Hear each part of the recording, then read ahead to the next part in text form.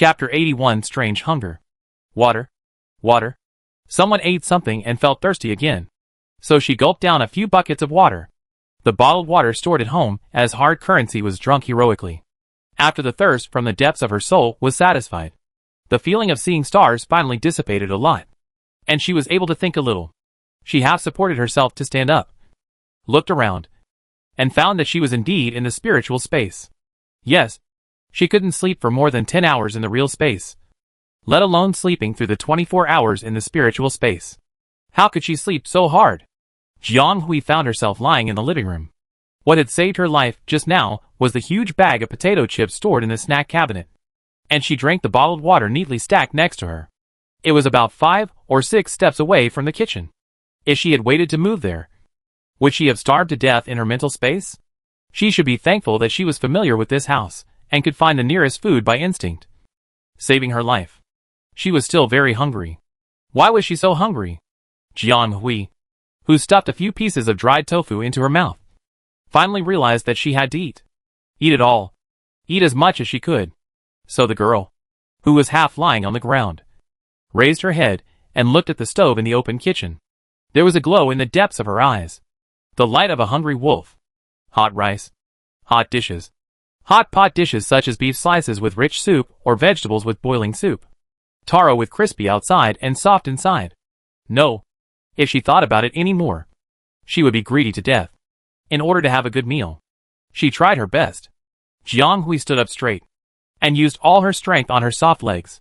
She stood up hunched over, holding on to the cabinet next to her, and moved towards the kitchen step by step. Half an hour later, the coffee table was filled with fresh ingredients, and a large pot of hot pot ingredients was placed in the middle. The person sitting in the middle was staring at the ingredients cooked in boiling water under the chopsticks, and couldn't help swallowing his saliva. Although she had eaten all the ingredients on the table hundreds of times, every time she had a meal in the spiritual space, they would be completely restored to their original places and reborn infinitely. This made Jiang Hui doubt whether her spiritual space was an unlimited food space designed for foodies.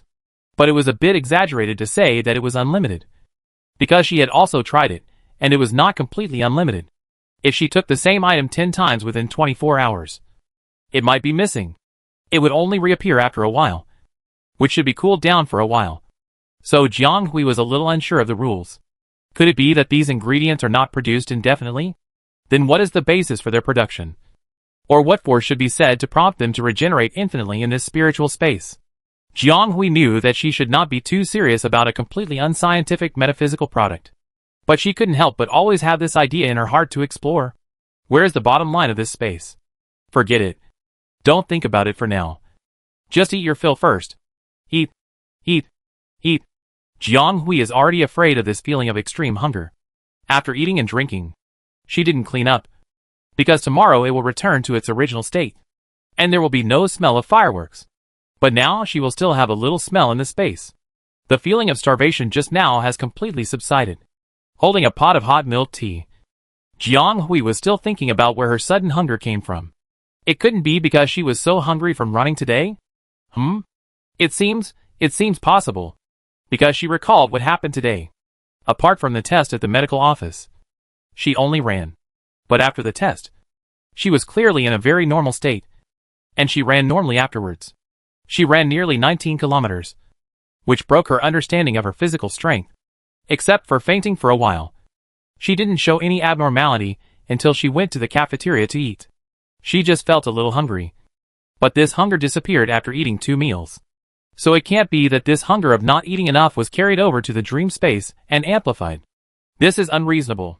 If it's not from the hunger in reality, then could it be spiritual hunger? Mental power? But this doesn't make sense.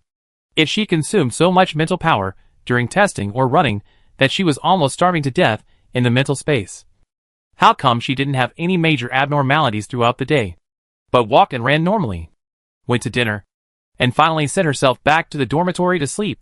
I really don't understand. Her hunger in the mental space seemed to come without any warning. Hunger in the mental space. Hunger. Suddenly, Jiang Hui seemed to have a flash of inspiration. But in the end, she couldn't grasp anything. She thought for a long time, and the miscellaneous things made her upset and powerless. Jiang Hui looked at the motionless screen that seemed to be pretending to be dead. So she had to give up and turn back to the study. She had slept in the mental space for a long time today, and she had to wake up in 6 hours. So she should leave some time for study. It was really strange. Since she came to the interstellar world, she felt that her desire to learn had been increased to an incredible degree. In the past, she didn't like to study so much. Now absorbing knowledge seemed to have become an instinctive behavior, which gave her a special power. The next day, Jiang Hui stepped out of the dormitory earlier than the morning light. It was not yet 6 o'clock, and the simulated night had not been removed.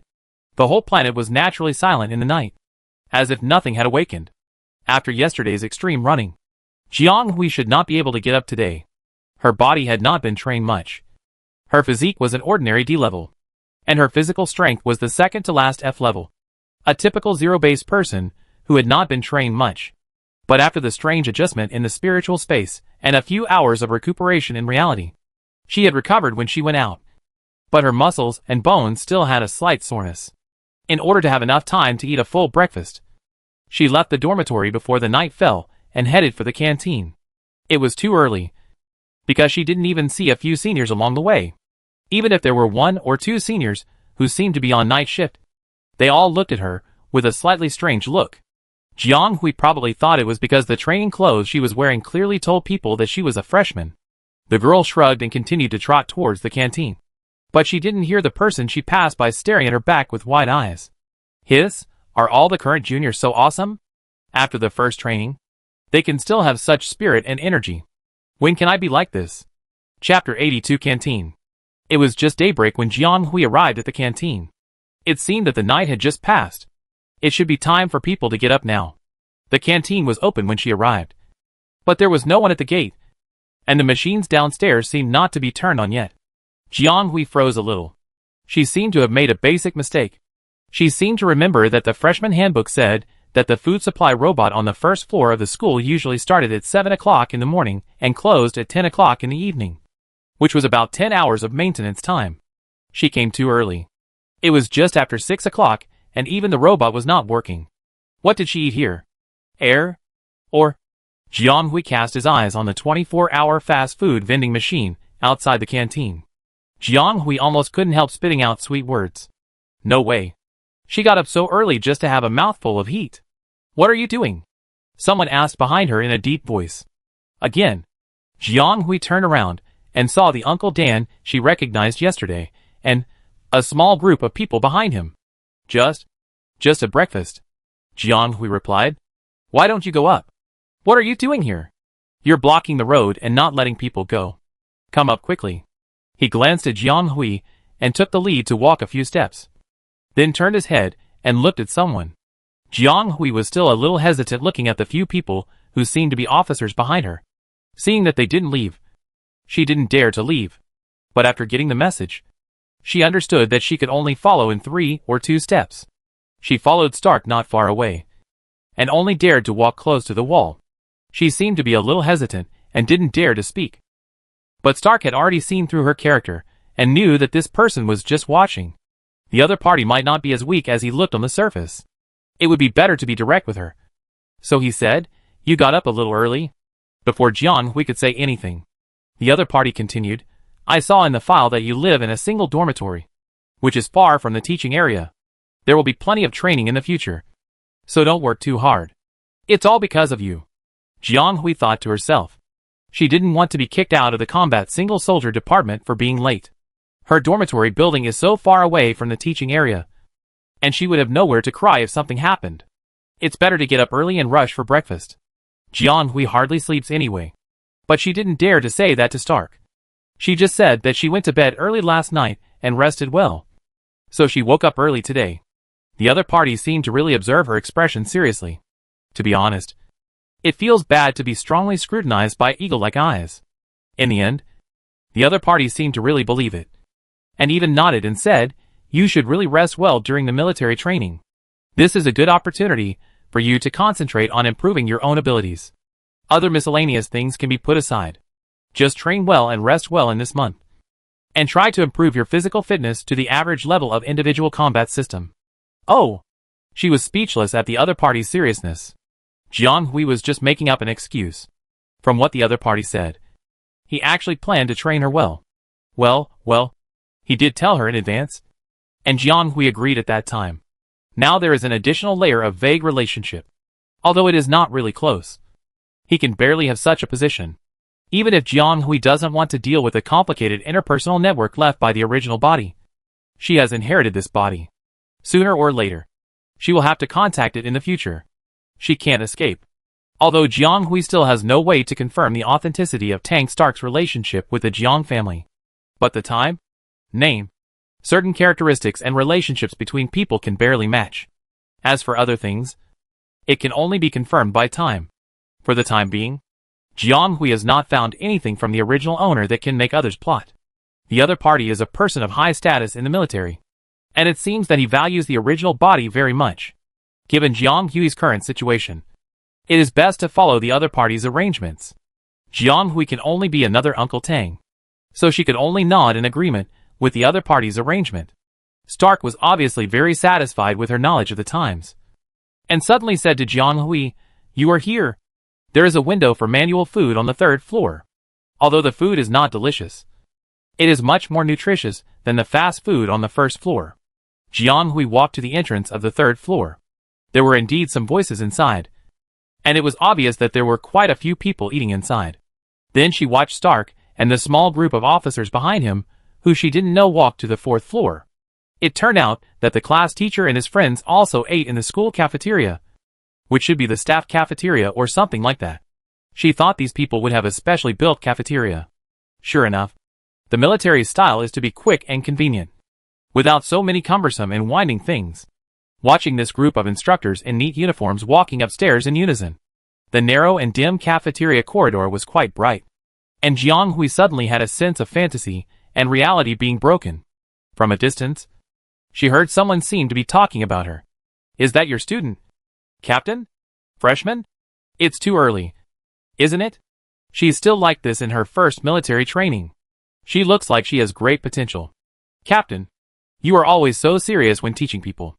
If you look at her from the side, you might think you are teaching your nephew. I'm not so meticulous. Those naughty boys and silly girls don't know how high the sky is and how deep the earth is on the first day of training. If I don't teach them well, they will ride on my head tomorrow. But this child looks pretty good. I appreciate such a good child who knows the current situation. If you are not satisfied with her one day, Captain, just send her to my side. I will definitely teach her well. What are you thinking? It's obvious that she is a good seedling, and you want to compete with the captain. I heard it, didn't I? Don't you guys pay attention to keeping your voice down? It would be so embarrassing if the person involved heard it." Jiang Hui half walked into the staircase entrance, feeling a little embarrassed, so she couldn't help but speed up her steps and leave this place of trouble quickly, so as not to run into any acquaintances again. This was Jiang Hui's first time to go to the 3rd floor to find food. He had always picked up food from the fast food window on the 1st floor. The ordering was done by robots downstairs. Just select the said meal on the screen. It was convenient and fast. I heard that the 2nd and 3rd floors were all ordered manually. The 2nd floor was famous for its expensive set meals. Only students from wealthy families would choose to eat there. The 3rd floor was for nutritious meals. The price was much higher than the fast food on the 1st floor, and the taste was also bad. But the nutritional content was quite high, so it was quite popular among the old students. However, Jiang Hui had never been to the 2nd and 3rd floors before. He didn't expect to come here today in such a situation. Chapter 83 Adaptation. Hey. Jiang Hui paused for a while at the rest stop, panting. There were still more than 10 kilometers left for her to complete today's target. Now is the military training period of the semester, and basically students of all majors are undergoing similar training. However, the combat individual soldier department here needs to undergo training that is several times more difficult than ordinary students. After all, they will almost be the reserve of sergeants in the future, and it is definitely impossible to just go through a simple form. What is a simple form? In fact, there is definitely no such thing as a form in real military training. The so-called military training must naturally be close to the standards of military training. But they are all students now, and most of the majors will not go deep into the army in the future. Considering their actual physical fitness, the school will not arrange too difficult projects for ordinary students. such as standing military posture, saluting, turning, marching in step, and other various footwork, or military boxing, military theory, housekeeping, etc. These are all projects that students on Blue Star have in military training. But the names of these in the Interstellar are also different. But Jianghui had gone through military training many times. So once she started practicing, she knew what it was. And it was actually the same. Because these were the daily basis for the sergeants. And they had practiced them when they joined the team. And it almost became an instinct. And now they are training the children in half, and then half again, according to the standards of others. In order to cultivate the students' military appearance and let them fully experience the spirit of marching. These are the most basic items of military training, which is the so-called simple form. But for military majors such as combat individual soldiers, these are just basic courses, because they will enter the real battlefield in the future. These trainings related to military appearance and military appearance cannot meet their combat needs. They need more in-depth and practical training, such as extreme training projects of physical strength and physical fitness, such as shooting, night training, orienteering, and even specific projects such as single-person group combat in the later stage of military training. What they need to learn has started since the beginning of school. The intensity of daily training is almost more than 10 times that of ordinary majors, or even stronger. So every day they are the first to arrive at the training ground and the last to eat in the canteen. They train to death and work hard. Other majors can't help but shed tears of sympathy for them. Jianghui is naturally one of them. She doubted whether she could do it at the beginning and couldn't believe that the standard would be so high. Later, she grinded hard and actually made some progress. At first, she could only run less than 20 laps. But in a week, she could run about 40 laps, which doubled. If I was in good shape that day, I could run much more. And after running, I could still participate in the daily training of Stark's class teacher.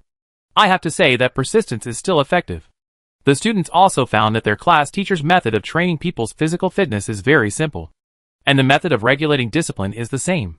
That is, simply running in circles, punishing people to run in circles, and running to death as long as they don't die. In addition to basic training, he often asked students to run long distances, cross-country jumps, horse stance, or flat support, push-ups, one-handed handstands. It was a completely animal-like training method.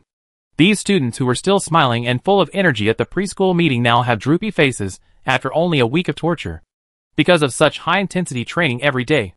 Not to mention those with strong physiques. They are almost collapsing. And for those with weaker physiques, it is simply torture within torture. Jianghui actually belongs to the bottom category. Her physique and physical strength are relatively low. Although she is not at the bottom, she is not far away. And after these days of training, she has only improved a little bit, and is still far behind the group of people at the top of the class. However, she also has an ultimate secret weapon. Because of the existence of the spiritual space, she can get a better rest every day. Although the space seems to be unable to help her recover from physical strain, she has always been mentally full, and has not yet shown a state of sleepiness and boredom with high-intensity training. Every time this happens, Jianghui will be extremely grateful for this spiritual space that appeared out of thin air. If it weren't for the existence of this space, she wouldn't be able to last even 3 days.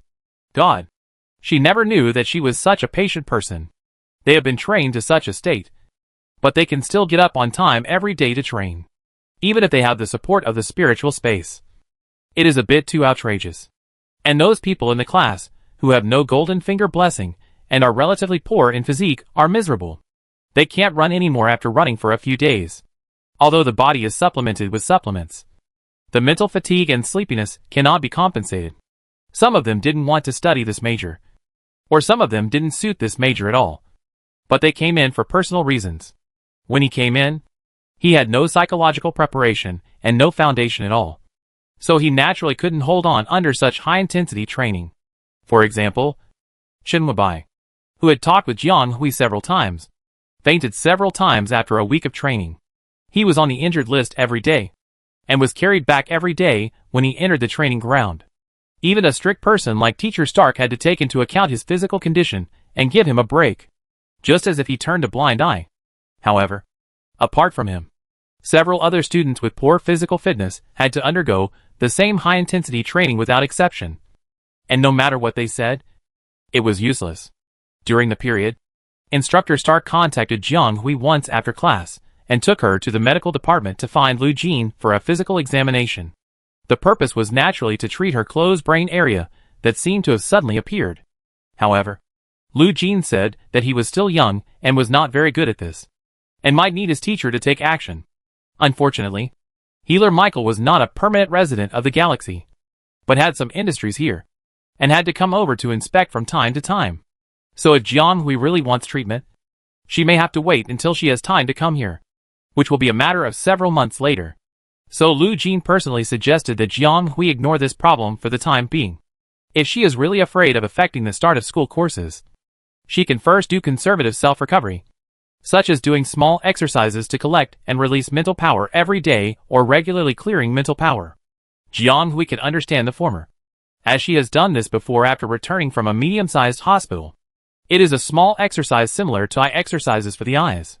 The latter, how should she clear her mental power?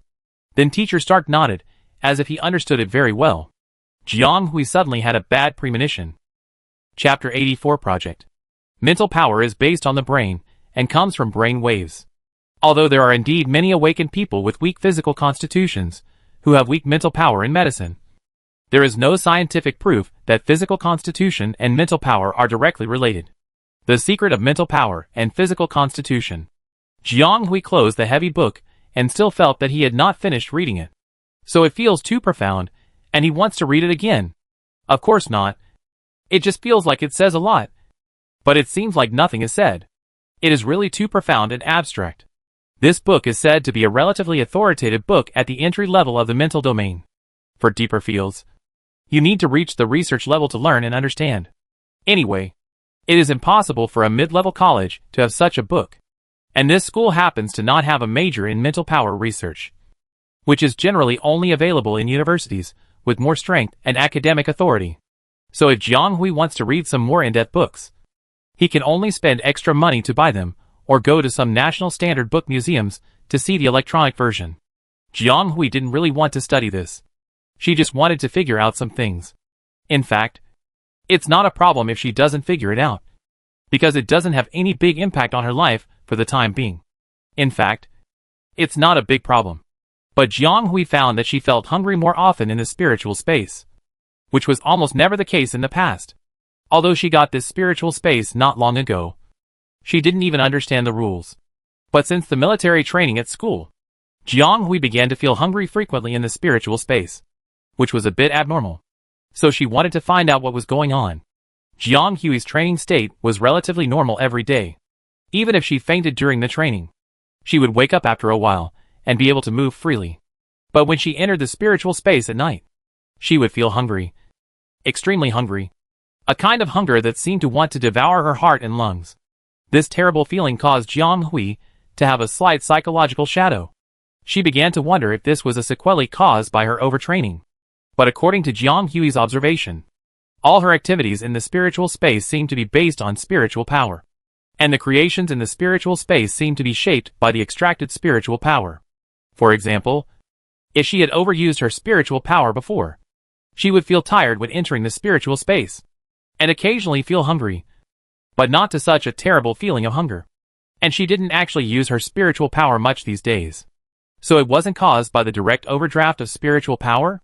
She had to find other sources. After these days of verification, Jiang Hui discovered that it seemed that only on those days when she overtrained physically would she feel such extreme hunger in her spiritual space. And, if it exceeded a certain degree, she would faint without warning. Some people might say that it is normal for a person to not faint after excessive human energy consumption. But Jiang Hui felt that this kind of fainting was different from ordinary fainting. Because every time before fainting, she could vaguely feel that her strength had reached a certain limit. And then she would faint without warning. Just like a set program. She clearly felt that she seemed to have some spare strength. But the entire center seemed to be controlled by some indescribable force, forcing her to go into shock and shut down. This feeling of being restricted was very unusual. Jiang Hui suspected that it was related to the mental space in her brain and the state of overtraining. Can the physical state affect the mental state? Jiang Hui didn't know. looking at what the book said. It meant that even the interstellar people probably didn't know. What exactly is the problem? If you don't know what's going on, don't even think about solving the problem. It's so worrying. Jiang Hui carefully put the heavy book back on the bookshelf. It was about time, and she wanted to go back to the dormitory to rest. It was dark outside, and she hadn't eaten yet. She hurried here from the training ground just to solve the unresolved questions in her heart.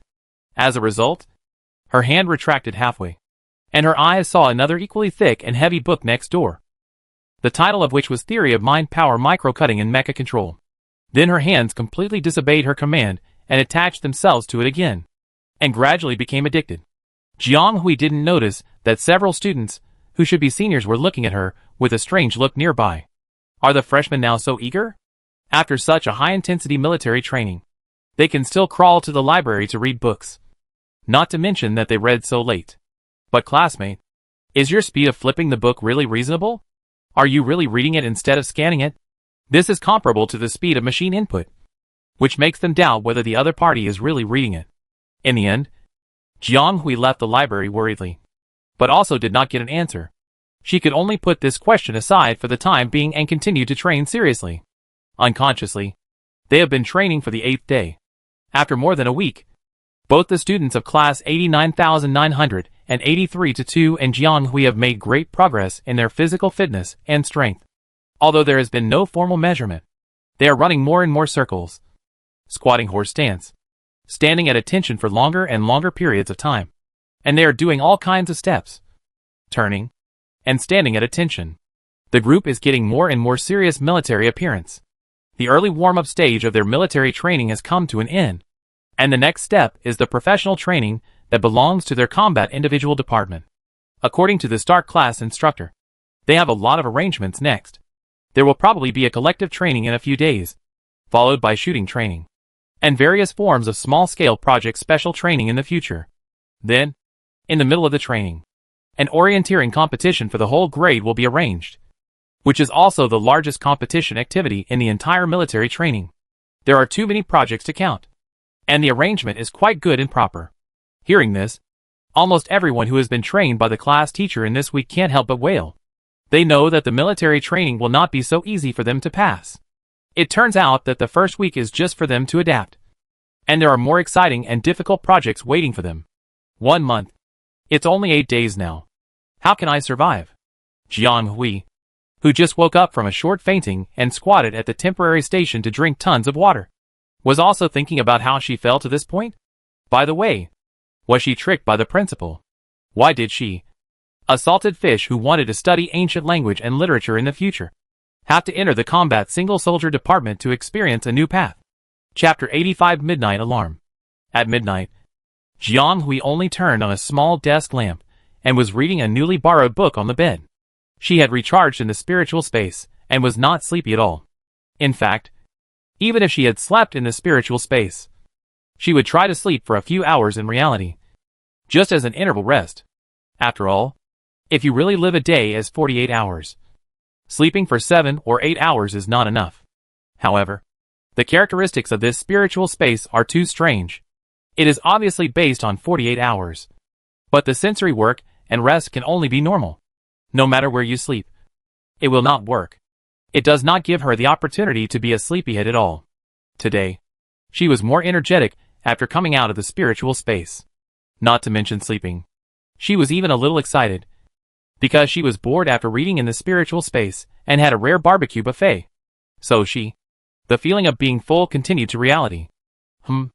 I can't think about it. I'm a little too full now. The book in her hand has been read through, including the book in her hand. She has borrowed 3 big books in total. She finished reading them in 1 night, just like reading a novel. Unfortunately, these books are not more interesting than novels. They are quite boring. They are just for fun. Yes, Jiang Hui now finds that her current situation is quite strange. As long as she reads more books that day, the senses in the spiritual space will become more real and solid, and even the mental state in reality will be positively affected to a certain extent. So now she likes to find a book to read whenever she has nothing to do, just as a recharge. Suddenly the girl frowned, put down the big book in her hand, and pressed the automatic switch beside the bed. The curtains were drawn, and it was as dark as usual outside, with nothing else except the night. But Jiang Hui always felt a very strange feeling, as if there was some kind of disturbing floating breath in the air. But she had looked several times, and couldn't help but open the door and look around the corridor. But she didn't see anyone or anything. Could it be that the teacher will come to check the dormitory again tonight? She had this feeling several times tonight. Jiang Hui couldn't sit down anymore, so she simply got out of bed, put on her clothes, walked around the room a few times, and couldn't help but look outside, but still found nothing. She felt uneasy. So she dug out the support pole used on the day of the inspection in the room, and put it aside for use. Is it normal here? Someone walked over here, and the people in the dark didn't need to turn around to know that someone had come to replace him. Normal? What's abnormal? It's late at night now. They should be fast asleep. They worked hard during the day. No wonder these kids sleep like pigs. I wonder what a mess they'll be in later. Not all of them. Actually, there's something strange here. There's a student on the 6th floor of building N who doesn't sleep very late for some reason. And she keeps opening the door to look around. She's done it several times. And she just looked around once. If we hadn't notified you in advance, I would have thought she'd spotted me. With your level, if you're spotted, you'd really need to go back to school. How is that possible? Maybe the kid is overtrained. His nerves are a little excited, and he can't sleep, so he wants to sneak out for a walk. The man didn't think Jiang Hui could spot him, but he also didn't quite agree with his superior's statement, because Jiang Hui didn't look like he wanted to go out for a walk. From the way he looked around, it seemed like he really felt something unusual. But what the commander said was not wrong. He had received special reconnaissance training in the team.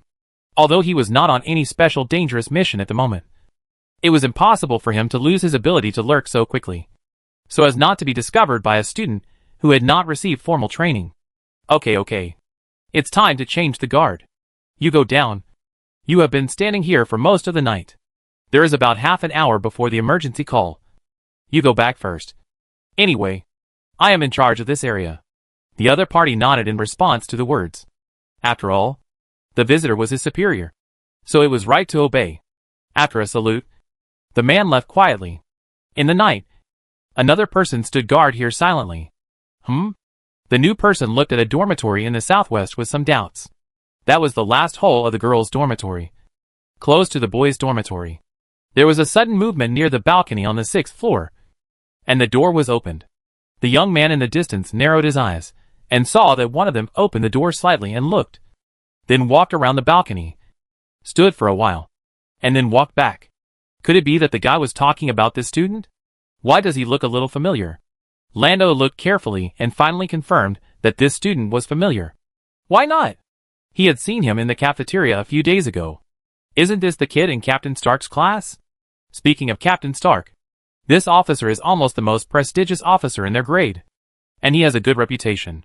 The sergeants of the freshmen in each class of the training grade, and even several junior lieutenants all respect him very much. And he is naturally one of them. Lando didn't notice it at the time, and didn't pay much attention to the student. He just looked at him a few times, and had some impression. I didn't expect to see him again today when I was called for night training. And in such a situation. Did this kid really notice something? Because just now Lando also felt that the direction the other party was looking at was towards him. Although the positioning seemed a little inaccurate, it was already remarkable that she could vaguely find this general direction. What a perceptive kid, the young man thought to himself. On the other side, Jiang Hui finally gave up the idea of going outside. She didn't want to make a mistake like last time. If she was in school, the school would probably monitor the campus, so it was probably not a big deal. Jiang Hui thought so, and gave up. As a result, at 3 o'clock in the morning, the alarm outside suddenly rang.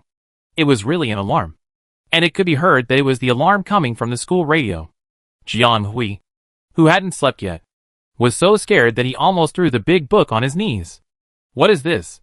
The alarm only lasted for a short time, but Jiang Hui estimated that everyone who should be awake had woken up. Then, a broadcasting device from somewhere sounded, "All freshmen of class 89983. Please gather at the assembly site closest to the dormitory. All freshmen, please gather at the assembly site closest to the dormitory." This time it was crisp and clear, without even a redundant sentence, and the broadcast stopped after 2 broadcasts. Jiang Hui had already landed on his feet, and listened attentively with some doubts to make sure there was nothing else. I couldn't help but sigh that this school really has a fighting style. Tightening and loosening. It was obviously such a tense atmosphere at the beginning. But it disappeared all of a sudden, which made people easily relax. Thinking like this, Jiang Hui took the hat on the shelf and put it on, and went out fully armed. Chapter 86 Night Training. On the other hand, the dormitory concentration areas are now in chaos. The sudden alarm woke everyone up from their sleep. Both the freshmen and seniors in the campus were startled and jumped out of bed, thinking something had happened. After hearing the content of the broadcast clearly, the seniors naturally fell back to sleep with peace of mind. After all, it was none of their business. Even they were all experienced people, so they naturally knew what was going on, and they couldn't help but sympathize with the younger students.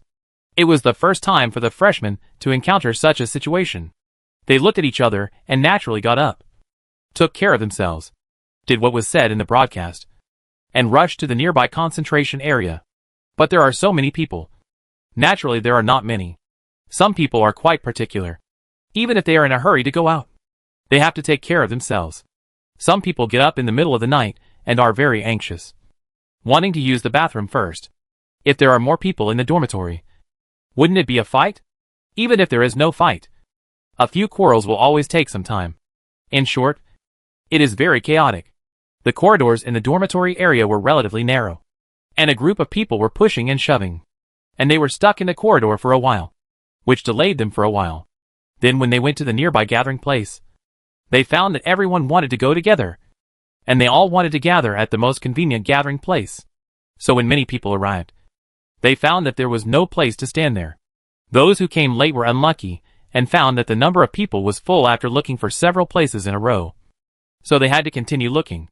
When they found a place that could barely accommodate them, everyone had arrived, and the class teachers were all in their positions, with military appearances, standing there and watching every latecomer with eagle eyes.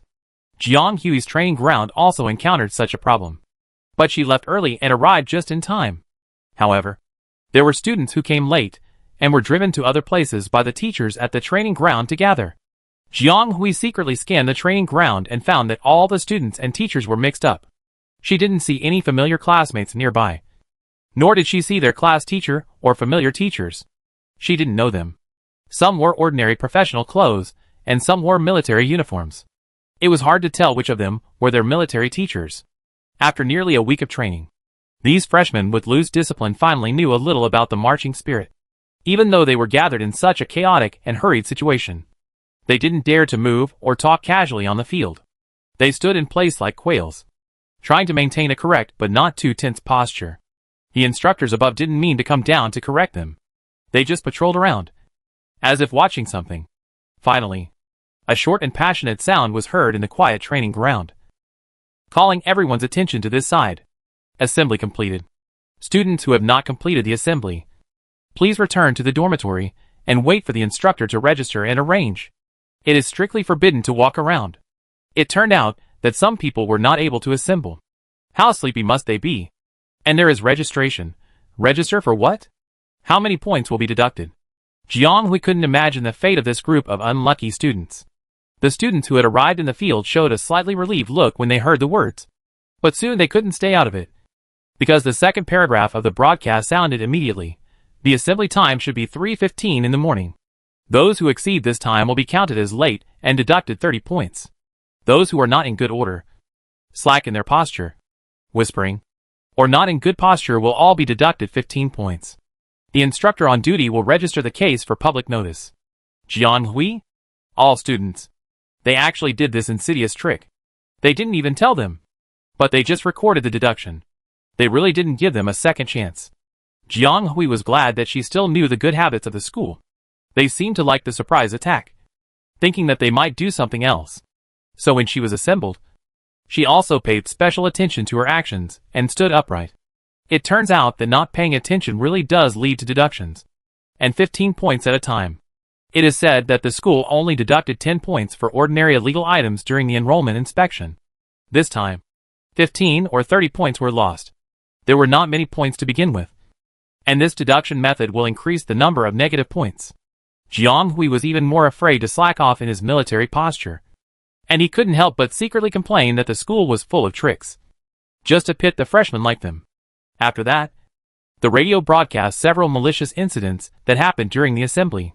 I don't know how they monitored it, but they actually pointed out the names and gave direct warnings or even penalties. So after this operation, all the freshmen were a little afraid to move and waited for the top to give more orders. After the broadcast just now, the patrolling instructors also returned to their positions one after another, returned to the front row, and stood guard to watch over the students in the training ground, as if waiting for something. Finally, the assembly site where Jiang Hui was ushered in a strong sense of footsteps. Lieutenant Lando stepped firmly into the assembly area, ignoring the gazes of 500 students in the field, and walked straight to the podium in the middle of the front row. Now begins the first night training of the 89,983 freshmen. Next, follow this team, and the whole journey is 150 kilometers. Please follow closely, and don't fall behind. 150 kilometers. This is a pace that will kill people. Jiang Hui can only run 50 to 60 kilometers at best now. And even if she grits her teeth, she can only run 70 kilometers at most. 150 kilometers can run her to death. Although Jiang Hui has been accustomed to various harsh trainings during military training, running laps has become her most common activity in recent days. But the school is getting more and more ruthless in breaking their lower limit. It sounds like they have to run hard even if they can't run? Can they still return to the dormitory alive after running? A big question mark appeared in everyone's mind. Besides Jiang Hui, there were many students from other majors who had never faced such rigorous training.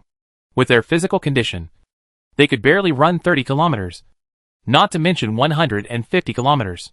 So the faces of the students at the gathering place changed slightly, and they instinctively resisted the next journey, even though they knew in their hearts that there was no room for them to refuse. Unfortunately, Lieutenant Lando did not give these students a chance to protest, and did not even give them time to prepare mentally. He randomly assigned students to form teams, and then assigned instructors to lead the team and asked them to start running. Chapter 87 Mountaineering. Without a chance to protest, they were led to the exit in small groups.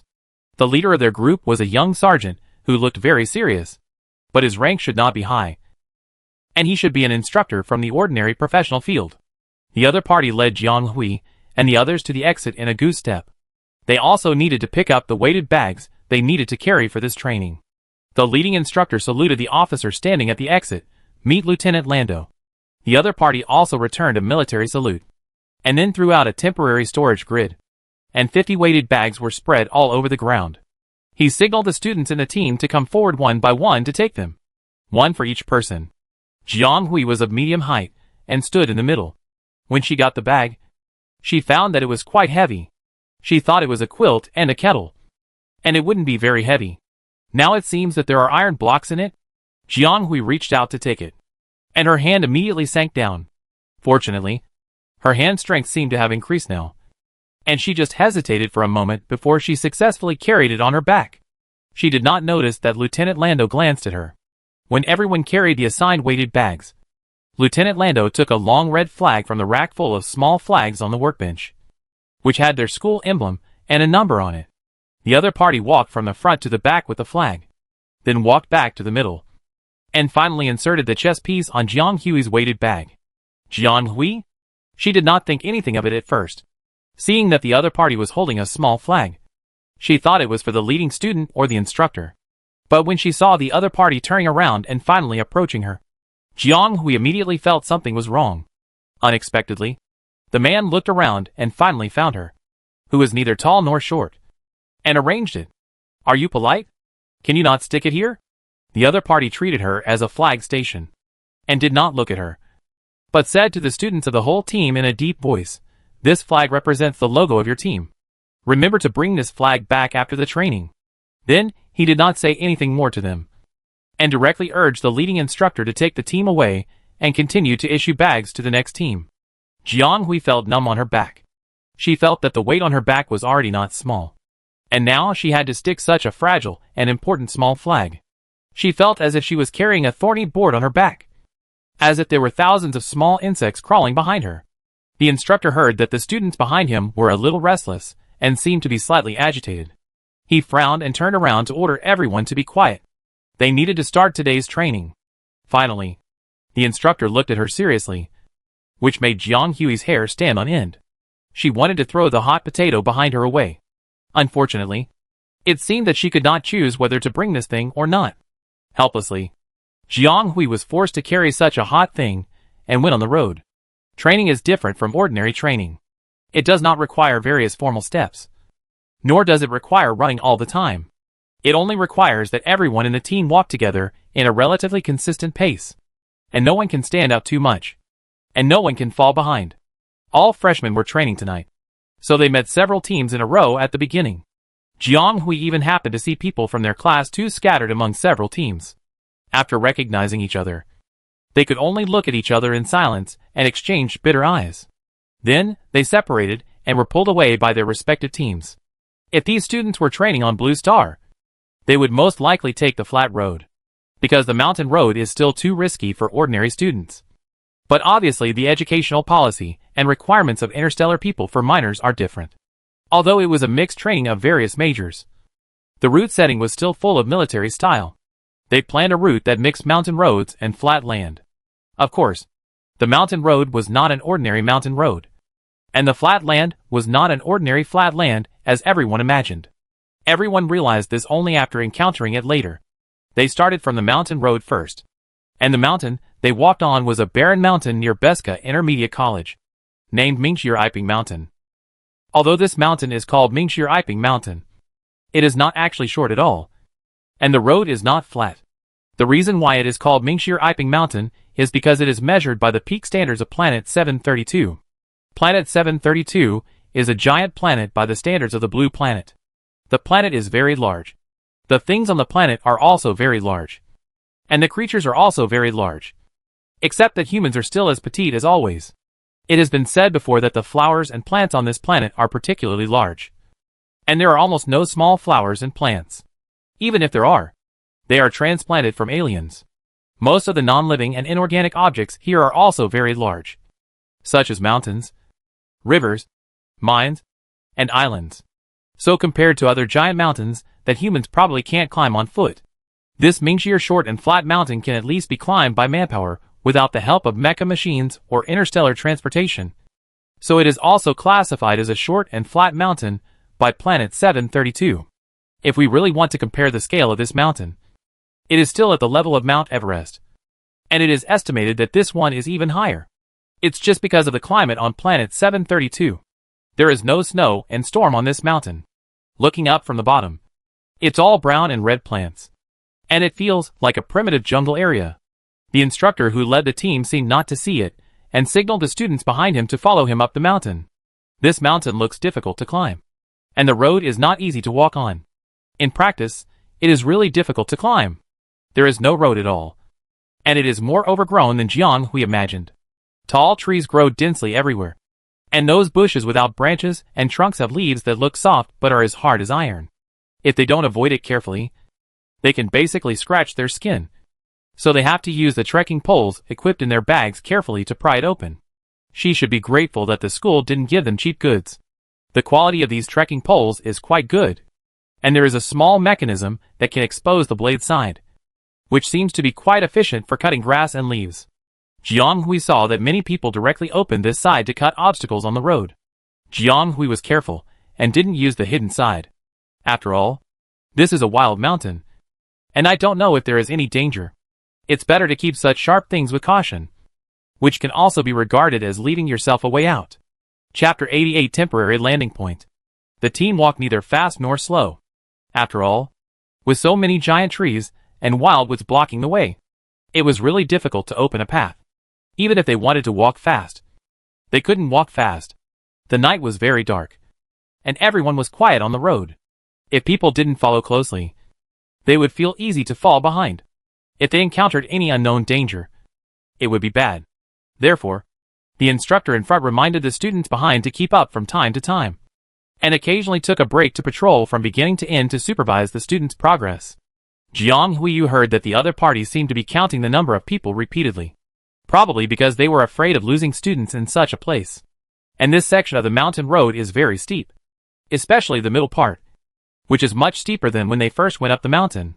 Standing on it, The whole person is almost tilted at more than 45 degrees. If you are not careful, you may fall down, and then cause a series of students behind to fall backwards. So even if they were all strangers, they had no choice but to follow the students in front. Try to adjust to a safer angle, and take care of each other, so that they could barely walk through this dangerous journey. On the road, everyone dared not neglect their steps. Everyone was very nervous, and followed each other closely. Thanks to the TOSAC class teacher, Jianghui has undergone rigorous training these days, and her personal physical fitness and literacy have improved to a certain extent. Compared with those students in ordinary majors, she is naturally much better. She can barely keep up with the pace in front, and even help several students in front and behind to move forward. But she also walked more uncomfortably than ordinary people, because although her feet could barely keep up, she still had to take care of the flag on her back. The trees here are very tall. Even if they can make a path, they can only make the lower part, just like drilling a hole at the bottom. The upper part is still surrounded by dense large leaves, and from time to time, there are some thick and wide horizontal branches diagonally inserted. If you are not careful, you may poke someone. Jianghui can avoid these branches, but this small flag is a little dangerous. She is afraid that she will walk too smoothly and forget herself, and then the flag will be crossed by these branches, and she doesn't know where it will go. She also remembered that Lieutenant Lando had warned them, when they set out, that this flag represents their team and needs to be well protected, and then it must be handed in at the time. If it is lost, she doesn't know how to explain it. According to Jianghui's experience, this must be a huge pit. She may be punished for carrying this huge pit.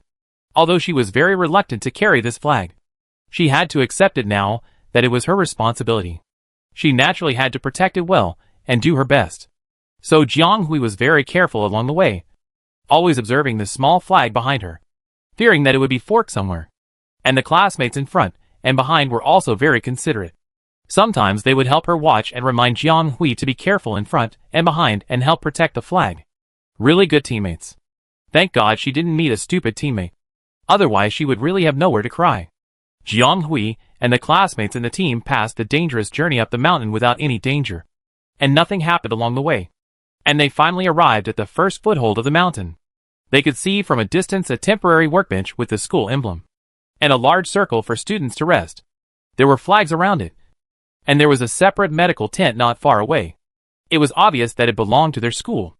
The instructor led the students who could not contain their excitement to the resting place, motioned them to sit on the ground, and said that they could take out food packs from their loaded bags to replenish their physical strength. Then the other party went to get them the supplementary food packs. Although this journey was tense and hurried, it seemed to pass in a flash, and nothing happened in the middle. But for everyone, it was a difficult and long journey, and it lasted for a long time, about 2 hours, and it was close to dawn. They also walked more than 30 kilometers, and there were more than 110 kilometers to go. The students who were resting on the ground quickly took out the food packs from their loaded bags without any instruction and began to enjoy them. Everyone ate without paying attention to their manners, and devoured the food voraciously. Even the bitter cherry hard candy that everyone disliked on weekdays was eaten up, because although it tasted bad, it was very refreshing. It took a total of 6 minutes to eat and replenish the food pack. They had 9 minutes to rest before continuing the next journey. From this point, it can be seen that the military training has a very good effect on these students. After more than 30 kilometers of road, everyone insisted on coming here, and no one fell behind. Some people couldn't hold on when they arrived here and had to take the limited physical supplements in their bags. Some were injured on the way, but because of the difficult journey, they could not help but cry out in pain. Most of the students in the rest area here looked very embarrassed, because it was a fast walk. It was actually a little better than running in circles. For Jianghui, who had been undergoing rigorous training these days, it was barely bearable. After she came here to eat and drink salt water, she felt much better. Her spirit was still one of the better ones, so she did not rest on the spot, but walked to the nearby medical tent. They rested on the ground here, and the instructor did not have too many restrictions. Just asked them not to go far so that they could gather later. However, they could still walk to the exchange workbench and the medical tent, where they could exchange extra resource packs privately. But generally speaking, every student's bag would be equipped with a basic resource pack, which was limited. but sufficient for the time being. So there were not many people who chose to exchange for extra resource packs. But there were some. Jiang Hui originally planned to take a look. Then, do you want to take a look, classmate? A teenager stopped Jiang Hui. He was wearing a duty student uniform. And he should be a senior who came out to help with the work on a voluntary basis this time. Isn't this a medical tent? Why is it set up like a market? Several seniors are placing the exchange supplies here. This person's stuff seems to be quite small. Just 2 things. Jiang Hui took a look and was about to go back. But 3 minutes had passed. In the end, the other party forced her to sell it. And she didn't know what was wrong with her brain. But she actually exchanged it. It seems that she was tricked again. Forget it. Gathering is more important. Jiang Hui hurried back to the gathering point and stuffed the bottle of living cell biological medicine that cost her 5 points into the medicine bag in the capsule. Chapter 89 Dawn. Although 5 points may seem like a small amount. In fact, every point is precious to freshmen. Because each freshman only has 10 points when he enters school. This can ensure that they will not start with 0 or negative points, which can be regarded as the school's consideration for freshmen. But if they want to get points in the future, they can only add points through training and exams. But there are thousands of ways to deduct points. The school has always deducted points a lot. Just like on the first day of class. A large number of students were deducted from 10 to 50 points because of illegal items. So many students got negative points at the beginning. And later they could only add 1 or 2 points by completing the training standards on a daily basis. But Jiang Hui is a training waste. Basically unable to meet the standards. And can't add any points. However, she did not have any points deducted. And in a training last week, she was awarded 2 points for her extraordinary performance, plus the 2 points added by the class. So now she has 14 points. This potion cost almost 1/3 of her points to redeem, which is also very painful. But before she could feel sad for long, she had to start the next journey. This temporary landing point was actually a little higher up the mountainside, and they had not yet reached the top of the mountain. Therefore, the students had to travel through the mountains and rivers and walk a steep and dangerous mountain road. When they reached the top of the mountain, the leading instructor marked the sign for their team to reach the top of the mountain. Although there were no staff here, there was an automatic recording point. When someone arrived, the video of their actions here would be automatically delivered to the main observation platform, and the instructor who observed would give them extra points for their evaluation. However, the weather was not good. It started to rain heavily not long after they came down from the top of the mountain. Is this an extra atmosphere for their training? This trip really won't let them suffer any loss. Everything was prepared for them to experience. The instructor quickly set up a giant tent with a space storage grid and called the students to come in quickly. Because the rain on planet 732 is extremely acidic. It is more corrosive to some special materials. Human skin is relatively fragile and sensitive, and it is easy to have an allergic reaction if it touches. Then a group of students took out special raincoats from their bags and put them on. The instructor then called everyone to set off again. However, for a group of people who have a hard time walking, the rain is really unfriendly. Although the special raincoat can protect their relatively fragile skin and evaporate some of the acidic and corrosive components, it is not an airtight closed structure after all. The weakened and purified rainwater flowed into her neck. The entire environment and nasal cavity in the raincoat could smell the processed and weakened acidic smell, which was still very uncomfortable, no matter which life she lived. Jiang Hui was a person with a very sensitive sense of smell, and she had high requirements for the smell of the environment. Such an unbalanced environment made her feel extremely uncomfortable, which was more uncomfortable than the mountain climbing road she had just endured. Perhaps the instructor also knew that such an environment was harmful to the physical and mental health of the students. So he quickened his pace and kept urging everyone to leave this acid rain area. However, although it was uncomfortable for them to walk in the rain wearing raincoats, the existence of this raincoat made Jiang Hui feel much more at ease. Because the raincoat is all-inclusive. It also wraps the flag behind her, barely pressing against her back. And it has a strong presence. Jiang Hui didn't have to turn her head to see if it was still there. This time, they didn't find a foothold at a symmetrical location. But it was smooth all the way. Maybe because of the preparation in front. Their movements down the mountain were much more agile. But some people couldn't hold on at this moment. The classmate in front of Jiang Hui seemed to be a nursing major. She listened in the temporary rest area and found that it was an ordinary major. Although he was a tall boy, The training in front was calculated according to ordinary standards after all. And he was basically unbearable after climbing more than 70 kilometers to the top. But he also knew that he was in the middle position. If he fell, the students in front and behind might be affected. So he kept gritting his teeth and persisted. And at the same time, many classmates also had the same situation. At this time, they were still nearly halfway to the final point of the training. In order to give the students some encouragement, the instructors have been organizing everyone to shout slogans to tell everyone that their backbone is still there. The sky has been bright, and it is now approaching the hottest time in the morning with a lot of acid rain. And the environment is getting worse. The temperature of the entire surface seems to be abnormally high. The students have experienced a long and arduous journey and have reached a limit. Be careful.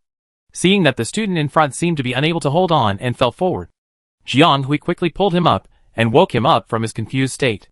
Although the process of the training did not require everyone not to talk, the whole journey was so difficult that it was not enough for everyone to take care of the road under their feet, let alone chat. Jiang Hui had not opened her mouth to speak during the whole journey, but she did not realize that her back teeth were biting tighter and tighter, and her mouth was bitten through at some point. When she opened her mouth to speak, she felt a mouthful of rust, so she just shouted such a short sentence. 2 words. And Jiang Hui realized that her voice had become so hoarse, creaking like a broken gong, and her throat was stinging. Jiang Hui thought to herself that she might have internal injuries from holding it in. Then she heard the person in front of her mumble vaguely, saying something like thank you. And the voice was so weak that she knew that the other person was already too weak to work. Therefore, Jiang Hui did not care, and did not intend to talk to consume the other person's remaining strength. But she could not help but feel a little pessimistic about the next journey. So when will this long journey be completed? Some people can't hold on any longer. How long can she hold on? They didn't know how long they ran in the wind and rain. And it seemed that they finally walked out of the hot and stuffy acid rain area. And the sky cleared up. Finally, the instructor told everyone that they had passed the foot of the mountain and were close to the downhill position. According to the mark, there should be a temporary place ahead, and they could go there to rest and replenish their physical strength. The students who had been suffering in boredom for a long time couldn't help but get excited when they heard it. Finally, they saw the light of day, even though they knew that this was only temporary. It was better to be temporary, so that they could take a break and not keep enduring and not see the way forward. Now there was no need for the instructor to shout slogans to urge them. These exhausted freshmen rushed towards the temporary place that seemed to be right in front of them, as if they had been injected with chicken blood. The speed was so fast that even the leader instructor couldn't control it. Chapter 90 Breaking News. Jiang Hui herself has reached her limit. She has only participated in relatively high-intensity training in the past 10 days, and she is not really able to reach the average level of students in the combat single-soldier department. She is just an ordinary person with a lower-than-average physique, and her physical strength is not worth mentioning. Without testing, it is not known whether it has improved during this period, but it is probably not much improvement, which is also determined by her low basic value. She is wondering whether she needs to take that physical supplement in a while, and whether it is too early to use it now. All students will be equipped with a small medical bag in their luggage, and there are not many things prepared. From this, it can be seen that there is no real danger in this night training. Therefore, the medicines equipped for students are all basic medicines, and even the only fast-acting medicine is just a physical supplement. And there is only one. If you still want it, you can only exchange it with your own points.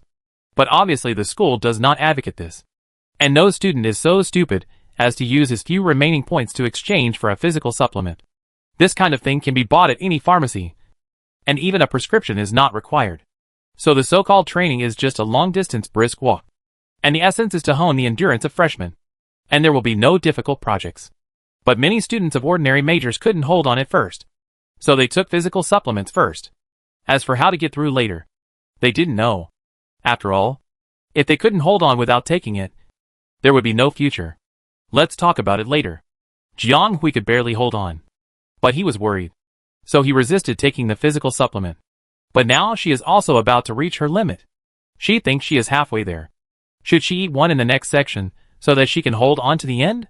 After the foot of the mountain, there are about 10 kilometers to the temporary resting place.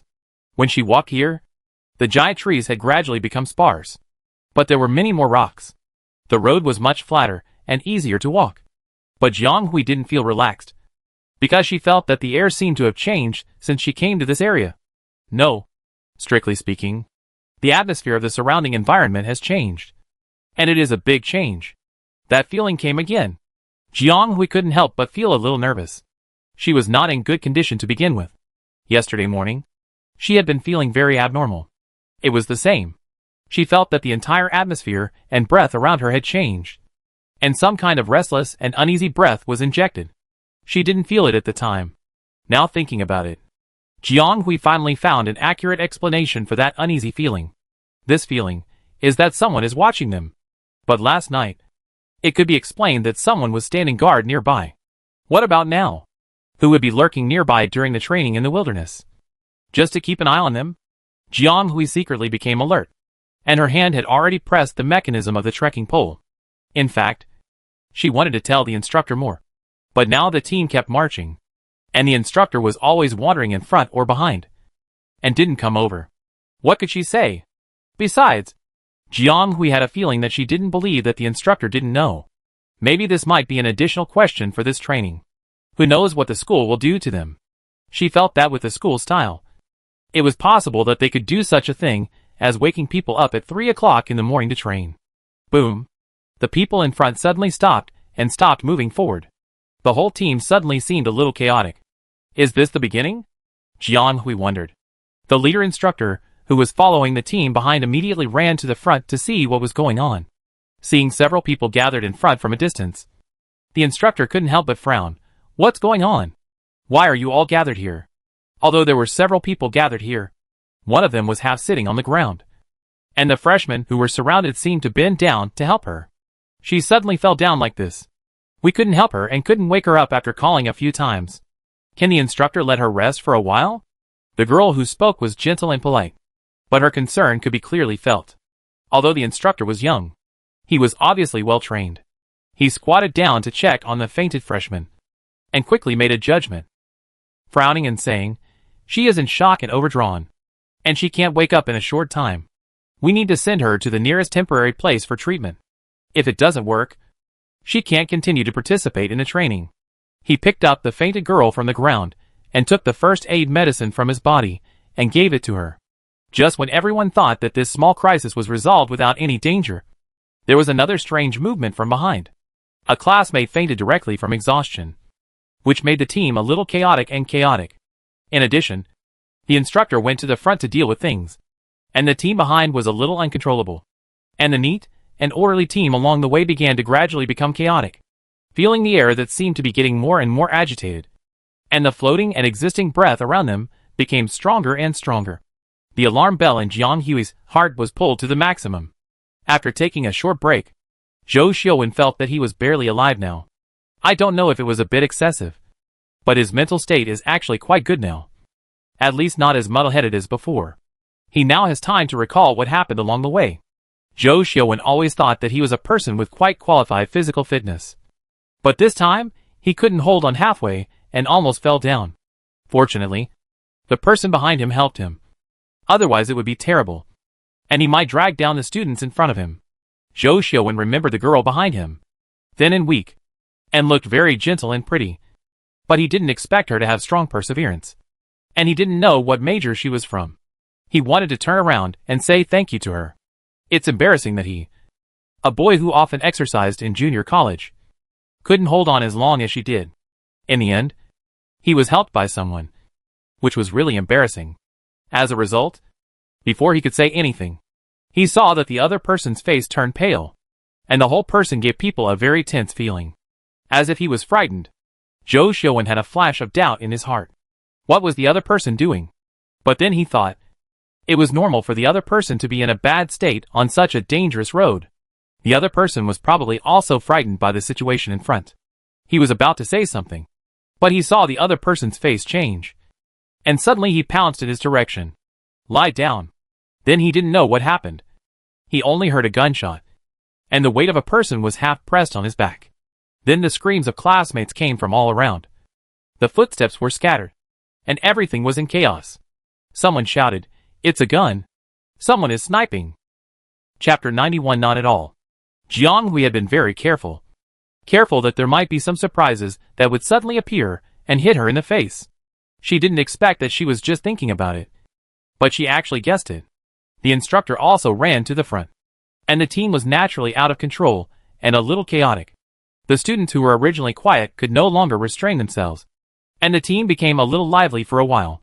The boy in front turned around and seemed to want to say something. Jiang Hui's attention was not on this, and she didn't want to chat, and didn't want to look in the direction she was looking in. It happened that a faint red light spot was reflected from the left shoulder of this classmate. Jiang Hui was alert instantly. In this direction, there was a faint sense of existence that made her very concerned all the way. Although she could only see the huge rocks piled up in all directions at a glance, she couldn't see anything else. Then the slightly red light moved up and hit her eyes directly. Jiang Hui was startled. Her shoulders tensed, her head instinctively tilted, and then she pounced on the person in front of her. The next moment, she realized something was wrong. What the hell is this? Immediately afterwards, Jiang Hui heard a real gunshot, and she instinctively shouted, "Get down!" And then, there was chaos. Jiang Hui didn't think that she could be safe by lying down. But if she continued to stay like that, at most the guy she was holding down would be safe, and she would be a meat shield for others in vain. So she quickly got up, crouched on the ground with her waist slightly bent, and observed the situation. Seeing that the guy who was hit hard by her was still trying to get up, Jiang Hui couldn't help but whispered, "Someone is hiding in the dark and shooting. You can't dodge because you can't support it physically. Don't get up yet. It's safer to lie on the ground." Zhou Xiuwen's mind was in a daze, and he still hadn't realized what was happening. He only heard the chaos and the sound of gunfire, and someone was shouting. He had never seen such a scene, so he instinctively wanted to struggle and run away. But after hearing Jiang Hui's words, he hesitated again, and raised his head slightly, and saw that there was also a person lying on the ground not far away. Looking around, the two people's eyes collided, and for a while, there was a strange and awkward atmosphere in the air. After the reminder, Jiang Hui no longer had the heart to care about the person in front. However, after a moment of waiting, Jiang Hui quickly determined that the shooting should have been arranged by the school. It's not that she is careless, but if it is really an enemy attack, it is estimated that they will not be given several consecutive shots. Could they wait for you to react and then attack you? Of course not. They would kill them all. This is the style of the enemy. Looking at their rhythm and movements, 9 out of 10 are people sent by the school to raid them. But what are these gunshots? Can real guns be used in school exercises? Jiang Hui was a little confused and tried to calm herself down. But the gunshots became more and more frequent, as if they were everywhere, which was frightening. In her eyes, who hadn't figured out what was going on, she felt like she was in a terrifying environment full of ambushes. She didn't even know when the shooter in the dark would rush towards her. It was too chaotic. Sometimes you really get what you fear. As she thought about it, she saw a figure swaying in front of her, and it seemed that he was knocked down by a gun, and the whole person fell to the ground. Jiang Hui's heart was slightly cold, and she subconsciously wanted to check the situation. Unexpectedly, she just half squatted down, and saw the other person looking over. A little familiar? Well, is it an acquaintance? The other person opened his mouth to say something. Jiang Hui lowered his head slightly, wanting to touch the wet dark red area on the other person's chest. Suddenly, she tilted her whole body and lay on the ground in a strange posture, showing a state of close contact with the ground, which also confused the person who was looking at her just now. I just want to tell you that the gun is not real, and the marks left by these designs seem to be ordinary fluorescent pigments. But why did you fall down? Jiang Hui originally intended to avoid the gunfire from somewhere, but as soon as she lay down, she heard the guy lying on the ground say something. Is this paint? Is the gunfire fake? Jiang Hui. There are so many dramas in this school. Jiang Hui really wanted to just lie there until the end, since it was confirmed that the school had sent the attackers. It was probably to add some fun to the training, so she let them do whatever they wanted. She couldn't do anything if she stood up now, so she might as well lie here together. What's the point of getting a color mark on her? She thought so. But unfortunately, the other party didn't seem to want to let her have her way. WOC. Jiang Hui couldn't help but swear, turned over on the spot, and quickly turned around to the spacious place next to her and rolled several times. Then jumped up with a carp jump, half squatted on the ground, and looked around vigilantly. When she stood up again, she found that there were not many people standing around. She didn't know whether those people had been hit, or they had the same idea as her, and wanted to use this lying position to avoid the shooters hidden in the dark. Jiang Hui found that the school's purpose was to hit them one by one, and then those who were hit would have an obvious red mark on their bodies. And these marks were marks to distinguish whether they were hit or not. The student just now was one of them. He was obviously hit. So the people who designed it in the dark didn't hit him. But Jiang Hui felt that he was lying well just now. Very smoothly. And also in a blind spot. How did those people find him? Could it be that they still have a radar to distinguish which people have been hit, and which ones are pretending? Jiang Hui shook his head, and wanted to get rid of this ridiculous idea from his brain. This is not important. The most urgent thing is to think about how to avoid this level. Wow! It comes again. The shooter's skills this time were obviously better than the previous one. Jiang Hui was not as comfortable dodging as before, but showed some awkward postures. But she still managed to dodge. Then Jiang Hui dodged 3 or 4 shots from different directions in several strange postures. She dodged more and more awkwardly, and her physical strength had obviously reached the limit. Vaguely exhausted, Jiang Hui didn't know how long her remaining physical strength could last. Obviously, she knew that this might just be a real-life exercise arranged by the school. The links were specially arranged. The guns were fake. The so-called shooting was to mark a person with red material. She only needed to relax a little, and let those who secretly shot her also mark her like this. And she would be able to usher in a short period of peace and rest for a while with her classmates. Speaking of which, the 2 rests given to them by the instructors along the way might not have felt as comfortable as lying on the ground for a while now. But Jiang Hui didn't want those people to hit him, not at all. Chapter 92 Sound. What's going on? Hess, are you still okay? The people hiding behind the boulders secretly cheered. Who knew that the man didn't move his eyes, staring at the targets in the field. Or should I say, a certain target person. Then his companions watched him fire several shots without blinking. But the other party was also very sharp, as if his eyes were equipped with a ruler, and he could accurately avoid Hess's range every time.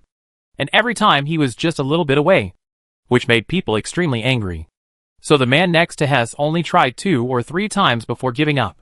He thought that the girl in the field must have a very high mental strength. This kind of people have very high nerves, touch and perception, and have talents that ordinary people can't match. But that's Hess. It's impossible to give up like this. Who is Hess? They are also top students in the front row in their grade. But they can't handle a group of freshmen who haven't been formally trained in a surprise attack. Thinking about it, I feel a little frustrated for Hess. But at the same time, he felt a little gloating. Because there really was something this person couldn't do. There are many talented people in this world. And there are also many talented people.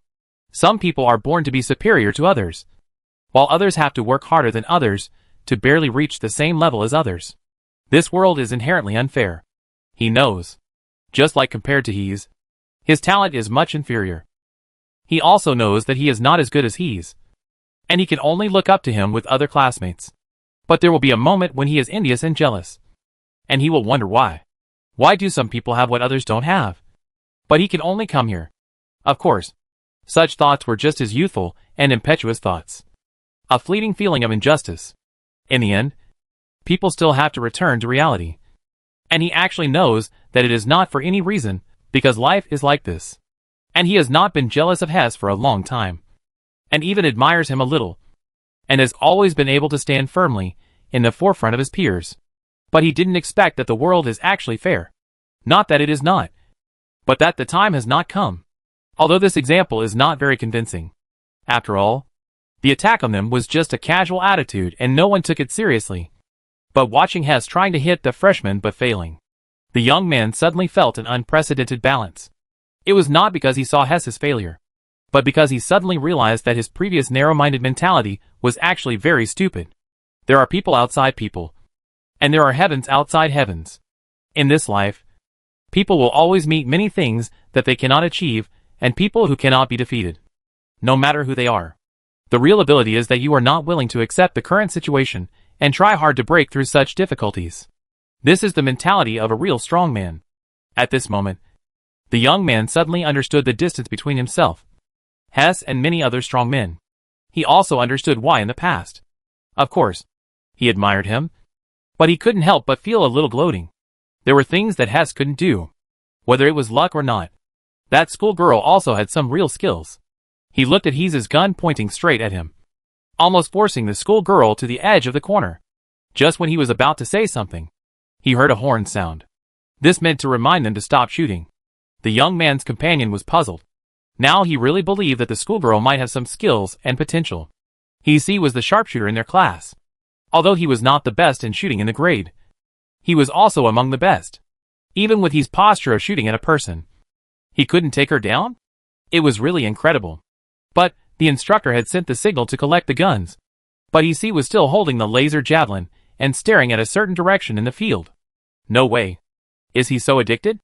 It would be better to ask him to remember this schoolgirl and find someone to compete with after the military training is over. In fact, this guy is not very kind. I don't know how the instructor will punish him later, because the school recruited these second-year students to help these freshmen exercise and improve their quality, rather than giving them a stage for activities. They are not the protagonists of this training. The school's original intention was to allow each freshman to get exercise and fully experience the spirit of marching. But in the end, the physical and mental safety of the freshmen must be guaranteed, so dangerous operations are not allowed. Although they felt that the laser javelin issued by the school was unlikely to cause any danger. Of course, it couldn't withstand the intensive bombardment of EC. He wouldn't really want to knock down this completely new girl on the court. This is too cruel. Seeing that he was still unwilling to take the money gun and seemed to want to continue this, his companions hurriedly wanted to hold him back, lest he really wanted to do it again in public. The instructor has already called for a halt. If you really fight like this, won't it tell others that you are having fun? You will definitely be criticized and deducted points. No. You really came, idiot. The young man was shocked. Shocked by his stupid classmate. He was actually competing with a child. This junior girl didn't even know what her major was. If she was a student of an ordinary major, it would be really embarrassing. Are you crazy? The young man pulled Hess's arm and removed the laser gun that the other party was holding. But the other party had already made the move just now, and was still staring at the movement in a certain direction in the field. Jiang Hui felt that someone must be targeting her in the dark. Otherwise, how could the random punches just now suddenly turn into intensive attacks? And they were very targeted, as if they were hitting all her weaknesses. Jiang Hui actually had not received any training, and even his physical strength was much worse than that of ordinary students in the combat single soldier department. But one thing is that she has strengthened a lot of characteristics since coming to the interstellar space. She is sharp enough. And sometimes this sharpness can even be accurate to the microsecond, being attacked by a certain existence and almost to the edge. Jiang Hui can no longer suppress her instinct to play badly, and thinks about whether to lie down and play dead. Suddenly, a long trumpet sounded in the field, and the surroundings suddenly became quiet, and the gunshots stopped in an instant as if they received some kind of signal. It's over. Jiang Hui stood up, panting and looking around, and found that the remaining students standing in the field had the same reaction as her, looking at the mess on the ground with a little confusion. After a while, it was confirmed that there was really no movement. She stood up shakily. Her center of gravity was a little unstable, and she half supported herself almost numbly. Bang. Chapter 93 Overdraft. Jiang Hui was naturally happy to feel that the attack was about to stop. Is it finally over? Damn it. She finally didn't have to be beaten. And Jiang Hui's tense spirit couldn't help but relax. She stood up and wanted to find where the instructor was. But she never thought. In such a nearly static picture, a gunshot suddenly rang out. It was naturally inferior to the sound of the chaos just now, but it was particularly harsh against the background of this silence. After the previous round, Jiang Hui actually relaxed unconsciously. She no longer had the tense and alert state of being ready for battle just now, and even the whole brain seemed a little dull. She could even feel that the attack was coming towards her. 57 meters, 47 meters, 37 meters, 7 meters. The speed was too fast, and the opponent had calculated it accurately, shooting when she was unprepared, and even predicted the time and angle when she might dodge, making it almost impossible for her to avoid it. Her pupils dilated, and her huge mental power expanded unconsciously. Then the speed of the whole world seemed to be infinitely slowed down in her eyes.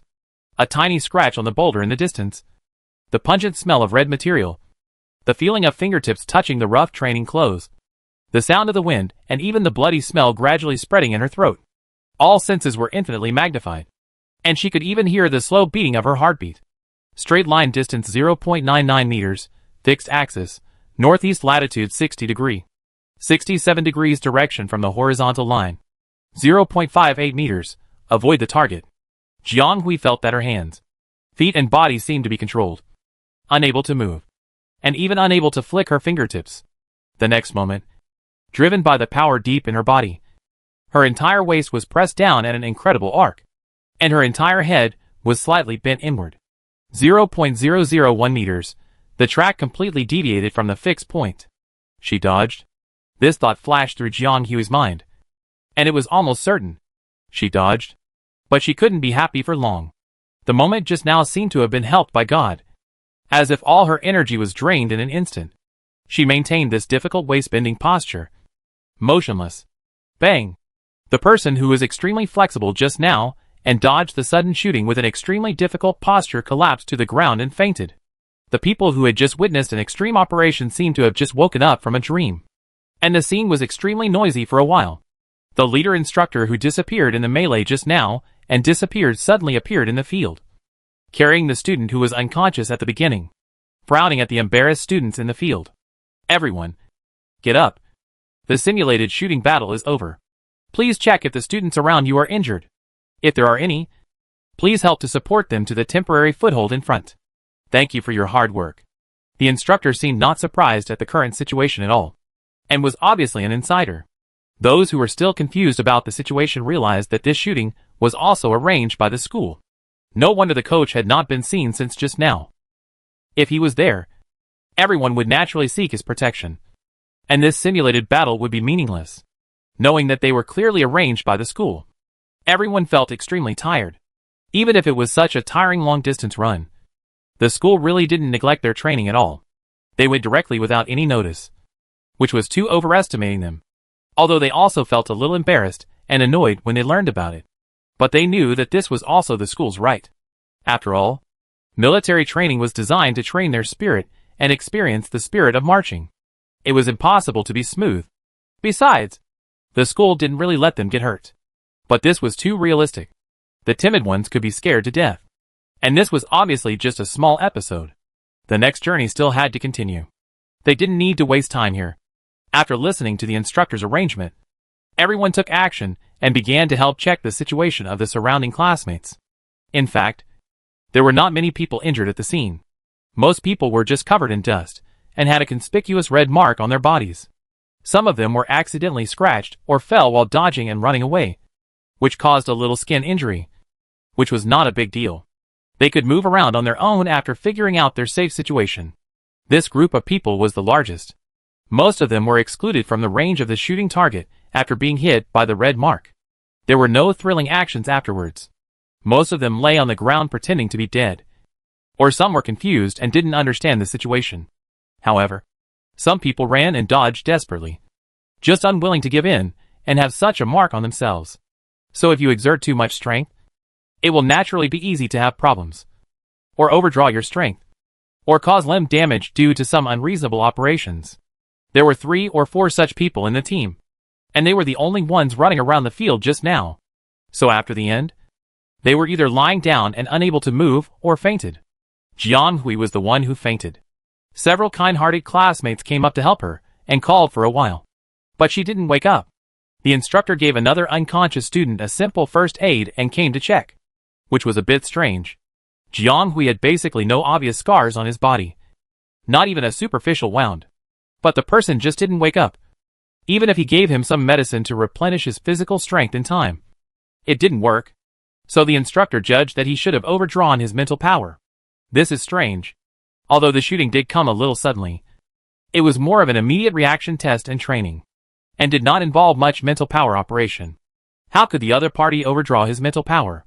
However, he saw the student's last extreme dodge in the dark just now, and he was also a little surprised. Although she seemed to have simply done a flip. It takes considerable physical fitness and reaction to respond and dodge at such a close distance and tight range. And a certain degree of perception is required to do so. Is this really a freshman? I don't know what major she is in.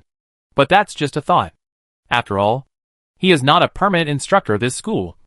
but a non-commissioned officer temporarily transferred from the army by his superiors to train ordinary major students. This kind of thing of identifying students' talents is not within his responsibility. He is just a little curious. I think the performance here has been transmitted back to the observation center for evaluation by the class teachers at all levels. And those who should see it will naturally see it.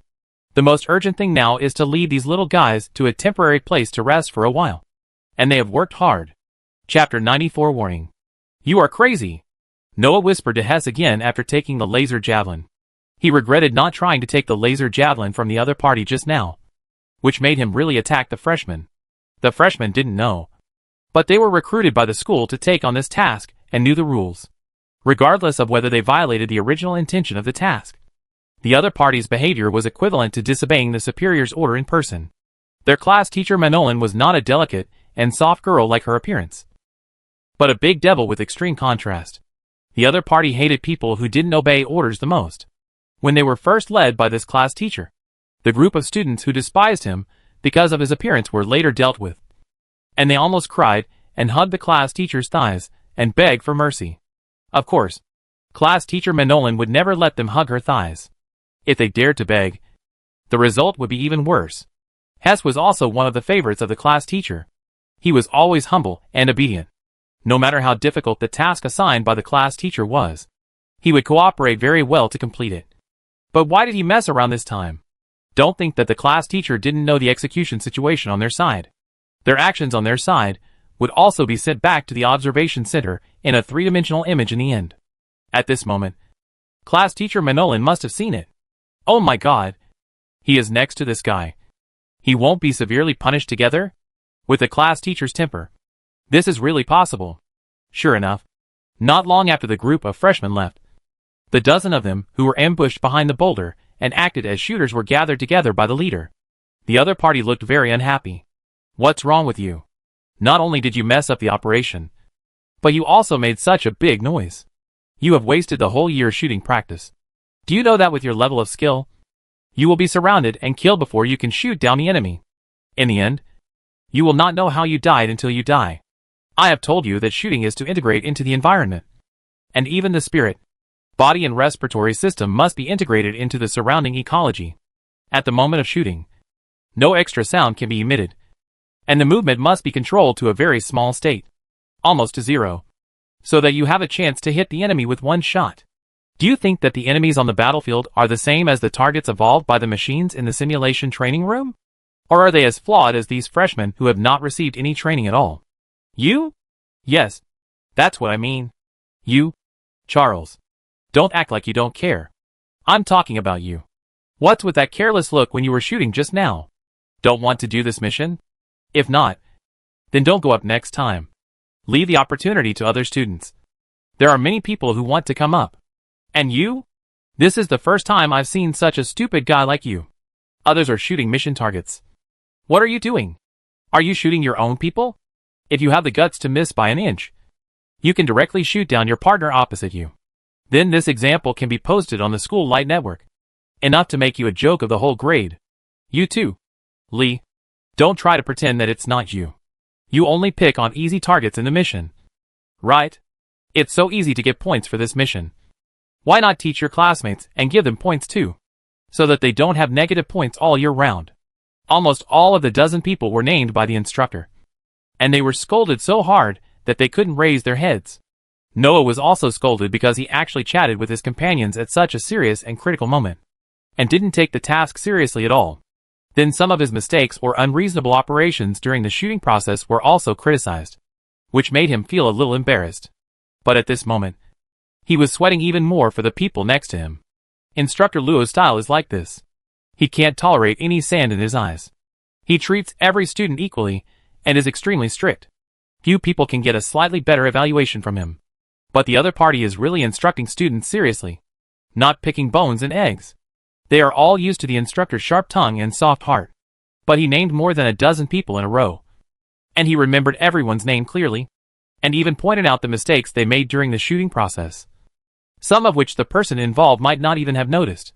So he definitely couldn't forget such a big person as he's. Besides, he was an excellent student in their grade. The instructors basically knew him. so it was impossible for them to forget him. The other party kept PC for the last spot. Could it be a special approval? His hunch was proven to be correct. Instructor Luo said to the boy who stood solemnly with his eyes downcast, "PC, you really disappoint me." Ignoring the sudden change in the boy's face, Instructor Luo said in a deep voice, "Ask yourself whether you have taken this mission seriously.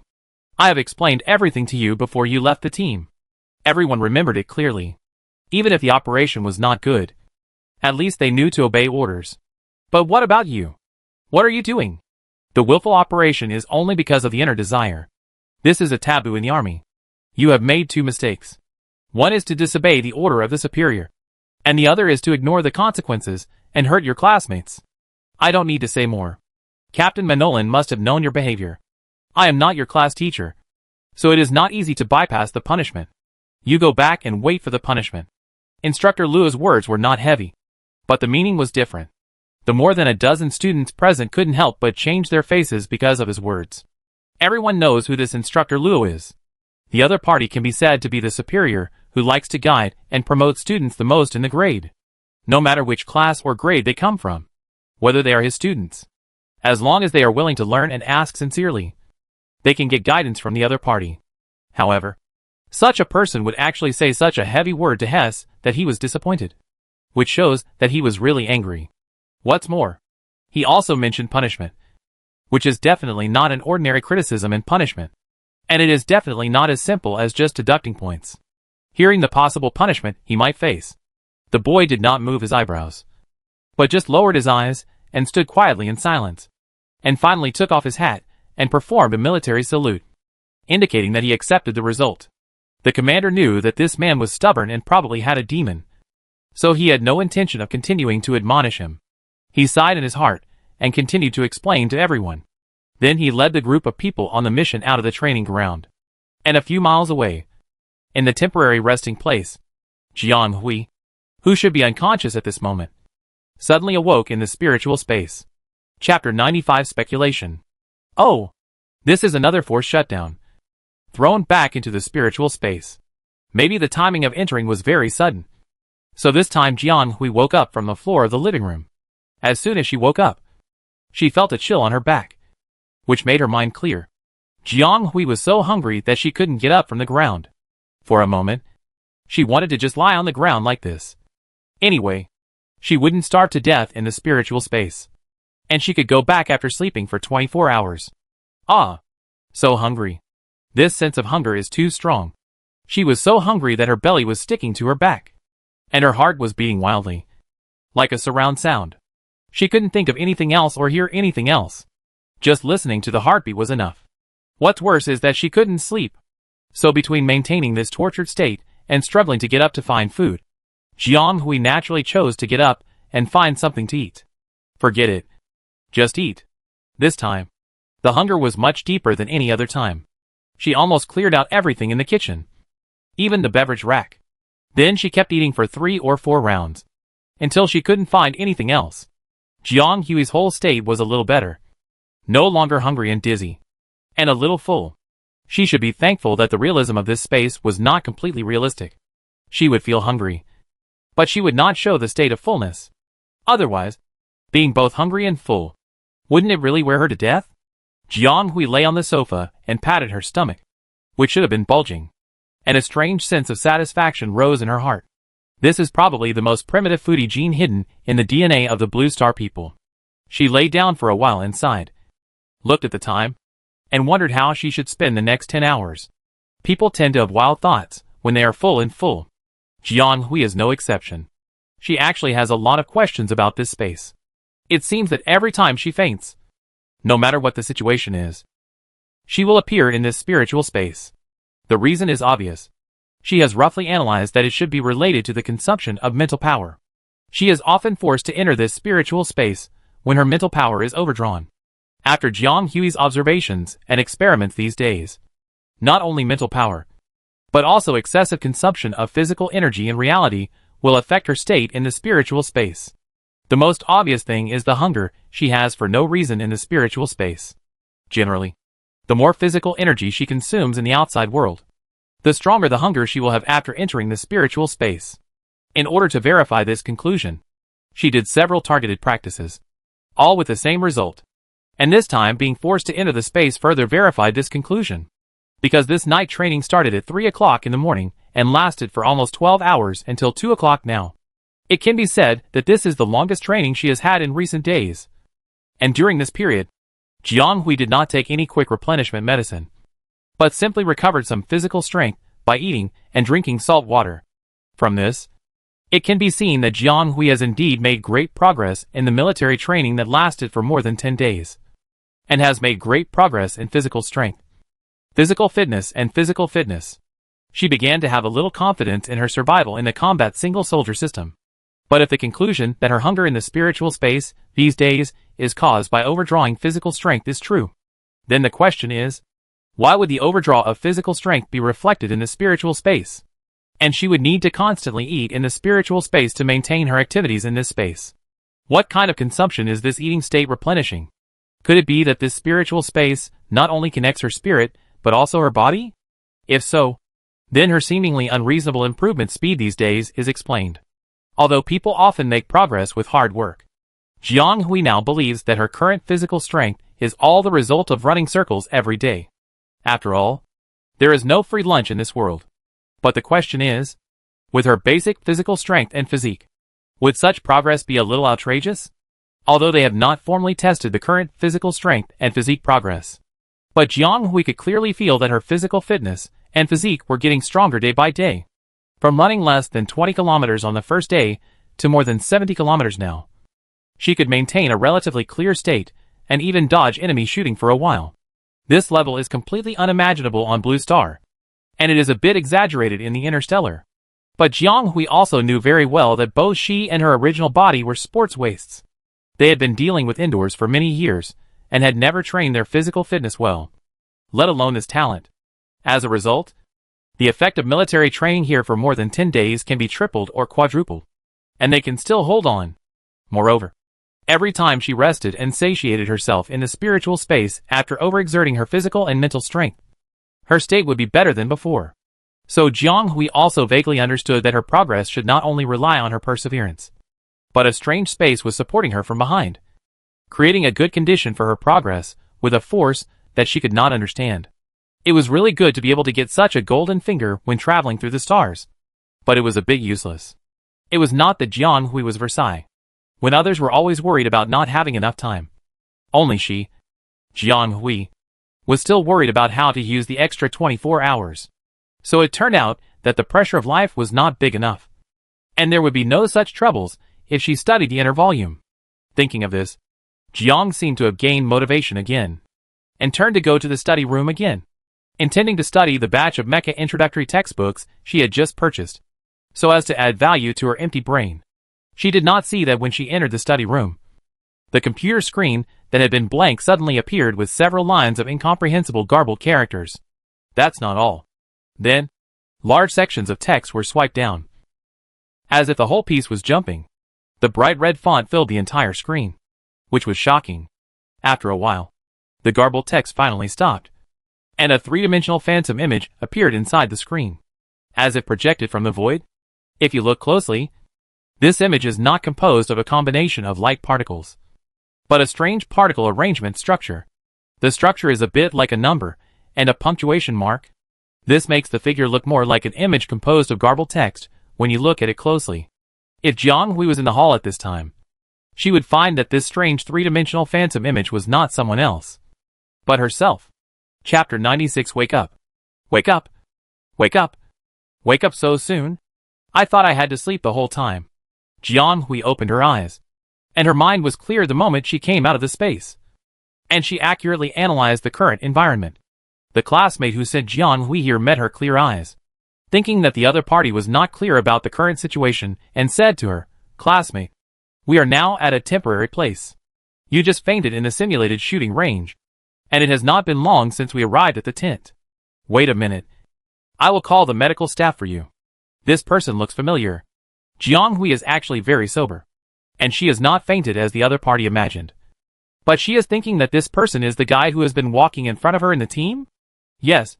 Even the red material mark left on the collar is exactly the same, without any movement. Did the other party send her here? During the time when Jiang Hui was analyzing, Zhou Xiaowen had quickly brought the medical staff over.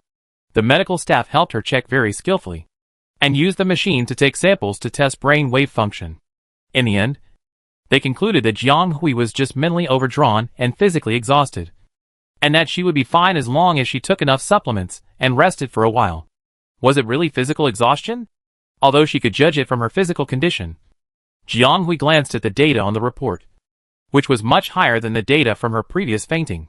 So she was also quite hungry in the mental space this time. No problem. It was quite consistent, Jiang Hui thought secretly. The person who sent her here was obviously a good classmate. He did not leave just because he handed Jiang Hui over to the medical staff.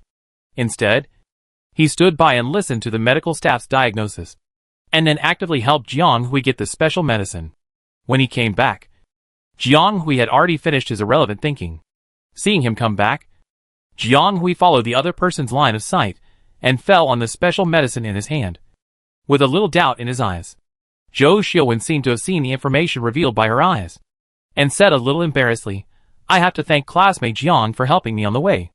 Otherwise, I would have dragged down all the students in front of me, and I would really be ashamed to see people." Jiang Hui was not hypocritical. He took the special medicine handed over by the other party, glanced at the sticky note on it that was obviously sealed by the medical department, and nodded. "I also want to thank you for sending me to the medical tent. I am Jiang Hui from the second class of the Combat Individual Soldier Department. I haven't asked you what your name is yet? Everyone knows that her last name is Jiang, and I guess she just saw it in the report. Although it seems a bit redundant to say it now, it is better to introduce yourself formally and ask her name by the way, so as not to call her classmates all the way. I am Zhou Xiaowen from the Logistics Department." The boy was a little surprised. He really saw Jiang Hui's name on the physical examination form. It was not intentional. He just glanced at it there. But Jiang Hui's major and class were not shown on it. So he was really a little surprised that this handsome and elegant student Jiang was actually a student of the combat department. No wonder. He said that he, a tall and strong boy, could not compare with others in perseverance. It turned out that their majors were very different. However, he still secretly despised his own weakness. Even though Jiang is a student of the combat single soldier department and is gifted, he is just a freshman. Everyone is a newcomer who has just come in for training. But he can reach such a level. He was still secretly happy that he had easily passed the 10-day military training. But now he thinks it is really embarrassing. So he only recognized himself in today's training. Zhou Xiaowen decided to strengthen his physical exercise when he returned. After all, even if it is a marginal logistics department, it is related to military majors. It is not possible to just get away with it, because everyone has low requirements for their majors. He secretly made up his mind. And Jiang Hui's was also a little surprised. She thought this person was a student of an ordinary major because of his weak appearance. But she didn't expect that he was also a student of a military major. Although the logistics department is only a marginal major of the military major, it is a bit embarrassing. But it is also a serious military major. Their training is theoretically standard. And it seems that he is another unfortunate person who has devoted himself to a major that does not match him. Student Joe, do you want to go back to the team first? I still have to wait for the drug to take effect. Jiang Hui asked hesitantly when he saw that the other party had been standing there motionless. The halftime break during the training would not be too long.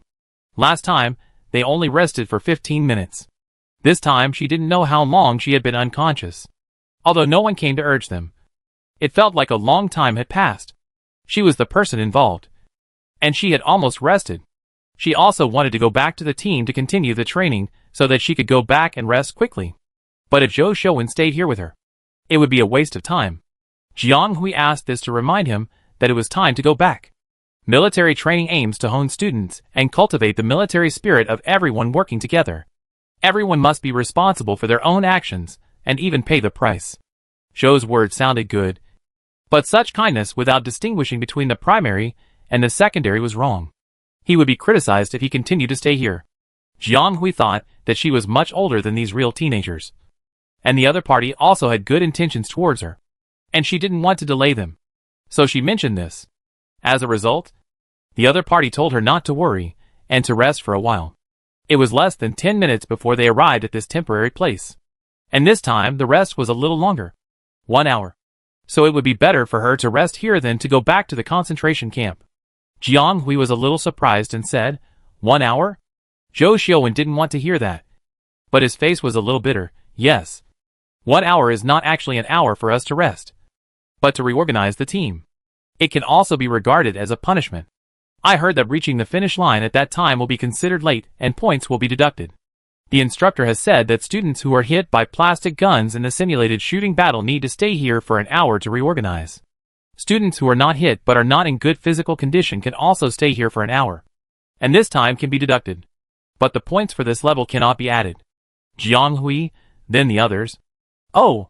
Those students who didn't hit will naturally have to move on. According to the convention, they will rest for 15 minutes, and then continue to set off.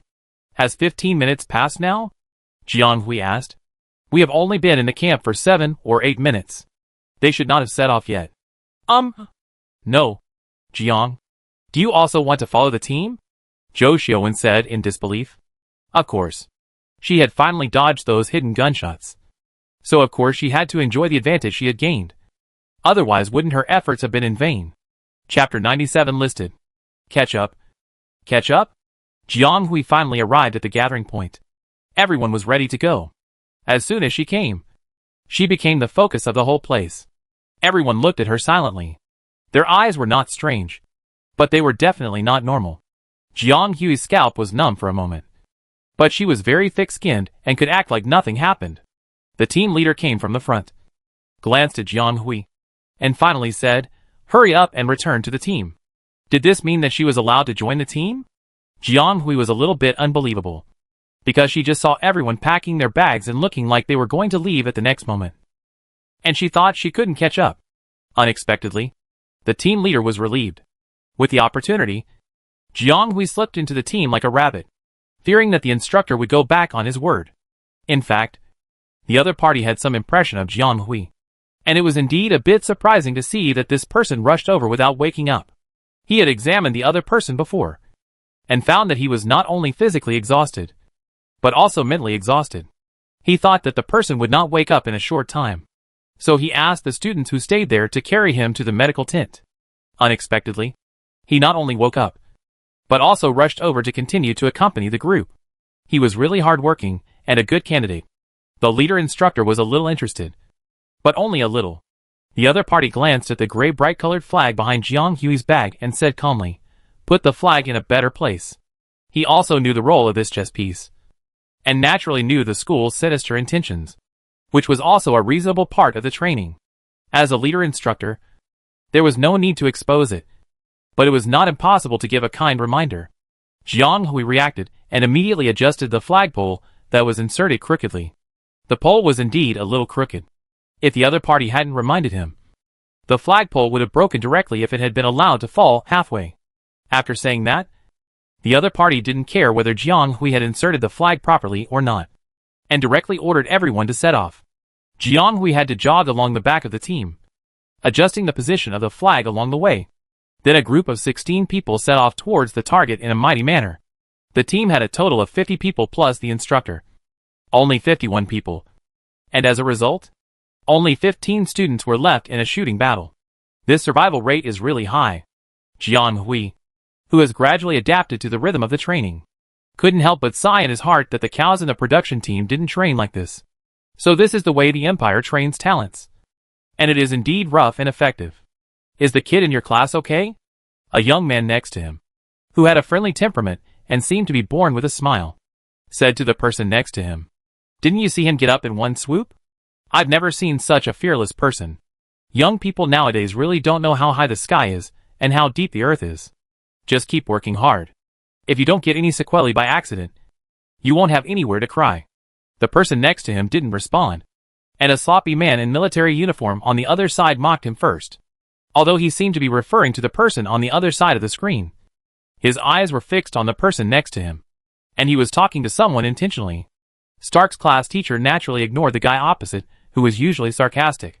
For some reason, this person always disliked him. He really didn't understand why a captain was sneering at trivial matters all day long. He never looked at such people. The young man opposite got angry when he saw Stark like this. "Captain Zhou, please calm down. Now is not the time to quarrel. You haven't given your scores yet. If you delay any longer, you will move to the next level. The teacher hurriedly advised when he saw that something was wrong. These two have been like this since they taught together. Whenever they met, they would quarrel, and the smell of gunpowder overflowed. Well, in fact, it was just Zoe who provoked unilaterally. And Captain Stark just ignored it. Of course, it was because of this attitude that the contradiction between the two people became deeper and deeper. And the teacher, as the manager of the entire first grade, naturally had a hard time. Although this teacher was not a sergeant, he was a bachelor of the Imperial Capital Academy of Science and Education. He retired and returned to his original star system to build.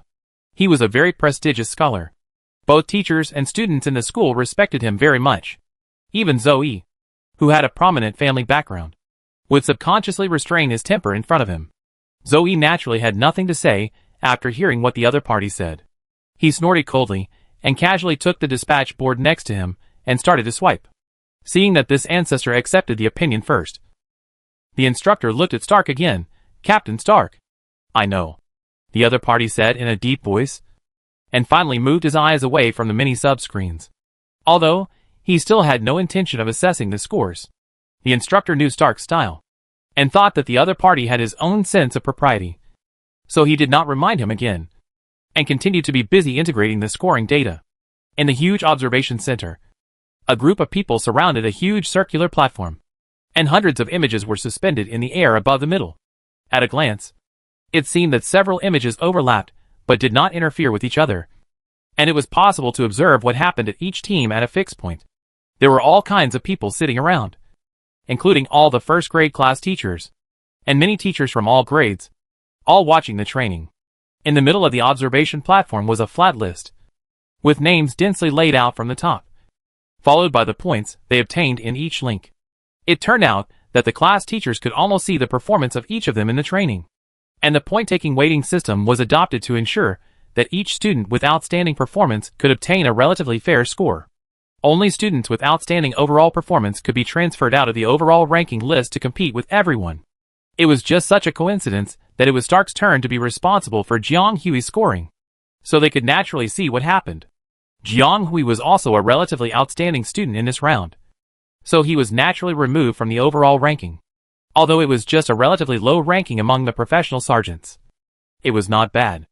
Zoe was the class teacher of Class 1, and he had always been at odds with Stark. He would not be faster if one more student from Class 2 was on the list. Seeing Jiang Hui struggling to get up and continue training, he felt that he had the same bad temper as their class teacher, so he couldn't help but mock him. Stark finally gave Jiang Hui a score on the option panel that was neither high nor low, nor bad. In fact, considering Jiang Hui's last excellent dodge, it was even a little low, but it was reasonable. After all, the score depends on the overall level. After he scored, Jiang Hui's card only floated up a few places and then stopped, which shows that Stark, the class teacher, did not give him preferential treatment. This guy is really hypocritical for his own reputation. He never does this. What should be done is what it is. If he wants to score higher, this person, TSK, Zoe sneered, shook his not-so-serious crossed legs, and the sarcasm was beyond words. Chapter 98 Falling Behind. Jiang Hui didn't know that someone was watching their miserable training journey, and she just kept her head down. She struggled to pull her foot out of the swamp, but because her other foot was also stuck, she almost fell into the mud. She had to rely on her swaying method to barely balance. But this also caused her to have a relatively long distance with the students in front, who were a little behind. She also found that she couldn't keep up with the team when she was walking behind. It's not because of her poor physical fitness. Well, the essence is actually, but she has recovered a lot after taking supplements in the spiritual space. But the loss of limbs and physical fitness is not so easy to recover. At least she is relatively energetic now. Better than before the shooting battle, when she didn't feel tired. As for why she feels tired now, it's because of the different position. Before, Jiang Hui was in the middle, and the team had mixed skills. Some had better physical fitness, while others were very poor. However, the team was randomly arranged according to height, so the whole team had to accommodate each other in their schedule. Those who were fast had to go slow, and those who were slow had to force themselves to go faster, so Jiang Hui could feel at ease. Those who had experienced a round of shooting and stayed behind basically had some skills, even if they were not military majors. Many of them had good physical fitness and reaction speed. Jiang Hui was also a person who had experienced a double overdraft of physical and mental strength. It was inevitable that she would not be able to keep up with the team at the end. Fortunately, the instructor did not criticize her for falling behind occasionally, and glanced at her from time to time, which made her feel tense all over, and she could not help but speed up her pace. Leader instructor. Kids nowadays are really not very smart. He hinted several times to let her go back to the middle of the team, but they were all misunderstood. What's the point of a flag bearer always biting the tail of the team? If you fall behind, even if others reach the destination within the specified time, the points they get will be reduced by more than half. Otherwise, why did Lieutenant Lando mention the flag at the beginning? It was also a hint. I don't know if these people listened carefully or didn't take it seriously at all. They really thought that it was enough to get to the destination smoothly. Jiang Hui didn't realize it, and the other students didn't understand it either. So things naturally had to be like this. After all, the leader instructor was just a temporary leader, just a supervisory role. He couldn't help them, so he simply gave up. This was a large swamp, probably several kilometers long. They couldn't find any other way, so they could only try their best to wade through this difficult land and get to the other side as soon as possible to get back on the right track. At this time, the team was no longer silent as before, and some people began to have short conversations. The instructor did not stop them, and many students who were gradually unable to hold on whispered to each other, or cheered each other up, and some took the initiative to shout slogans. And the people behind responded. It was so lively. One of the students looked back several times, looking at the person who had shrunk into a tiny black dot from a distance, and said with some worry, the one behind, do we really not need to wait for her? It will be a simulated nighttime in a while. What if she gets lost when it is completely dark? The person in front of him did not think so. Who told her to follow? She was obviously injured and couldn't hold on. But she had to follow. Now she is obviously dragging others down. What's more, this man was carried into the medical tent half dead. But he looked energetic when he came out. He probably rested in the infirmary. They could only swallow those non-nutritious fast foods in the camp. So he was naturally unhappy with Jiang Hui. The person who asked the question subconsciously felt that something was wrong, but he couldn't find a reason to refute it. Seeing that others didn't seem to care much, he had to let it go. The team continued to move forward in an orderly manner, and did not stop because of the stragglers far behind. What's the matter with this leading sergeant? The young female officer who happened to see the scene couldn't help frowning. I remember him. I have some impression. It seems to be the child of the Metz family. He was also sent to the permanent Shinshi to train here, and he was recruited just in time for the school's military training. Few people present didn't know the Metz family. This is a large family with luxuriant branches and leaves. Many military celebrities have come from the family in the past, although it has declined a little in recent years. A lean camel is bigger than a horse, and there is still some foundation. But Captain Manolin didn't care about the Metz family. She just wanted to know whether this sergeant really understood the purpose of the military training. 1 or 2. Whether it is students or instructors, they can forget their original intentions and make stupid mistakes, which is really annoying and funny. Just now, after experiencing such a bad thing that the trusted students disobeyed orders, Manolin felt that her bad temper was about to be suppressed when she saw the behavior of this instructor. Don't be angry, Captain. It is said that this young master of the Metz family was forcibly demoted by someone. I guess he is unhappy now. Besides, he is a good leader. He has done everything he should do. And there is no rule that every student must be taken care of during the training. An officer who looks quite old from the next class. There is no rule. But what is the purpose of the training? It is to improve the individual's physical fitness and combat effectiveness. And it is also to improve everyone's cohesion through this high-pressure training environment, so that they gradually understand that they have to fight for the glory of the group. She watched here for a day. In fact, many instructors failed to do it.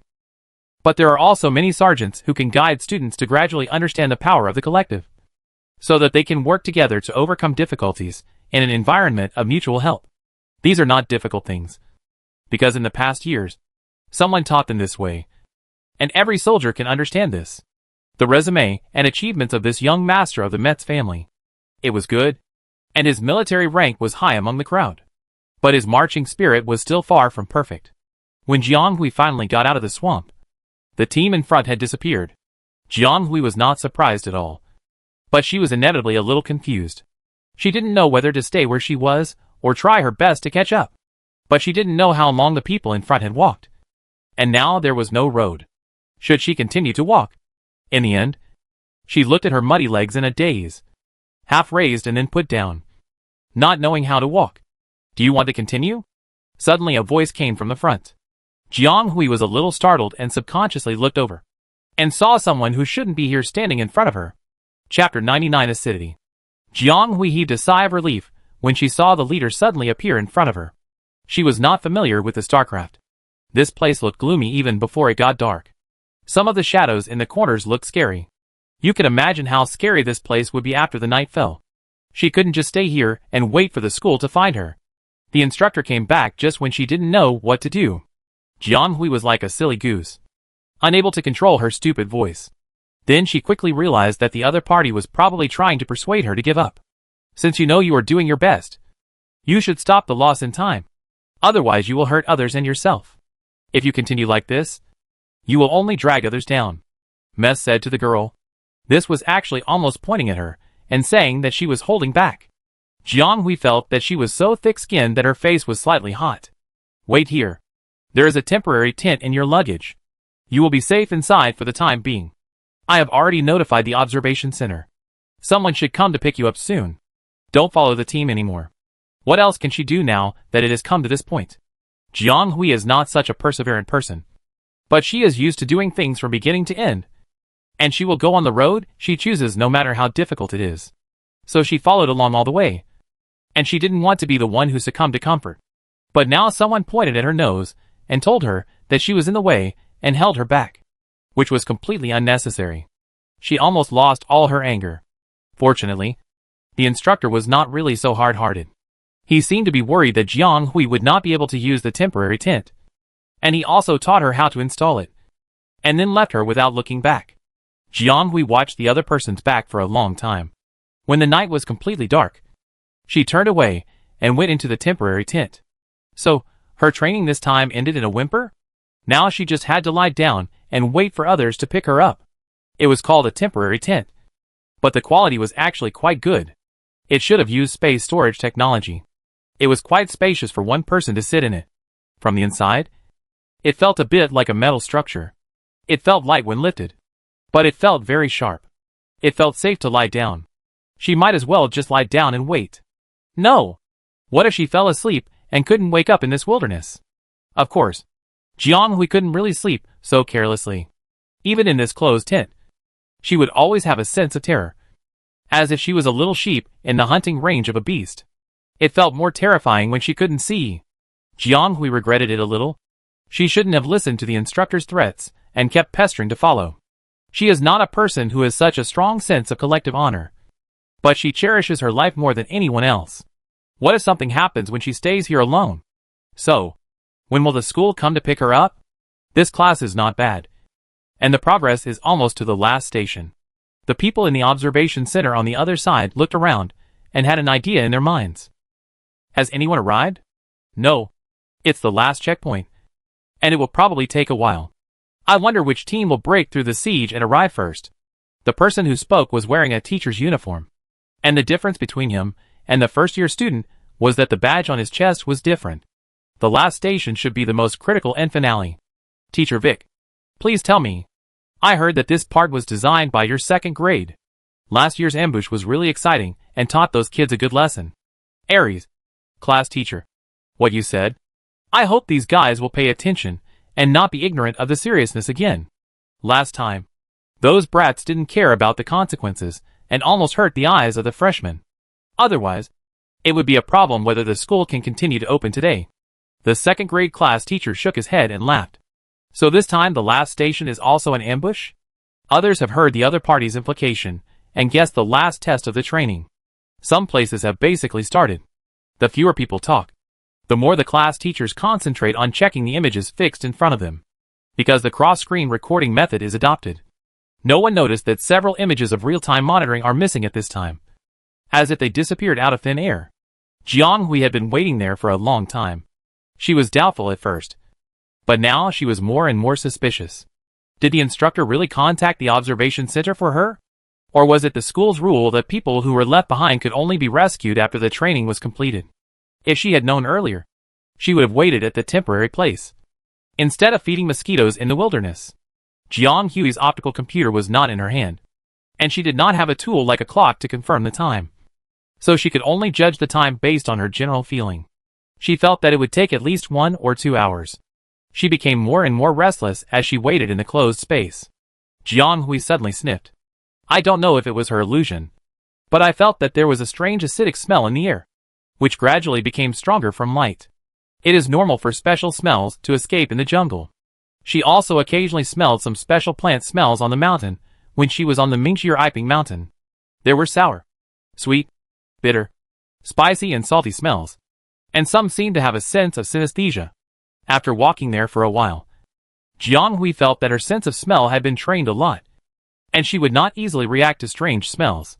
But she had never smelled any sour smell like this one with obvious biological characteristics. It was more like sour and smelly than sour. It was a sour smell with a rancid smell. This was a smell that made humans feel very uncomfortable instinctively. The smell became stronger and accompanied by strong irritation. Jiang Hui felt that everything was wrong with her body. The epidermis, the exposed membrane layer, the eyes and nose, the mouth and throat, and the invisible nervous system inside were extremely uncomfortable from the outside to the inside. And her heart kept beating boom boom boom in the inner cavity. Although her respiratory system was normal, Jiang Hui could feel her breath coming in and out normally. But she always felt as if she was suffocated by some kind of breath inside and outside. And she couldn't breathe. She couldn't stand it anymore. Jiang Hui carefully poked her head out of the tent with a lamp. She was the only bright spot in the dark environment. And there was no one coming and going. And there were no so-called rescuers. Jiang Hui seemed to be left alone under this dark sky. She didn't have time to panic about this, and took a long breath impatiently. There was the unique smell of grass and trees in the wilderness. And the space was also filled with the sour air that almost suffocated her just now. But maybe because the air flow was more frequent in the open space, it didn't feel so suffocating. She was really almost suffocated to death in the tent just now. Chapter 100 in the forest. More than 10 kilometers away from the end point. This is an area of wind, rain, thunder and lightning. Because the wind is so strong, the rain almost falls in the opposite direction. If Jiang Hui was here, he would find that the acid smell in this place is almost so strong that it is incredible and disgusting. The acid rain with its own corrosive smell mixed with the smell of soil in the air, and then mixed with the indescribable animal acid. The whole scene is weird and abnormal. Suddenly, a large area of thunder flashed in the sky, reflecting everything in the forest very clearly. If someone was here, they would probably be scared to death by the scene of corpses and messes all over the ground. So far, this large area of forest is not small. On the west side lies a huge alien body. The highest point is more than 10 people above the ground, and the whole body is shining with a strange silver luster. There was another burst of lightning and thunder. The huge creature seemed to have pressed a start button. The tiny limbs extending from its body, which of course only looked smaller than the main body, suddenly bounced upward. It shook slightly, and the things inserted on several limbs fell down and banged on the ground. The smooth surface seemed to be covered with some honey-colored sticky liquid, which slowly slid down with the shaking of the limbs. These unidentified objects fell and merged into the same kind that had already been piled up below. At first glance, some were big and some were small. Looking from the side, you could see the layers of fluff standing up on these strange things, which looked particularly terrifying in the nightlight. Looking upwards along the tentacles, you will find that the silver-plated surface of the main trunk, which is obviously connected as one piece, has been scratched by some sharp objects. Some of them have only the shiny surface layer scraped off, while others have been directly penetrated by some sharp, tentacle-like objects that fell from some monster, directly damaging the internal structure and revealing the delicate deconstruction inside. At the right time, a flash of lightning illuminated the front half of the behemoth, and its huge pair of claws were seen clamping something, and it was still struggling desperately. Finally, the pair of claws, which were very sharp even in the dark, clicked and directly cut the creature in half, and then fell to the ground, struggling for a while, and then stopped moving. After the last enemy was eliminated, the huge alien seemed to have exhausted all its strength and stopped moving. The claws slowly fell down, drooping weakly on both sides, and the tentacles that were forced to lift up also fell down weakly. Even the silver-white plating that seemed shiny and smooth just now seemed to have completely lost its luster and stopped moving. The upper control cabin was in tatters, and the outer mechanical patterns also lost their luster as the internal energy was exhausted and the operator's life functions continued to lose, and the overall dimmed. A huge fong passed through the spider-shaped mecha's eye position, passed through the head, and finally fell to the control connection of the second limb. The mecha's operating room is directly connected to the operating room at the rear of the spider-shaped mecha's eye position. This penetration directly damaged most of the operating panels, and the people inside had to rely on temporary panels for the final cleaning. The enemy was cleared at the moment, but the remaining backup energy in the mecha was also exhausted, and the mecha naturally could not continue to operate. As the mecha stopped, the life of the people in the operating cabin gradually came to an end. Mace no longer had any hope for rescue from the school, because since he was trapped in this desperate battle, he had sent distress signals to the observation center more than once, and this place was not far from the observation center, but there was no response. Moreover, he used mecha here and fought against such a large group of star beasts. Normally, even if the observation center could not intercept the signal, the endpoint should have noticed it and sent people to check. Now there is nothing. It is estimated that either the signal is blocked by some existence or something happened over there. But he probably has no chance to find out these things, because in order to find out, he must survive first. But can he really survive? The fong came from the leader of this group of ant-shaped star beasts. It went straight through the control cabin, scratched the entire control panel, and also pierced his right shoulder, and then penetrated the limbs connected to the rear control, nailing him above the position. And misfortunes never come alone. After a fierce battle, a wrong operation slightly raised the fong, and then pulled him half hanging above the seat. This posture made Mace's wound bleed and tear all the time. He had to raise one leg to the panel to gain force, and the other leg used the toes to touch the control cabin horizontally to do another force. He relied on his amazing willpower and the support of his legs to maintain his original position, so that his shoulder would not be completely cut by the fangs. But in this situation, it would be even more difficult for him to save himself or get out of the control cabin. He couldn't even change the movements of his legs and hands at will, because if these four fulcrums were relaxed for a moment, he might lose his balance. And then, the fangs would completely pierce through him and his bones. Not only would he not survive, but he would also die miserably. He was satisfied with this heroic death, but a miserable death was unnecessary. Metz wanted to keep himself as human as possible at the end, so as not to scare his family too much. He thought with a bit of a smile. Of course, he wanted to survive. After all, although his career in the past few years was not satisfactory and his life plan was ruined, he did not give up on himself, but wanted to break free from this unfair predicament and take revenge on those who controlled his fate. However, he did not expect that he would be defeated in such a small assigned training before he could get out of this depressed trough. It was really unpredictable. Metz even regretted why he had wasted nearly a year and let himself fall into a frustrated mood. If he had cheered up, he might have gotten out of the predicament and taken revenge on those people. After all, their May family was only temporarily in a trough instead of being completely gone. Metz only really understood what regret was when he was on the verge of death. But it didn't matter. His death was not a loss. By holding back the group of star beasts, the group of children can at least have a chance to survive. So it is not considered a waste of death. Now he is afraid that some ignorant fools will come back to find him, because in the end, Mice could only vaguely confirm that the surrounding star beasts had been cleared, but he could not completely confirm that they were safe. If they encounter an ambush of star beasts on the way, wouldn't he have saved them in vain? Chapter 101 Find. Time passed by bit, and the people in the control room gradually felt that their vitality was constantly fading, approaching a state of complete drying up. He had a premonition that he would die here soon. Sure enough, it is not so easy for people to survive. The person on the giant claws shook his head slightly, although he was not sure whether he moved or it was just his illusion. Suddenly, a burst of tiny sounds came from outside. Rustling. The volume was small, but it could not be ignored. From the sound of footsteps, it can be judged that it should be a small creature, not very aggressive, and seemed to be a little timid. and the steps were a little hesitant all the way. The people who had already been fatally injured and lost too much blood woke up for a moment when they landed on the ground. Of course, this kind of sobriety only lasted for a few moments. And soon they continued to fall into a state of confusion. What is coming back again? It took so long to find me. Could it be a lucky lost one, seeing him? The enemy who slaughtered their entire tribe. They couldn't help but come up to seek revenge. But now is indeed the best time for revenge.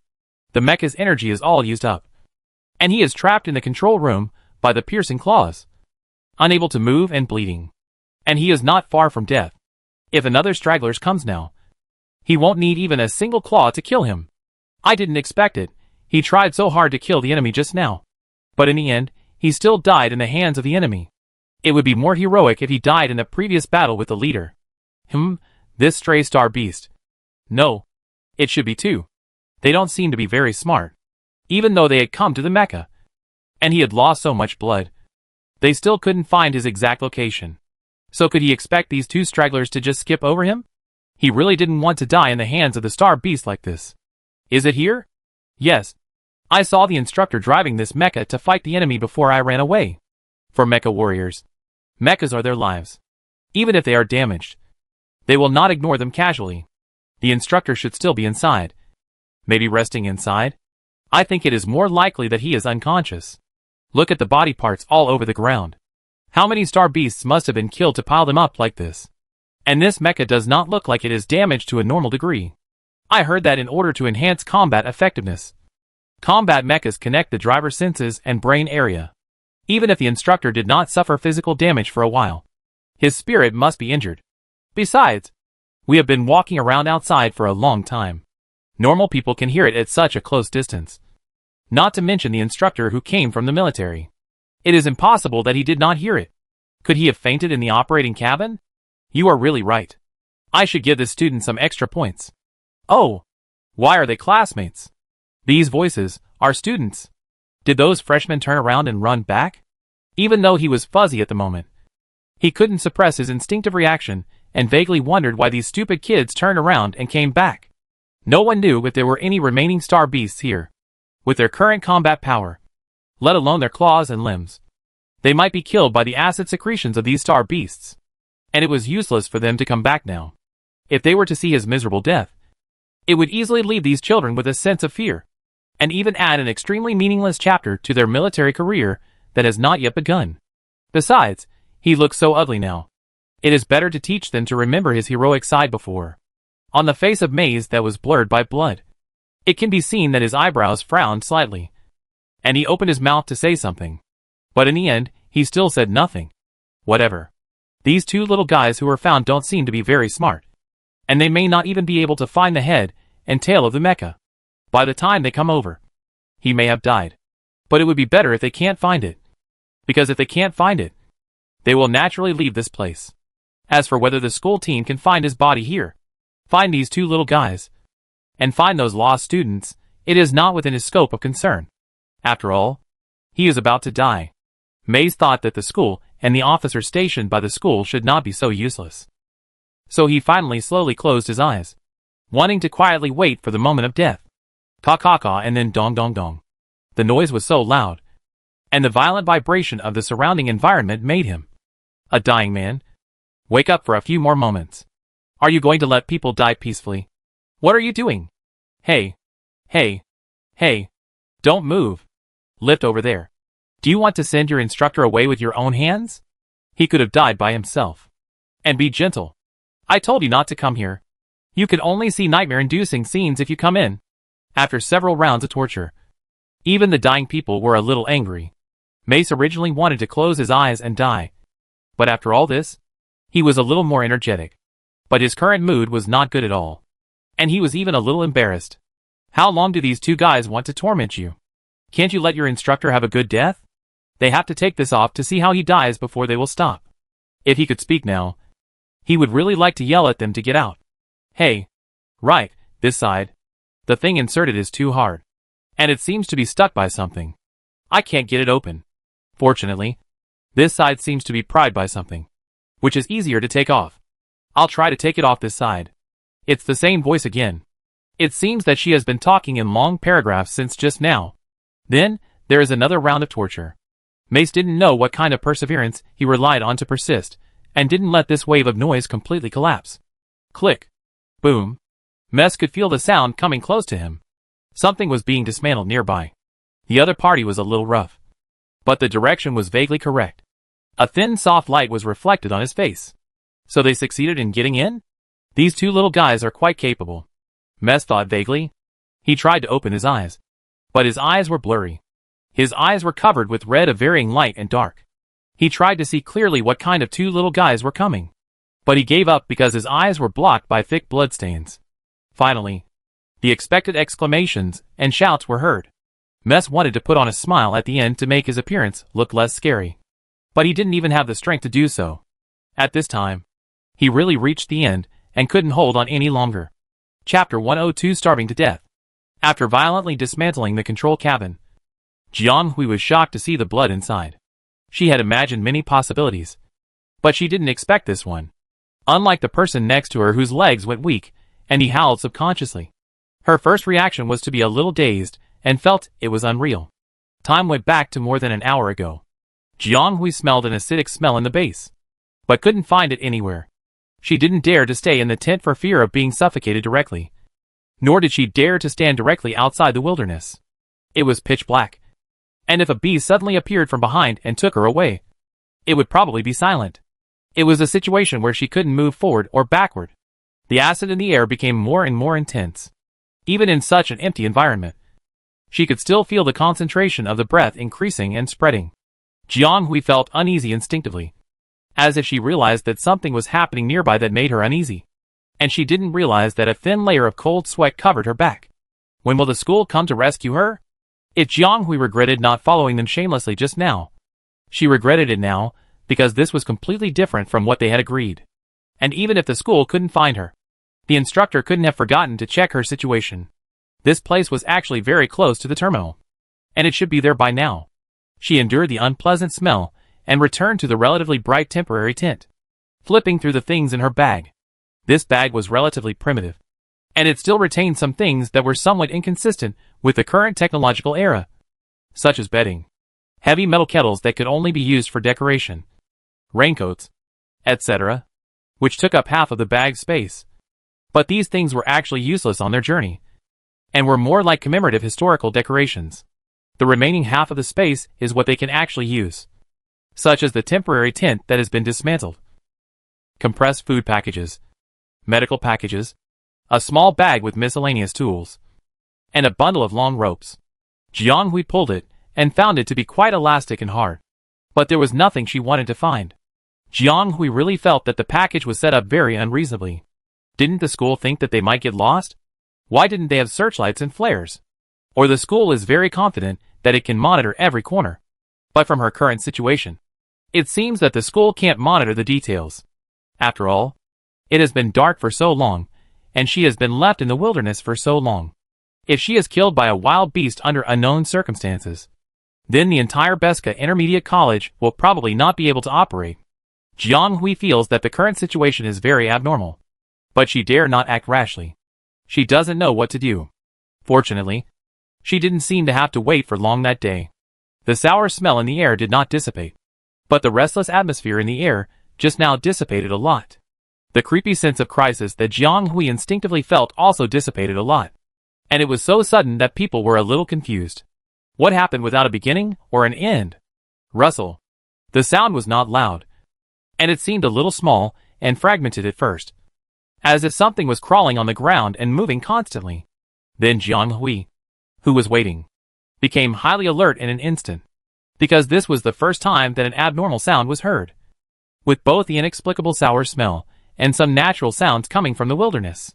Only conscious, active creatures can produce such a strange sound. Something is approaching her. This is the primary signal that Jianghui interpreted. She instinctively restrained her breathing, concentrated her attention, and carefully released a few strands of mental power to explore the surroundings in an orderly manner, holding the sharp side of the trekking pole in her hand. No one noticed that in the dark night, Jianghui's eyes were suddenly covered with a layer of light, which flashed by and was very conspicuous in the night, getting closer and closer. heading towards her direction. Jiang Hui held the serrated mouth of the trekking pole tightly and raised it slightly, just as she was about to hit the newcomer. But she heard someone's voice. Help! Help us! Jiang Hui? She heard it right. This was a human voice. And the figure seemed to be a human. But she didn't relax immediately, because her nose was not broken. She could clearly smell the strong sour smell coming from this dark thing, which was not sure whether it was human or not. It was the same source as the sour smell she had smelled all night, especially if it came directly from the scene of the incident. The other party murmured and shouted twice. Help! Life! Jiang Hui, who had confirmed that it was a human, observed it, and finally couldn't help but pull its messy hair. But when she touched it, her hand was a little wet, with a frightening cold and slippery feeling, which shocked her and subconsciously retracted her hand. Then she asked the other party to hold it. However, the place where the skin surface touched was obviously warm, with the temperature of a living person, and even a little pulse could be clearly felt. You? Jiang Hui tentatively shook her grabbed hand, and found that the other party was getting tighter and tighter. She said helplessly, Classmate, why don't you let go of my hand first? You have to tell me how you want me to help you. And I can't do anything if you hold me like this. The other party seemed to loosen up after hearing this, and she quickly wanted to free her hand. Unexpectedly, her ankle was held by the other party's other hand. Jiang Hui. Now she can be sure that it should not be a deceptive humanoid monster or a scam. How can a monster that deliberately deceives people be so stupid? And there is no scam that starts like this, based on the fact that one of her hands and one leg was blocked from moving. Jiang Hui simply stepped back a little, then half squatted and directly pulled apart the other party's tangled hair. A completely unfamiliar face, but obviously human. And most importantly, the other party was wearing their school's training uniform. Wei Wei saw the light, and Duofang half opened his eyes weakly, staring straight at her. Staring at Jiang Hui, she asked a little unnaturally, Classmate, are you also a freshman in this training? What happened to you? Is there anything I can help you with? Of course, there were some things she couldn't really help with. After all, she was helpless now. Help, teach. The other party's second half seemed a little blurry. Jiang Hui had to listen to it word by word, but it was still a little blurry and unclear, and the other party's breath was getting weaker and weaker, and he seemed to faint. Jiang Hui had no choice but to frown and ask again, What's wrong with you? She raised her voice deliberately, fearing that the other party would not answer clearly. Eat quickly. Forget it. I'd better wait until I have the strength to say anything. I'm starving. Chapter 103 Not Right. Jiang Hui looked at the man lying on the ground tearing bread like a wolf, and then handed him half a bottle of water from her stock. That was it. After all, she only had one bottle left, which was left by the instructor before he left. But she was really confused. Didn't everyone go on the same training? Why was this person so hungry? Or did this classmate have a big appetite and eat less? So he was so hungry. But he didn't need to cry for help. Under the dim light, Jiang Hui looked at her wet hands. Now it seemed that there was nothing sticky, and it was dry. It was a little stinging when she twisted it, but she still didn't notice anything unusual. The other party ate 2 pieces of bread and a whole energy bar before stopping. Jiang Hui was quietly waiting for the other party to calm down and tell her what happened. She had a vague feeling that things might not be that simple. Our instructor was trapped in the woods by the star beast. I don't know what's going on now. I ran a long way, but there was no sound over there, and there was no reinforcement. People were full and had the strength to shout. But the other party became more panicked after clarifying their thoughts. What? Jiang Hui's voice started to work before her brain. What's the connection? She understood every word. But why did she not understand it when they were connected together? Wait. Explain it first. What instructor? And what about the star beast? Have you forgotten everything? We were all members of the 7th team who gathered at the A1 training ground. The instructor is naturally the same. The other party was a little anxious, afraid that Jiang Hui would deny it. Are you in the same team as me? Jiang Hui had understood, but still couldn't believe it, and unconsciously repeated it to confirm. Yes. She heard the other party say so. It turned out that after Jiang Hui was placed at the back of the team, their progress was much faster. Then after passing through several checkpoints, they quickly arrived at the last stop, which was about 10 kilometers away from the finish line, and it would take less than an hour to walk there. Everyone was very happy to hear this. thinking that they were about to end this long training with no end in sight. The freshmen who had been trained to be listless were like chicken blood, full of energy. Not only their feet were a little faster, but also the mental outlook of the whole team was the same. But things were a little wrong at the last stop. This side was also a rain belt, and it was a fixed thunderstorm belt. Whether it was day or night, it was always windy, rainy and thundering. It was not easy for people to walk here without transportation. However, they had persisted in such a difficult journey before, so the difficulties in front of them were nothing. Everyone thought so too. But soon after they entered the forest, they heard unusual movements around them. Everyone wondered if it was another surprise attack like last time, or maybe it was another mid-insertion training arranged by the school. But their instructor, who had been silent all the time, became extremely alert. He suddenly shouted at everyone to stop and gathered them together, then looked around, frowning, and his whole state was very tense. The leader instructor's abnormality also infected the freshmen, and they all became uneasy instinctively because of the leader's reaction. And the surrounding environment seemed to be really starting to become a little abnormal. An indescribable sour smell spread. It was not the acid rain smell they were already familiar with, but a more unpleasant sour smell with a rancid smell, accompanied by a kind of indescribable sense of oppression that made people breathless. It was very similar to the smell they had felt from their class teacher and some instructors, but it was different from the instructor's sense of oppression, with a stronger offensiveness and aggression, making them feel a sense of fear facing natural enemies. If the students here were not freshmen, they would probably be able to tell what this so-called sense of oppression was. That is, the aggressive mental power, and the mental power from non-human creatures. Russell. As this sense of oppression continued to increase, the forest, which originally only had the sound of wind, rain and thunder, began to have some trivial sounds, like the subtle sound of insects shaking their antennae, and the sound of something dragging on the uneven stone slabs. There were more and more such sounds, and everyone could clearly feel that a group of unknown creatures were gradually approaching them and watching this side. Although all the people present were freshmen with little experience, and some were even students of ordinary majors, they were all interstellar people who were born and raised here. When I was young, I read a lot of Enlightenment books. When I grew up, I continued to absorb information from various departments of the Star Network. I also heard a lot about cases of humans being attacked by star beasts. But this is not the training route arranged by the school. How could there be star beasts? Is this also a training project arranged by the school? It shouldn't be. It's impossible. Colleges without corresponding licenses cannot hold practical exercises with real star beasts. This kind of activity can only be held by universities or some higher colleges after applying and careful deployment. Therefore, it is impossible for real star beasts to appear in the training of secondary colleges. And what they are facing now is obviously not a group of fake star beasts disguised by the school. If the fake can reach this level, wouldn't it be too real? Besides, if it is fake, the leader would not be so nervous. They really guessed it right. And it is certainly not fake. After all, these freshmen don't know anything. And they are a bit like newborn calves who are not afraid of tigers. They just follow their own guesses and judge the response of their superiors. If the school really has an arrangement, and the instructor pretends to cooperate and scare them like this, they will also misjudge. But Mays knew that this was definitely not arranged by the school, because what is surrounding them now is a group of real star beasts. And there are quite a few of them. At this time, they are all outside the information circle and looking at them covetously. He is also a military academy student who has received formal training, and has actually been on the battlefield, and can be regarded as a person who has barely made merit, although he was later transferred to the resident star system for some secret reasons. But the qualities he had acquired before were not lost after all, and he quickly and accurately determined the basic situation of these star beasts.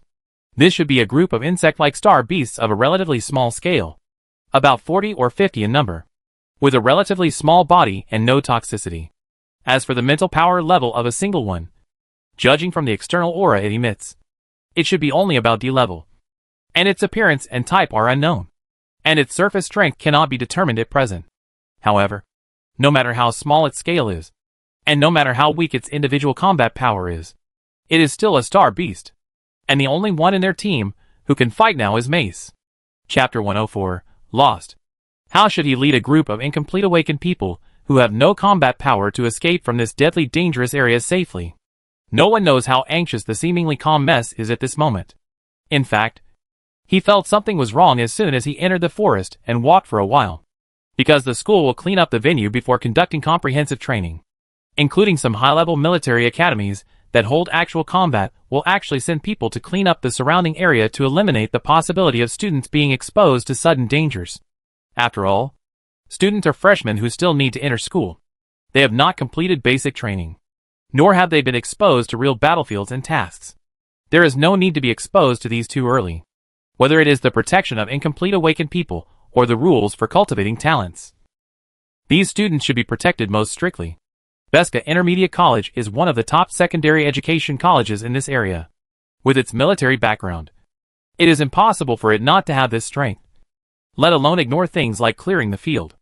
It is said that this area should not have an overly strong mental magnetic field. It was impossible for the school to arrange such a level that would make him feel a little threatened to test the freshmen. Mace felt something was wrong at the time. So he calmly led the students to walk around the edge for a short distance and wanted to turn back, and then contacted the observation center on the way to ask what was going on. It was not known whether the magnetic field was disturbed, or the observation center thought there was no problem, or this was simply arranged by the school. Mace was not sure, but his manners told him not to move forward. So he simply stopped walking and wanted to go back directly. As a result, before he had even walked halfway back, the culprit that caused the abnormal magnetic field in the surrounding area could not help but jump out. Mace didn't know whether he was thankful that he had reacted quickly just now and quickly turned back a long section of the journey, or he was regretting that he didn't abandon all his concerns and take the people away directly. Otherwise they could have turned back further now. He whispered to everyone to get closer. Those with strong mental power should be on the outside, and those with weaker mental power should be on the inside, forming a circle. Then he told them not to panic or panic no matter what they saw. Just listen to his command. Before he could come up with a way to deal with this group of enemies, these star beasts might have been unable to bear it because they had been coveting this wave of prey in the dark for a long time. A dozen freshmen hugged each other in panic, looking around without blinking. The wind, rain and thunder that never stopped cast a shadow over their fearful mood. Black shadows flashed out from the darkness, and with the lightning, they could see the grim mouthparts of these arthropods, as well as a pair of ferocious antennae on the left and right sides. They were divided into 3 parts: head, chest, and abdomen.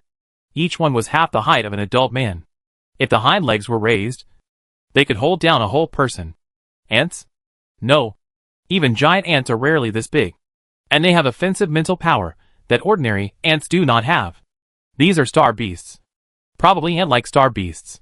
The whole team was a little panicked at this moment, and even forgot the instructor's instructions. Before they could call the only person they could ask for help and rely on, a huge shadow suddenly fell on their heads, as if some huge monster had landed on top of them. Everyone subconsciously wanted to escape, thinking that the star beasts were rushing over to eat them up. However, they never expected that dozens of tentacles gathered around them, densely inserted into the ground, inserted around them, and vaguely formed a cage. "It's me, Instructor Metz. Don't move. Don't leave the protection range of my mecha. And don't get close to those gaps. If a star beast approaches, don't panic too much. I have my own arrangements." Everyone realized that these tentacles belonged to the instructor. No, they should be the mecha. Some people subconsciously raised their heads and looked at the huge shadow covering them above. The 4-season lightning flashed and illuminated the surrounding area. They not only saw the star beast surrounding them in the middle of the valley, but also saw a magnificent spider-shaped mecha. And they were currently being covered by this mecha. Everyone was confused about what happened afterwards. Although the star beasts were not big in size, they were somewhat different from the common new beasts they had seen in textbooks. They were very difficult to deal with, and because of their small size, they were very flexible and attacked very fiercely. They were not interested in Instructor Metz's spider-type mecha at all. Instead, they chased and attacked the freshmen under the mecha, as if they were all a feast. So the freshmen could only run and walk along Instructor Metz's defense cage, or jump and move, closely following the pace of the battle, for fear of being thrown down accidentally. If they couldn't wait for the instructor to grab them, they might be eaten by the giant ants on the spot. Instructor Metz's fighting ability is very good. His spider-shaped mecha is an animal-type light attack mecha. which is also mainly flexible, and has strong one-way combat ability. If he is alone, these ant-like star beasts can't get close to him at all. But the problem is that he is protecting a group of freshmen at the moment. And because this mecha is specially customized, there is no space for people to hide inside. Mice can only use the mecha to actively fight to protect these students. What's worse is that this group of ant-like star beasts, who don't know what order they are, can secrete a gas similar to poison gas. This gas feels very sour at first smell, and Jianghui smelled this all the way. If you are in it without enough circulating air, you will start to feel dizzy and want to vomit. If it continues, it may cause the mental power to be stimulated and out of control. Mice also realized that he couldn't let these children stay here any longer, because he felt that he seemed to be gradually affected, and occasionally felt a little drowsy during the battle. Even he was like this, let alone these children. This can't go on any longer. After a period of hard fighting and killing dozens of enemies, Metz finally found a close breakthrough. So he immediately allocated a spare protective shield to gather the group of freshmen away from the battle scene, wanting to leave them more chances of survival. But Metz probably didn't expect that his protective shield would be broken at the beginning. And the students also ran around in a hurry and scattered. The one who ran to Jianghui was one of them. Chapter 105 Rotten Fruit. No wonder. Jianghui connected all the doubts in his mind just now. And another doubt came to his mind. Then why hasn't the school found out the abnormality and sent someone to deal with this matter? This is something that Jianghui can't figure out. Such a big commotion. And the instructors are not like them without communication tools.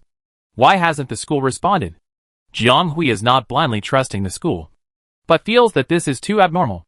Even in the relatively less developed Blue Star, it is unlikely that such an omission will occur.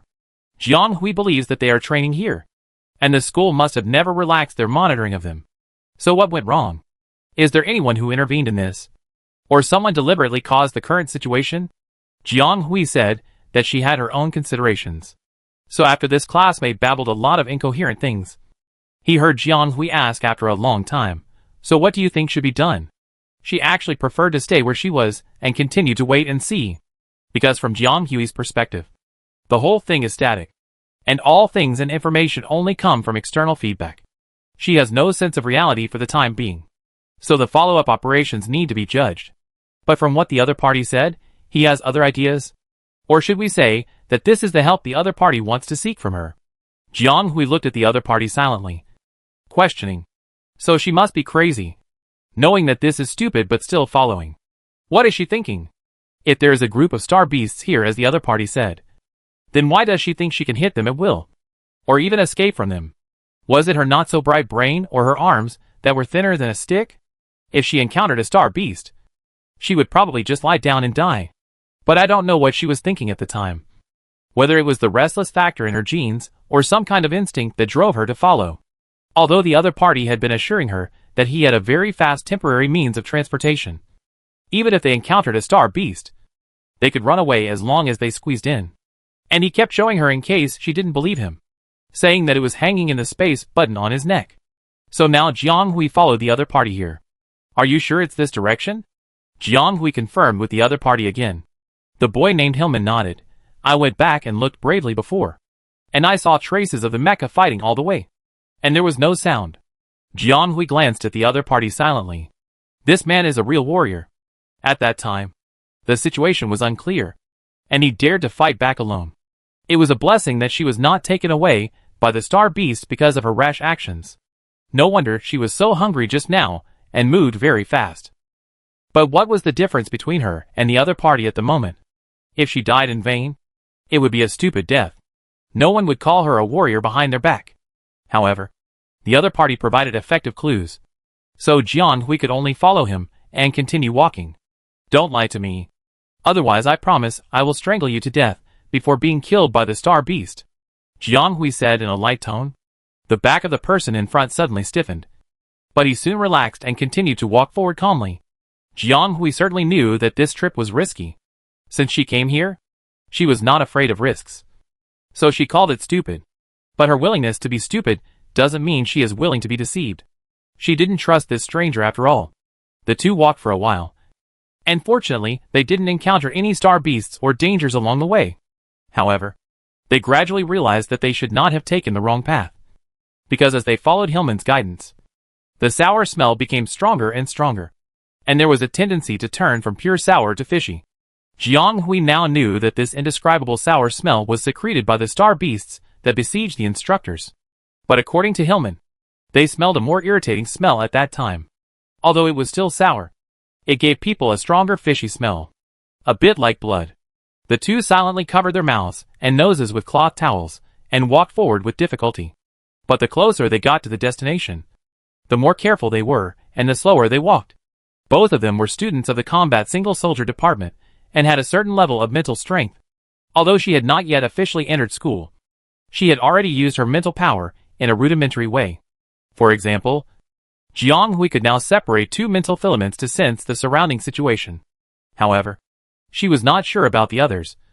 But she saw that Hillman seemed to be using his mental power to be alert. For a moment, both of them were speechless. Go this way. Jiang Hui suddenly stopped and said to the person in front. Hillman seemed a little confused, but he quickly accepted the girl's suggestion. The two of them turned a small corner along the original route and went to the other side. Sure enough, the fishy smell here became stronger and stronger, and they even began to smell the strong smell of blood, which was obviously not from humans. But the closer they got to the other side, the more dead silence there was, without any mental fluctuations. No, it can't be said that there was nothing at all. And Jiang Hui was attracted by this little movement.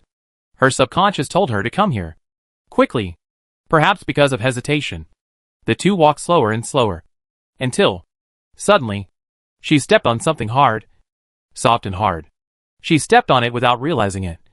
And it seemed as if she stepped on a bag of flesh and blood, accompanied by the sound of sizzling as juice flowed out. Jiang Hui didn't know what she had thought of. And her hair stood up. She didn't know whether to step down or lift up one foot. And she felt wrong. She tried to look down to see what it was, and heard someone shouting, "Wait! I'll help you see." The other party came over first, and kicked the thing under her feet away. "It's nothing.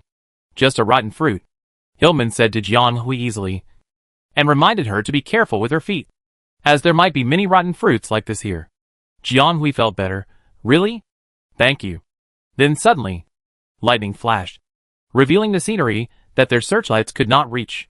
There were indeed many rotten fruits, round and bright, and the undamaged parts still had the unique inorganic texture of insect eyes when they were alive.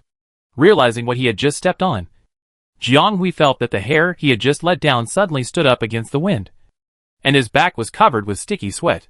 Hillman. In fact, he just saw a piece of damaged pupil-like organ of a star beast. He wanted to hide it from the other party that it was a rotten fruit, but he didn't expect it to be revealed immediately. So having too good imagination is not a good thing. Chapter 106 Survival. At least 8, Hillman suddenly said. Jiang Hui was a little confused. I said these body parts belong to at least 8 star beasts. Classmate, I think you might be very talented if you study medicine. Otherwise, how could such rotten body parts reveal such specific information? And so carefully? Hillman didn't quite understand.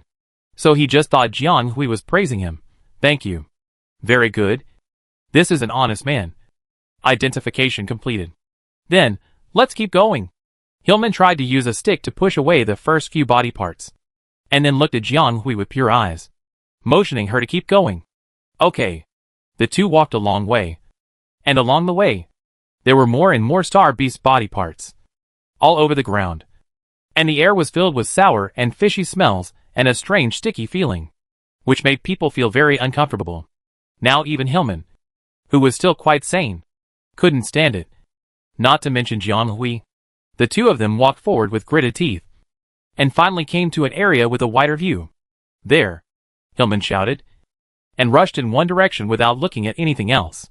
Jiang Hui also saw the big thing parked in the middle of the forest at a glance, with a smooth silver-white body and dozens of tentacles neatly inserted into the ground. Although it imitated the spider's appearance and was extremely vivid, Jiang Hui did not find it scary at all. Instead, he felt that it was the pinnacle of human technology. However, this seemingly powerful and reliable creation was a little broken at the moment. Jiang Hui retracted his thoughts and confirmed the surrounding environment again. After confirming that there was really no star beast hiding in the dark, he followed and approached the mecha that looked very powerful. There were even more star beast limbs under the mecha, several piled up like a mountain. and the whole ground was densely packed with brown fragments. When you stepped on it, you felt everything under your feet, which was very creepy. The two of them had gone from being afraid and repulsive to being somewhat accustomed to it now. But they successfully found the instructor's mecha and the burial place of countless star beasts. But they still didn't find the instructor himself. Why don't we shout? Maybe he's sleeping inside. Hillman's voice became smaller and smaller. Jianghui glanced at him with an expression of "Do you think he might be sleeping?" and said, "By the way, do you know the name of this instructor?" Then the two of them almost shook their heads at the same time. And they didn't know. The two of them suppressed all kinds of unreliable ideas and began to look for the operating cabin of the mecha. The more they looked, the more they confirmed that the instructor should be in the mecha. Because the only reason is that as long as they are trained soldiers, they will not abandon the mecha at will. With such a large mecha left here, it is unlikely that the instructor could escape alone. It is more likely that he was injured or unconscious in the control cabin. But first they had to find the control cabin of the mecha. To be honest, because this thing was too high and it was difficult to see the whole picture. Jianghui and the others spent a long time just looking for the head and tail. Then they finally found it. But they found that they didn't know where to start, and finally had to climb up along some landing parts, and then risk going around to the front. Standing on the seesaw that was more than 10 meters high, Jianghui looked down from above. He was not scared or nervous without any protection. He was really impressive. The two of them moved carefully to the place that seemed to be the operating cabin, and then looked at each other dumbfounded. Is this something they can dismantle? Did they think too idealistically at the beginning? So they tried to shout for a while in the nearby place. But no one responded. It was like an empty warehouse inside, with no trace of life. So there was no one? No.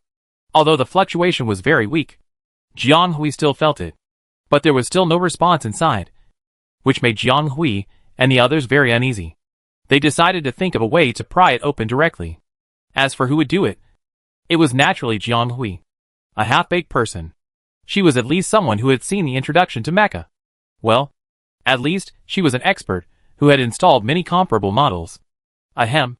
Anyway, she was a little more reliable than Hillman, who had 6 orifices of 7 orifices. Fortunately, the front spider imitation was damaged multiple times, and the entire cover and duplex structure were damaged. If you use a little more skill and method, you can open it smoothly. The idea was good, but she also ignored the difficulty of operation. The structure of a real mecha is really much more complicated than the model, and it feels completely different after being magnified hundreds or thousands of times. Whether it is quality, thickness or feel, Jianghui felt that she was really stupid for thinking that it might be possible a quarter of an hour ago. No, she couldn't. But what could she do? The arrow was on the string and had to be shot. She forced herself to transform the sporadic mecha knowledge explained on the drawings into reality, intending to peel off this layer of obstruction. She tried to fail on the other side, and it felt like the giant fong was stuck somewhere. So that side was almost immobile. So she started from the side. Fortunately, she succeeded in a short time this time. The board split into 2 pieces and fell off, revealing a corner of the internal control cabin. But this corner was enough for them to see the situation inside the control cabin. The instructor they had been looking for was indeed here. Always there. In the control cabin of the mecha. But he really couldn't respond to them. Jianghui couldn't even be sure whether he was dead or alive. Looking at the person pierced by the giant claws that were as tall as a person, Jianghui thought that he would be the first to collapse. But he didn't expect that the first to collapse was Hillman, who had always been calm. Jianghui could even feel him trembling from where he was standing, his throat hissing, and the whole person seemed to be out of control. And her feet were cold, and her whole body from the brain to the eyes, nose and mouth. The whole set of senses were numb. She felt as if she was out of control and carefully approached the cabin, her eyes deliberately avoiding the dripping red, and raised her fingertips to probe the other person's neck. In fact, she had a premonition. There was no pulse, and it was not even at human temperature. It was cold, which was a sign of death. There was no room for error. Jianghui's heart was completely cold, and it was too late. Then, before she could withdraw her hand, the eyelashes of the person who was as dead as if his eyes were closed suddenly moved, and soon stopped. But she was sure that the person could be saved. So she turned around and said, "Wait, he doesn't seem to be dead yet. He is still breathing." Hillman behind her suddenly stopped all his emotions. Jiang Hui heard the sound of his quick footsteps. And then the pedal under her feet seemed to sink. Chapter 107 Awakening. The other person actually looked more like a dead person. Jiang Hui probed for a while. But during this process, the other person did indeed have some signs of life left. Just now, she even found that the other person's eyelashes trembled for the second time. It was not the kind of shaking caused by external shaking, but the shaking caused by the rotation of the back eyeballs. This proved that the other person's eyeballs were moving, and he might still be conscious. Hillman was much more nervous than Jiang Hui. But the conclusion he got after checking it himself was even more heartbreaking. He obviously couldn't accept it. He began to blame himself for not being able to find this place quickly. Why did things turn out like this? Why hasn't the school found this place to save them until now? Seeing the instructor who protected him end up like this. Hillman's emotions were almost broken. Jiang Hui saw that he was completely numb. And it was Jiang Hui who pulled him away before finding a place to continue checking. Then he saw Jiang Hui take out something that looked like a supplement from the bag behind him. Wondering why he still needed a physical supplement when he was already in this state. But isn't the color of this supplement not right? Jiang Hui tried to pinch the cheek, but it was still soft. She immediately pinched the mouth open and poured the medicine in. What did you pour? Someone who obviously didn't know that men don't cry easily asked what it was after realizing it. I don't know much either. Just give it a try. Jiang Hui answered. That was the only medicine in her bag that might be related to healing, which was the living cell biological medicine exchanged at the temporary landing point. At that time, she didn't know what she was thinking. She actually spent several points to exchange for the potion. She didn't even know the use of this potion. She only knew that it seemed to be a potion with healing function. At that time, the senior sister who exchanged things for her also deceived her by saying that this potion could be used even if the limbs were broken. So now she wanted to try whether this potion could be used. If not, it would be her life. Worried that the other party's chin could not close and all the medicine would flow out. She could only hold his chin and observe his condition. 1 breath. 2 breaths. About 3 or 4 minutes later, the other party was completely like sleeping and had no reaction. It seems that it has no effect. Yes, he is not breathing. It is normal for him to die with such injuries. How can he be saved by a tube of medicine, even if it is StarCraft, huh? Jiang Hui suddenly felt the cold skin on his palm jump slightly. And then before Jiang Hui withdrew his hand, the tightly closed eyelids jumped a few times. There is a reaction. The two people nearby subconsciously held their breath, not knowing what to do in response. The eyes twitched violently for a few times, and then suddenly calmed down, as if nothing had happened before. But Jiang Hui, who was close at hand, saw that some blood seemed to return to the other person's face. Although the main tone of the whole face was still pale, there was a faint breath of life. Instructor. Instructor? Jiang Hui called softly. Hillman also called out several times hurriedly. Then, whether the other person was awakened by the two of them, or woke up at the right time, he actually opened his eyes slowly, half covering his eyes. But he was indeed open. Instructor, can you recognize us? Jiang Hui wanted to confirm the other party's consciousness, thinking that half of his arm was injured so badly that his throat was probably blocked by blood and he couldn't say anything. She said, if you can recognize us, blink your eyes. Blink longer. In fact, she didn't have much hope at this moment, because the other party was really injured too badly. A thong as big as an adult's arm pierced diagonally through the lungs under the shoulder near the heart. He lost so much blood that he couldn't survive.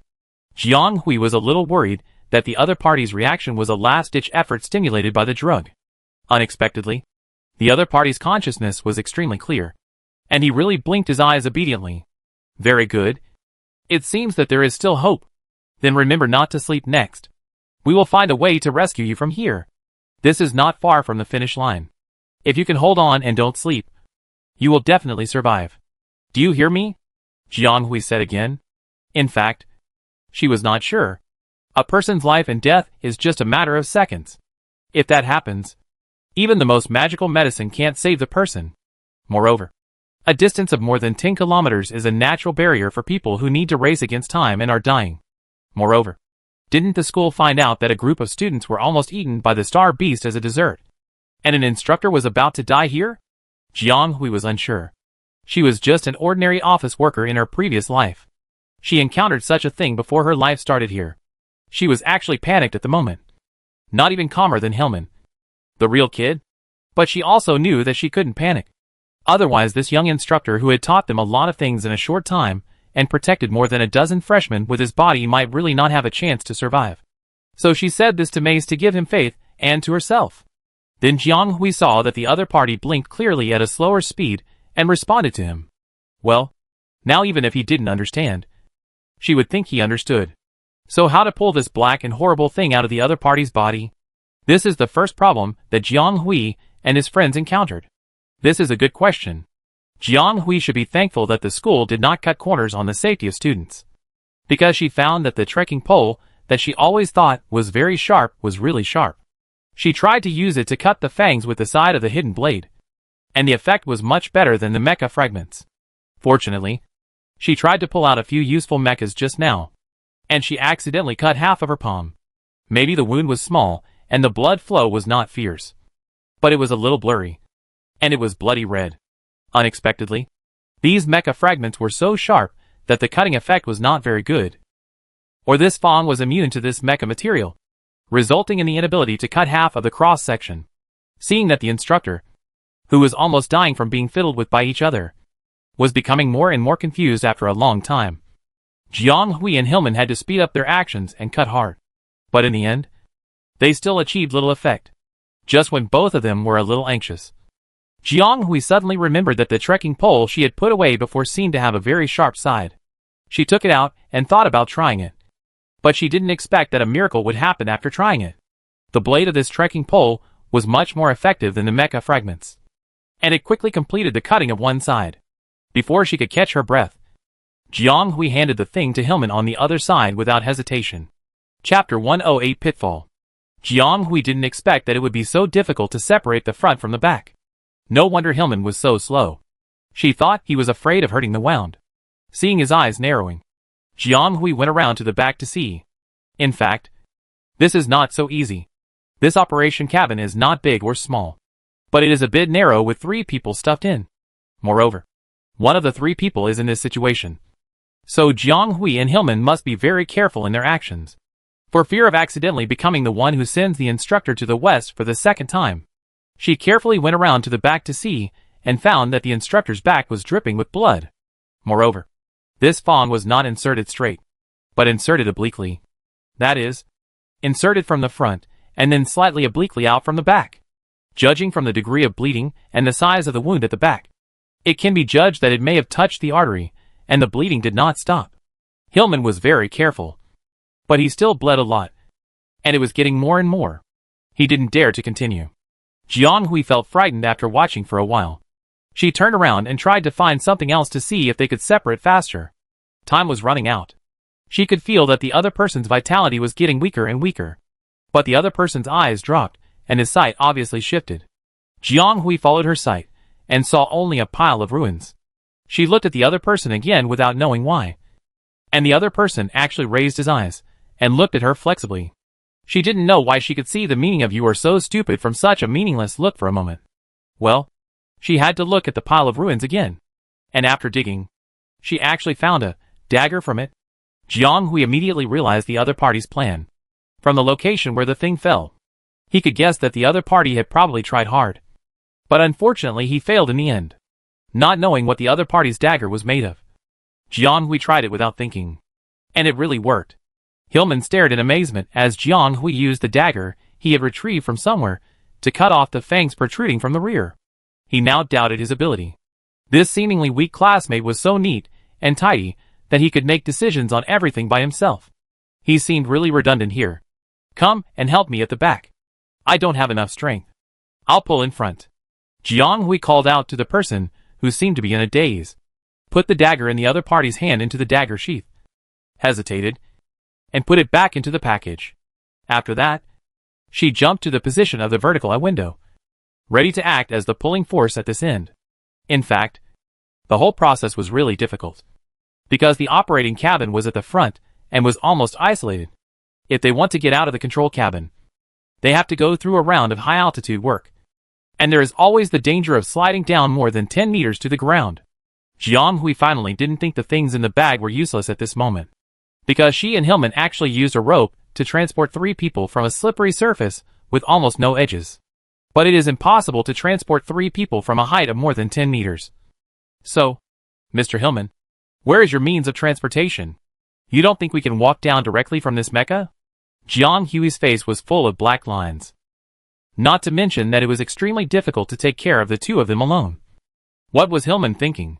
He didn't seem very smart, but it was understandable. Judging from his age, he was the real kid. It was possible that she was shocked by this series of events. She was not much better. Her steps were weak and unreal. You can take it out. We will use it now. Seeing that the other person didn't respond for a long time, Jiang Hui couldn't help but frown. No. You are not lying to me. Are you? Jiang Hui suddenly raised her voice and glanced at the other person. She felt that this was possible. This person was a little suspicious at the time, as if he was hiding something. Now he was like this again. Jiang Hui had reason to suspect that he had lied to her. Jiang Hui unconsciously clenched her fist. She didn't realize that her demeanor had become less friendly at the moment. If it weren't for the instructor on the other side, she might have put down the things in her hands and approached Hillman. Hillman waved his hands repeatedly. No. No. I didn't lie to you. It's there's just a little problem. Oh. Forget it. I'll show it to you. Jiang Hui was a little suspicious, but still gave the other party a chance to explain. Can I strangle you to death now? Half a second later, looking at the so-called means of transportation, the girl almost gritted her teeth and said to someone, a stopgap measure. A stopgap measure. He didn't expect that this thing would be used in this way in the end. But what can he do if he is angry? The other party didn't lie to her, because this thing can really be called a means of transportation. So can this thing be driven? Jiang Hui turned his head and asked. Yes. It's actually very useful. You can try it. Hillman tried to explain himself. Jiang Hui's forehead couldn't help but jump, but he was still trying hard not to burst out, and continued to ask, do you know how to drive it? Hillman shook his head. Jiang Hui couldn't help it anymore. You brought a thing that you can't drive to deceive me that there is a means of escape. It's just temporary. Just think that I was stupid enough to believe you. Now you tell me that you don't even know how to turn it on. Then what on earth are you doing with this thing? Are you waiting for the school to check and deduct points from you? Beep beep you. Someone knew that he was in the wrong, and he didn't dare to say a word after being scolded. He said hesitantly, I've seen others start it. I might be able to try it. Believe your lies. So if they met a star beast halfway and wanted to get away by the so-called means of transportation, they would probably be finished now. Jiang Hui also realized her own stupidity at this moment. She actually believed the other party's words without checking. This was probably the most fatal mistake she made. And she also secretly made up her mind not to make such a mistake again in the future. And never trust other people's words. Especially after seeing the cruelty of the star beasts and the miserable state of the instructors. She became more and more alert to what a dangerous world this is. In this world with extremely advanced technology, star beasts that are hundreds and thousands of times more ferocious than ordinary beasts have also evolved. Such things are not even better managed than on Earth. And they may appear in an unexpected place at any time to take your life. Before Jiang Hui could suppress her irritable mood and communicate with them, she suddenly found that a certain instructor seemed to have regained consciousness and was looking at them at this moment. Weak but also very awake. I don't know if it was her illusion. Jiang Hui seemed to read a hint of contempt from the other party's expression. Jiang Hui. Chapter 109 Bad News. So what is the situation at the finish line? Which is more than 10 miles away. Originally, it was calm. Teams had already arrived successfully one after another. About 7 or 8 teams had entered the finish line to complete the registration. And the intelligence and information they reported were normal. They were led to the waiting area to rest, and could really stop and rest. Many freshmen finally breathed a sigh of relief at this moment. They walked and stopped all the way, and dared not relax for a moment. They were tense, and had never really rested. Now they could finally breathe a sigh of relief. But when they arrived at the finish line, they found that this training was not an activity for freshmen as they imagined. The finish line was set up more like a stadium. There were high stands around the circle, standard competition venues, and a large screen was set up opposite them, showing their mental state at the moment of arrival without any defense. At the bottom of the screen is a huge dynamic list with a total of 200 names, all of which are students who have performed well based on their performance in this training. The following are the extra points they have earned in this training. After the training mission is completed, they will be converted into personal points according to certain rules and put into the account, which can be regarded as a reward for outstanding students. Before they have digested the matters at the terminal, they still need to face the last test, which is the team flag. It has been explained before that before each team sets off, the person in charge of the training ground will personally distribute the flag representing the team to them, which will be held by the selected flag bearer. Moreover, the person in charge will explain the meaning of the flag to them, and different persons in charge will explain it in different styles. It's just that different people and different teams have different understandings.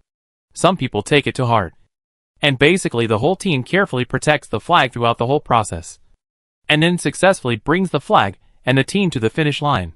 Such a team has the highest degree of completion of the training task and can get full bonus points. But some people don't take it to heart or don't realize the significance of the flag to the team at all. So they go their own way and bring their own. Some accidentally damage the flag halfway along with the flag bearer, and some even lost it directly. In this case, even if they arrive at the finish line early, the evaluation points will naturally be reduced by half, and the points will be deducted. It can be said that they lost both the wife and the army. Of course, some teams are lucky, although they didn't pay attention to the flag, and the performance of the whole team was not outstanding. They were stable along the way, and the levels they encountered were not difficult, so they successfully completed the task. Moreover, there were still quite a lot of people left in the team, and the scorers could not find any mistakes, so their team score was not low. In short, when they arrived at the end, they got rid of the previous information isolation and regained the way to obtain information. They soon knew everything they should know, and naturally they were happy and sad. Then the group continued to wait for the next team to arrive. Just when everyone thought they would complete the entire training reception work smoothly, an accident happened. I don't know if it was the 9th or 10th team to arrive. The first thing they did when they arrived at the end was not to follow the instructions of the staff at the end to complete the registration work, but to interrupt the other party and tell everyone a shocking news. A team encountered star beasts at the checkpoint before the finish line and was attacked by a group of star beasts. This news was almost heard by the officers in the observation center as soon as it landed, and it was like a bolt from the blue. Some young officers present could not help but stand up and look at each other in horror. How could it be? In order to carry out this freshman training, they cleaned up the entire training ground at least a week in advance and sent a lot of experienced sergeants to defend nearby. And the people who arranged it were all trustworthy people borrowed from the army. So how could such an accident happen? And what they are more concerned about is, if they really encounter star beasts halfway, how can these freshmen led by only a young officer escape from a group of star beasts? What kind of star beasts are these intruders? How did they break through the defense line and enter the controlled area? And why has the observation center not received the corresponding help signal so far? Too many questions and doubts. Almost all the people present were military personnel who had come from actual battlefields. They knew better than outsiders what the combination of these information meant, and it was easy for them to guess in a conspiracy direction, while some inexperienced young sergeants were still in a daze. Experienced officers had already reacted quickly and deployed all ports to observe, and quickly checked and located several teams that might have problems. Because it was a rotation system, it was naturally not easy to find that 1 or 2 images were missing suddenly. But now that they knew something was wrong, they integrated all the port images and matched them one by one with the numbered teams, and they could immediately find out a lot of information. Everyone found that the line radiating out in the direction of 78 degrees southwest of the terminal seemed to be affected by some external factors in the observation screens of the 3 teams nearby, and the screens were blocked or simply disappeared. None of the 3 teams has reached the terminal yet, which can easily make people have bad associations. A very prestigious instructor in the 3rd grade made a prompt decision and connected to the other end of the optical brain to issue an order, asking the patrolling army nearby to check the situation immediately. Regardless of whether the teams were in trouble at the moment, they should directly bring the students back to the terminal safely, and then conduct a carpet search to dig out and eliminate the group of star beasts that might be hidden nearby. Following the lead of this instructor, officers with authority contacted nearby teams one after another to rescue and assist in the search. And the situation became very tense for a while, and all the 1st grade class teachers couldn't sit still this time, because their students were the first to bear the brunt of the accident, and they might also become victims. So no matter whether their students were in the 3 teams within the range of this radiation line, they couldn't sit still here. Before they could officially launch the search and rescue operation, the bad news continued. 3 teams came to the terminal in succession, and they came together. But the faces of the students and the leading instructors who arrived at the terminal were not very good, and they looked panicked. After asking again, the 3 teams actually brought back students who were attacked by star beasts. They all belonged to the 7th team gathered at the A1 training ground, which was the team where Jiang Hui was. Stark, who had been sitting in silence and seemed very calm, suddenly stood up and stared at the blocked observation screen with a gloomy look in his eyes. Chapter 110 Arrival. Humph. You're getting anxious now. As soon as you hear. Zoe hadn't finished his words. His legs, which seemed to have never been placed in a stable position, suddenly seemed to lose their center of gravity. The huge impact knocked him down, and he fell on his back unexpectedly. Hey. How dare you? Zhou Yi's last impression of what happened just now was that Stark, that bastard, kicked him to the ground. He didn't expect Stark to dare to do this in public, so he was almost unprepared for the kick. Stark didn't even look at the person on the ground, but raised his left hand to pat the non-existent dust on the other sleeve, turned around and walked out of the observation center and left directly. Zoe felt that he had lost face, and immediately took a few steps to pull Stark, but was stopped by the 3rd-year superior officer who gave the order at the beginning. Don't make trouble at this time. If there is anything, you can solve it privately. It's already chaotic enough. Major Hank frowned and said to the young and energetic captain. He also saw the farce just now, but he didn't have the time and didn't want to deal with it. Besides, he had met Stark before. He was a cold and serious person who never changed his mind and never competed with others. He was the least likely to start a quarrel with others. Although he was not familiar with the young master of the Zhou family, he knew from his body language that he was a competitive person. Hank wanted to figure out the matter of the star beasts and ensure the safety of every new student. But he didn't want to let these grown-up boys make trouble before that. Seeing who stopped him, Zoe was speechless. Even if his family background was superior, he would not dare to confront his superior with real talent and knowledge even if he relied on his own ability and confidence. Major Hank was almost the most experienced class teacher in the school. He had made many achievements on the battlefield in his early years. He was highly valued by the superiors in his corps, and was also a leader of the younger generation. The other party was originally here for transition. After leaving Beska Intermediate College in a few years, he would be promoted to lieutenant colonel. Although Zoe was also a captain, his starting point was also high, and his strength and management were still far behind Hank. He was arrogant but not stupid. He knew that a man of insight was a hero, so he could only suppress his injustice and put the account on Stark. But he did not expect that he would soon face the disapproving eyes of the first-year teacher. Now he could only suppress any complaints he had. Teacher Tan shook his head. So when he assigned a class teacher to the new class, he had a bad feeling. In fact, Stark was originally the class teacher of Class 1. He was the best choice for this class teacher in terms of military rank, qualifications, and personal ability. However, the other party looked at the student records of this class and chose to lead Class 2 for some reason. So Class 1 could only ask the next candidate Zoe to take over. But Zoe, who was arrogant, was very dissatisfied with this. The relationship between the two of them dropped to the freezing point.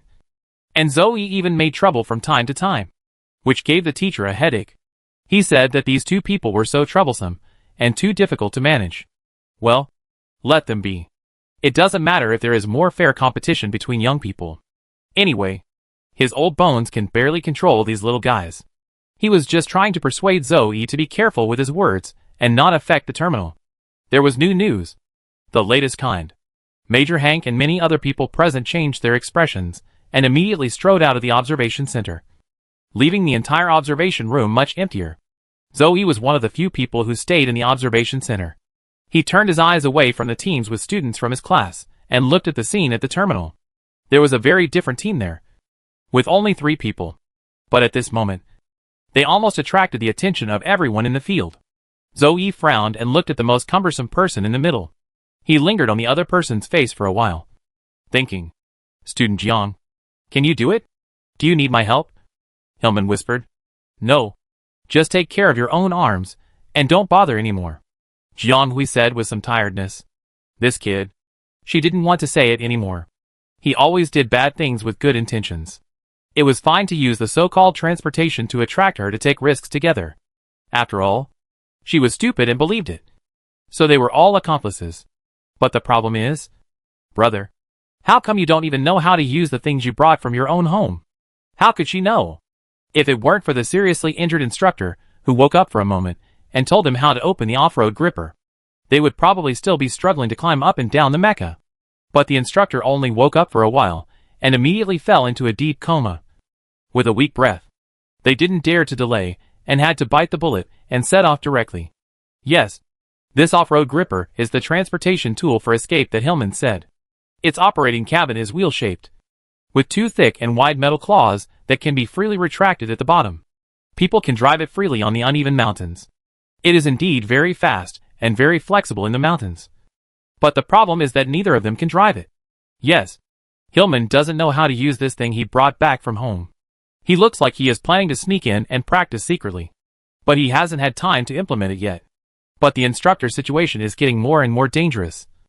And his breath is almost weak. Jiang Hui is worried every moment whether he can survive to the finish line. If he walks back, the other party probably won't be able to survive. So the question now is very simple. Should they choose to take the risk of using this means of transportation to send the instructor to the finish line? Hillman said that he had sat in someone else's car before, but he had never actually operated it. So he could only try to drive back in automatic mode. And Jiang Hui didn't know how to drive at all. So she couldn't care so much. She immediately urged the other party to start the machine and try to send them to the finish area. How can you know if it works if you don't try it? They set off in such a chaotic situation with the gripper. It was okay at the beginning.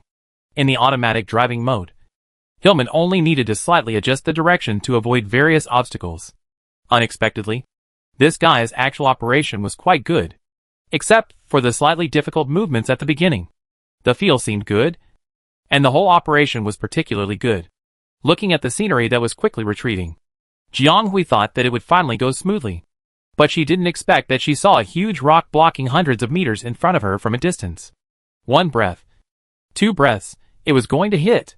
She was sweating profusely, and subconsciously pushed Hillman's claws.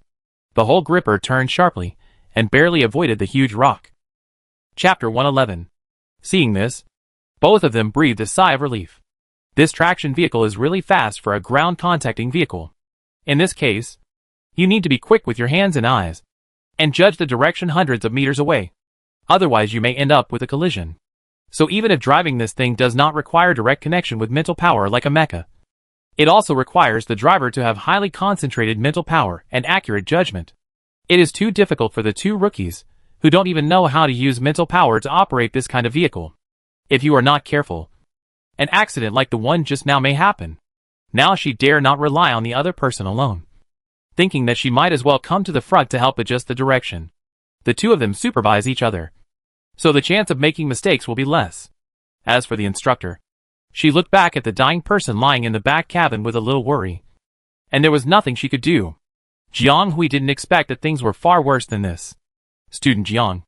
Jiang Hui turned to look at him. But Hillman did not move his eyes away from the front.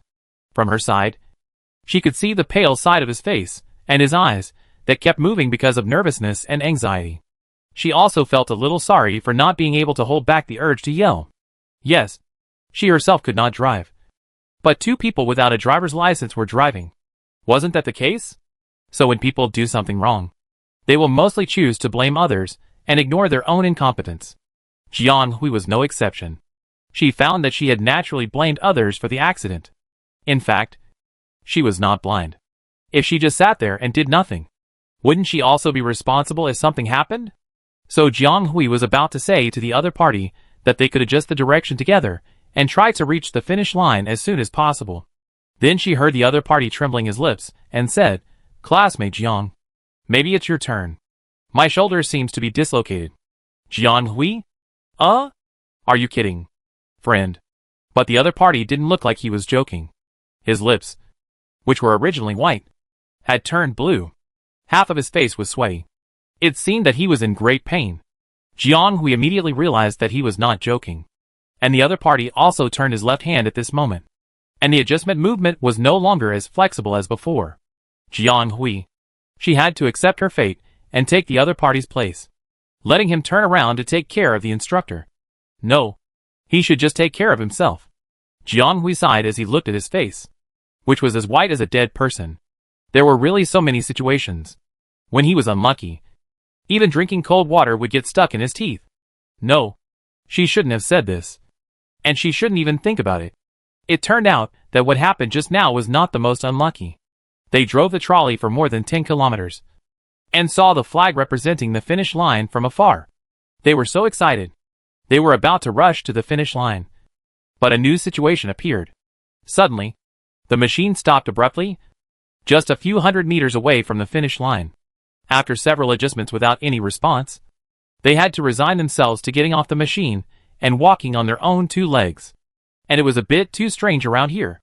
There were no soldiers or staff stationed in such a place near the finish line. With this level of escort work, it was no wonder that they hadn't discovered a group of students who were almost attacked by star beasts in the woods for so long. Jianghui cursed inwardly. In fact, she really wronged the school. There were people stationed here originally, waiting to be transferred at any time. But because of the matter of the star beast, the school almost pulled out all the available sergeants to search for the remaining freshmen. And they didn't care about the training and wanted to bring everyone back directly. As for the end point, no one would worry about the safety here. After all, the high-ranking officers of the entire school were gathered here. And even if a group of star beasts broke in without knowing what was good for them, they would only be able to deliver food. But as the situation developed, they gradually could not continue to stay here, and prepared to dispatch officers of all grades to various places to look for people. But before they sent people to look for them, Jiang Hui and the other three came over. So as they saw, there was no one outside the end point, and they had to carry the injured and walk to the end point. And the seriously injured people could not be woken up. And Jiang Hui and Hillman didn't even dare to check whether the other party was still breathing.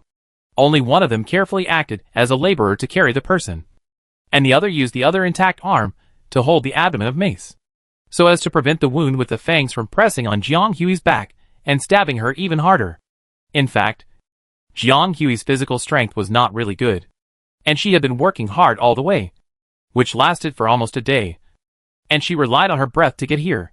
She had actually relaxed instinctively when she saw the end, but now she had to carry someone on her back. In addition, the instructor was also quite tall, and Jiang Hui carrying him was like carrying a mountain, with difficult steps, one shallow step and one deep step, which was very strenuous. Hearing Hillman's question, she wanted to change someone to carry him if the other party could do it. However, Hillman didn't even know what was going on with his half arm. Seeing his pale face, Jiang Hui was really embarrassed to ask a wounded person to carry him. She would rather carry him herself. Anyway, the person had been sent here, and he had to be sent to the west whether he was dead or alive. She hoped that the people at the terminal would soon discover their pitiful group. She was almost unable to bear it. It was simply a big league of wounded people. Jiang Hui felt her own physical condition and seriously doubted whether she would be starved to death the next time she entered the spiritual space. Thinking about it, there was really such a possibility. So the two of them walked into the terminal with people on their backs in such a pitiful way. Fortunately, the people at the terminal were not really blind. As soon as they entered the door, Jiang Hui felt countless eyes falling on them instantly. Then there were messy footsteps, and there was a commotion in the whole place. Many people rushed to their side. Both of them almost subconsciously relaxed their nerves. Jiang Hui felt that someone carefully took the person behind her, freeing her heavy body and mind. Then someone held her shoulders, letting her release all her strength. And finally she could breathe a breath of information air. When Jiang Hui finally caught her breath, the noise in her ears was still loud and painful. After a long time, she felt that the people standing in front of her moved away, and someone was walking towards her. As if she felt a familiar breath, she subconsciously raised her head to look. "Class teacher?" she shouted, a little confused, as if she was just identifying the person subconsciously. "It's me." Stark bent down slightly, pulled up the person who had unconsciously half sat on the ground, and took her to the medical tent. Chapter 112 Explanation. Perhaps the opportunity to enter the spiritual space today has been exhausted. Jiang Hui slept deeply for the first time in a long time, and did not dream of anything. When she woke up, it was already dark outside. Jiang Hui thought vaguely that since it was dark, and it was time to sleep, she might as well continue to sleep. Awake? Then don't sleep. Wait until the things are done and then sleep well. Even if you sleep for a whole day. A voice suddenly sounded in her ears, like thunder in the plain, instantly waking up the person who was sleeping vaguely. Why is there a voice suddenly? No. Where is she? How long has she slept? What time is it now?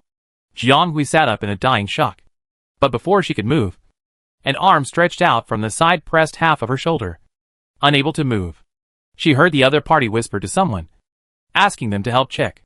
Then, a person in a white uniform came over here. Jianghui had already recovered from her dream, and her sleepy mind gradually became clear. Then the medical staff used a series of testing instruments to check the situation. They confirmed that she had no major problems except physical and mental exhaustion before leaving with the report. She asked in confusion, "Is it over?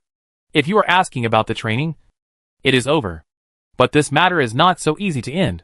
Stark sat on a chair not far from Jianghui's bed, and it seemed that he had been waiting here for a long time. Although she knew that such a thing had happened, the training was definitely not the focus. But after all, she had worked hard for it for so long along the way, and she was always thinking about it. But now that she heard the news from her class teacher, her last worries were gone, and she relaxed a lot. Then Jianghui's heart, which had just been relieved, was lifted up again, and she woke up all of a sudden. There was not much left of the days left when she just woke up. She remembered what happened before she fainted, and a series of extreme operations afterwards, and immediately asked, "Then the one we brought back? He has been sent to the military hospital, and is still in emergency treatment." Jianghui thought to herself that it seemed that she had not been unconscious for a long time. When a person is injured like that, there are only two results of emergency treatment. One is to save him alive, and the other is not to save him alive. With the technology here on the interstellar side, it is estimated that the result will be out soon. As if he could see what she was thinking, Stark glanced at her and said calmly, "You have been sleeping for nearly 10 hours. Jianghui froze immediately. 10 hours? It was already night when she reached the finish line. 10 hours means 10 hours. Did she sleep until the next morning? Jianghui noticed that the tent she was in was very small, but there was no other bed besides her, so it should be an independent medical tent. Somewhat doubtful whether she was still in the finish line. And it took 10 hours to rescue. Even with such amazing medical technology as Interstellar, it seems a bit outrageous. Right? After all, a human body is only this small. 10 hours on Blue Star is enough for doctors to perform an extremely delicate surgical operation. Not to mention that this is a rescue operation for the purpose of restoring vital signs. I am afraid that the blood has been replaced several times. That is to say, the doctors have been fighting against the devil for the life in these 10 hours. The person may lose his life every second, and he is still being rescued now. Can he really survive? Stark suddenly said, "He can survive. If you send him here later, it would be in vain to increase the rescue time by 10 times. He almost died completely, and there is no chance of rescue. And he can survive here under such circumstances only because of the sporadic living cell biological agents left in his body.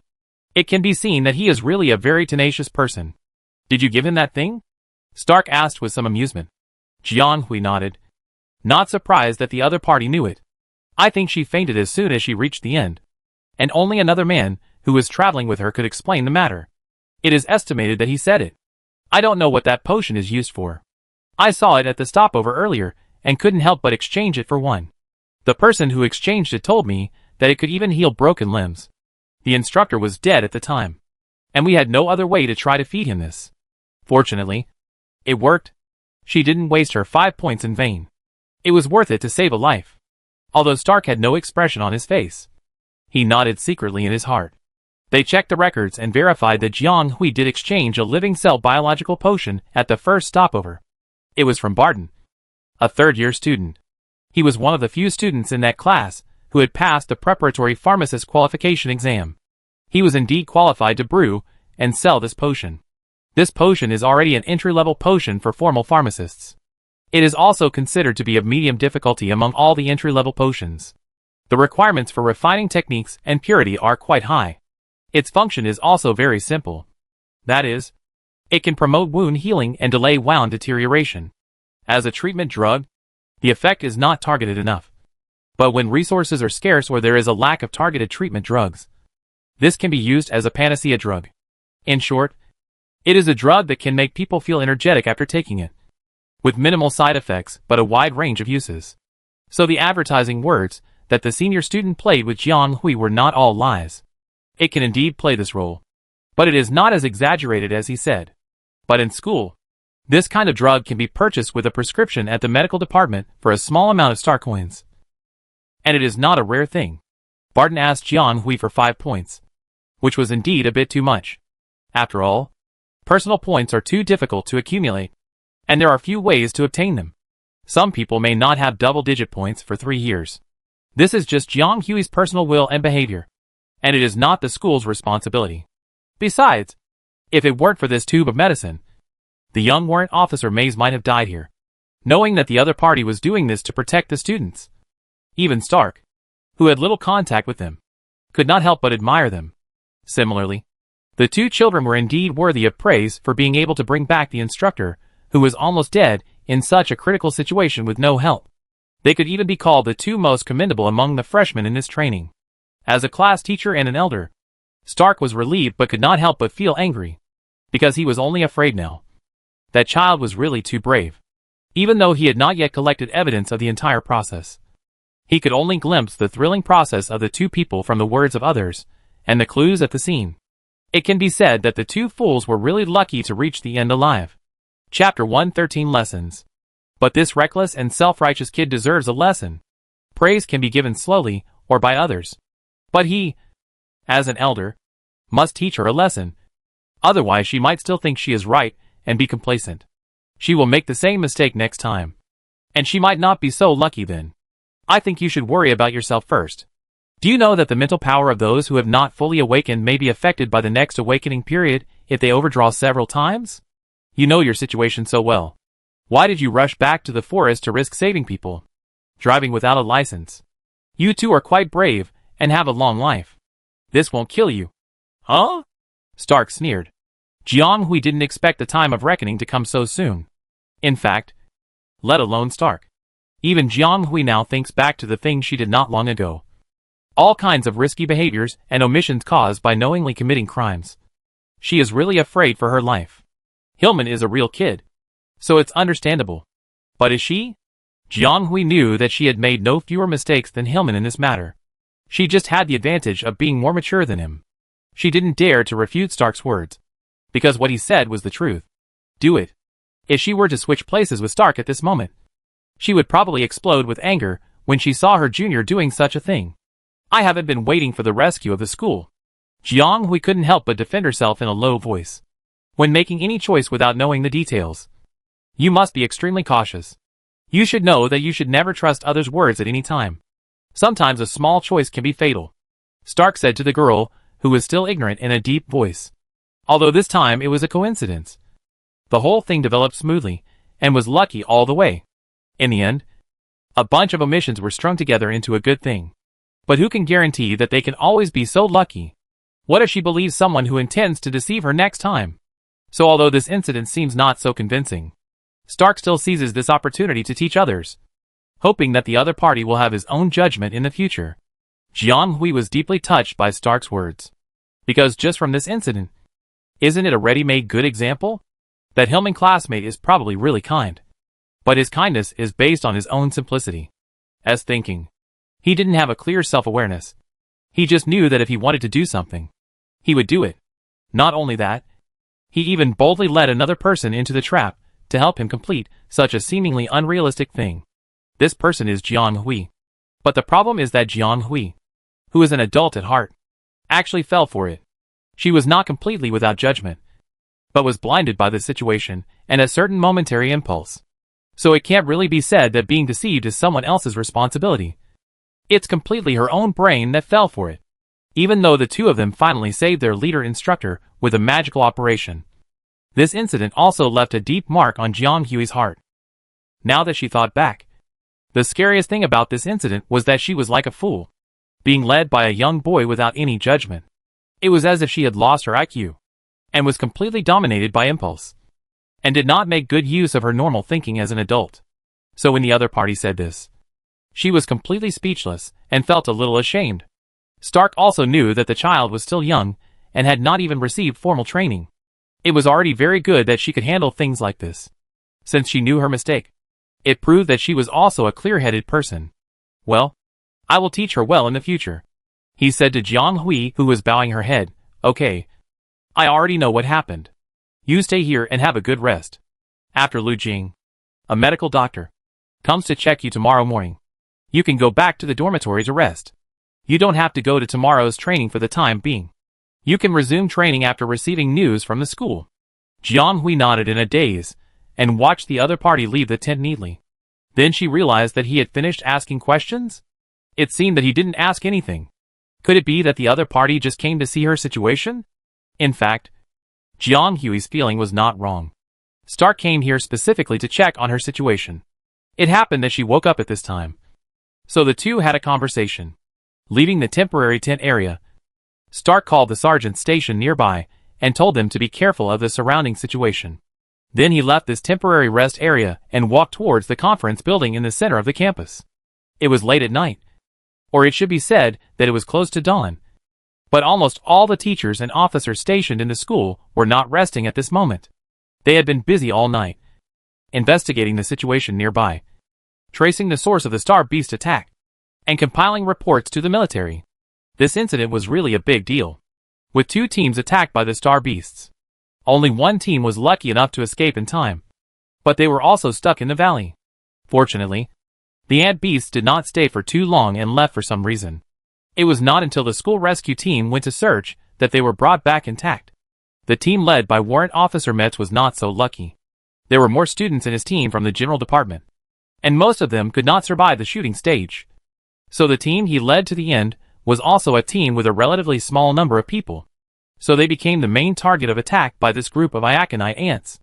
This seventh team almost ran into the group of Star Beasts head-on. And unlike the lucky team in front, there was almost no room to hide. Then, as everyone saw, Metz took the method of fighting to the death to protect these powerless students. And Metz was even more unfortunate to encounter a fatal attack from one of the hidden king-level beasts, and was hit in the vitals, almost dying on the spot.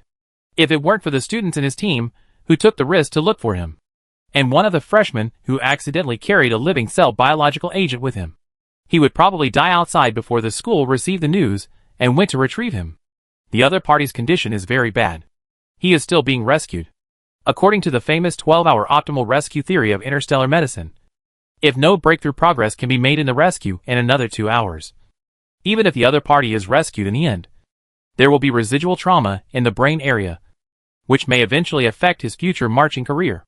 I just hope he can be stronger. After all, he is still so young. Chapter 114 Evidence Collection. Except for the warrant officer Mays, who is still being rescued, more than half of the 15 students who escaped from the attack team were injured. 3 of them were accidentally seriously injured while fleeing in the forest in panic and have been sent to the hospital for treatment. 6 of them were slightly injured, but they are still in shock. After treatment, they were sent back to the medical tent for observation. There are also 2 students who sent Mays back, El Hillman and Jiang Hui. The former has a moderate dislocation of his shoulder and has been taken home by his family, while the latter is in a coma due to both physical and mental overdrafts. They can be said to be the worst team in the whole game. Fortunately, no one has died so far, which is a blessing in disguise. The school can hardly imagine what kind of blame and pressure the school will bear if someone really dies in this training. Even they themselves cannot afford to kill those who are not fully awakened.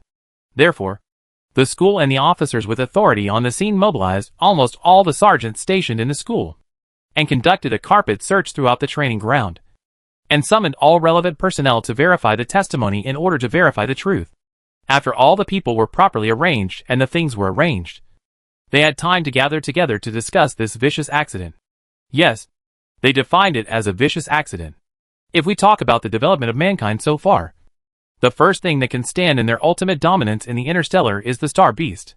Humans still have many enemies in interstellar life, some of which have been completely eliminated and turned into interstellar dust, and no longer resist them on their way to survival.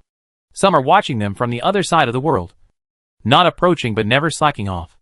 Once humans are in crisis, they will be the first to take action. Others are still active in human life, and from time to time, they will pop up in their own way to give humans a hammerhead blow. Star beasts belong to this kind. Like a thorn in the flesh, trapped in the lives of interstellar people. Since humans broke through the universe, where the mother planet is located, and immigrated to the Alpha universe, where they are currently settled, they have developed rapidly in the following time. In a short period of time, they have broken through the previous species restrictions and created an era civilization that is unique to humans and extremely glorious and prosperous. But their lives are not all smooth sailing. There are still a certain number of star beasts in this universe. They are also explorers of this universe, and even came here earlier than humans. They are called beasts because they look very similar to the animals on the human mother planet. But their habits and combat effectiveness are much more brutal, and they have a strong sense of territory. Some tribes will also actively attack humans and regard humans as food to be hunted. So for a long time, the humans who had just immigrated here were caught in a bitter battle with the star beasts. In fact, people just wanted to find a planet similar to their mother star at the beginning, and live and work in peace and contentment as in the past. But how could this turbulent interstellar environment allow them to settle down like this? The star beasts, who were used to traveling between various galaxies or wandering around the planets for hunting, began to target humans. A war between humans and star beasts broke out, and they began a tug-of-war that lasted for several epochs. After all, humans are highly intelligent creatures with unique advantages.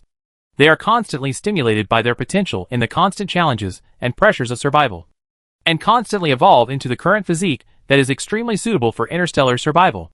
They have also developed many weapons and inventions that span eras and interstellar eras. Human civilization gradually reached its peak. In this war, the scattered star beasts gradually fell behind. Although their numbers and populations did not decrease much, they could no longer treat humans as creatures that could be hunted at will as in the past. There was no right or wrong in this battle, because perhaps from the perspective of the star beasts, humans were the invaders. But it was difficult for the two to coexist peacefully. So naturally they could only end up with one rising and one falling. And the essence of the conflict between humans and star beasts is that the two races are competing for resources and territory. Sometimes, even if humans want to coexist peacefully with star beasts can hardly tolerate such a huge intelligent race as humans competing with them for resources around them. And they attack uncontrollably. And humans are such an ambitious race from the bottom of their hearts. They may really want a stable life at the beginning, but in the evolution and progress day by day, they have gradually mastered the power to dominate the life of the group. After exploring the magical and wonderful places of this vast universe, they are naturally unwilling to survive on only one or two small planets. In the end, they really dominated the universe and became the overlord of this region. The star beasts had long been isolated outside their habitable galaxy and could not enter the human domain at will. But now, right under their noses, a group of star beasts inexplicably broke in and attacked a group of students who were not fully awakened. Isn't this a vicious incident? Not to mention their small school. When the sun rises, the news can no longer be suppressed. Once this matter is exposed, it will inevitably become the focus of Planet 732. Therefore, they must find out the whole story of this matter as soon as possible and give an explanation to the people, the military, the school, and the parents of the students. Stark had been busy here all night, but he was still worried about Jiang Hui's situation. So he took time to go over and see him. When he came back, he naturally had to deal with that matter. Seeing him come back, Major Hank immediately signaled him to come forward to inquire about the situation. Stark told Jiang Hui the information he had obtained one by one, and the other party fell into a brief contemplation after hearing it. In fact, they had already learned the details of the matter from Hillman. However, the child was relatively young and his focus was more erratic, so some things were not very clear. Jiang Hui's side was clearer, and he supplemented a lot at once, so that some of their unclear points could be verified one by one. But these are secondary information obtained from the population after all. And what everyone wants to see now is completely objective first-hand information. What is completely objective first-hand information? Naturally, it is direct evidence. Traces of evidence collection. Sounds, images, etc. Has the person who went to investigate and collect evidence not arrived yet? Major Hank tapped the conference table with his fingertips. A young officer next to him whispered back, "It should be almost over. I just came back and there is only one point left to collect intelligence." In fact, it was the site where Metz had the accident. That place was too important. They had people protected from the beginning, and sent a lot of experienced people to collect evidence. But because there were too many details to collect evidence, it has not been fully investigated yet. Chapter 115 On-Site Situation.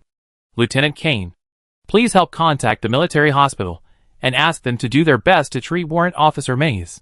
If there is any medicine missing, I will contact the 8th Corps to transfer it first. Major Hank ordered. An officer in lieutenant uniform nodded and dialed the hospital's communication point. Almost at the same time, the young man closest to Major Hank whispered, "Major, I just received news that 2 members of the main branch of the Mays family have arrived on this planet overnight and are expected to arrive at the military hospital soon. He is not actually an instructor stationed at the school, but an adjutant belonging to Major Hank. Speaking of which, his presence in this school is really redundant. He neither teaches students nor is he assigned to accept quota tasks like many officers present. He came to the school as Major Hank's adjutant, and his main job is to assist Major Hank in military affairs during his time at school. In fact, according to the military system of the Empire, generally speaking, only colonels can be equipped with adjutants. These adjutants need to serve as assistants to the superiors, assisting in handling general affairs and military preparations, and even serving as frontline soldiers in wars, which is similar to the position of a confidant secretary. However, this is only the system on the surface. The military system that has been maintained in the Empire is slightly unsuitable for the current military situation. In this era of military prosperity, the Empire's military team has already reached a certain scale, almost 2 or 3 times the size of the Empire's initial establishment. The entire organization system is complicated, from the lower privates to senior generals, and the number is large to a certain extent. This also ensures the dominance of mankind in the interstellar space. But it is necessary to operate such a huge and complex military machine, not to mention the huge amount of resources required. But also the human resources required are not ordinary. But no matter in which era, no matter how prosperous the military is, the group that is truly capable of serving as officers is still a minority. This also means that they need to command more and more junior soldiers and undertake more military affairs. But a leader can have extremely strong leadership, excellent judgment, foresight. However, no matter how strong a person is, he is always just one person, and he can't do everything. At this time, a capable and powerful adjutant becomes their perfect partner. In the past, adjutants were assigned by the army. Generally, when they reached the colonel level, the army would select a junior officer with the highest degree of cooperation from below as its adjutant. Then the future of this adjutant almost depends on the superior he follows. And when the superior has made military achievements, he can also be allocated some military work according to the rules.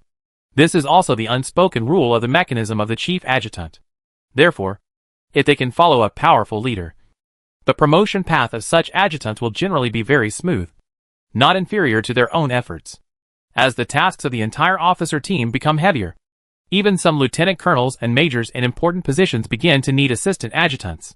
However, it is very unrealistic for the Empire to modify the military system at present. The military thinks that it is better to arrange it by themselves and form an unwritten rule than to argue with the noble parliament on this issue. Therefore, some lieutenant colonels and majors can also have their own adjutants through application. However, their adjutants are usually chosen by themselves, and cannot be selected through the open military system like the colonel.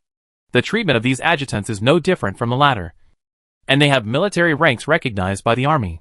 Major Hank comes from a famous military family in the capital Star. However, by his generation, he has been assigned to the side branch. His grandfather was also one of the candidates for the succession of the main line, but he was separated from the main line after failing the election and was gradually marginalized. But Major Hank himself has very good talents, and as an outstanding graduate of the Capital Military Academy, he has the status of sergeant upon graduation.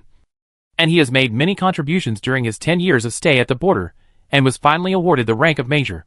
He is now a very promising person in the family, and this adjutant was also selected by the family to be by his side. So this adjutant is also a member of the side branch of the Hank family, and he and Major Hank can be said to be of the same blood. He also knows very well that the so-called application for medication from the military is certainly not something that can be applied for casually. After all, the army is not a charity organization, especially for people belonging to different legions. Their sources of resources are naturally different. that Warrant Officer Mays is on the inspection list of the 3rd Legion. And although he is not officially entered yet, if nothing unexpected happens, he will definitely enter the 3rd Legion as soon as he is promoted to the rank of lieutenant.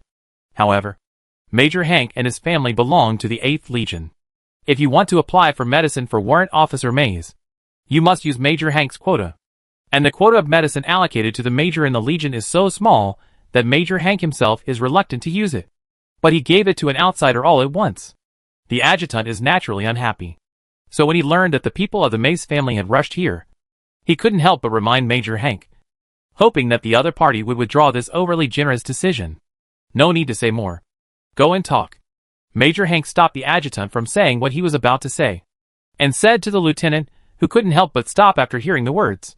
Hank said to the unhappy adjutant in a deep voice, "I think a hero who dares to sacrifice his life to protect the citizens of the Empire should not lose his life at the best age. He did what he should do. And I should naturally do what I should do." Seeing that his superior's attitude was firm, the adjutant finally took a step back and stopped persuading. Although he looked unhappy, he helped the hospital connect to the communication of the 8th Legion to request the special medicine. Major Hank nodded and was about to say something to Stark in front of him. Suddenly, the large screen in the middle of the conference table was directly connected. And after the connection, the whole screen was projected, seeing the people and environment displayed on the other side of the image. The slightly noisy conference room suddenly became quiet. "Lieutenant Lando," Major Hank asked the person on the screen, who then saluted and greeted the Major, and then reported the evidence collection to everyone present. "We brought back a total of 1,872 pieces of Star Beast corpse fragments from the scene. It was confirmed that the group was ioanous acid sulfonate ants. A total of 53. A small-scale mobile group. The average mental strength is above D level, and the physical strength is C+. It is not toxic, but the acid sulfonate secreted has a greater interference with the awakened brain. The king-level acid sulfonate ant that severely injured Warrant Officer Mace is a little strange. It is now assessed that its mental strength is A+, and its physical strength is S level. It is also obviously inconsistent with the pheromones of the group it leads. The initial judgment is that it seems to have been forcibly mixed. It was finally killed by Warrant Officer Mace's mecha, and the crystal core will be transported back with Warrant Officer Mace's mecha later." Chapter 116 Replay. Everyone present, especially Major Hank, suddenly looked depressed when they heard this. Although they had received relevant intelligence before and knew the existence of this king beast, but now all the physical evidence is connected, and most of the people present have come from the chaotic battlefield. So it is easy to taste the abnormality. The general combat effectiveness of Iocophila acid sulfonate ants is not very high, but they are the rare smell masters among ant-like star beasts. They can not only secrete acid sulfonate that interferes with the balance of the brain, but also temporarily demarcate the sight, and shield and interfere with the signals in a specific area. This is why the school could not receive the distress signal from Mays and others. But Mays and others had a problem more than 10 miles before the endpoint. They were not discovered. It can be said that it was the effect of acid sulfonate ants. But what about this king beast level acid sulfonate ant? How can a king beast with a comprehensive evaluation of quasi-S level be the leader of a group of star beasts that are at most C level, even if they belong to the same clan? It is impossible. Besides, the pheromones of the two parties are not compatible at all. This king level acid ant was obviously specially arranged to blend into this group of C level star beasts. Who would do such a thing, and what is his purpose in doing so? In the past 100 years, such a thing has never happened in Beska Intermediate College. Everyone felt a bit awkward. "Go on." Major Hank pressed the back of the table and chair, and the slight creaking sound immediately reminded the people who were discussing the scene, and they also unconsciously quieted down. In addition to the data and traces required for evidence collection and replay, we also extracted some images from the port of the mecha remnant of Warrant Officer Mace. Although it is damaged, it shows several scenes in it. Do you want to check it immediately? Major? Project it over here. The other party made some movements on the other side after hearing this, and transferred the image to the conference room with the help of the accompanying evidence collector. The port equipment was probably too damaged. Most of the transferred images were very short and partially blurry. Sometimes the scene was not clear, and sometimes only the sound could be heard. However, the thrilling situation at that time could be felt from the sound and the remaining images alone. especially the second to last segment. Major Hank watched this video 3 or 4 times, frowning and thinking. But he didn't say anything. Closed this video, and then clicked on the 4th segment. This segment is the longest and calmest of the 4 videos. So quiet that it makes people a little flustered. Because at this time, Mace in the video has been seriously injured. And the huge claws are. The piercing pierced through the upper ribs and lungs. And blood dripped down along the fangs, flowing all over the ground, so that the whole picture seemed to be stained with red. This process was not short, but it seemed very long in this atmosphere that seemed to be shrouded in the shadow of death. Everyone present had experienced life and death, personally set off many companions and countless enemies, and had long been accustomed to life and death. But watching a compatriot's life gradually come to an end is really a terrible feeling, even if this moment belongs to a completely past image. The atmosphere in the conference room was extremely depressing, until a different voice suddenly came from this dead silent scene. Major Hank raised his eyebrows, and Stark also looked at one of the slightly familiar voices. It seems that the 2 little guys who came to save people just happened to come over. So this is the scene at that time. Although they have learned the general situation from the 2 parties involved, knowing the result is different from seeing the whole process clearly. Although the host on the screen is still the dying warrant officer Metz. The clear voices of the children outside, and the lively atmosphere that is incompatible with the dullness of the scene immediately dispelled a lot of the haze spread by death. Seeing this, the first-year teacher Tan couldn't help shaking his head and laughed a little. These 2 children are really brave. What if there are still star beasts nearby? Wouldn't such a big noise attract them all? Of course, this is just from their perspective of observation and analysis. The matter has actually passed. The fact is that they were lucky not to encounter any star beasts and rescue the instructor. Teacher Tan just sighed. The picture continues. The whole picture inside is still very blurry. But from their perspective, they can see that the people outside are working very hard to dismantle the vertical window of the operating cabin. There should be lateral resistance over there. So let's do it this way. Then, there was another round of cautious prying. And the person doing it seemed to be constantly exploring the angle of force. Although the movements were a little immature, the whole process was unusually smooth. And it could be seen that he was a little serious about the structure of the mecha. Then everyone watched as the person outside almost took apart the vertical window of this mecha, with a rating of at least S as if it were a child's play. Captain Stark, I remember you said this person was a student in your class. He seems to have strong hands-on skills. Major Hank didn't quite understand this. But he also knew that this didn't seem to be the talent that students of the combat single soldier department should have, but more like the quality of a mecha master. From the right vertical window, the side should have been hit hard, and the joints that were connected together were loose, so it's not difficult to take it off. Major Hank wanted to say that I haven't said anything yet. He just wanted to praise the child for his good touch. And he was so anxious to explain, for fear that he would be noticed by the mecha department. In fact, there was no need to do so. Compared with the mecha talent that he didn't understand or see, Hank actually appreciated the slightly calm and composed attitude shown by the other party.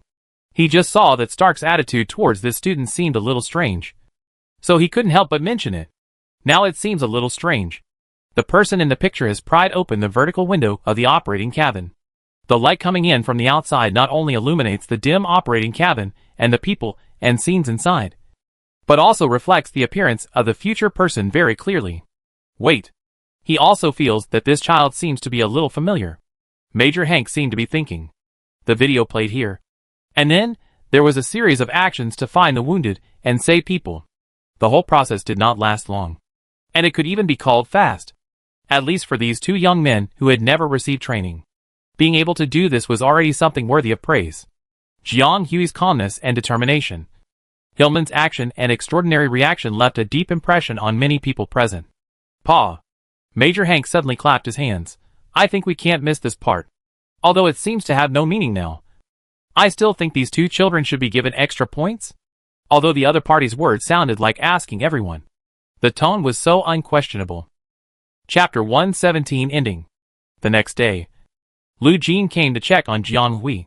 He was so angry that he not only scolded her, but also scolded the school and the top management on the spot after learning the process of the incident. The scolding was so ugly that Jiang Hui even suspected that the school had owed the therapist Lu's salary. Otherwise the other party would not have such an angry and dissatisfied attitude. In fact, her guess was right. Lu Jin had been transferred to Beska Intermediate College not long ago, and he had already had such dissatisfaction twice. One was before Jiang Hui came. At that time, he protested to the school, but the school promised him to pay more attention. But in the end, it was still the same. The other was this time. In Lu Jin's view, these two incidents originated from the tough style inherited from the military by this school. The school could have handled it well, but it always ignored the details because of its arrogant attitude, which led to all kinds of bad follow-ups, which could have been avoided. Lu Jin understood that this was also the usual style of schools with military backgrounds. Not only Besker Intermediate College, but many schools he had seen in the capital system also had this general style.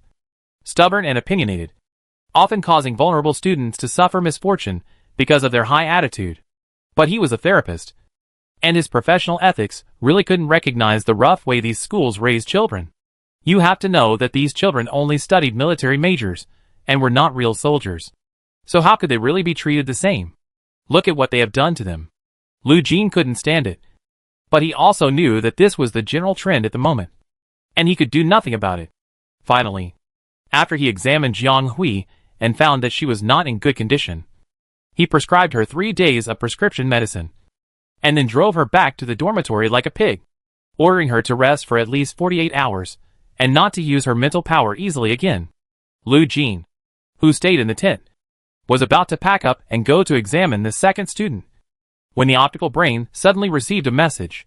He glanced at the random frown and slightly relaxed his eyebrows. A little absent-minded, he woke up. Finally, there is good news.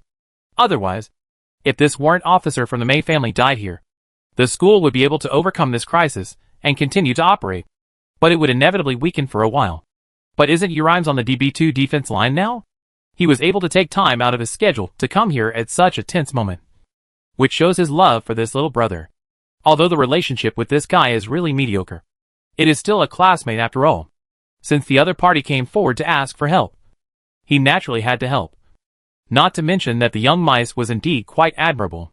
Lu Jin called the on-duty therapist of the medical department and asked him to help check the students, then changed into the school doctor's uniform and hurriedly left the school to go to the military hospital. Thus, the whole day of zipping was finally over, and the wounded from all sides were properly cared for and treated. Because all the teachers were assigned to investigate, the whole school stopped classes for a day, and Jiang Hui rested in the dormitory according to the doctor's advice, and solved the morning and evening with instant food. She knew it was quite lively outside, because the whole school was suspended, and the freshmen and seniors, who had taken a whole day off, were relaxing and walking freely around the campus to enjoy their rare relaxing time. After today, they would have to re-enter the intense training, whether they were freshmen or seniors. Perhaps the special supplement prescribed by Lu Jin was very effective. Although he had been mentally overdrawn several times within 24 hours and his physical strength was exhausted, he was not as hungry as he imagined when he entered the spiritual space again today, but was just a little hungry. This made her a little confused about the rules. Could it be that the ordinary supplements she used before were not strong enough to be special effects? That was really picky. Jiang Hui, who had already determined that the hunger state generated in his spiritual space was related to both mental strength and physical strength, had silently added a new fixed expense to himself. So it sounds really good to say that a person can have twice as much time as others. But the golden finger is not completely without any cost. You have to spend twice as much time, worry twice as much, and even eat and consume twice as much as others. But you can only rest once. If you rest too much, your body and mind will automatically adjust to make you unable to sleep. It's really selective. Jiang Hui had a boring meal in this space and went back to the study to study. She felt that the truth of her life was really complicated and urgently needed an interesting book to calm her nerves. The next day, or the third day after the training, Jiang Hui returned to the class team for training. Because of the doctor's advice, she rested 1 day longer than others. Maybe because of the events of the past few days, the people could not digest them one after another. It was normal for Jiang Hui to miss classes due to an injury, so her absence did not attract anyone's attention. When Jiang Hui returned to the team for training, some classmates asked her how she was recovering, without noticing that she was one of the parties involved in the incident. According to the plan, this week should have been a special shooting training. But considering the recent complicated things and the students were a little impetuous, It was postponed to the last week. This week, physical training continued, and they tried to let them participate in the final orienteering comprehensive competition in the best condition. After the incident that day, Instructor Stark returned to his previous attitude towards her, and did not mention the incident that day. I just don't know if it was Jiang Hui's illusion, but the other party seemed to be training her more and more harshly, and he was training her to death without mercy. Jiang Hui knew that it was probably the previous incident that stimulated her. She actually felt a little ashamed for falling behind. Although she could comfort herself that she was not that talented and had no intention of fighting in the individual soldier department at the beginning. It was normal to be at this level, etc. But when you try hard to keep up with the team, the instructor said you are lagging behind. This feeling is really bad, and it made Jiang Hui embarrassed and heartbroken at the time. She didn't mean to resent it, nor was she ashamed of such a statement of fact. After all, if she really cared, she would not risk going back to save the other party just because of Hillman's persuasion. She actually felt that the leader, Instructor Metz, was really good to her. However, it must be admitted that the words of Instructor Metz did have a little impact on Jiang Hui. She realized as never before how weak she was in the eyes of others. She didn't want this. Chapter 118 Speculation. Well, people can't be so rotten that they have to be salted fish. Even if they are salted fish, they should at least be salted fish that is somewhat useful. This is also the most basic quality of Jiang Hui as a social animal. So for the invisible extra training and exploitation of Instructor Stark, she silently accepted it and adapted better and better. And in fact, the effect is really good. The evidence is that after a day of training today, she still has the energy to get up from the ground and go to the canteen to find some food. After packing up her things, Jiang Hui walked towards the canteen alone. It's not that she doesn't want to find a companion, but I don't know if she is too old and has forgotten how to make friends with others. What's more, she is facing a group of real children. No matter what, it seems that she can't play with them. Children's likes and dislikes are often a matter of a thought. They get excited for a while, and then fade away. It has been more than half a month since the start of school. We have been training together in the morning and evening. So many things have happened. Even if we can't find like-minded friends with so many peers, it is still easy to find a few temporary partners to hang out with. Although we just met, we can't say that we are close friends. But it's like this between strangers. They test each other and get to know each other before deciding to become friends or enemies. This is also the first thing an individual faces when entering a new group. However, even in the group, there are a small number of people who neither seek like-minded friends nor are very sociable. Most of the time, they are alone and are not very familiar with their classmates. There are such people. Clarence is one, and Jiang Hui is also one. Although the former is a loner, he has extraordinary qualifications, a good family background, an outstanding appearance. Such people are naturally the type who wait for others to approach them no matter where they are. Many people in the class want to be friends with this handsome and excellent classmate, but he doesn't seem to be very keen on this. And Jiang Hui is another type. She is completely isolated. It's not that she deliberately isolates herself.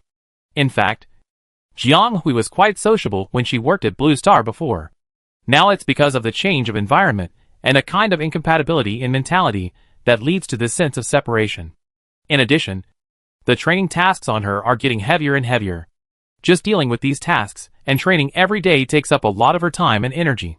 How can she make friends? She can only stay in this state.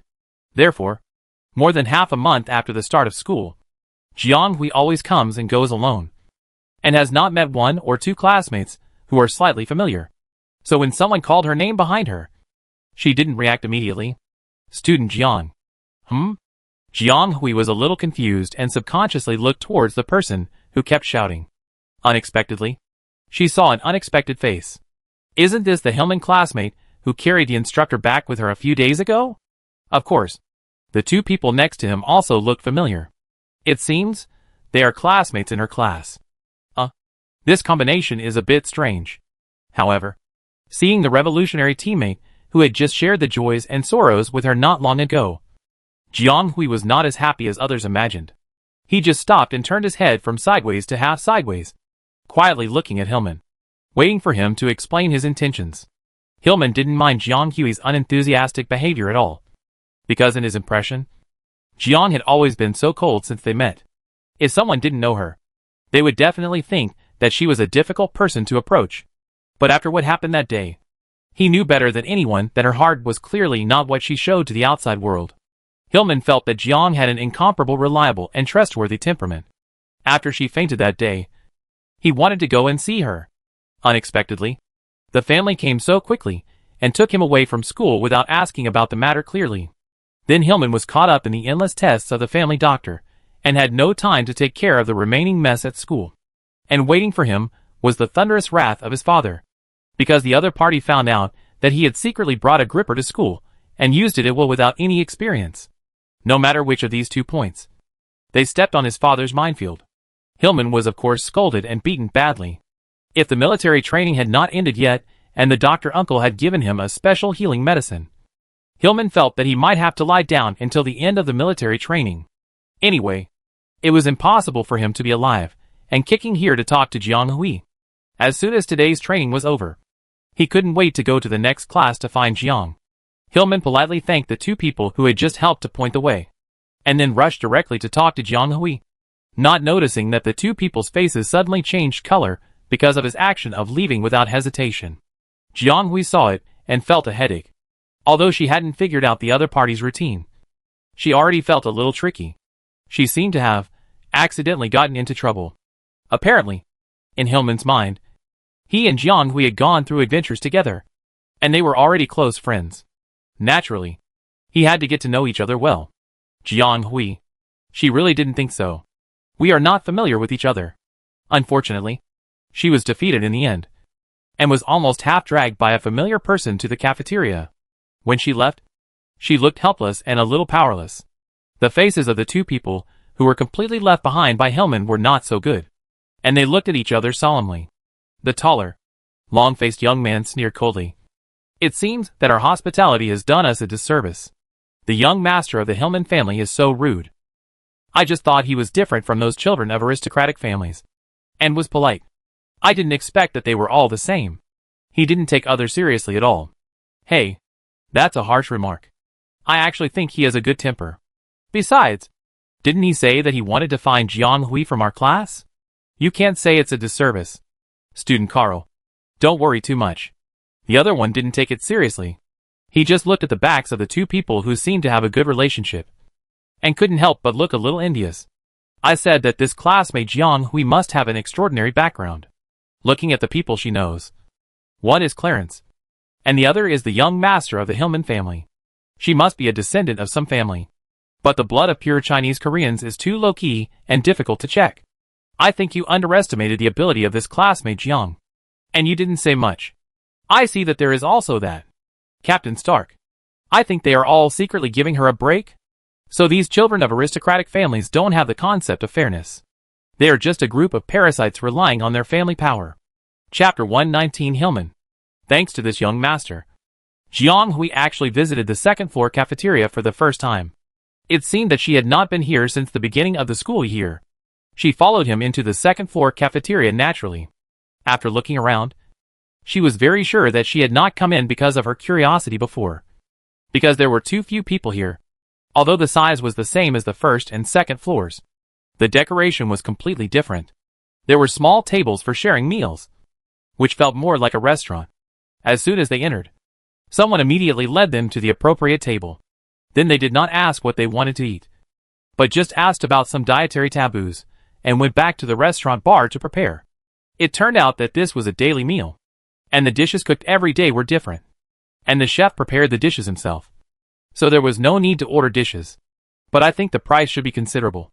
Otherwise there would not be so few people here. After retracting his gaze around, Jiang Hui focused his attention on the person in front of him. Is your shoulder better? Jiang Hui asked politely. The other party obviously didn't expect that Jiang Hui's first question to him was this, and he immediately said happily, "It's okay. I'm fine.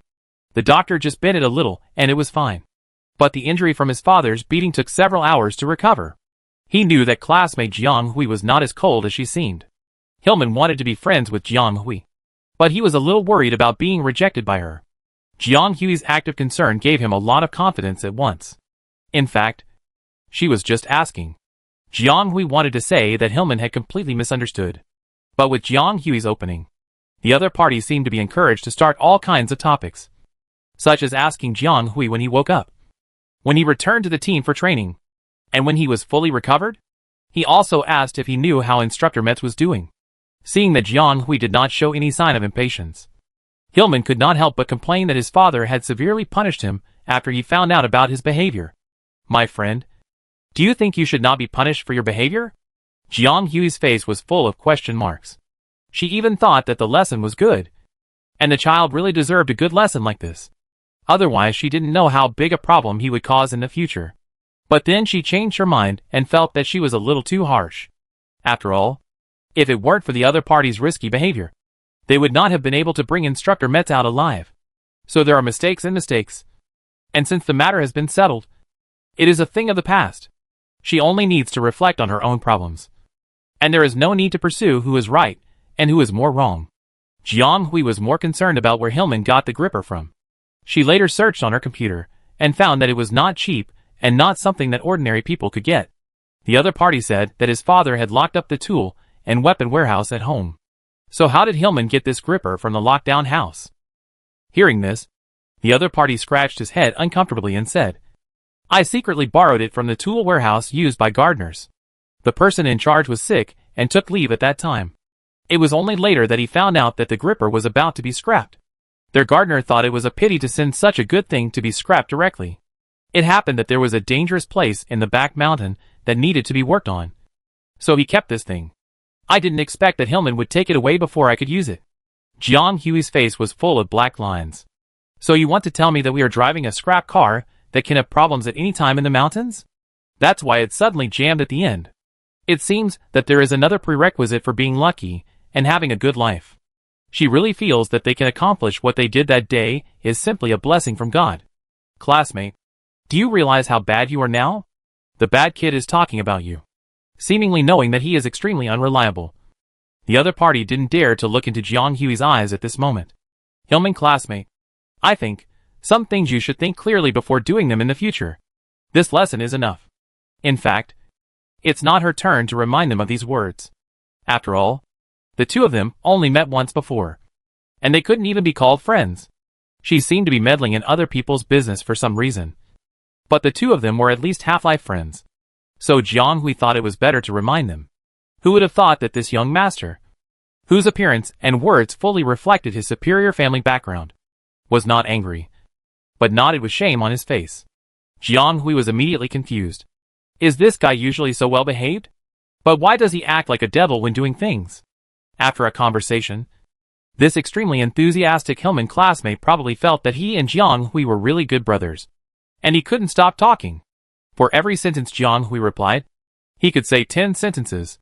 The conversation was in full swing, and others outside saw that the two of them looked very compatible. Only Jiang Hui, the person involved, was confused, not knowing when he had gained such a good friend who seemed to have known him for a lifetime. "You are only 13 years old." Jiang Hui accurately captured a piece of information from a certain sentence. Intermediate colleges in the Interstellar are similar to Blue Star high schools, and the enrollment age is generally determined by the time period of personal awakening.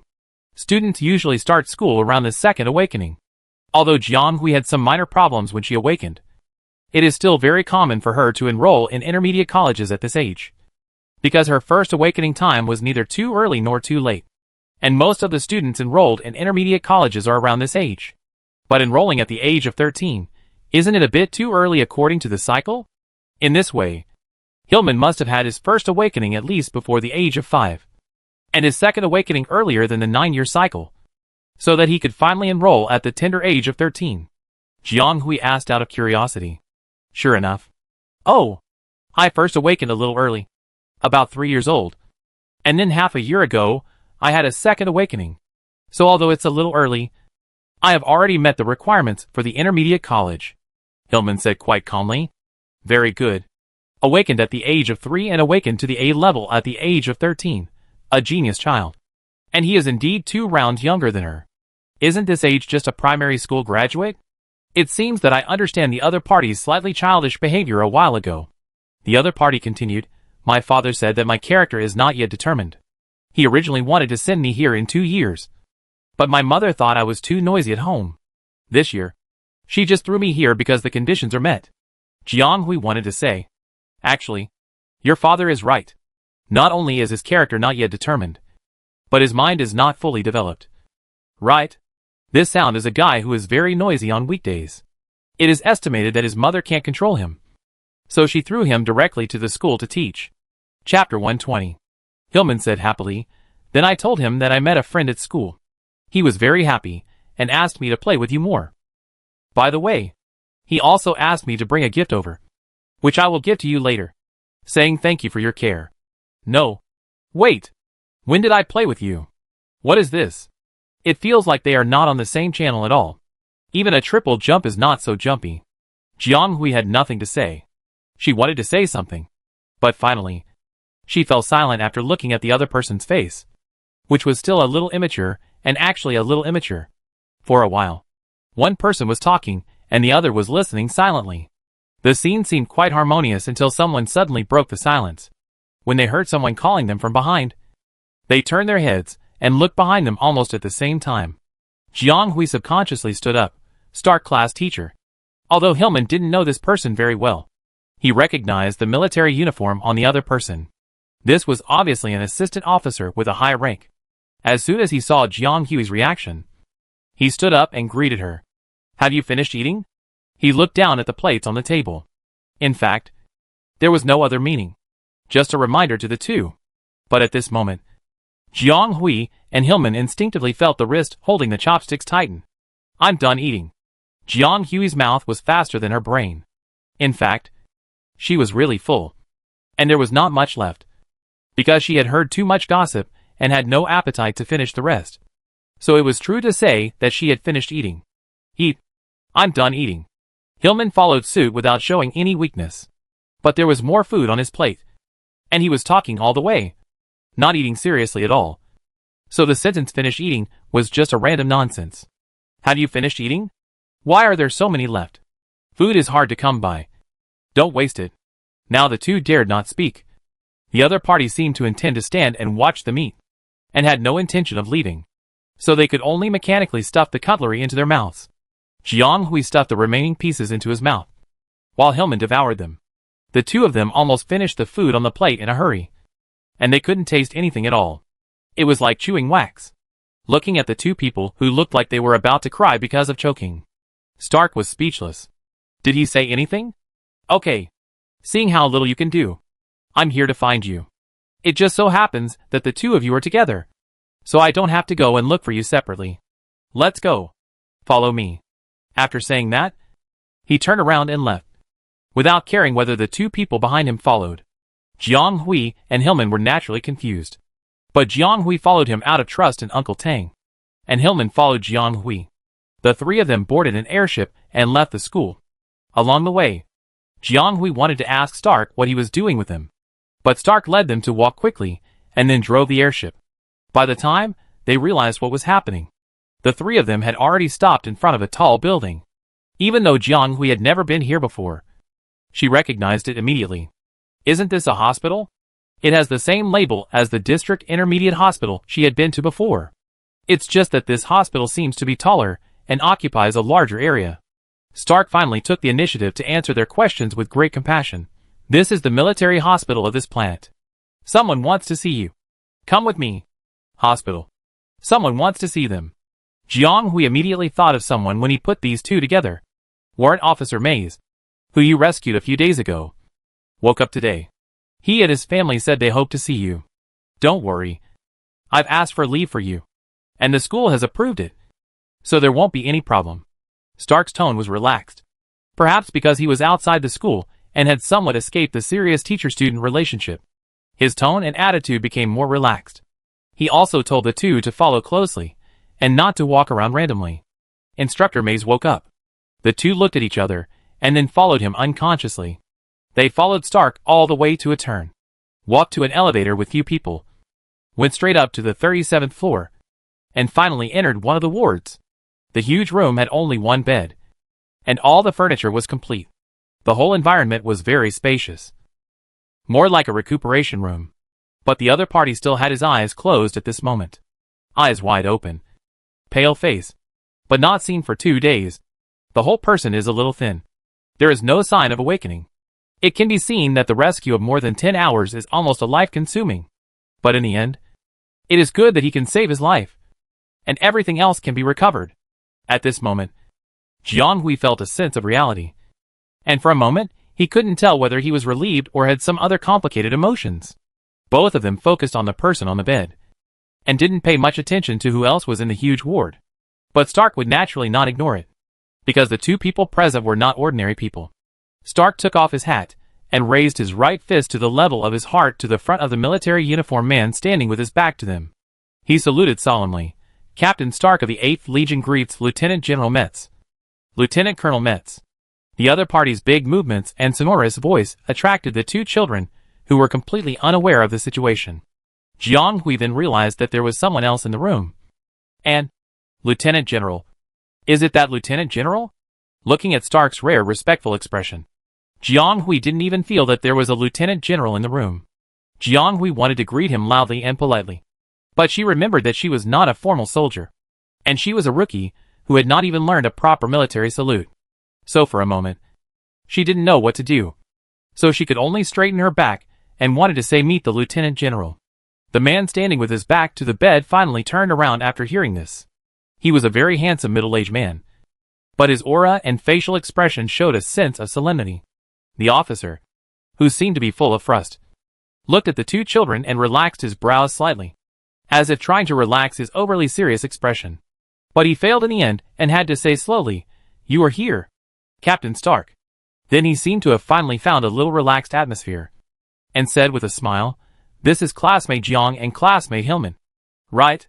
Don't be too nervous. You are still students. No need to be polite. It's not too late to salute when you really join the army in the future. And to be honest, I am not here today as a lieutenant general, but as the father of this child. I am here to thank you for saving my child." He walked to the two of them with a smile, bowed slightly, and touched their heads. Chapter 121. Jiang Hui's first reaction was not to dodge, but to think. This person was straight even when he was bending over. Hillman didn't understand why he was so clever to dodge. But the other person's hand finally fell on his head. Does this uncle know that you can't touch a man's head casually? His father wanted to touch him, but he refused. The other person seemed to look at him, because of Hillman's particularly restless action. And a slightly playful smile appeared at the corner of his mouth. Old Hillman's child. No wonder. Hillman was a little confused about whether the other person was referring to his grandfather or his father. But in his impression, only his grandfather's friends would call him like that. But this lieutenant general didn't look very old. Not like someone of his grandfather's generation. Lieutenant General Metz just sighed softly, and then pressed the other person's head again. Hillman. There is reason to suspect that the other person did it on purpose. Then the elder looked at another person. Then this is classmate Jiang. Jiang Hui felt that the other party seemed to look at her. But this kind of gaze was not aggressive. More like a simple look. So although she was a little uncomfortable, she was not uncomfortable. In fact, compared with Hillman, Lieutenant General Metz had a deeper impression of Jiang Hui. Not only because she saved Brad, but also because her mother was Jiang Yilin. Maybe Jiang Yilin may not remember Lieutenant General Metz, but Lieutenant General Metz was very impressed with her, because he had taken a fancy to Jiang Yilin and wanted to transfer her to the 3rd Legion for training. But unfortunately, because of some things, she ended up in the 8th Legion. I didn't want to hear about the other party again, but it was in the obituary of the Empire's commemoration of heroes. Both husband and wife died in that war. The flower of the army that the 3rd Legion secretly reserved fell to other legions because of a factional battle that was actually unrelated, and finally withered silently on the battlefield. Lieutenant General Metz was regretful. He was not idle during the time he landed. He browsed the evidence and information of the incident, and happened to look at the files of the two students who saved his youngest son. He was naturally familiar with the Hillman family. When they were young, they grew up together. But later they parted ways, and went further and further because of their respective choices of family business. In these years, when the two of them rarely met, he had never seen this little Hillman. He only knew that the old Hillman had 5 children, and the one he loved the most was the youngest, who was still in school. Unexpectedly, Hillman's beloved son had the same temperament as him. This old friend has been hiding things for so many years that everyone thinks he is a deep-minded, cunning businessman who is born to study and calculate others. But the temperament of his youngest son is exactly like him. And it is a one-to-one reproduction. It can be said that if Hillman did not have to inherit the family business, he would probably be such a fool. So some things should be the way they are. And they cannot be changed no matter what. Lieutenant General Metz did not care at all about the big and small leaks made by the other party halfway. He is a realistic person who pays more attention to the results than the process. Since the youngest son can survive, everything is a happy ending. But he is not a deaf-mute who is blind to everything. He got the video materials no later than others and reviewed them several times. Every time he watched it again, he was more and more afraid for Brad's life. From this video evidence alone, the girl attracted his attention more. And he happened to find that the other party was actually the child of a student. This world is really small. And there is no coincidence. He was extremely grateful to this outstanding student who missed his legion in the past, leaving such a child in this world. It was because of this child that his child escaped death. There is no necessary connection between the two, but it is also such a coincidence that belongs to the miracle of life. He was very grateful.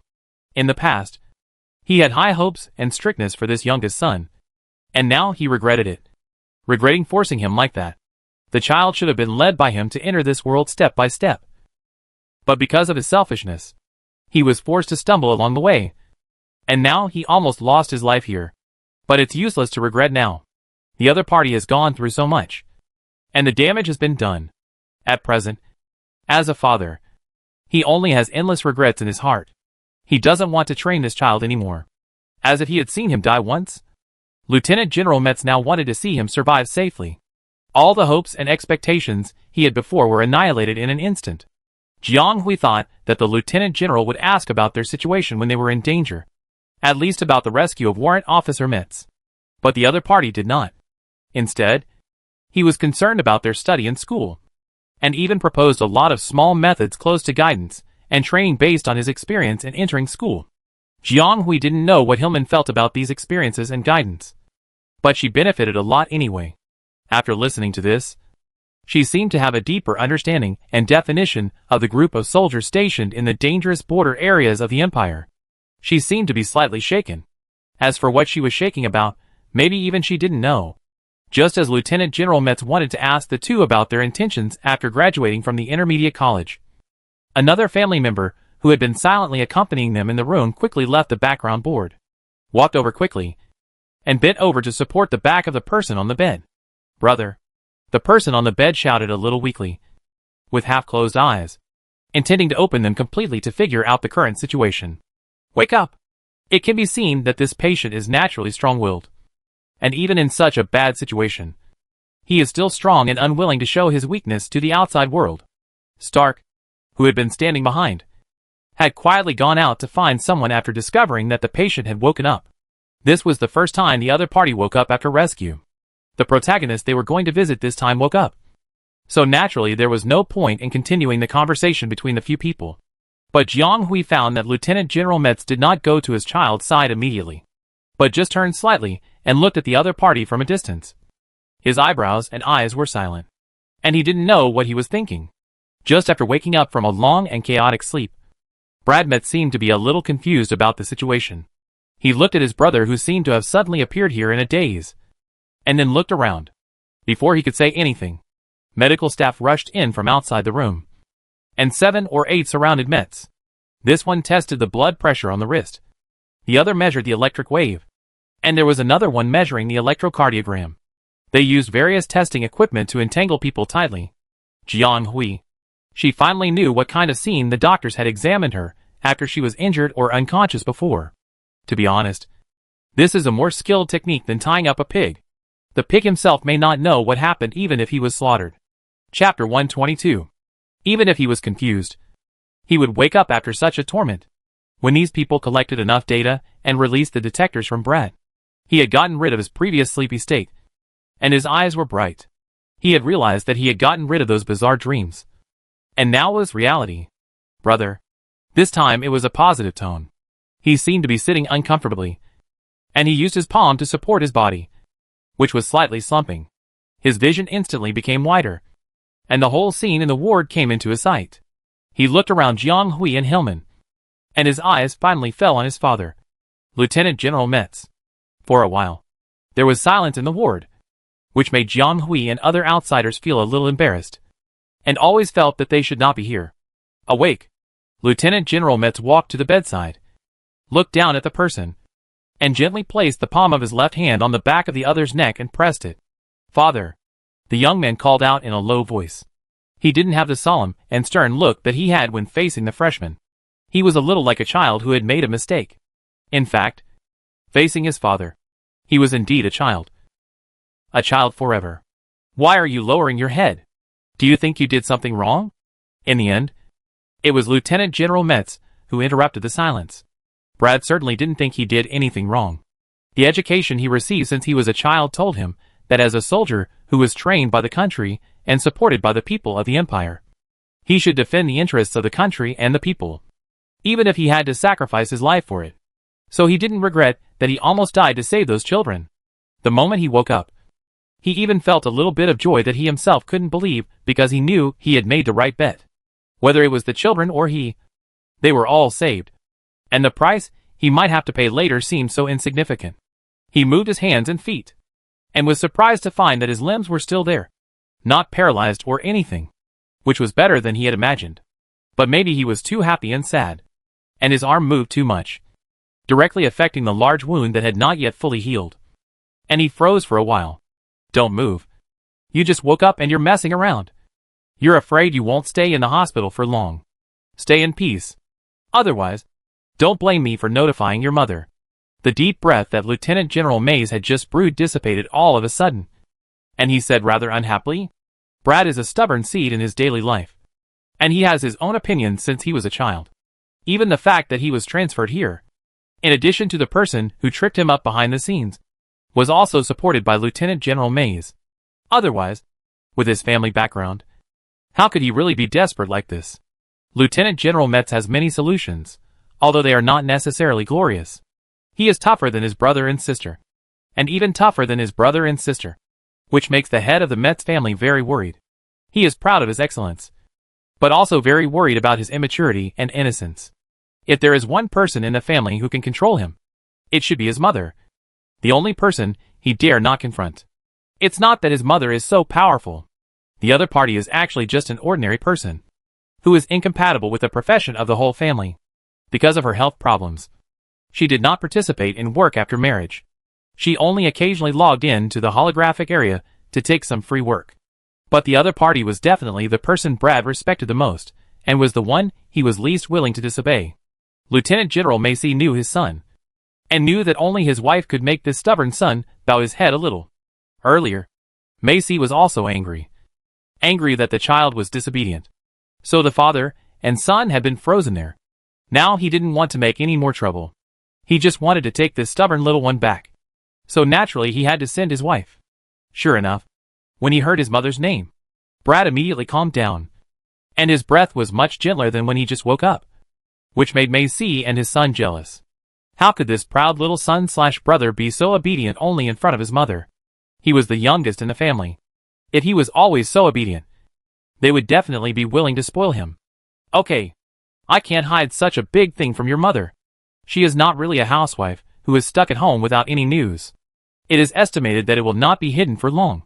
Just wait for her to contact you.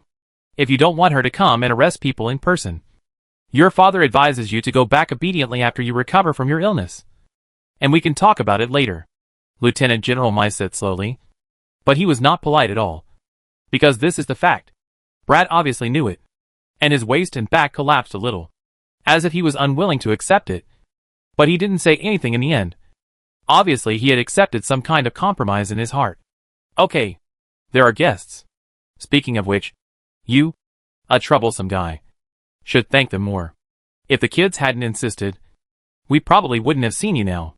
The Lieutenant General moved away slightly, and waved to Jiang Hui and Hillman, motioning them to come over. Under the gaze of the three members of the Metz family, and with a nod of Stark's class teacher, the two had to move forward nervously. Well, to be honest, they really don't know this instructor Metz well. Saving people is one thing, but now it seems that they don't know what to say. Jiang Hui thought that a certain self-familiar person should be able to break the deadlock. But she didn't expect the guy to be so self-familiar that he was selective. He unconsciously moved behind her and looked at her eagerly. Instructor Metz? Are you feeling better? Let's come to see you. Jiang Hui was also forced to speak. And she forced herself to say 3 sentences. In fact, it didn't seem very logical. But the elements of greeting were enough. The other party shouldn't mind. Right? Jiang Hui could clearly feel that the young man who had just woken up slowly looked at her. And seemed to look at her carefully for a while. Which made her feel a little uncomfortable. It took a long time before she heard the other party ask, "What's your name?" Jiang Hui? Why don't you play by the rules? Why is this conversation getting weirder and weirder? And the logic is not keeping up. And your father clearly said thank you for saving you before. Don't you feel embarrassed to ask such a question now? It makes our relationship seem very plastic. Although this is true, the 3 of them can't really say they are familiar with each other. But we can cover it up on the surface. And everyone just needs to know it. What's the point of asking now? Jiang Hui also knew that if she continued to remain silent, the atmosphere would probably become more awkward. So she simply broke the jar and reported her name. The student is a student of the 2nd class of the 89983 Combat Individual Soldier Department. Jiang Hui. The other party remembered it very seriously. Confirmed her name and surname details. And then asked Hillman in the same way. Jiang Hui. Really serious. Chapter 123 Tasteful. The patient's body did not allow him to have too much conversation. He said he would bring them here for a meeting. But it was really just a meeting. He sent them away without talking about anything. In the end, Lieutenant Colonel Mace condescended to send them away. And told Jiang Hui and the others that the thank you gift for their rescue had been sent to their home. And a small gift was not a respect. This was the first time Jiang Hui had heard this man, who was said to be the brother of Instructor May, speak since he came to the ward. The other party's tone and intonation were not as cold as imagined, but rather had a heavy sense of calmness, with a sense of momentum. Before the 2 people reacted, Stark had already spoken for them. He had no intention of asking the children to stay here and left with them without looking back, as if he was on a mission. Originally, the 3 of them should have gone back. But Hillman's family may have received the news and took Hillman directly at the door of the hospital. And Stark obviously did not stop him.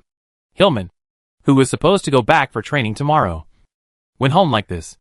Stark and Jiang Hui were the only ones left when they returned to the city. Jiang Hui thought that the return trip would be the same as the return trip.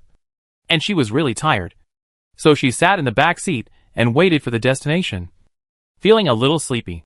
But she never expected that the person operating the front suddenly asked, "Why did Warrant Officer May suddenly say that to you?" Jiang Hui suddenly got stuck, but immediately realized what the other party said. Because it was really abrupt. And she was a little scared at the time. She thought for a while, it should be a lesson from reality.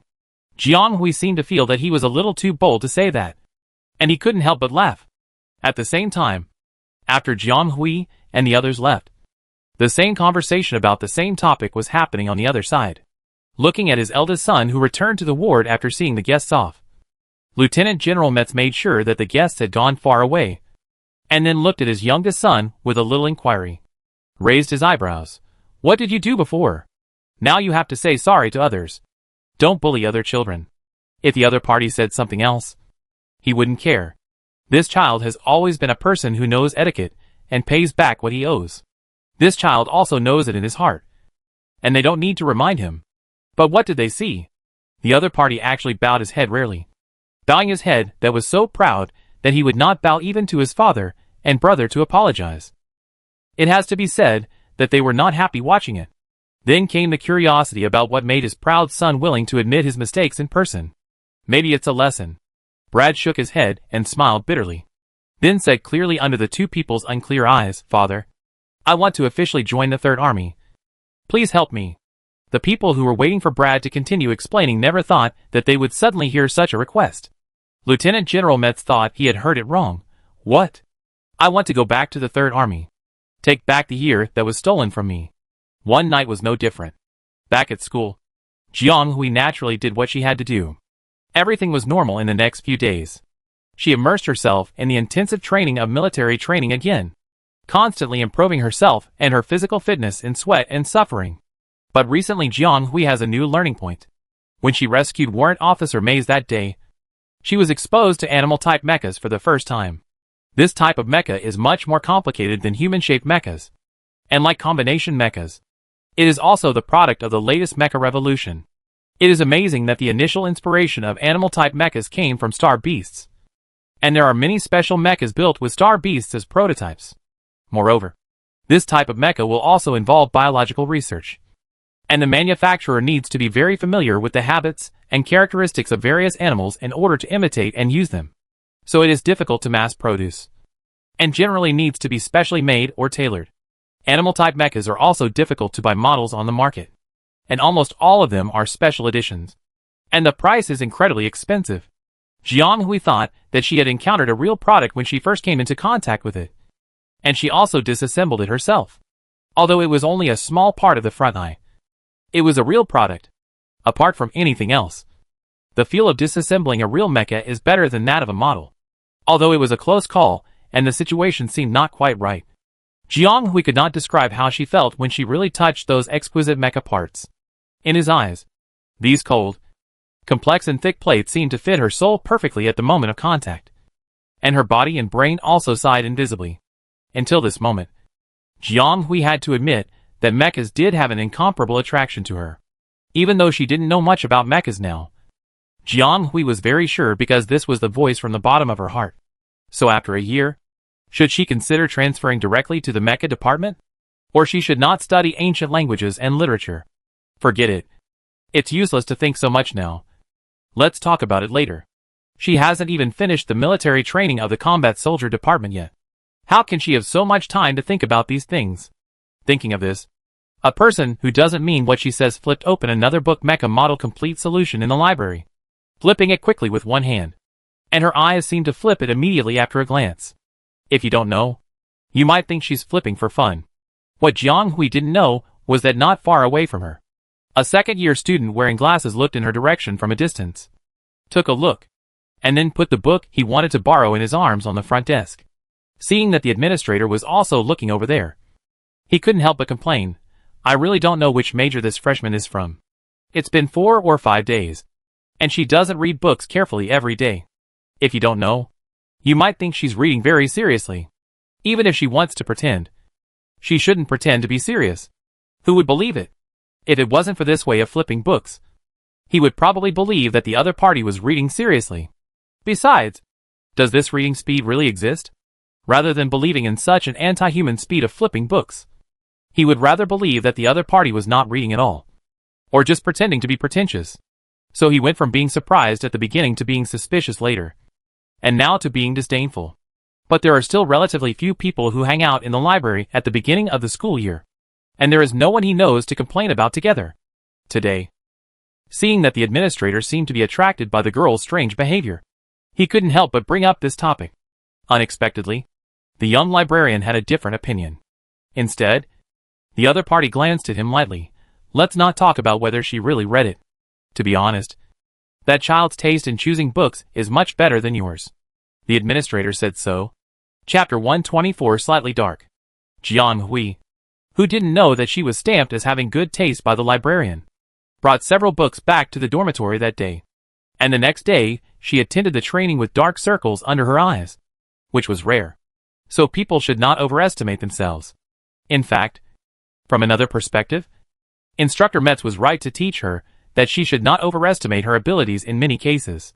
For example, last night, because she saw a very interesting mecha illustration book, she not only read it in her mental space all night, but also couldn't help but stay up all night after waking up. And then retribution came. Probably because of the double staying up all night in the mental space and in reality. Her physical strength today has doubled, and she can't hold on until noon. Her head is heavy, her legs and feet are weak, and a feeling of depression is stuffy in her chest, making a whirring sound like a broken fan. At this time, Jiang Hui's heart was filled with all kinds of regrets, and she couldn't help complaining that she was really arrogant and actually did such a stupid thing as staying up all night during military training. Was she afraid that she would not faint during training? She tried desperately to ignore the disapproving looks from Instructor Stark, and kept telling herself that it was almost noon. She would just have a meal and rest later. But she must not faint on the spot, because past experience has proven that if she fainted, Not only would she not win more rest time, but she would be recorded as being required to double the task tomorrow. So of course, it was better not to faint. Jiang Hui remembered this firmly. Unfortunately, she probably overestimated herself. When she found that the world in front of her was spinning, she suddenly saw double images in front of her, and she couldn't see anything clearly. When she woke up again, she saw Stark's dark face. Someone subconsciously shrank his neck. What are you doing? You dare not admit it? I think you did it on purpose. Who told you to stay up late at night? You knew that you would have high-intensity training the next day, but you dared not sleep all night? Stark couldn't believe how angry he was after hearing the diagnosis of the medical staff on duty at the medical department. It is quite normal for students to not keep up with the physical fitness during training. This happens in every class. And even in military majors. This happens more often, because the training and requirements they need to receive are much higher than others. Students are very hard to train intensively every day, and their physical fitness will not keep up with the training after long-term consumption. But it is rare for such a case to be found that they are not getting enough sleep because of staying up late and their mental strength cannot keep up. So after the diagnosis was made, even the therapist felt a little speechless. This little guy must have stayed up for 2 nights in a row to consume this level of energy. He was sent here today because he couldn't bear it anymore. It seems that his physique and physical fitness are both good. However, the other party's behavior is still not worth promoting. The therapist couldn't say anything, so he simply went out to prepare medicine and left the space for the teacher and the student. Jiang Hui knew that he was wrong. It was useless to explain anything at this time, so he admitted and apologized. Sorry. I read late last night. The therapist said that you stayed up for at least 2 nights in a row. I don't care why you did such an unwise behavior, but I hope you will be responsible for yourself, this training, and the class group. Don't act recklessly anymore. I thought you should have grown a lot after these days of training. Stark's tone was very stern, and Jiang Hui didn't dare to say a word. But 2 nights? Didn't she just stay up all night last night? Could this consumption be double? Jiang Hui found that she vaguely found a bug in the spiritual space, and she couldn't help but feel a little depressed. But in Stark's eyes, it seemed that she had not realized her mistake yet, and she became even more unhappy. Finally, he frowned and said to Jiang Hui coldly, "Come to the training ground after lunch, and run 100 laps before you can finish. Remember to take medicine." Ah, this, running 100 laps in one afternoon. It must be running until midnight. Jiang Hui couldn't help but wail in her heart for a while, but she had already tasted the other party's endless anger that was suppressed, and she didn't dare to say anything else. So she could only answer with a crisp sentence.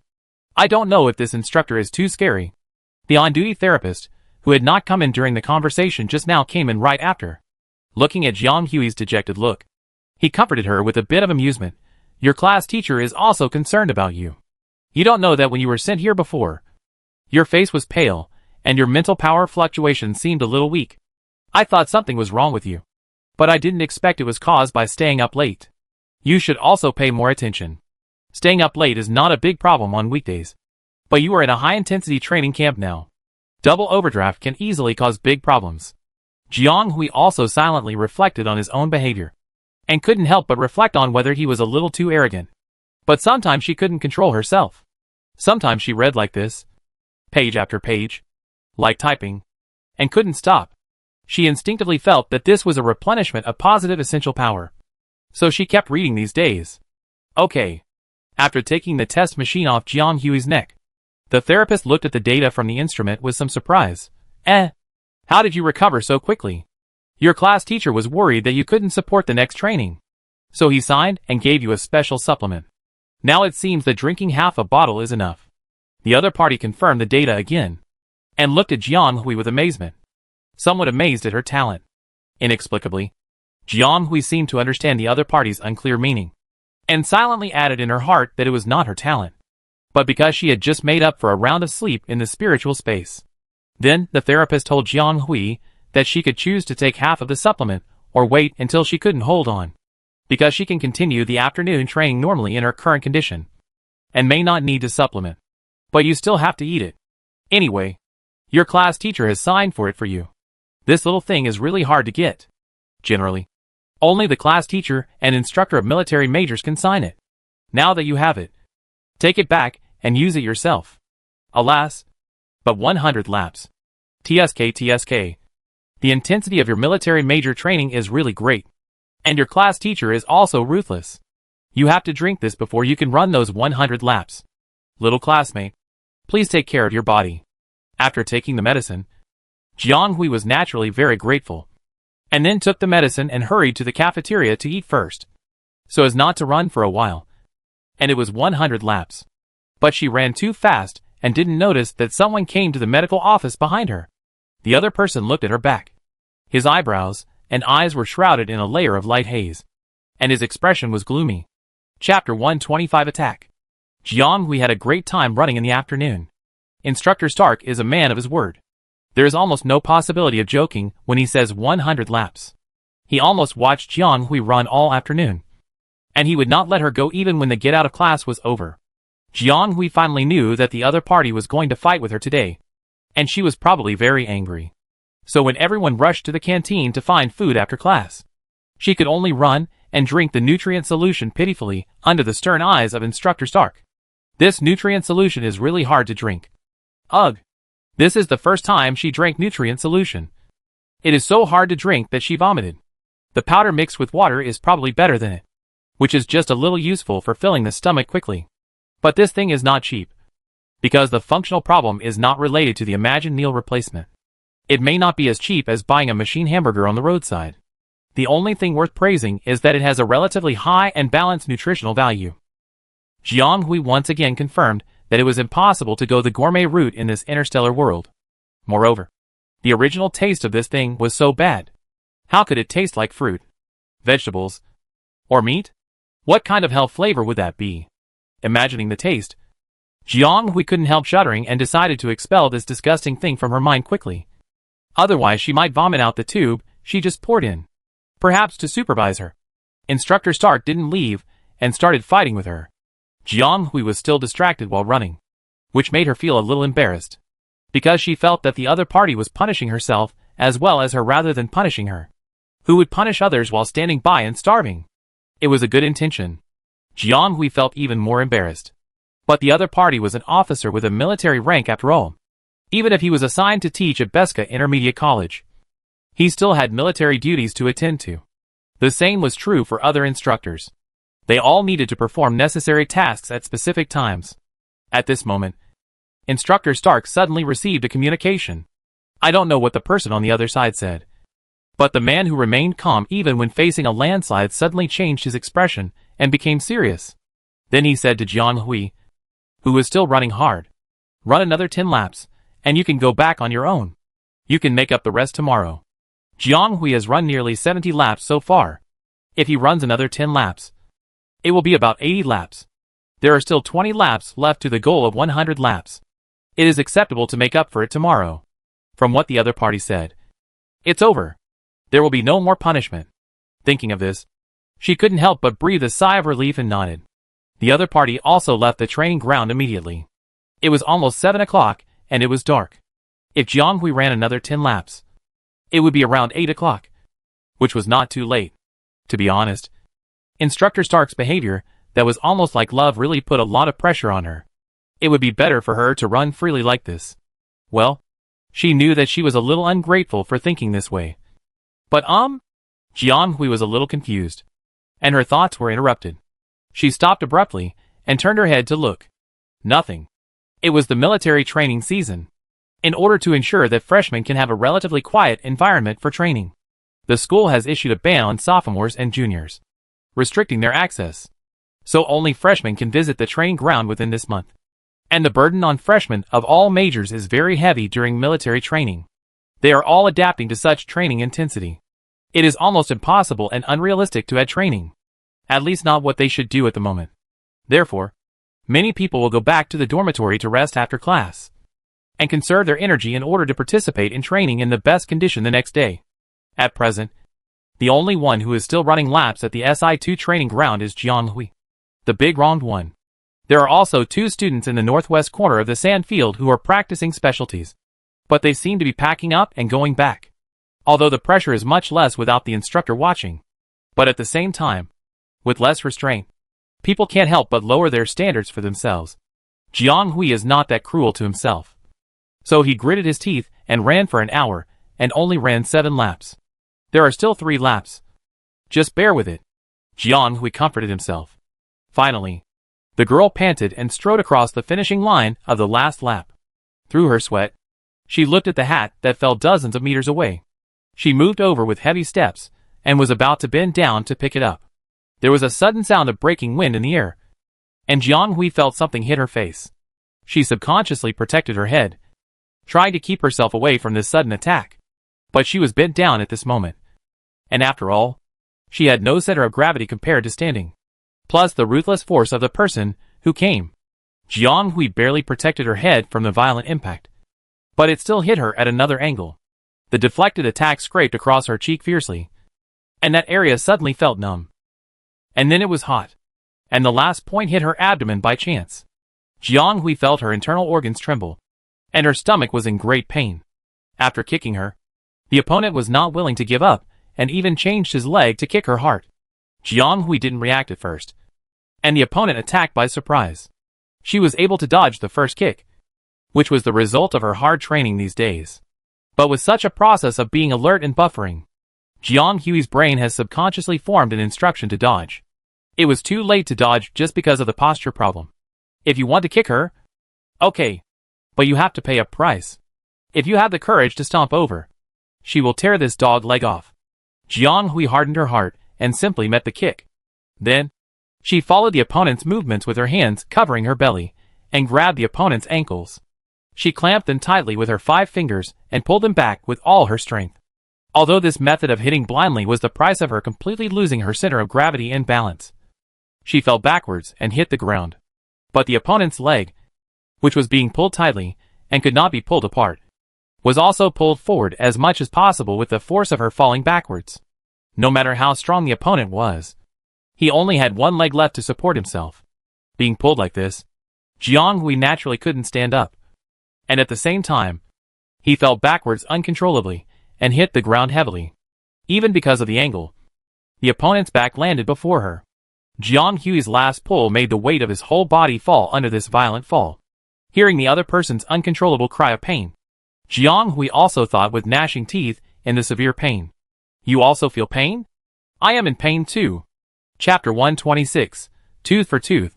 Jiang Hui's current condition is really terrible. Her head is buzzing. Her internal organs seem to be displaced. And she is already at the end of her strength after the sudden outburst just now. But she has not yet dealt with a person who attacked her inexplicably. The other party is obviously more energetic and physically stronger than him, and taller and stronger than her. Jiang Hui, who is holding his ankle, can accurately judge that he should be a very tall person. The other party obviously did not expect Jiang Hui to have the spare energy and reaction to attack him. But this time obviously did not knock his brain off, and he naturally began to struggle instinctively. Jiang Hui didn't know whether to be glad that he did not commit the crime of taking someone's life when he could not control the strength, or to be angry that he did not humanely destroy this sneak attack bitch. She really didn't want to say such ugly curse words. But this despicable guy who only knew how to attack people secretly deserved to be called that. Before she kicked away her clamped hand, Jiang Hui endured the severe pain inside and the feeling of dizziness, and pulled the other's ankle up. Of course, this also ushered in a more intense struggle by the other party, because Jiang Hui's action made him lose his center of gravity, and the other party naturally instinctively wanted to find a fulcrum to break free from her clamp and regain the initiative. Although everything in front of her was blurry, and the shadows were all blurry double images, Jiang Hui was still quite sharp and immediately judged that the other party was trying to turn over in the air. If she could land on both hands and at just the right angle, she might be able to kick her over immediately. Of course, Jiang Hui would not be so stupid as to act as the other party's target. She didn't expect that her thin arms could lift the man into the air. She tried so hard to maintain this action, because she wanted to use the simplest method to temporarily control the other person's actions, so that she could free her hands to do other things. Fortunately, she was lazy and didn't even put the potion into the space button. So now she had the advantage. She directly reached into her pocket and took out the small bottle of potion. She bit the stopper of the potion bottle with her teeth, pulled it out with a click, and poured the whole tube into her mouth. The powerful supplement was awesome and took effect immediately. Jiang Hui felt a stream of heat flowing down her throat into her stomach, and then converging to her limbs. It was like charging. And her hands and feet instantly had strength. But at the same time, the return of physical strength strengthened the overall senses. And the 5 senses that had become dull due to lack of physical strength suddenly returned a lot. The pain came as expected. And it became more and more severe. More and more painful. And her internal organs felt like they were on fire. Jiang Hui had never experienced such pain before. Did this guy kick her gallbladder? Jiang Hui was in pain. Not that she couldn't think. The more painful the moment, the more resentful she was towards this person, who suddenly appeared and attacked her inexplicably. Jiang Hui couldn't control the force of the 5 fingers that were clamped and stabbed in, accompanied by the other party's sharp cry of pain. Jiang Hui could feel her fingertips sinking into a sticky and blurred dull feeling and touching the hard bone shell. A strong smell of blood entered her skull along her nose, making her nerves seem to jump. But Jiang Hui didn't feel the pleasure of revenge at all, but felt that she was provoked to be more violent. She felt very painful and angry, and her whole body was trapped in some indescribable pain. Jiang Hui kept looking for some kind of outlet.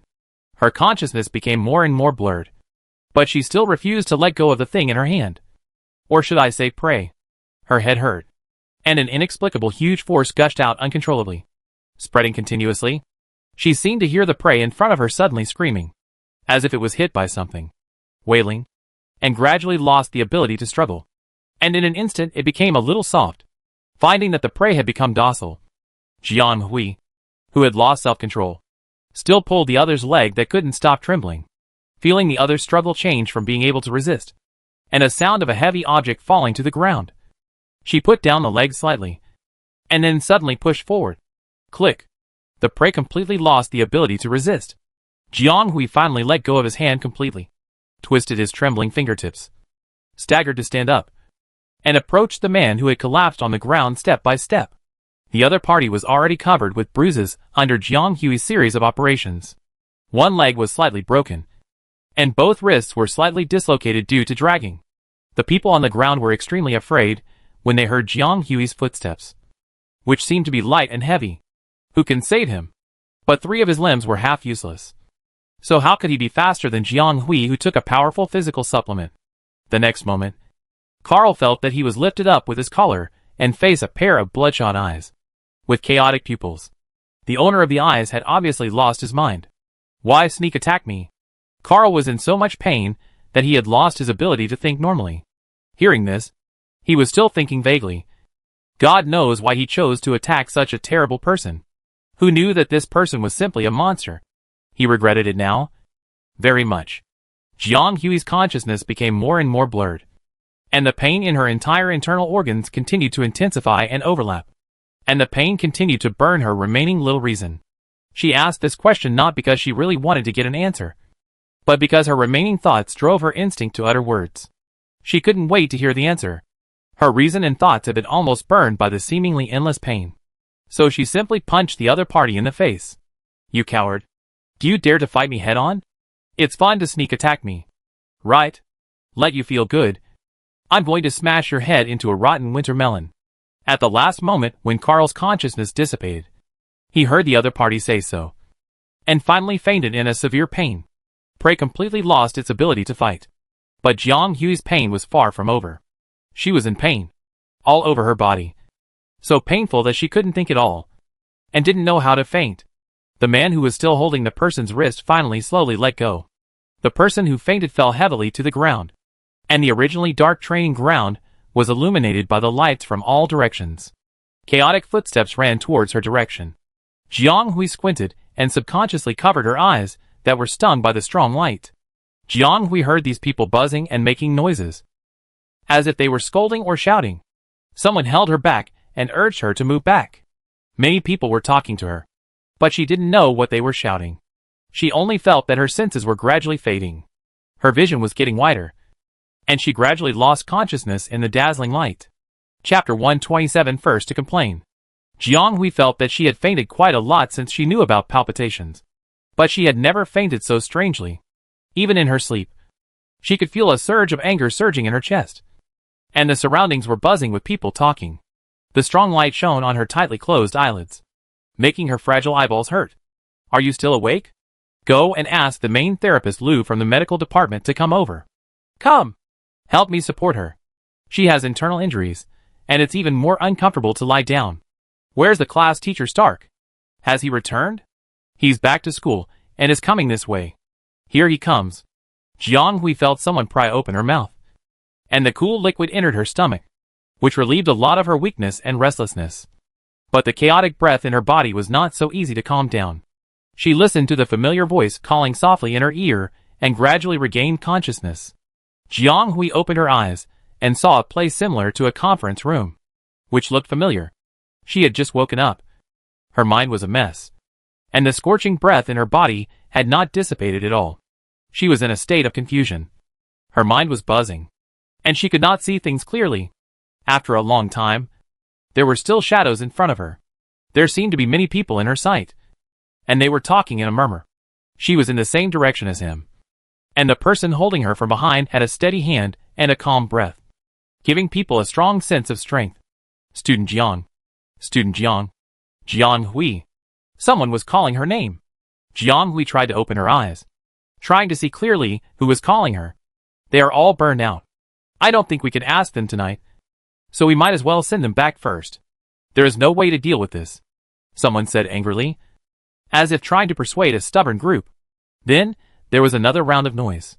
I didn't know what they were arguing about, which made Jiang Hui annoyed, and she wanted to open her eyes to see what was going on. Aren't these people annoying themselves? Awake? Awake. Someone patted her face gently, as if to check the temperature of her forehead. The strange thing was that she couldn't wake up because of all the noise just now. But the cold temperature of the palm of her hand suddenly made her mind clear, and she woke up. The first face that came into view was that of Principal Jason, and next to him was Teacher Duan, who had met her once before. The other party's face was different from the first time they met her. His face was solemn, but his eyes became a little softer when he looked at her again. He looked at Jiang Hui, as if he was judging something, and then smiled and said, Student Jiang, we meet again. What the hell? We meet again. Jiang Hui thought that the expression on her face must be hard to describe. To be honest, she really didn't want to meet the principal in this way. After such a tossing, she woke up even if she was confused. In the short time after waking up, Jiang Hui had instantly sorted out everything before she fainted, and quickly analyzed the current situation. Do you remember? What happened before you fainted? I remember. Jiang Hui heard herself say this very calmly. What she remembered was that she was running well in the training ground, but an unknown guy ran out and attacked her secretly, kicked her twice in the heart, which directly caused her to get angry, and she simply beat the other person up. Ah, it's really cool to say it. Jiang Hui, who has been a good student all her life in Blue Star, didn't expect that beating people would feel like this, although it may not be such a happy thing in itself. The feeling of pleasure is rising when she thinks that she is taking revenge. But she is also very unhappy now, because now she regrets not throwing a few more punches while she is awake, so that the other party can know the fate of the sneak attacker. Although I don't want to trouble a wounded person like you, but there are some things that you may need to explain to Jiang. Otherwise, I may have to step down next time you see the principal. The other party said half-truthfully, with a slightly self-deprecating tone. So serious? Jiang Hui turned her head slightly, and found that the person supporting her from behind was Tang Stark, and she felt a little safer, judging from this scene, and the mental power that was still chaotic inside. It is estimated that it has not been long since she fainted. Normally, she should have been lying in the medical department or even in the hospital to recuperate. Being detained here, and being confronted by a whole room of acquaintances and strangers must have something going on. As for what the reason was, Jiang Hui's eyes naturally fell on the person lying on the sofa opposite. No, she couldn't control herself when she saw that bastard. Even though she didn't see clearly who the person who attacked her was, and what he looked like in the dark before. Now she only needed to look at his legs and face to identify him. Looking at the broken leg wrapped in layers of gauze, and the face that was beaten like a pig's head, Jiang Hui was sure that it was this bastard who attacked her. He actually dared to come. She glanced at the middle-aged man in casual clothes standing next to the other party. Seeing the person on the sofa, he was obviously very distressed. She guessed that he was the other party's parent. Then, in addition to the people just mentioned, medical technician Lu Jin, there was another man in military uniform in the room. He was very tall and looked very impressive. He wore the same military uniform as Stark, and his rank seemed to be the same. but he looked very unfamiliar. The other party was also standing on the other side. The people were quite complete. Both parties, the relevant third parties, and the middle parties, all came. It seemed that it would be a difficult war. But Jiang Hui didn't feel timid at all. Because she just thought about it, and felt that tit for tat was too cheap for that guy. She wanted to see which scum was so cheap that he had to find someone to kick for no reason. And he had to use such a despicable method as sneak attack. Did you beat my son like this? The middle-aged man had obviously been patient for a long time.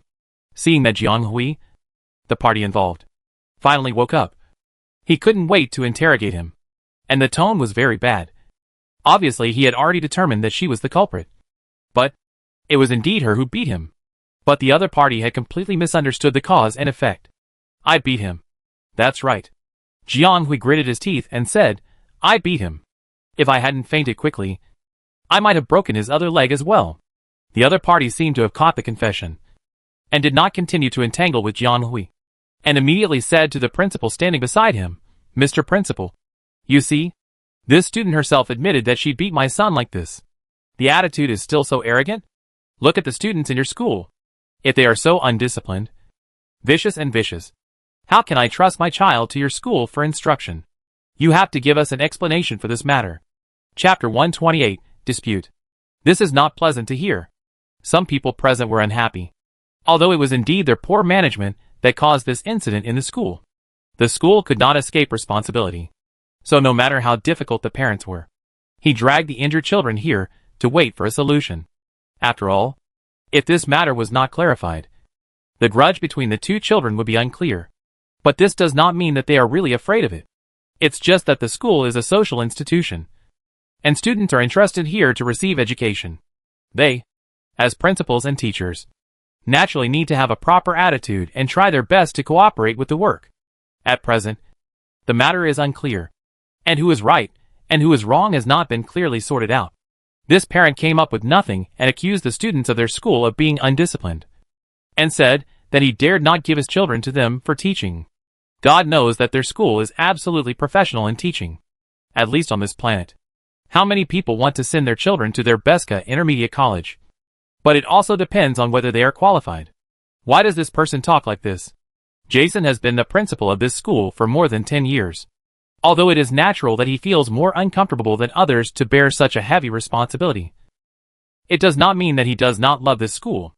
On the contrary, it is precisely because he loves this school, loves teaching, and loves students that he can restrain his temper and sit in this position to do some tedious work. And over the years, he has seen a lot of things. Things like today may happen every 3 or 2 months. After all, in a place like school we're teaching and educating people, there are many students with unstable minds, so it is easy to breed some conflicts. Students often come to the principal's office because of fighting or personal grudges. So when the patrol duty student came to him in a hurry to tell him that there was a fight between students at the training ground and both of them were unconscious, Jason also handled the matter as calmly as possible with his rich experience, and did not forget to notify the parents of both parties. In fact, it was the parents of one of the parties, because the other poor little kid had no family, and even his household registration was sent to the collective household. So it was estimated that the school would have to handle the matter on his behalf, just when he wanted to notify the class teacher of this student to handle it on his behalf. The Stark class teacher got the news at some point, and rushed over to deal with the matter. Looking again, these two parties, one of them had something wrong during the training a few days ago. How did he get dragged into it again this time? Originally, Principal Jason wanted the children to get good treatment and rest for a night. Notifying the parents was just to let them take care of the patient's condition, because the injuries of the two were not trivial. Fortunately, there was no big problem. Unexpectedly, this parent was quite arrogant. Not only did he make a scene in the medical department, he also wanted to grab the child and make him wake up and explain what happened. He made a lot of noise in the school, almost alarming people in the nearby campus. The principal had no choice but to invite everyone to the conference room, and then let the main therapist Lou bring medicine and medical equipment to treat her nearby. That would be fine. But the other party clearly saw that Jiang Hui had not woken up for a long time, and kept urging her to get up and give an explanation.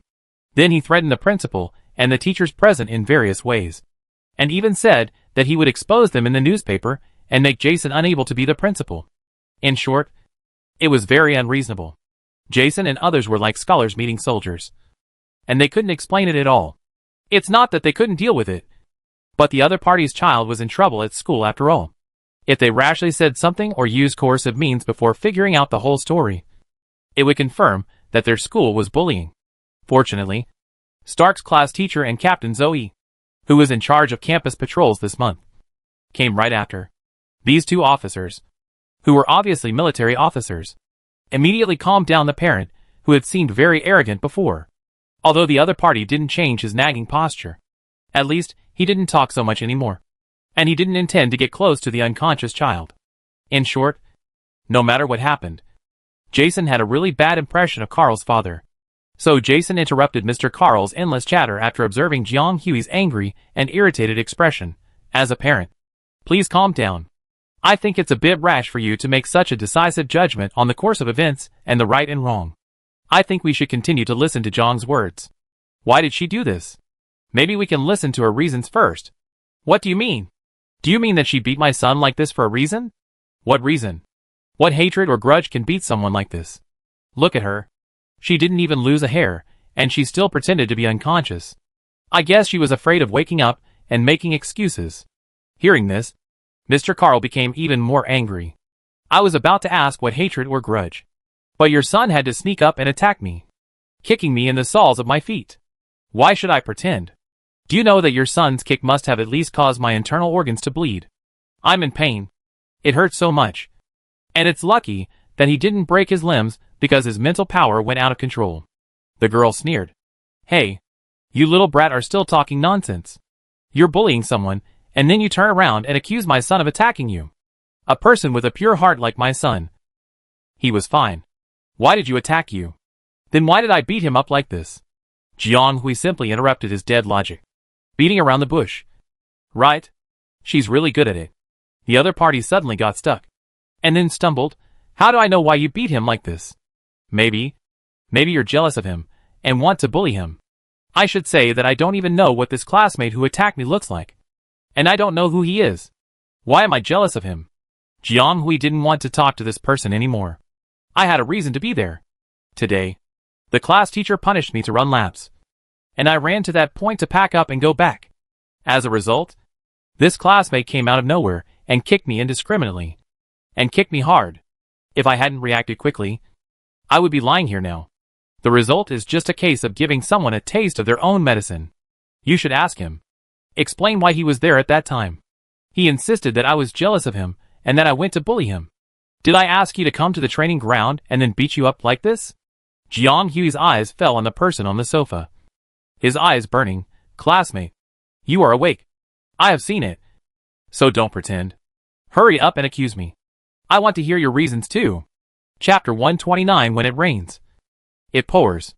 Carl woke up at a very wrong time. He was beaten into a pig head by Jiang Hui. Both wrists and one leg were slightly broken. The injuries were not bad. In addition, Jiang Hui did not just beat him up. He was also greatly affected by the mental pressure that the other party burst out at the moment of losing control. Carl's hardware conditions were naturally good to be assigned to the second class. He has now gone through the second awakening and reached the level of B+. This is still a good level among those who have not fully awakened on this planet. It is expected to reach a level after full awakening. In this way, even if he cannot be selected for the military academy, he can still choose to study in a good school.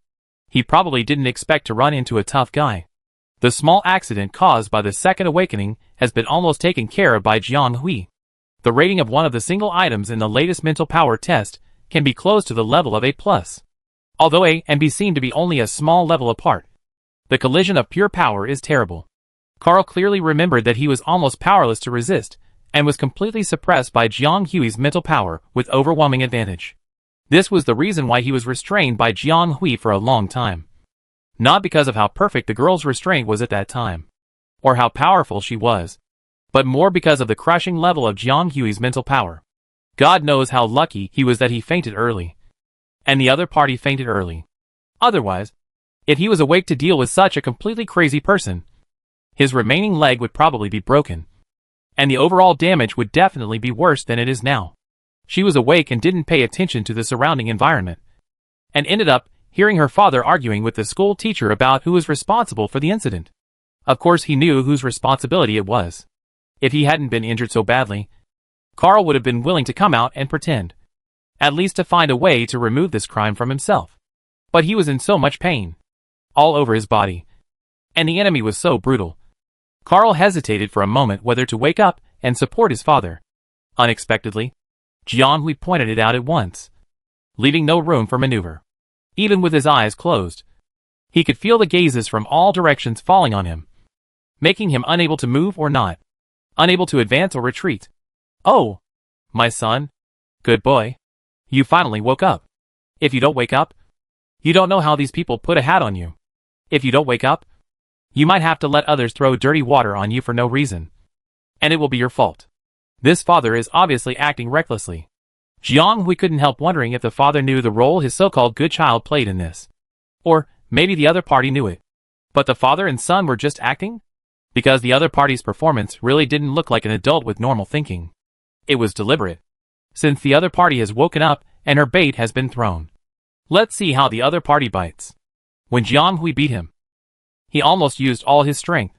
If it weren't for the fact that the interstellar people have evolved to have harder bones, the other party's nose might have been broken by now. Therapist Lu was so annoyed by this parent that he couldn't work normally in the infirmary. He could only bring some medicine with him in a hurry. As for the medicine for trauma treatment, he didn't have time to use it on the children. Therefore, under the harm of his father, classmate Carl could only continue to speak with this pighead. Little did he know that Carl was also endlessly complaining about his father's pitfalls at this moment. He hadn't decided whether to continue pretending to sleep. But his father came out and admitted it for him. But his father had already said it. And everyone's eyes were obviously poured on him. He was obviously unable to get off the horse, and could only pretend to be just woke up with a thick skin and stood up calmly. He was actually better than Jianghui. After all, it was just an external injury. But now his hands and legs hurt. And it was a failure to sneak attack him like this. Coincidentally, this failure made it easier for him to shirk responsibility. He naturally refused to admit it. Thinking of the premise of the heavenly help, Carl couldn't help but feel a little complacent. The boy frowned slightly, and said with a natural and even a little aggrieved expression, "I don't know why classmate Jiang treated me like this. I just wanted to go back to the training ground to get something. But I ran too fast when get out of class was over today and left it here. My classmates can prove this." After saying this, he actually took out something similar to a wallet from his arms, opened it, and put the school card, pass card, and even a bunch of keys of unknown origin inside. This reason is quite reasonable, and I don't know whether it was thought up temporarily or premeditated. And the boy is quite thick-skinned, telling lies with his eyes open, even though he knows that he is the one who attacked. Now, not only does he refuse to admit it, but he also slanders the victim. He is also a talent. The first sentence of the two parties' confessions was conflicting. Both parties insisted on their own words, and no one was willing to admit it. This wave of questions was in vain. The room fell into silence instantly. Jianghui couldn't stand the stagnant situation and atmosphere. She felt very uncomfortable, and wanted to solve the problem quickly, and go back to rest. Being dragged here and unable to explain clearly. The perpetrator was still pretending to be a victim. It was really disgusting. "Mr. Principal, I think there should be monitoring equipment over there in the training ground. You might as well turn it on, and see who is lying." But the other party showed his embarrassment. "Student Jiang, you don't know that I had thought about adjusting the monitoring before both of you woke up. Unfortunately, today an instructor accidentally damaged one of the monitoring ports when demonstrating to students. And several other ports were also affected and damaged in connectivity. So they had to stop working on these ports at that time. This happened when she was in the medical department. And Stark was there at that time. Maybe they were the only ones who missed the time and knew nothing about it. Jianghui, Mr. Principal, I think the school's safety control is not well implemented. Last time, the surveillance route was not in place. There were many blind spots. And Mace and others were almost caught by the Star Beast without knowing it. This time again, Principal Jason was speechless. But who knew that such a thing would happen later? Jianghui wanted to express his dissatisfaction to the school, and wanted to see if the principal could come up with another solution. As a result, someone was more impatient than the principal. "Huh? So what you mean is that there is no evidence? None of you can prove that what this female classmate said is true. Then what else can we say?" Very good. Jiang Hui is now sure that this parent may know his son better than everyone thinks. Chapter 130 Evidence. Evidence is used. Normal parents of victims would not say such words. His focus is only on seeking justice for his children. While this person has been creating an exaggerated atmosphere from beginning to end, making people feel that he is unwise and even impatient to argue with him. But now think carefully. Isn't this blurring the vision? The other party may want people not to focus too much on the incident itself. So they deliberately create such a mess to make them tired of dealing with such difficulties. Now the truth is finally revealed. And they don't cover up Jiang Hui. And immediately say that there is no surveillance and no evidence. So, is the other party's focus now that there is no evidence? There is no evidence. What evidence? Is his son the evidence that he is the villain? Jiang Hui knows that her thoughts are a bit too dark. And she thinks the worst of people. But she has to make plans for herself. Because other people have parents to defend themselves. And she doesn't. Whether in this life or the last life. When she was young, she was a good student in school. She never made trouble, and her parents were never called. But there are many such students in the school. And the reasons for the incidents are all kinds of strange. There are all kinds of things. And the process of the incidents is naturally strange. After the incident, it will be spread by people with ulterior motives and become a hot topic in the school. So she has heard of quite a few conflicts between parents and schools. Of course, most people are ordinary people living in ordinary lives. Everyone has received a certain education and follows the rules of this society. When children have conflicts at school, it is still easier to cooperate. However, there are also a small number of parents who may still be stuck in the old-fashioned thinking due to their concepts, or because of their excessive social status. They will have a wrong understanding of the responsibilities of schools and teachers. And naturally it is not so easy to cooperate in handling things. Of course, there are also schools that are more powerful and bully students' parents. Obviously, the current situation is the former. Mr. Carl. But I see that you seem to be very excited. Suddenly someone laughed playfully. The person who spoke did not seem to be in the camp of the two parties in the fierce quarrel. It was Captain Zhou, who had only been acting as a background board since he came in. Although the other party was barely a person related to this incident. He was also an officer responsible for arranging campus patrols. But a school so big could not take care of all aspects. But when there is a problem, he, the person in charge, still has to come forward. The other parties seemed to inadvertently point out the flaws of Mr. Carl. Although it did not seem to help with the serious questioning, it also successfully turned everyone's attention to this side. No one present was a fool. They just lost their minds because of this man. But this trick of pretending to be stupid will be exposed after a few times. Sometimes people just choose not to notice it. Not that they can't notice it. But now they are indeed a little embarrassed. It is hard to tell who is telling the truth. At least it is difficult to make these shameless father and son show up. I think we should report it to the Patrol Bureau. Patrol Bureau. Two voices sounded at the same time. Mr. Carl and Captain Zoe said.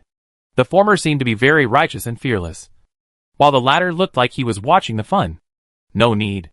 No need. These were two voices that came at the same time. The former was Jiang Hui, and the latter was Stark. The two looked at each other in surprise, obviously not expecting the other to speak at this moment. How could Jiang Hui agree to report to the Interstellar Patrol Bureau? She was not familiar with anything else about the Interstellar, but she had studied some things more than many of her peers in the Interstellar. Jiang Hui was an ordinary person, but she was a tough guy who had read the entire set of law for the protection of incompletely awakened persons. She had read this to better understand the rules and laws of the Interstellar. But she did not expect that it would have a new use now. So she also knew that if they reported a situation like theirs, when both parties were incompletely awakened, they would most likely persuade them to solve it themselves. Even if it was not handled properly, it might even push her into a disadvantageous situation, such as judging her as excessive defense and requiring her to compensate the other party for part of the medical expenses. Neither the former nor the latter was what Jiang Hui wanted. Did this guy think that he could get away with such a thing by getting beaten up? He even wanted to extort some medical expenses from her. And she hadn't even asked him for them yet. It didn't matter if the surveillance had problems. She had a way. Fortunately, she had left a backup plan. But what about Stark's class teacher? Could he have also read the Protection Act for the incompletely awakened? Jiang Hui turned her head and looked at the person behind her. But she immediately got a relatively serious look from the other person. which was similar to a blocking look. The next moment, she heard her class teacher say to the principal in a sincere voice, "Don't bother the inspection bureau. If you want evidence, we have it ready." Now not only the others were dumbfounded, but Jiang Hui was also dumbfounded. But she hadn't told anyone about this yet. Could it be that Stark's eyes were so sharp that he could even identify the micro-video recorder? She pinned it in her button, and she couldn't find it without carefully buttoning it. What? What? Carl and his son seemed to be a little surprised and panicked for a moment. And then, they seemed to think of something and their breath was unstable. "Since you have it, why don't you take it out quickly? What's the bluff? Who knows if you two teachers and students have planned it together?" Stark didn't even look at it, as if he was too lazy to talk to the other party. He just glanced at Jiang Hui and pointed at the position of her collar. She thought the other party really knew that she had hidden a micro-video recorder. But looking at the angle of the action, it doesn't seem like it. At the collar, there is only a necklace-shaped space button in her collar. Now Jiang Hui really couldn't figure it out. She took off the necklace with a little suspicion and lifted it up as the other party nodded silently. Stark took Jiang Hui's necklace and said to Principal Jason's people, "There is a special molecular particle sensor interceptor on this space button, which can simulate the image, sound, energy flow and even smell within 100 meters. Jiang Hui. What? What is this? Isn't this an ordinary space button necklace? How come she doesn't know that this thing has such a great function? And the original body doesn't know it either." Stark glanced at Jiang Hui and explained in a deep voice without any reservation, "I exchanged this thing from the military experimental zone and war zone 7 years ago. And there is a code as evidence. And this thing is produced by the military and has been used for evidence collection in various fields. If it can be extracted as evidence, you should have no objection." Chapter 131 The Past. Yes, this thing was redeemed from the experimental area by Stark with a lot of military merit 7 years ago, and was given to the original body as a birthday gift. Although the original body had never seen this Uncle Tang, he had never forgotten this little niece, who could almost be regarded as someone he had never met. When Jiang Hui was alive, he often boasted about his daughter, and Stark's ears were almost calloused. He was born a cold-hearted person, without parents, and grew up alone. Later, he seemed to have found his roots when he joined the army, and it was estimated that he would contribute to the empire for the rest of his life, from birth to death. But there were also some different colors in his life, such as his stupid friend. He actually didn't know if they could be called friends, because when the other party was alive, he never honestly admitted the word friend. And it was always Jiang Hui who kept approaching him to make friends. His life was very boring. But Jiang Hui was a very sociable person. The other party was born in a happy family, received a good education, was talented, and chose the army he liked step by step. He made much faster progress in the army than his peers, and even married and had a daughter without delay. The other party had everything that Stark didn't have. Such a person, who had no similarities and intersections with him, insisted on making friends with him. At first, Stark thought it was just a whim of a rich young master or some kind of condescending mentality. But he never thought that this person's enthusiasm had lasted for 10 years. He witnessed many important moments of the other party, as a friend and even as a family member. Although Stark's aloof nature made it impossible for him to open up and befriend him, he had already treated him as a family member without realizing it. The year Jiang Hui was born, he took the initiative for the first time and participated in the child's full moon banquet. Although he did not agree to Jiang Hui's request for him to be the child's godfather, he also silently remembered this wonderful fate that almost came true in his heart, and prepared birthday gifts for Jiang Hui almost every year. But he never appeared in the child's life. And Jiang Hui was still young at that time, and did not know that he had such an Uncle Tang. In the year when Jiang Hui was preparing for his 8th birthday, Stark received an invitation from Jiang Hui and his wife again. He somehow agreed, and brought back this gift after a war. That is, this interceptor with storage space, intended to leave a surprise for the child. But no one had ever thought that he would receive a transfer order to the front line before he returned to the inner galaxy with Jiang Hui and his wife. Several people had to miss the birthday party, so the gifts could only be sent back to the Jiang family by express delivery, and then to Jiang Hui. This sudden defense battle lasted for more than half a year, and this wave of Star Beast's offensive was extremely fierce. In just half a year, they had lost many comrades, and even retreated step by step. This has never happened in the past 10 years. At that time, the front line was short of manpower, and even a lieutenant like Stark might have to bear many tasks and pressures. Jiang Hui's wife Jiang Yilin is a very capable mecha warrior. She is very strong, one of the strongest young people on their front line, and has a bright future. Moreover, he was open-minded and had a fortitude that many men could not match. Sometimes Stark could not believe that his carefree friend could win the heart of this outstanding officer. At that time, the three of them and many young colleagues had taken a lot of pressure on that front, and had been waiting for reinforcements from the military. After all, the Empire had many fronts, and the number of people stationed in each area was fixed.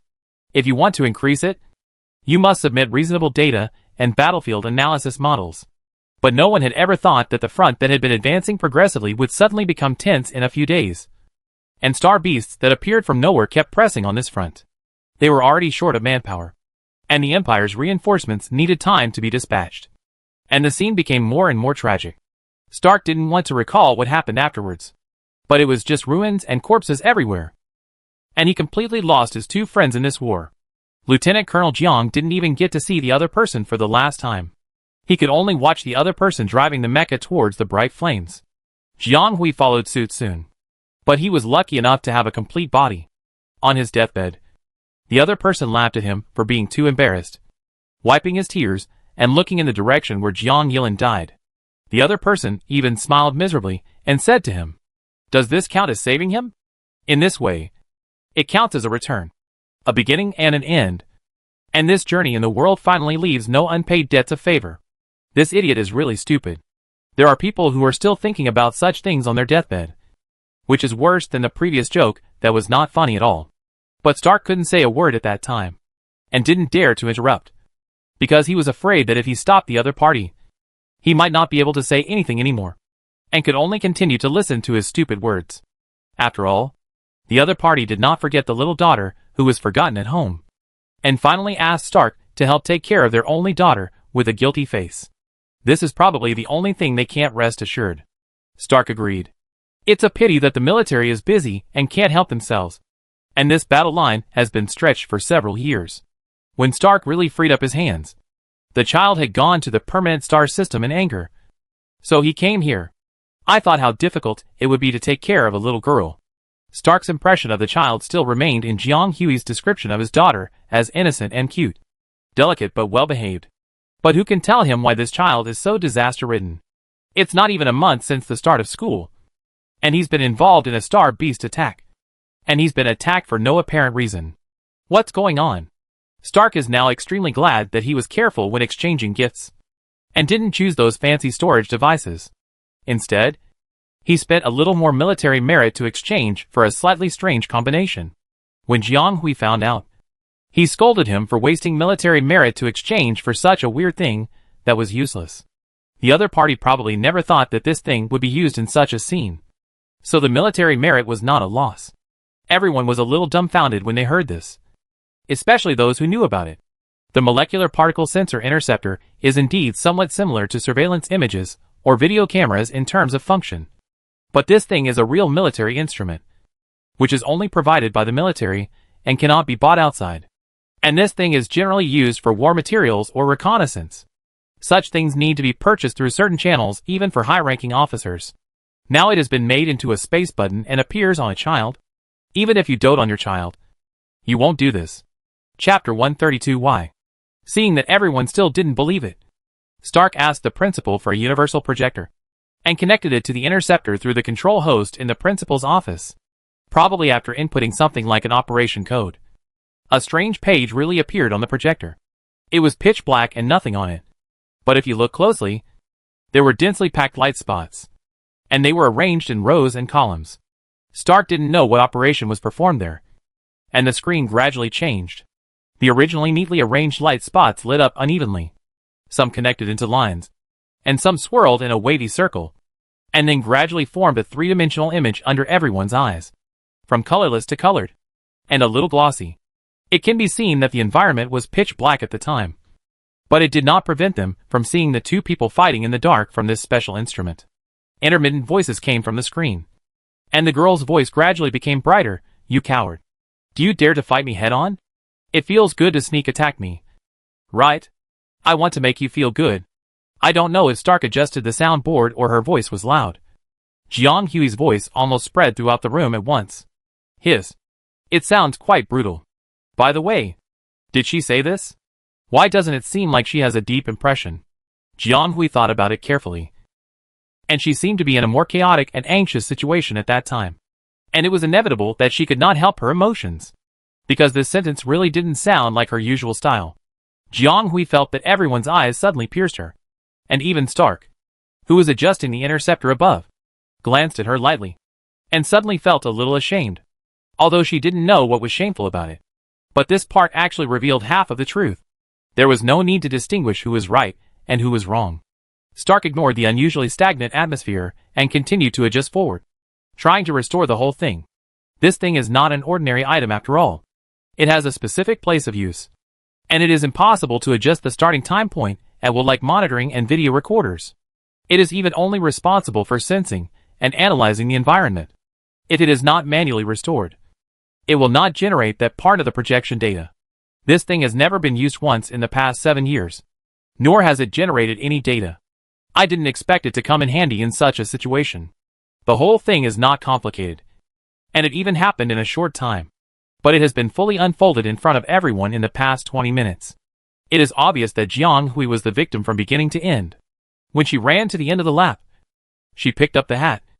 And the classmate Carl ended his 10-minute ambush and attacked Jiang Hui, who was unaware.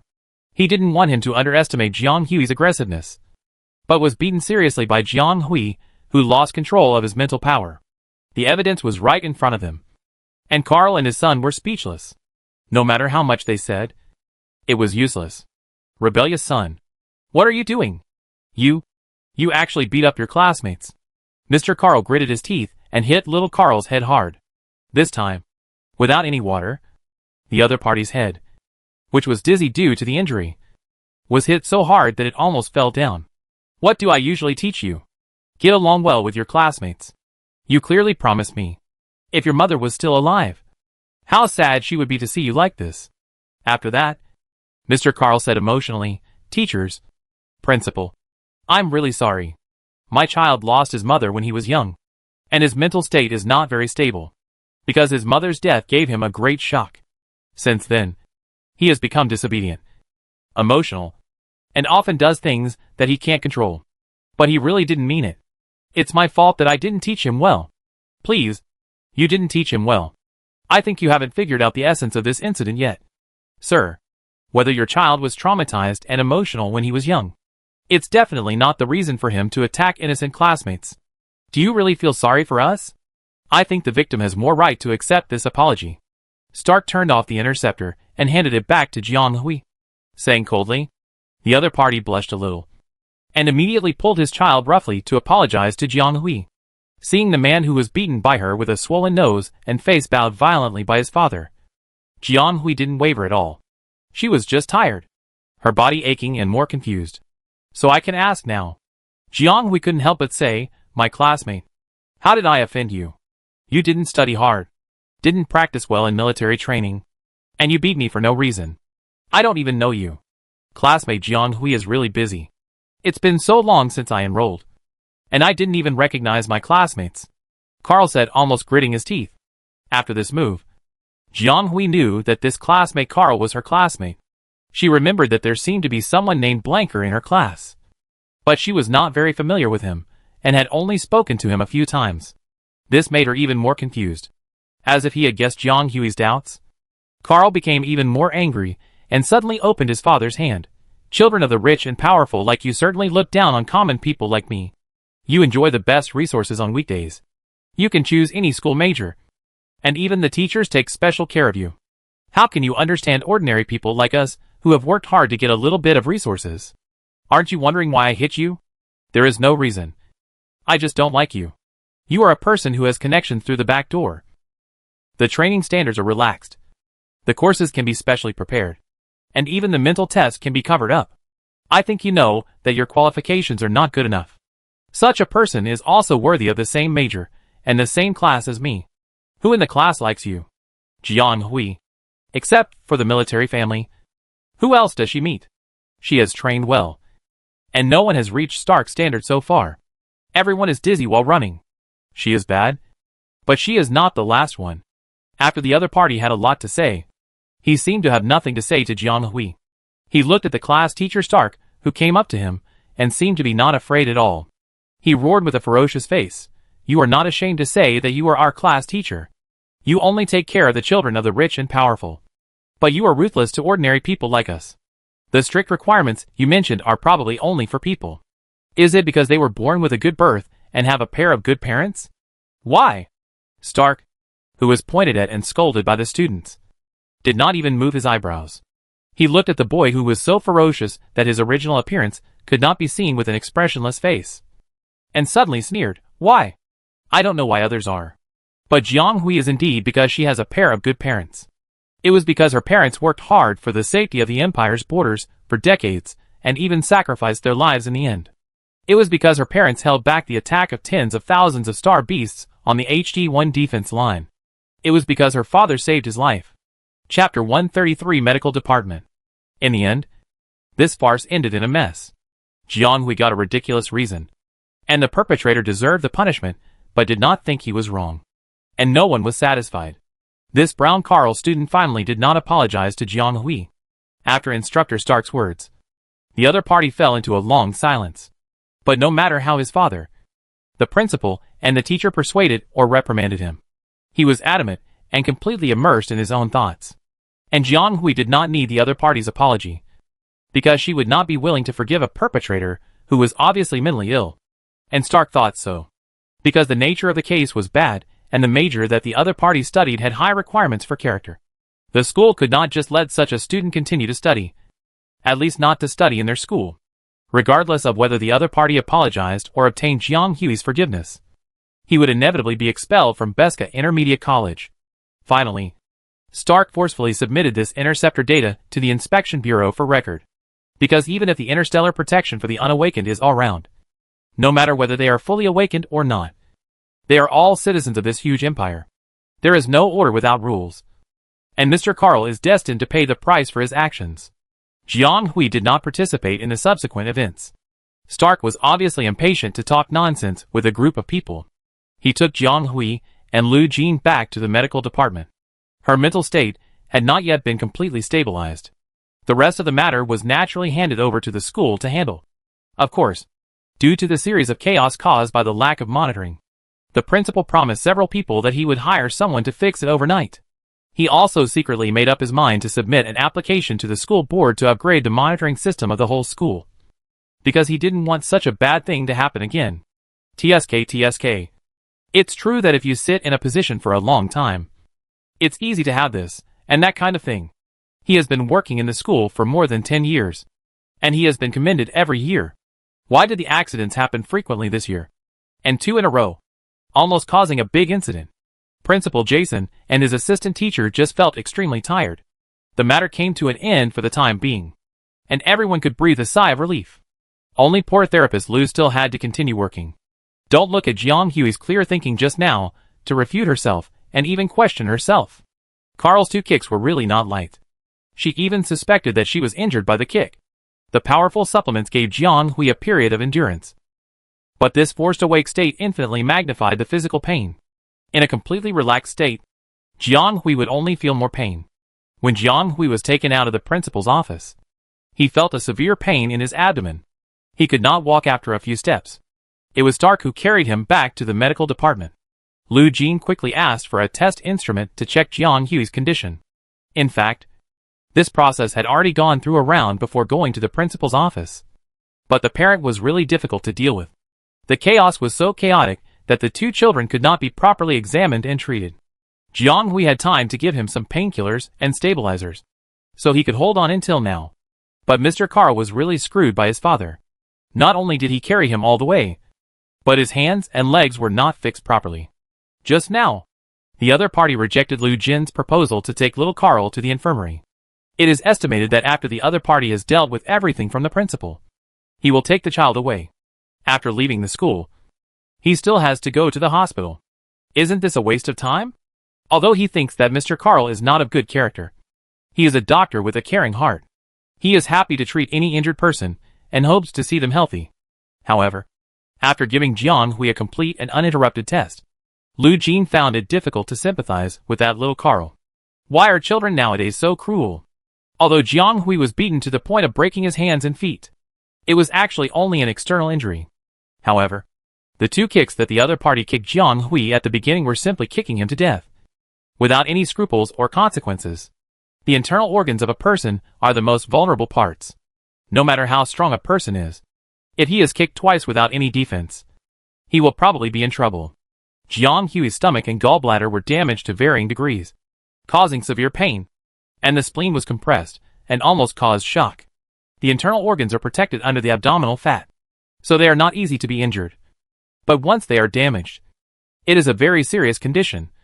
So Jiang Hui just felt so painful and uncomfortable, and this continuous pain further stimulated her already unstable brain area, and she released a small wave of mental power all of a sudden, as if she couldn't help but overflow a small ball because of the accumulation. However, this process of almost forced release is definitely not a good thing for a stable mental cycle. And Jiang Hui's brain area is even more unstable. She can't stimulate her mental power in a short period of time. Otherwise the cracks and imbalances will become more serious, which will hinder the treatment of the closed brain area in the later stage. After analyzing the report, Lu Jin was furious and anxious to prepare a special stabilizer for Jiang Hui. However, this would not last long. She had to start guided treatment in a month at most. Otherwise the consequences would be disastrous if this instability formed a closed loop. And this had to be done by his teacher, Michael, a therapist. The other party had sent a message to respond that he would come back in half a month. Then, there were only 2 people left in the treatment room of the medical department. The 2 were silent for a while, and it was still the elder who took the initiative to ask questions. Does it still hurt? The person who was almost numb with dull pain in various places was stunned for a moment, then nodded and shook his head slowly. Better. She didn't notice that her pronunciation sounded a little big tongue, and her throat was hoarse, which sounded very uncomfortable. The elder seemed to be silent for a long time, and Jiang Hui felt that the person standing next to her raised his hand and gently stroked her head. Jiang Hui trembled slightly, a little stiff, and shook her head as if trying to get rid of the discomfort, and her stiff neck began to relax a little. Stark seemed to try to make his tone sound calmer. Do you want to sleep for a while? I'll call you when therapist Lu comes out. Jiang Hui shook her head and suddenly asked softly, Uncle Tang, do you think I'm really wasting resources like this? Stark thought that the other party was probably really fooled by what little Carl said just now, and was slightly annoyed by her stupidity. He patted her head directly and unceremoniously. Very hard, much more unceremoniously than the light touch just now that seemed to be at a distance. And also very light, because the other party was probably still concerned about her chaotic mental state, and didn't really hit her hard. You believe what I said casually? I taught you, but you always only remember half of it. You really know how to learn. Chapter 134 Becoming Stronger. The essence of the so-called waste of resources is uneven distribution. Others may think so, but you should not think so. Because if you also feel that you are wasting, then the extra resources you enjoy will lose their meaning. The correct approach should be to face up to this uneven distribution. Make full and better use of it, and then transform it into your own strength. In this way, the so-called waste generated in the process can only be regarded as reasonable loss. As for the uneven distribution of resources, this is a very realistic thing in itself, because this world is inherently unfair, and unfairness is relative. It is unfair to Carl and Jiang Hui, but Jiang Hui will meet people who enjoy higher-level resources in the future, and will also encounter such unfairness. Mr. Carl does not understand that when he leaves this school, he will face more unfairness in his future life. Jiang Hui must also understand this. She will not always enjoy the resources of the upper level, and must learn to accept the gap of the lower level. As for the motives of Carl, it is not as reckless and impulsive as it is said.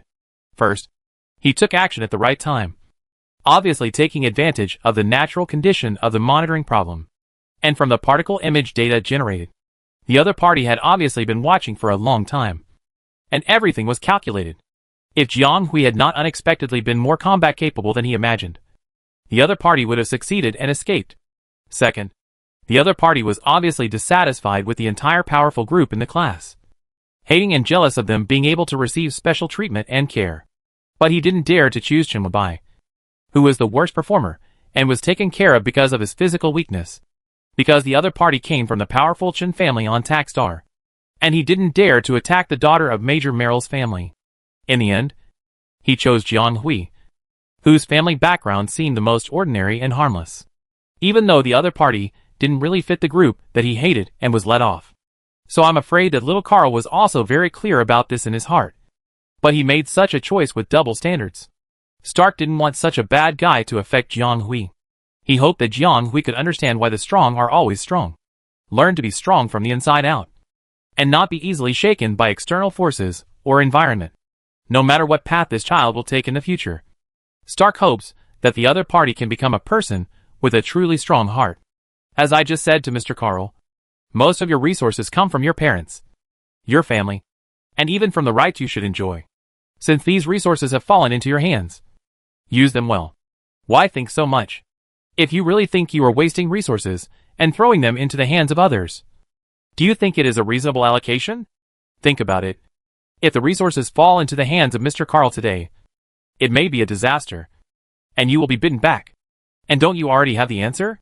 Stark glanced at Jiang Hui. Just now, he was worried that the child would be shaken by other people's trash talk. But he never thought that he would meet a pair of unprecedented firm eyes. He immediately knew that this person actually had the answer in his heart, and thought it through very clearly. She just wanted to give it another push. Stark was a little happy, but he couldn't help feeling a little melancholy for the other party's mental journey that seemed to have been repeated thousands of times among their fathers and grandfathers. Now you know how hateful it is to have resources and not use them properly. Stark snorted, and didn't say anything else. Uncle Tang, I kind of want to keep going like this, and want to become stronger. Yeah. You. Before he finished speaking, he heard the breathing of the person next to him suddenly change, and he looked over and fell asleep while sitting. It turned out to be 12 o'clock in the middle of the night.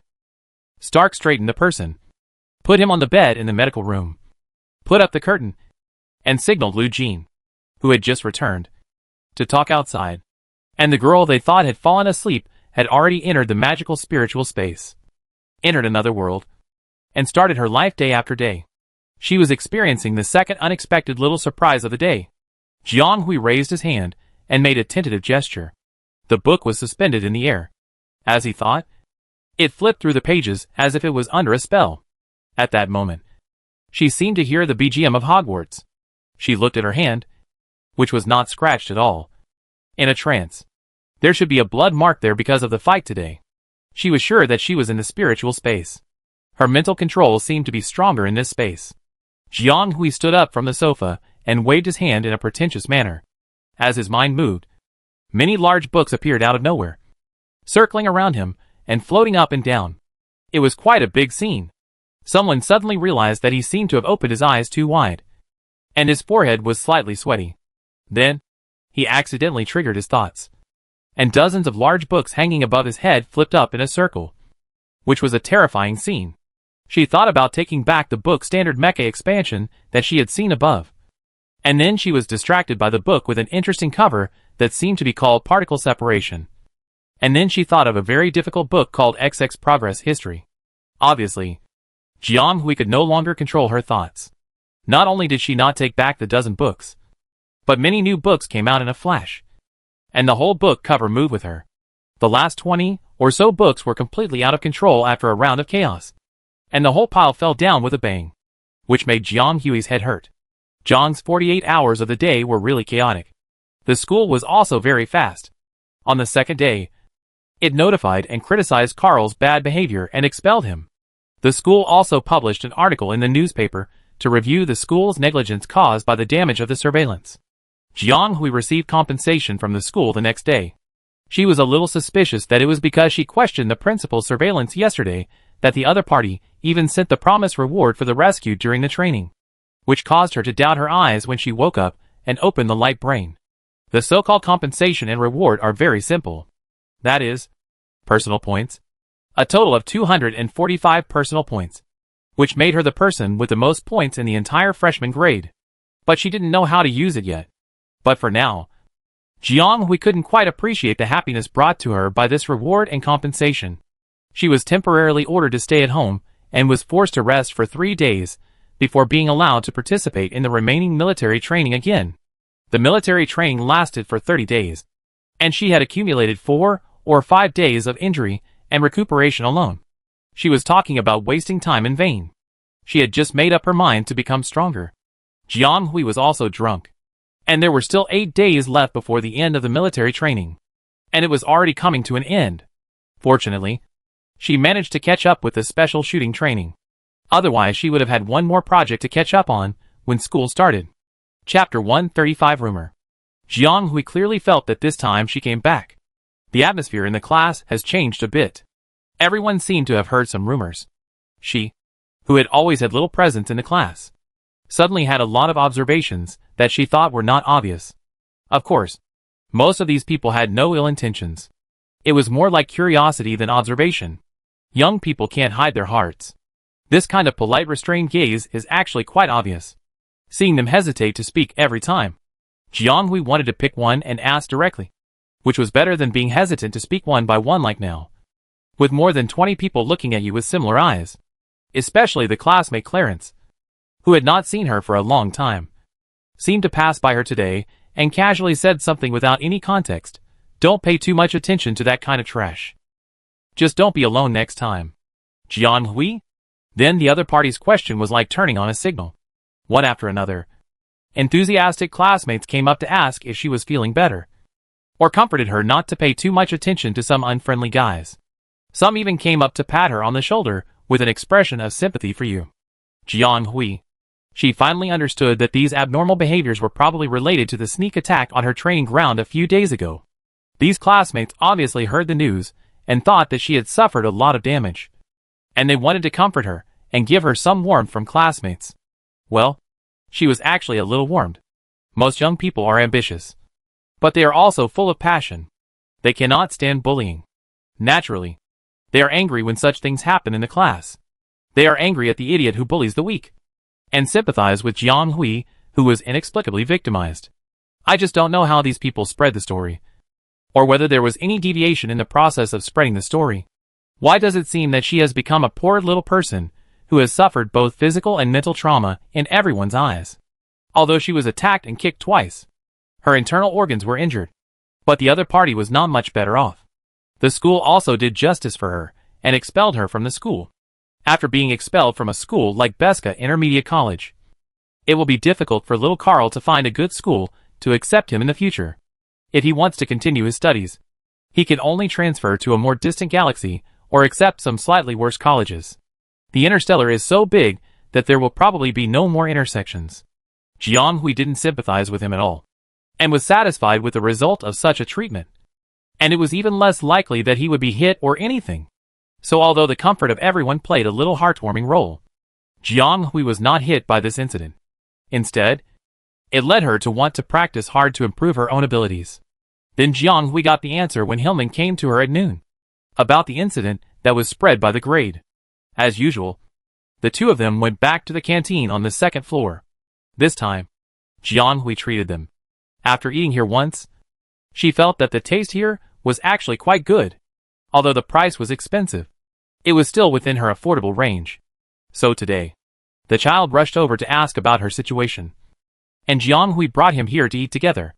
After all, he treated her last time. What? The other party bit the spit meat in his mouth, and seemed very excited. He seemed to be unable to help biting the meat, as if he was treating someone very hateful, and gritted his teeth fiercely. So this is what happened. This is not true. It is even worse than the legend. I say, classmate Jiang, you shouldn't let him go so easily. Wouldn't it be better to report such a bad person to the inspection bureau? If the two of them were not incomplete awakenings, Jiang Hui would probably choose to do this without hesitation. But knowing the degree of protection of the Empire for incomplete awakenings, Jiang Hui thought it was better not to waste that effort, because the identity of incomplete awakenings naturally gave the other party a layer of protection. Not only would it waste time to pull it, but she would also have to suppress her nausea and continue to interact with this pair of drama father and son. So she simply let the school handle it directly. In the end, Jiang Hui was quite satisfied with the result. But Hillman interpreted this as Jiang Hui's soft heart, and said angrily, "What kind of person is this? He unilaterally attacked and beat others, and he had the nerve to slander them. And the result was still because of such a nonsensical reason. If he thinks like this, he will never be happy in his life. There are many children of the rich and powerful in this world. Not only in schools, but also outside. Even if they graduate and go out to work. There are many in the army and politics. Won't he beat up everyone he sees in the future? I think he is just bullying the weak and afraid of the strong. He wants to bully you just because you are a thin and weak girl. And he uses such a despicable means as a sneak attack. Bah! Hillman is a straightforward person. He obviously didn't think so deeply about the complex issues such as the class of children of the rich and powerful. But he saw the sinister intentions of Mr. Carl at a glance. He couldn't help but get so angry that he started cursing and kept muttering disgusting and too bullying and so on. He seemed to be even angrier than Jiang Hui, the person involved. Then, in great anger and sympathy, he immediately went to the front desk and ordered several special nutritious dishes for Jiang Hui, saying that he wanted to nourish her body. Jiang Hui wanted to say that she had been lying down for 3 days in a row, and she had swallowed a dozen powerful nutrients and supplements. So her current condition was better than anyone else. But the other party was kind after all. So he didn't dare to interrupt. After turning back, the other party said to Jiang Hui, "You don't know that some of us heard that a fight had occurred at the training ground the next day. The disciplinary notice only mentioned the guy who beat people. But no one knew who was in trouble. I also heard about it from your classmates when I went to your class the next day. They also swore that you were blocked and beaten by the guy named Carl on the training ground. And then caught by the class teacher. It was a big deal. So you were expelled from school. The matter was not so serious in the first place. The school just wanted to handle it in a low-key manner.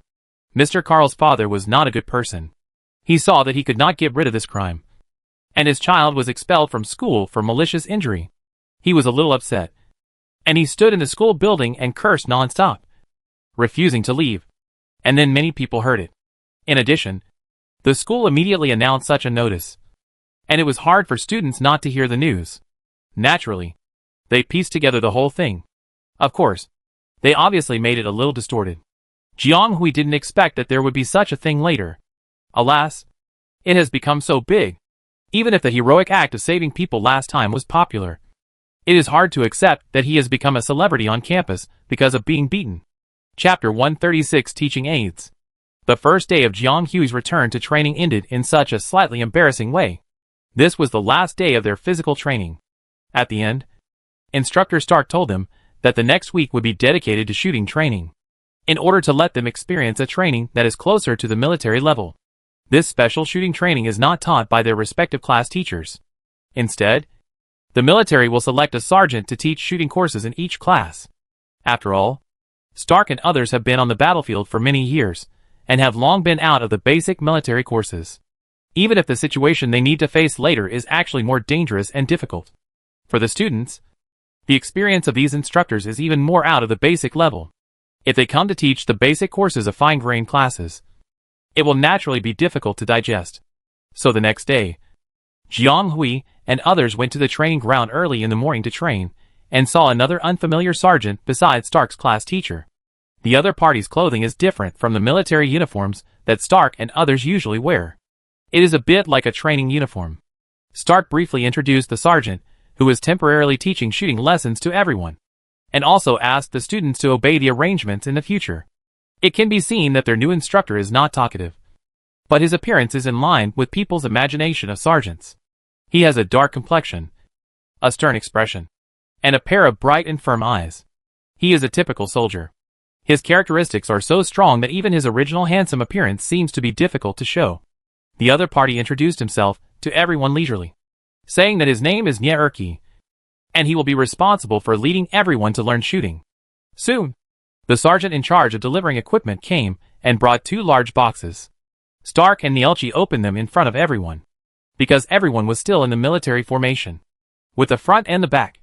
The front row could be seen clearly at once, but most of the people in the back row were blocked from view. Moreover, because Stark had not yet disbanded their military formation, everyone did not dare to move at all, and went around to the front to see. So they could only tense their muscles and stretch their heads to see. As for whether they could see it or not, it really depended on the angle. Jiang Hui was not tall even among the girls in the class, and she stood relatively forward, so she saw a corner of the box very smoothly.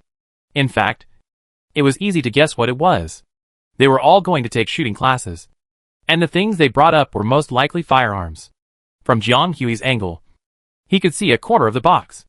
Looking from the front, it was obviously a metal stick-like object, which should be a long gun or something like that. This should be the teaching aids they will need next. Although the two instructors seemed to be checking the teaching aids in the box, they were actually distracted by the group of kids behind them. They have been on the march for many years. Although they have different ranks and experiences, they all come from basic training. Of course, they know what kind of qualities soldiers need. Ability is natural, and it also requires certain training and professional qualities. In addition, obeying orders and thinking rationally. However, these qualities can never be born, because there is no such thing as a born obedient person in this world. Everyone exists in this world with individual independent thinking, and naturally has their own ideas. But when you are determined to become the guardian of this country, one of the pillars of the empire's security, and a barrier for all citizens, the first thing you must do is to learn to restrain your personal edge. Even trim your own thoughts and ideas, and try to integrate into the power of the collective and the masses. Of course, when you have the power to transcend the group and reach a certain height to formulate certain rules, everything will naturally be unscrupulous. This is a very realistic and cruel thing, because the army needs such loyal people the most. And only such people can play the greatest combat power of the team. So if you can't figure it out or accept this, it's better to jump off this road as soon as possible. Because when the army is so cruel to resist the conflict between self and collective interests, the first to go to destruction must be the former. Therefore, whether it is preliminary preparation or formal training, whether it is school or the army, the strategy of cultivating such students is roughly the same. In a word, keep it like a hawk. Let it tame the collective and write how to better serve the collective. Fortunately, after less than a month of training, these young guys have more or less some superficial awareness, learned a lesson, and know to obey the orders of their superiors. If it were more than half a month ago, they would probably think that the instructors were not paying attention to their words and actions, and would just move around casually. Or maybe they had the illusion that they could relax in this change of environment and slightly relaxed atmosphere. After making sure that everyone's hands and legs were firmly attached to the right place, and that they did not move their feet, the two of them were really satisfied, and then they turned their attention to check the condition of the teaching aids. Don't think that they prepared the things themselves, and there shouldn't be any problems. They thought so before. But a group of star beasts suddenly appeared inexplicably, and they haven't found out the reason behind it yet. So because of the incident that happened during the training not long ago, the school has now raised the safety control of freshmen to a certain level, for fear of any problems. Although these look realistic, they are actually laser javelins that have no threat. But after the last incident, who knows if a real TB rifle will be mixed into the laser javelin? And it will be a big deal if it goes off accidentally, probably out of pity for the people who are so curious that their necks are about to stretch. Stark ordered everyone to line up in parallel, so that they can get close and observe the tools that everyone will need to learn shooting next, without the sight obstruction, and without worrying about the restrictions of military posture. Jiang Hui finally saw the true face of the things in the box. The main tone is dark black, and the part exposed at the joint in the middle is a bit like a fine steel material. The entire rifle is about 1 meter long, with a slender front end, thicker in the middle, and a weighted back end, with smooth lines. Even if you just look at it without touching it, you can feel the coldness of a weapon from the inside out. Is this a real thing? Jiang Hui, who had never observed such a real thing so closely, instinctively felt a chill in her heart. It's not that she is timid, but she had never come into contact with such dangerous items in her previous life, and there was no way to get in touch with them. The TB series of rifles, with a total length of 97 centimeters, is almost the smallest in terms of standard and power among rifles. But the advantage is that it is flexible to operate, and the overall weight is relatively small, making it the most suitable gun type for beginners. Chapter 137 Clues. Of course, she was not the only one who lost her composure, because when they saw the contents of the box clearly, almost all the young people present also sighed, with heartfelt admiration at the same time, praising these precise and realistic teaching aids. Although the information and knowledge these local interstellar teenagers have been exposed to are much deeper and broader than Jiang Hui from Blue Star, most of them are from ordinary families and have almost no chance to get in close contact with such simulated weapons. Their impression of such weapons comes more from movies, TV shows, star network, and even a few lines of description in books. And there are very few students who have relatively special family backgrounds or come from families with access to such simulated weapons. Even if there are, their families may not really let them get close to these dangerous items. But now it is different. Looking at the number of these so-called teaching aids in the box, it seems that everyone has one. This means that each of them can get in close contact with these very realistic weapons, and even experience them in person. I just don't know how much the simulation will differ from the real thing. After all, the simulation is already so cool. 9 out of 10 people who chose to enter the combat individual department wanted to join the army in the future and become an imperial soldier to defend the country. How could they resist such a temptation?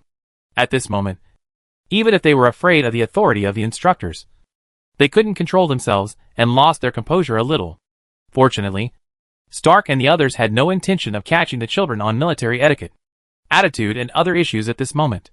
The 2 instructors carefully and rigorously checked the status of each gun, and then adjusted it according to the most suitable standards and data for students to use, and finally arranged them neatly on the ground one by one, and soon laid them into a square array.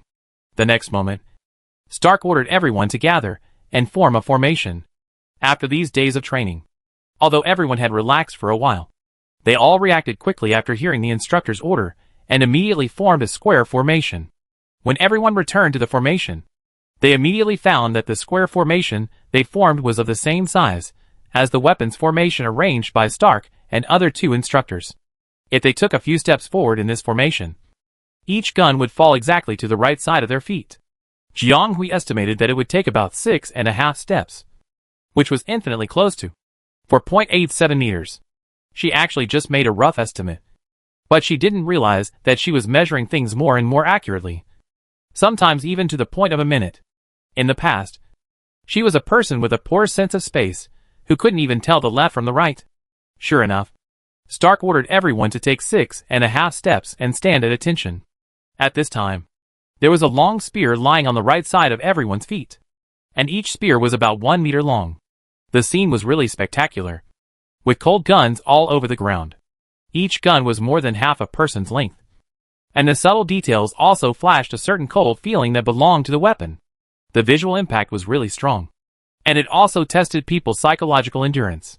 Many students were already impatient, wishing that they could pick up the big gun on the ground and shoot a few shots at the enemy in the next moment, as if they had become sharpshooters. However, imagination is beautiful, but reality is cruel. It is obvious that the first step for a real sergeant to contact a gun must not be practical operation. No matter what he wants to do, he must understand the theory.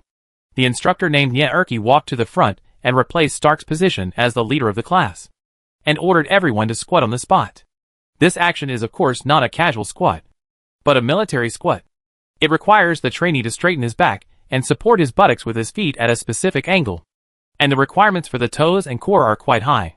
Then he used this posture to signal everyone to lift the equipped guns and put them on their legs. Yes, they are going to have a theoretical class now. If they want to really pick up this thing and shoot a shot, they must understand the structure of this standard rifle machine gun. Otherwise, they may not even know which side is the head and which side is the tail, let alone use it. Jiang Hui imitated the actions of everyone else and lifted the gun a little clumsily. The palm of her hand immediately became slightly hot when she touched the side, which was both exciting and somewhat unreal. After lifting this thing and putting it on her thigh, Jiang Hui found that this big guy was much heavier than she imagined. How to say it? It's not the kind of weight that carries rice and noodles, but the density is more similar to the bearing capacity of sand and stone. However, after pressing on her thigh for a few seconds, she felt the contact side was a little hot, and her toes were slightly numb. Of course, this is not important. Jiang Hui's attention was soon immersed in Ye Erki's brief but refined explanation. She unconsciously used her eyes and hands to measure the data of the spear, including the dimensions of each ring. Following the instructor's explanation, she understood the composition of each component, and even the touch of the paint on the outside. 97. 31.5 kg. 0.001 mg. Total circumference of the 3 rings. 6.2. 18.7. 59.5. No one noticed that her eyes, which were looking down at the spear, were emitting an unusual silver light. Stark retreated to the second line, silently listening to Naerki teaching a group of students the structure of the gun, while paying attention to the movements of everyone's hands.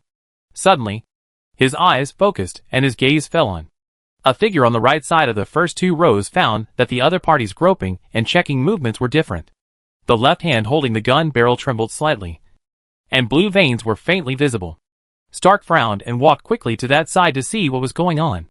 Unexpectedly, when he turned to this side, the girl seemed to have returned to normal. The strength of her hands was slightly relaxed, and her eyes were accurately focused on the position where Naerki was explaining. Everything was normal. Could it be that he saw it wrong? Illusion? But the other party's breath was indeed a little chaotic. Quite like mental disorder. Well, go back and ask Lu Jin. Maybe he has not recovered from the previous disturbance. It seems that after the military training is over, I still have to ask the child to start treatment as soon as possible. The consequences of the imbalance of the closed brain area were far more serious than he had imagined, and it seemed that it would cause mental disorder at any time. Stark stayed nearby, looked around, and after confirming that the person's breath had calmed down and there was no big problem, he quietly went to the other side to check on the other students. Jiang Hui didn't know that when she was reading the machine gun data, Stark stood beside her and observed her for a long time, and regarded her abnormal instinctive reading reaction as a sequelae caused by the closed brain area.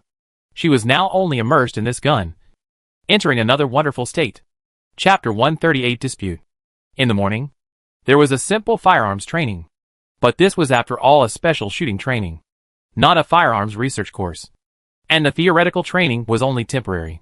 After a series of incomplete lectures in the morning, everyone had a certain understanding of this type of firearm. After the initial stage of not knowing how to put their hands and their faces and brains were hot, everyone quickly adapted and fiddled with this very realistic teaching aid with great interest. And by the end of the class, they could basically operate it.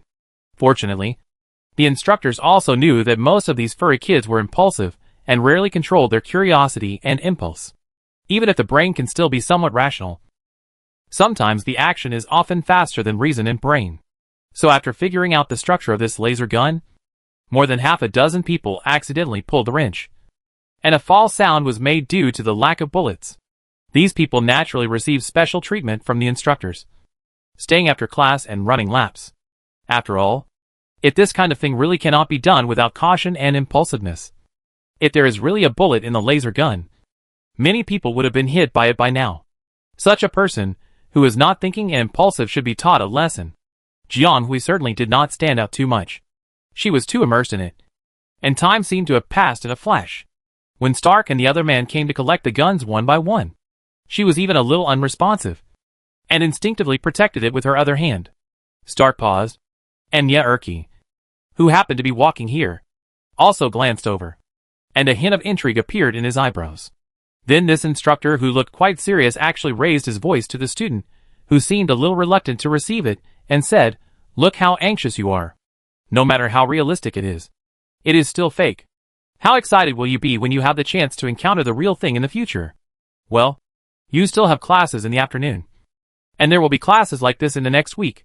So don't be anxious." Jiang Hui also heard it, and then realized that her reaction seemed a bit too much. So she quickly let go and took the initiative to hand the laser gun to Stark. The elder didn't say anything, just looked at her and continued to take the next one.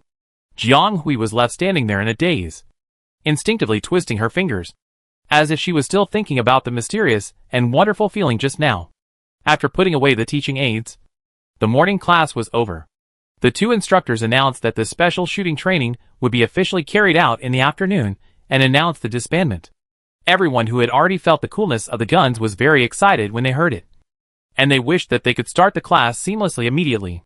Unfortunately, their vision was destined to be impossible to realize. In the end, the two instructors drove everyone away from the training ground and went to the nearest temporary dining hall to eat in groups of 3 or 2. Only 2 instructors remained there.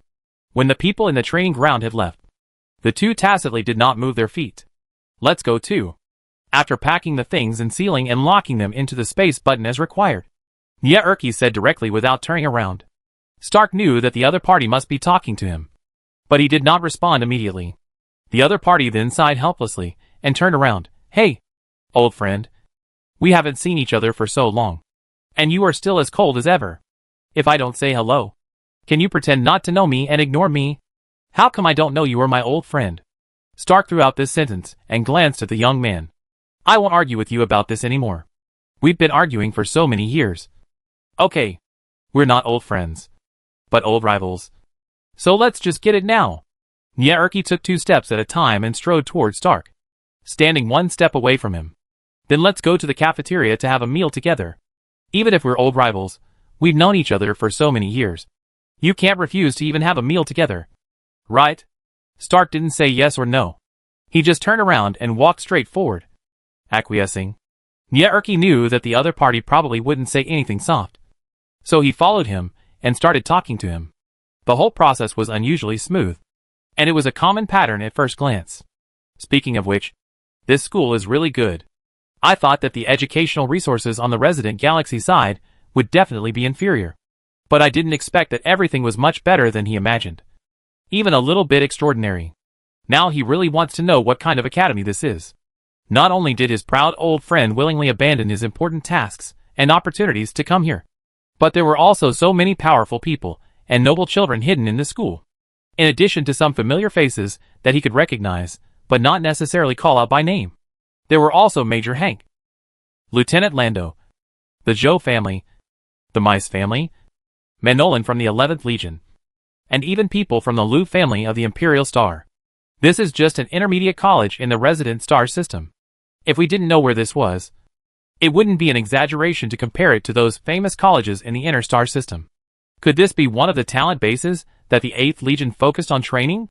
If so, it makes sense to put so many people here. But Nyeerki looked at the other party's back, which was getting more and more agile. He was able to restrain himself and calm down just now, thinking about how to persuade the other party with what methods and words. But when he came here and saw that the other party was as cold and unwilling to talk as usual, he couldn't help but get angry. Hey!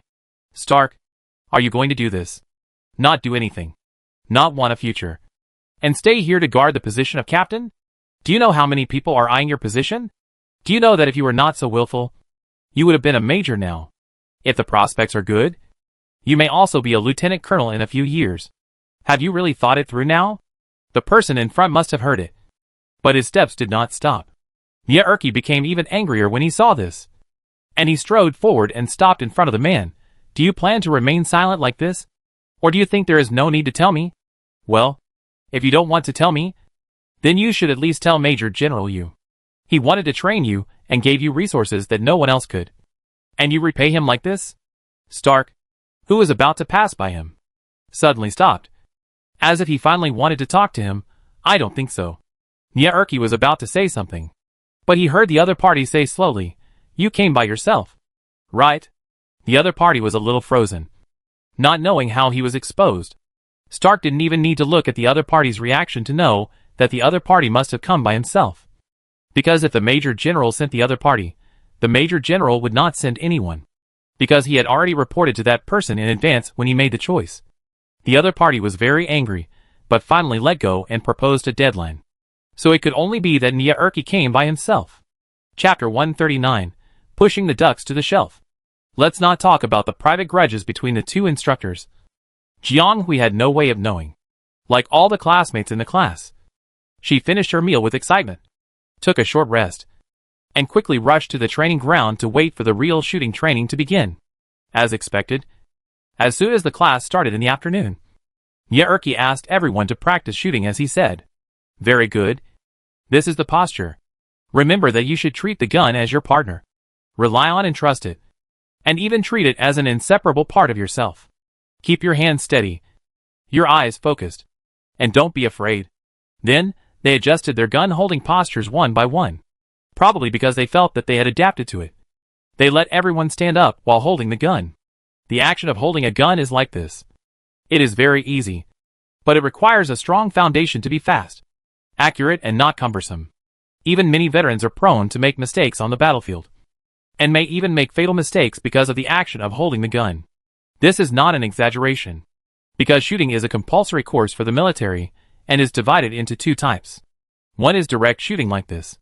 This is the most common and easy to use, because not only the military, but also people in the patrol bureau or some public officials who need to travel for special tasks also need training in this area. One is shooting derivatives, mecha-related shooting operations. That is, shooting with the built-in weapons of the mecha or shooting with externally loaded shooting weapons. In short, it is shooting activities through mechas. This is the same as the key points of personal shooting but completely different. But it cannot be separated from human operation. The gun-holding mistakes that Nyeerki mentioned generally occur during mecha shooting, because the entire operating range of human shooting is still controllable. Even the size of the shooting gun is limited, and at most it can't hit.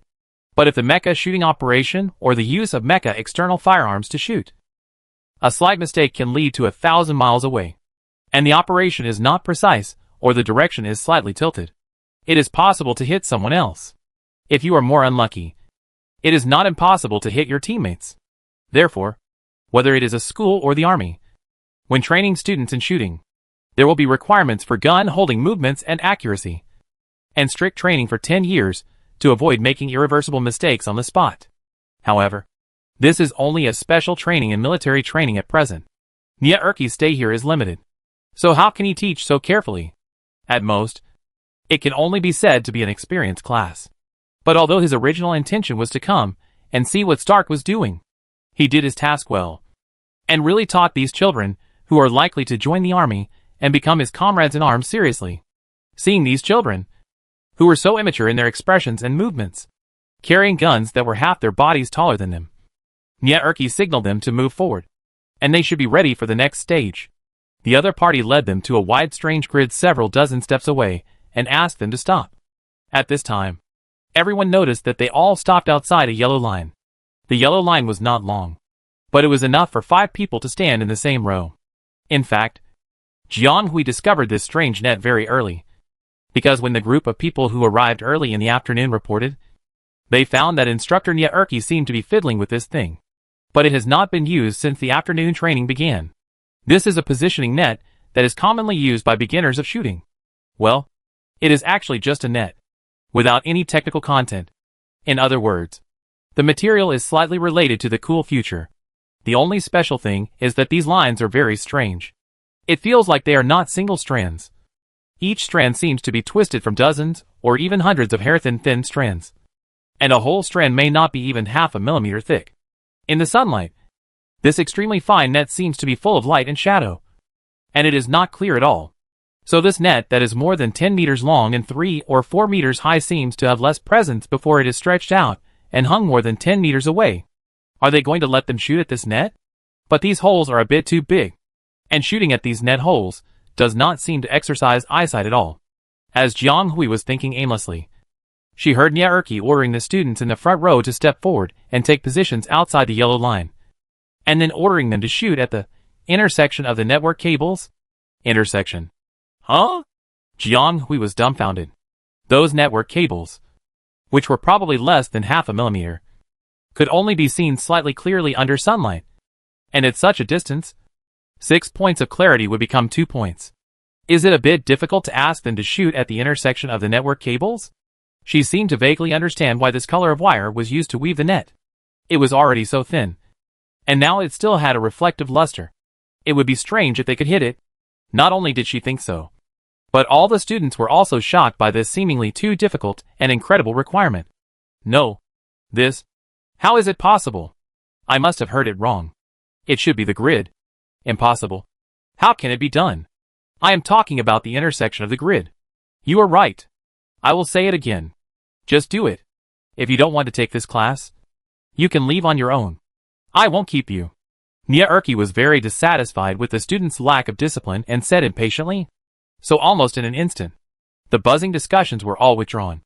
Obviously, they all remembered that at the beginning of the school, Instructor Stark also expelled those late students in such a swift and decisive manner.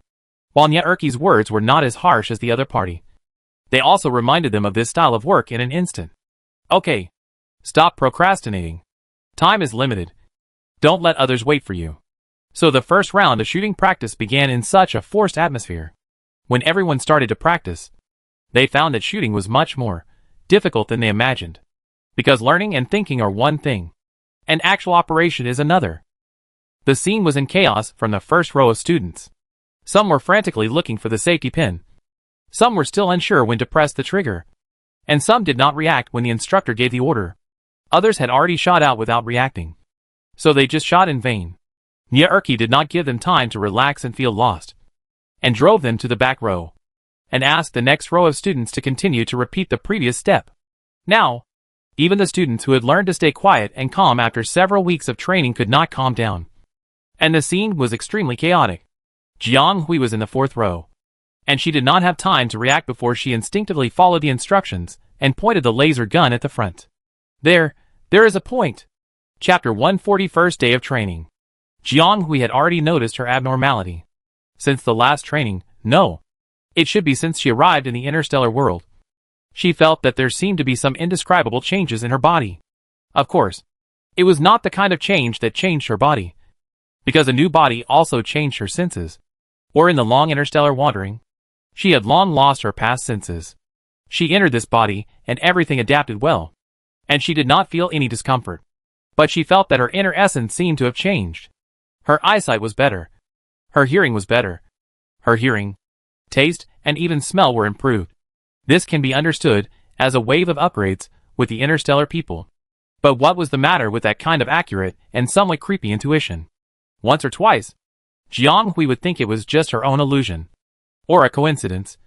But when it happened too many times, or appeared in incredible places, she even doubted whether something strange had happened to her body that she didn't know about.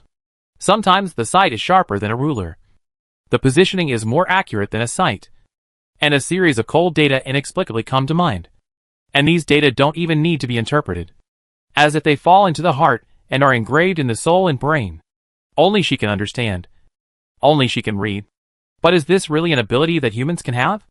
Even though Jiang Hui doesn't know much about the current interstellar world, and doesn't know the extent of the genetic mutation of interstellar people, she also knows that this is definitely not an ability that can be derived from the flesh and blood of humans.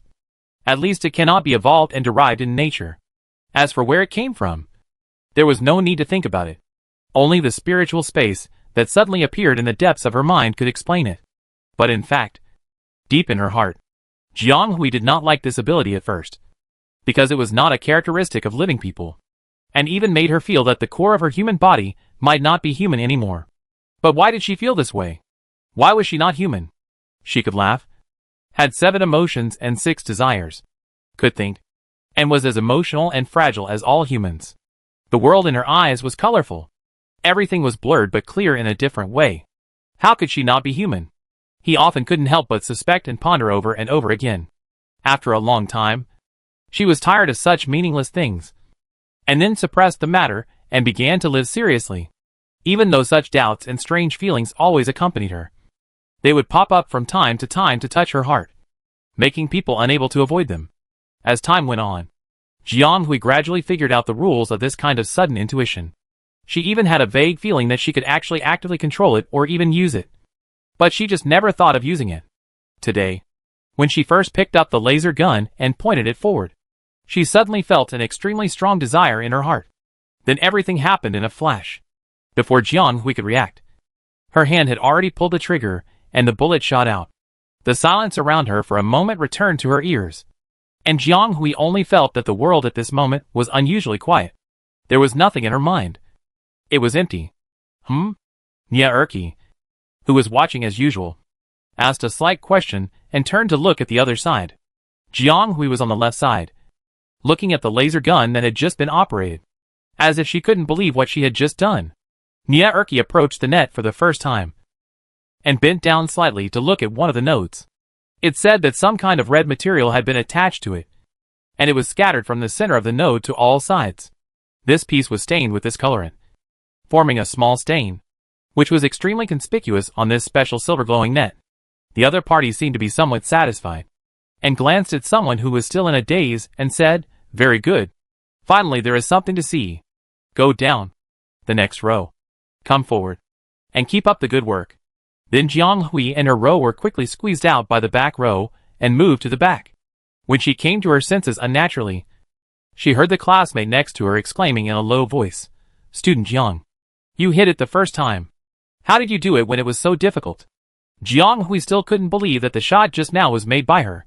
Facing the excited and somewhat yearning eyes of other classmates. She didn't know how to answer, but just whispered that she was lucky. Fortunately, everyone knew that they were in training, and they didn't dare to chat freely. Otherwise she would probably have been surrounded by a group of people. Well, she was really not that good. She just shot a node. It would be really cool to be able to shoot a star beast with a real gun one day. Thinking of this, Jiang Hui unconsciously twisted the laser gun on his shoulder, and seemed to have begun to imagine what the real gun would feel like. Someone probably didn't expect that he had said stubbornly before that he would not consider the combat individual system in the future. But in just 1 month, some essential changes had already occurred in his heart. However, the parties involved did not notice this change, and they were still falling deeper and deeper along the direction of this change. The next step was to wait in boredom. After all, this was a round-robin training, and the time for their turn was naturally limited. After Jiang Hui hit the target, 3 or 4 more people hit the node. However, Instructor Nyaerki did not seem to praise everyone. Some just looked at him lightly, and some rarely praised him like Jiang Hui's hit. The shooting training began in such a dull scene. For a whole afternoon, everyone was struggling with this positioning net that was not small but not big. It was a pity that the effect seemed to be unsatisfactory. With such a small net, they had so many people and so many rounds of shooting, and spent a whole afternoon. But they didn't hit many times, not to mention filling the entire net with pigment. Even 1/10 of the expansion surface was not filled at the end of the training, and there were still very few people who could hit the node. Jiang Hui failed several times in the beginning, and finally found the right feeling and started to hit the target intermittently. Although he was much better than many people in the class who didn't hit the target once. He looked a little dull, and didn't stand out so much when compared with some real geniuses. Clarence was probably the only one among them. Although the opponent didn't hit the target in the first 2 rounds, he seemed to find the right feeling later, and he could hit the target almost every time afterwards, with a failure rate of about 1 in 10, which was much better than Jiang Hui's performance. Therefore, this extremely popular student once again ascended to the god position in everyone's hearts. Chapter 141 Evaluation. After an unknown amount of time, this shooting training finally came to an end. The bell for the end of the training rang, and everyone sighed in unison in this dull and depressing atmosphere, not knowing whether they were regretful or relieved. For today's first training, Roach and Stark did not make any summary, but simply asked everyone to line up and then collect the teaching aids as usual. Perhaps they had already had a round of satisfaction, so everyone was not as reluctant to part with these exquisite teaching aids as they did in the morning. Most of them quickly returned the things to the instructors, and then looked forward to eating delicious food in the canteen later. Jiang Hui was no exception. Although the laser gun was very good and could arouse some fighting spirit and interest in her heart. But they had been training for a day, and they ate a quick nutritional supplement meal at noon as usual. The nutrition was enough, but it could not satisfy people's appetite. So she usually swallowed it whole. And if she wanted to fill her stomach and satisfy her appetite, she still had to have a dinner in the evening. The instructor who came to collect the laser gun from her this time was Nyaerki. Not wanting to be the one who took the laser gun, she returned. He suddenly said, "Your left and right shoulders are slightly uneven compared to others, so you need to adjust slightly when shooting, so that the accuracy will be higher." Jiang Hui didn't expect to get such an extra reminder, and was a little stunned. But the other party didn't care whether Jiang Hui heard it or not, and continued to walk to the next person without stopping. The students were all gone, as usual, Nyaerki and Stark's home court. Although Stark was the class teacher, the special shooting training naturally had to be handed over to the staff arranged by the school. Moreover, he also knew that his colleague was really good at shooting, and his talent was much better than his. Letting him teach the children was a benefit to the little guys. So during the class, he only played a supervisory and auxiliary role, and never intervened. Unexpectedly, the other party seemed to have a lot of complaints to Stark. Nothing more than that the children were difficult to teach and had no rules than the recruits. Sometimes he said that the children nowadays were spoiled and could not bear any hardship. And sometimes he said that they were stupid and could not find the key points no matter how they were taught. Stark listened silently, without replying, and did not care about the other party's disdainful attitude. Because this person is like this. He used to be angry with the other party's dog mouth that seemed to be unable to spit out ivory, thinking that this was a guy who looked down on others with dog eyes. Later, after spending a long time together, he gradually realized that he might be just like this. with a different heart and mouth, although his words were a bit unpleasant. What he did was really like a human being. He always seems to look down on others. But he always tries his best to do what he wants to do, even to help those he seems to look down on. Sometimes he doesn't mean what he says, but he is used to talking nonsense. Or he doesn't think before he speaks. Sometimes he regrets what he says and wants to take it back. But it's too late. So he can only keep his mouth shut. If he doesn't want to offend others or hurt others with words, he should probably learn to shut up. But he can't do it. It was not until a small accident later, which was really caused by a combination of mistakes, that Nyaerke really learned to take back his insincere mouth and restrain his words. He was also a fool. He didn't know how to restrain himself, so he could only gradually restrain his temper. And he became more and more cold and dull. Only Stark and others who watched him coming knew that he was still the same person. But he just put away that side. So his various disdainful words to these students at this moment were probably just a habit when he was relaxed. And he didn't necessarily mean that. Maybe he just wanted to talk to him. Of course, Stark didn't want to listen to these boring words at all. He thought that since the other party had to talk, he might as well change the topic. He just wanted to ask something. I think I saw you say something to the two students?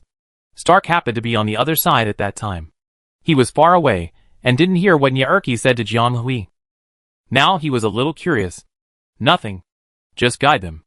Those two little guys are quite talented. Oh! Stark became interested. There aren't many people with the surname Clarence in the resident star system. Or should I say no? Nyaerke raised his eyebrows, and said meaningfully, Indeed? Stark also thought of this, because the other party's appearance is indeed a bit prominent. Plus this surname. It's easy to remind people of a famous family. But I didn't expect that the people of that family would come to the resident star system to study. This kid is obviously not a novice. Every move has a method. Except for the first 2 times, when he was not used to it and adjusted. The rest of the time his accuracy rate was terrifyingly high. It seems that his mental strength is not low. But he is a good seedling. It's just that he's a little too arrogant. And he has his own way of thinking. He's a little hard to listen to. Fortunately, he's not stubborn. So you'll have to worry about training him in the future. If he's really the son of that family, it would be a good opportunity for them to take you down with their family power. Stark glanced at him, seeming a little annoyed. What nonsense are you talking about? What good opportunity? If you think so, you might as well stay. It's not a bad idea to give you the position of class teacher. No. I don't want to teach. You're the only one who's so bored that you would draw from the front line for no reason. I have to teach here. Speaking of which, the points and military functions you can get here are higher than on the battlefield. There is also a great opportunity for promotion. Stark knew that this man was trying to stab him again. So he didn't answer him and continued, What about the other one? That one. Nyaerke was still smiling, and reacted in a somewhat intriguing way. That one is a complete novice. It's a bit strange. Although the girl's movements are unfamiliar, and the whole operation is not smooth. All her maneuvers are very accurate. It's so accurate that it's a bit incredible. How to say it? All the operations of the other party are just like calculated. Which time to lift, when to pull the safety bolt, when to slide the front cover, and when to press the trigger. Even the strength of pulling the trigger seems just right. Just right. Nyaerke can clearly feel the other party's unusually smooth rhythm hidden under the unfamiliar movements. What he lacks may be just a little experience and time. He dared to say that even when he was just starting out, he might not have been able to reach this level, which required a very high intuition. And such people are often good at shooting. Chapter 142 Ming. The next few days were naturally boring and monotonous shooting training. After all, a journey of 1,000 miles begins with a single step. Even the most powerful shooters and mecha warriors have to accumulate knowledge bit by bit every day. Jiang Hui thought that they would probably continue this kind of static shooting training until the end of the training, because static shooting is the most suitable way to build a foundation for beginners. Although the form is a little more rigid, the effect is more stable. In fact, she wanted to try the method of moving targets. But Nyaerke didn't teach her, so she could only wait until school started to practice in the simulation training room. However, in such ordinary and boring training, there was still something a little abnormal. Or it should be said that she felt something abnormal. I don't know if it was her illusion or she was too narcissistic. She felt the practice environment had changed a little. How to say it? She felt like she was standing up, Her shooting level was getting better and better, improving at a level visible to the naked eye.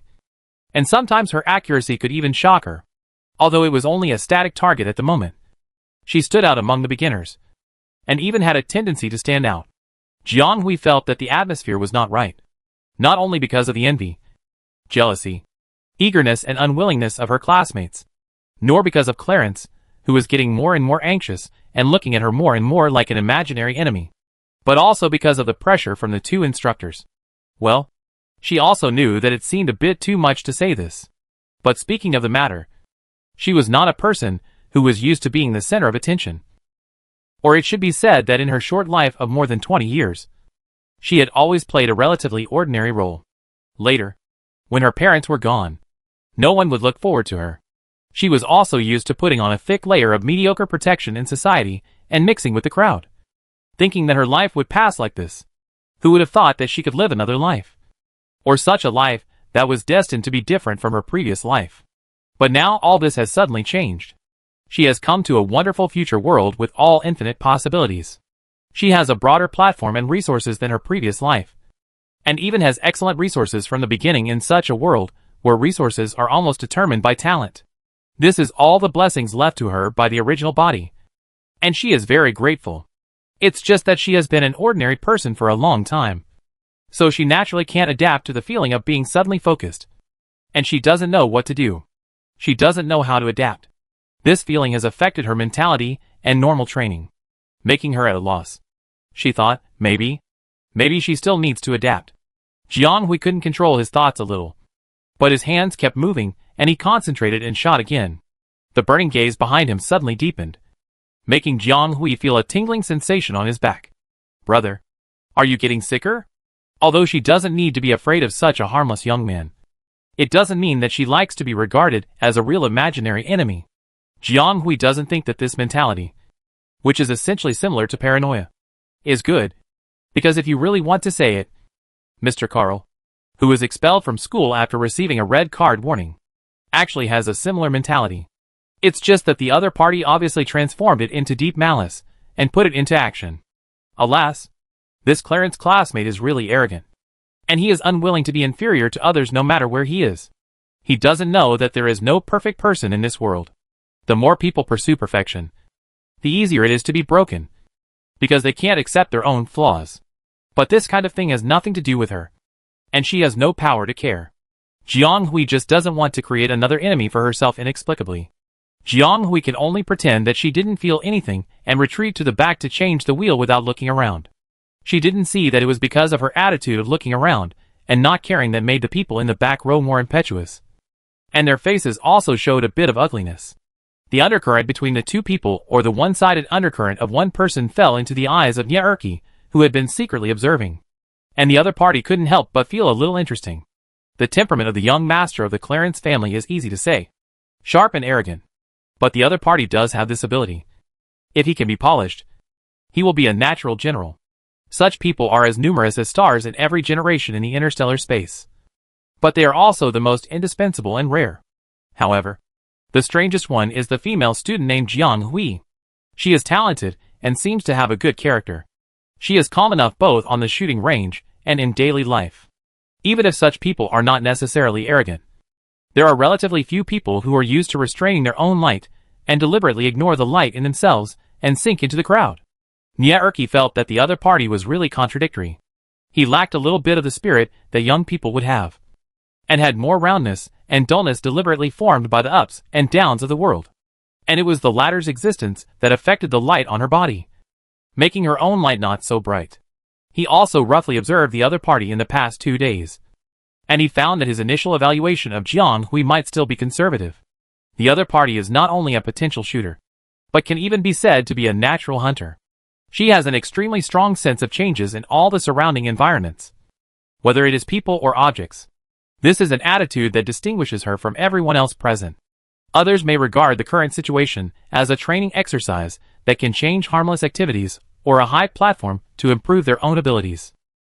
Only Jiang Hui is focused on every shot, and every shot is like a hunter ambushing and killing prey. She is obsessed with every shot, even if it is just from a laser gun that looks simulated and has no lethality. She is also immersed in the simple process of finding a target, aiming and pulling the trigger every time, trying to make this process more and more smooth, and faintly becoming a memory of her muscles, and even bones and blood.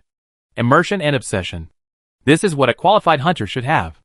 Nye also gradually understood this under the guidance of his mentor after college. But when did the other party figure it out? So although Jianghui is not as good as Clarence in terms of stability and cumulative accuracy, Nye obviously prefers the former to the latter.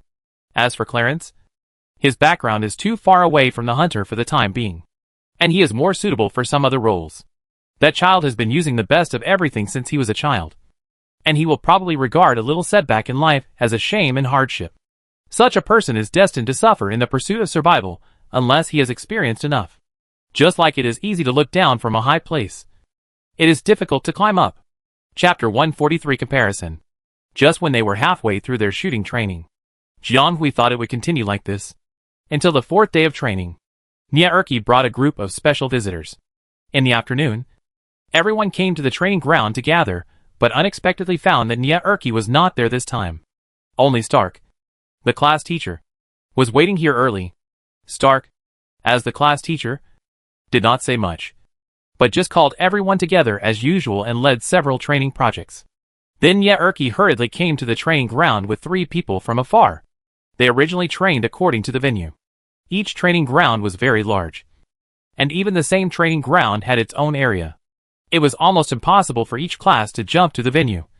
So during these days of training, they generally came into contact with people from their own class, and rarely came into contact with people from other classes, unless they went to make friends.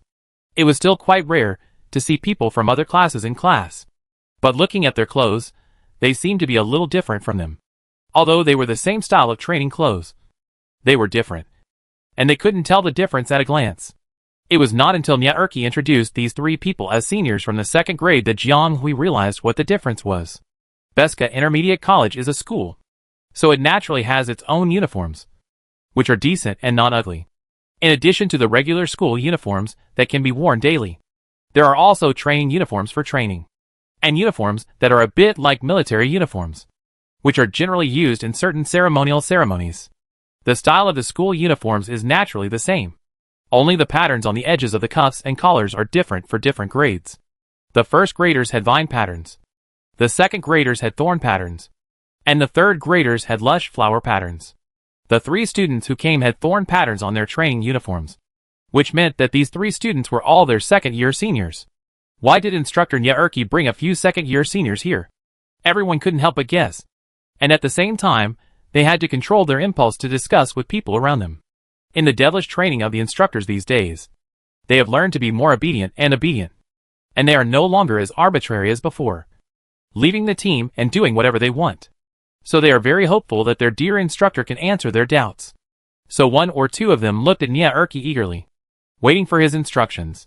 Probably seeing everyone's urgency, Nye didn't keep them in suspense and introduced to everyone that these people were all 2nd-year students, and they would be the team sparring partners for the next 3 days. Jianghui didn't expect that the special shooting training was more than halfway through, and there was such a program. She thought she would use the positioning net to shoot until the end. But what effect can the instructor have by inviting the 2nd-year seniors to practice with him? She couldn't help but wonder. Of course, he soon understood why Nye was so called for practice. And what effect could it have? In fact, it was very simple. Just a simple demonstration and warning, which was very much like a show of power. All the freshmen present were new learners.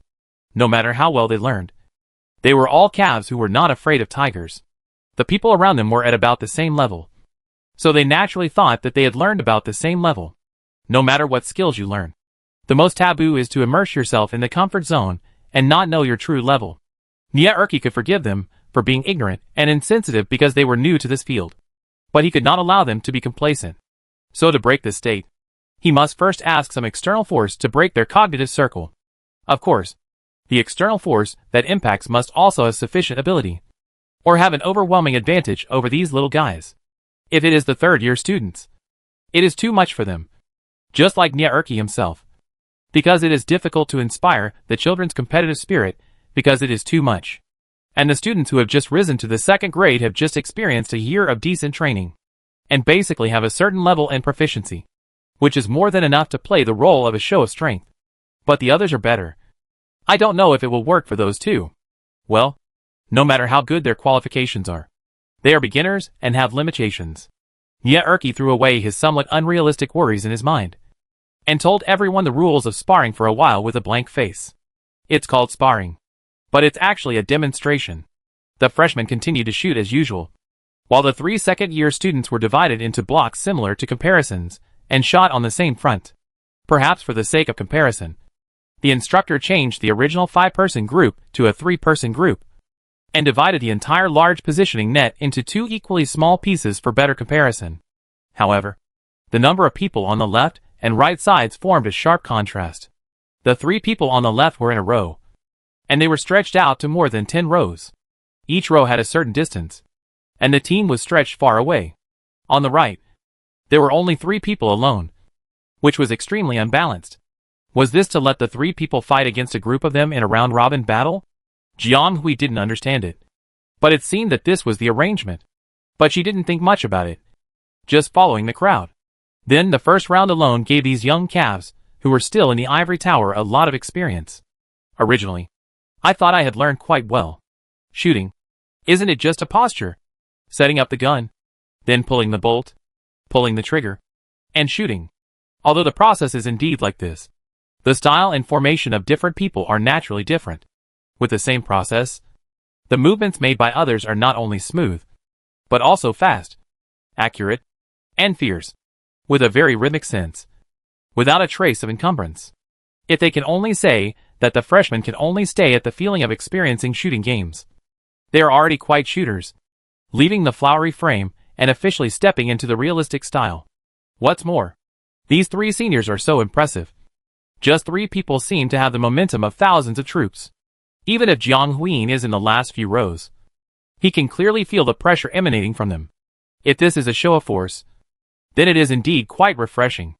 The kind that makes people feel enlightened, making the youngsters, who just got into shooting quite interesting, feel fearful and more fascinated by it. So, under the contrast of these heroic seniors, the youngsters who were originally quite confident and even a little arrogant suddenly showed a little childishness, suddenly felt a little at a loss, and faintly had the momentum to work harder. And yet Erky wanted this effect. Speaking of which, the level of these second-year students is also quite good, and they are worthy of being the top shooters in the grade. I just don't know if they can be calmed down enough. Nya Erky looked meaningfully at one of the figures, who came forward to take over the wheel. Chapter 144 Mistakes. Because the 5-man team was changed to a 3-man team, Jiang Hui's position naturally had to be moved back, and it was several rounds later that it was her turn. I don't know if she has developed a certain resistance to this kind of pressure, but Jiang Hui is much more relaxed than before, with a lighthearted attitude. On the other side, someone who was just in the middle and concentrating on shooting exchanged glances with the person next to him at an angle that Jiang Hui couldn't see, and then changed positions in an instant, and was at the first position on the far left, and Jiang Hui happened to be at the first position on the far right. The 2 positions were in opposition. Jiang Hui, who was originally concentrating on looking ahead, clearly felt the change in the environment around him, and looked sideways with some confusion, just in time to see that the person stationed next to him had changed. However, this old man looked very cold, leaving her only a sharp side face. And he also looked like a cold type of person. Why do I always encounter this type of person recently? Jiang Hui had such a fleeting thought in her mind, and then quickly disappeared. After all, she has more important things to prepare for now. But in Ye Erky's eyes, this scene became a little weird, because it is to show the power of these young guys. The selected benchmarks must be outstanding enough. These 3 second-year students were selected by Ye Erky himself, and naturally he also saw their respective abilities. The most outstanding among them is a student named He's in Captain Manolin's class. The other party has a proficient shooting technique, a calm posture, and a general style. At a young age, he has mastered the essence of shooting and is dedicated to it. Unlike the others who only regard it as an auxiliary, it can be said that he is a promising talent. And Ye Erky is a little moved. He finally managed to convince himself not to force the growth of seedlings. This child is just a young person receiving secondary education, and he can't wait until he enters university. Jiang Hui is different. She is a talented shooter. She has not been polished yet, And there are many flaws. She is very immature in all aspects.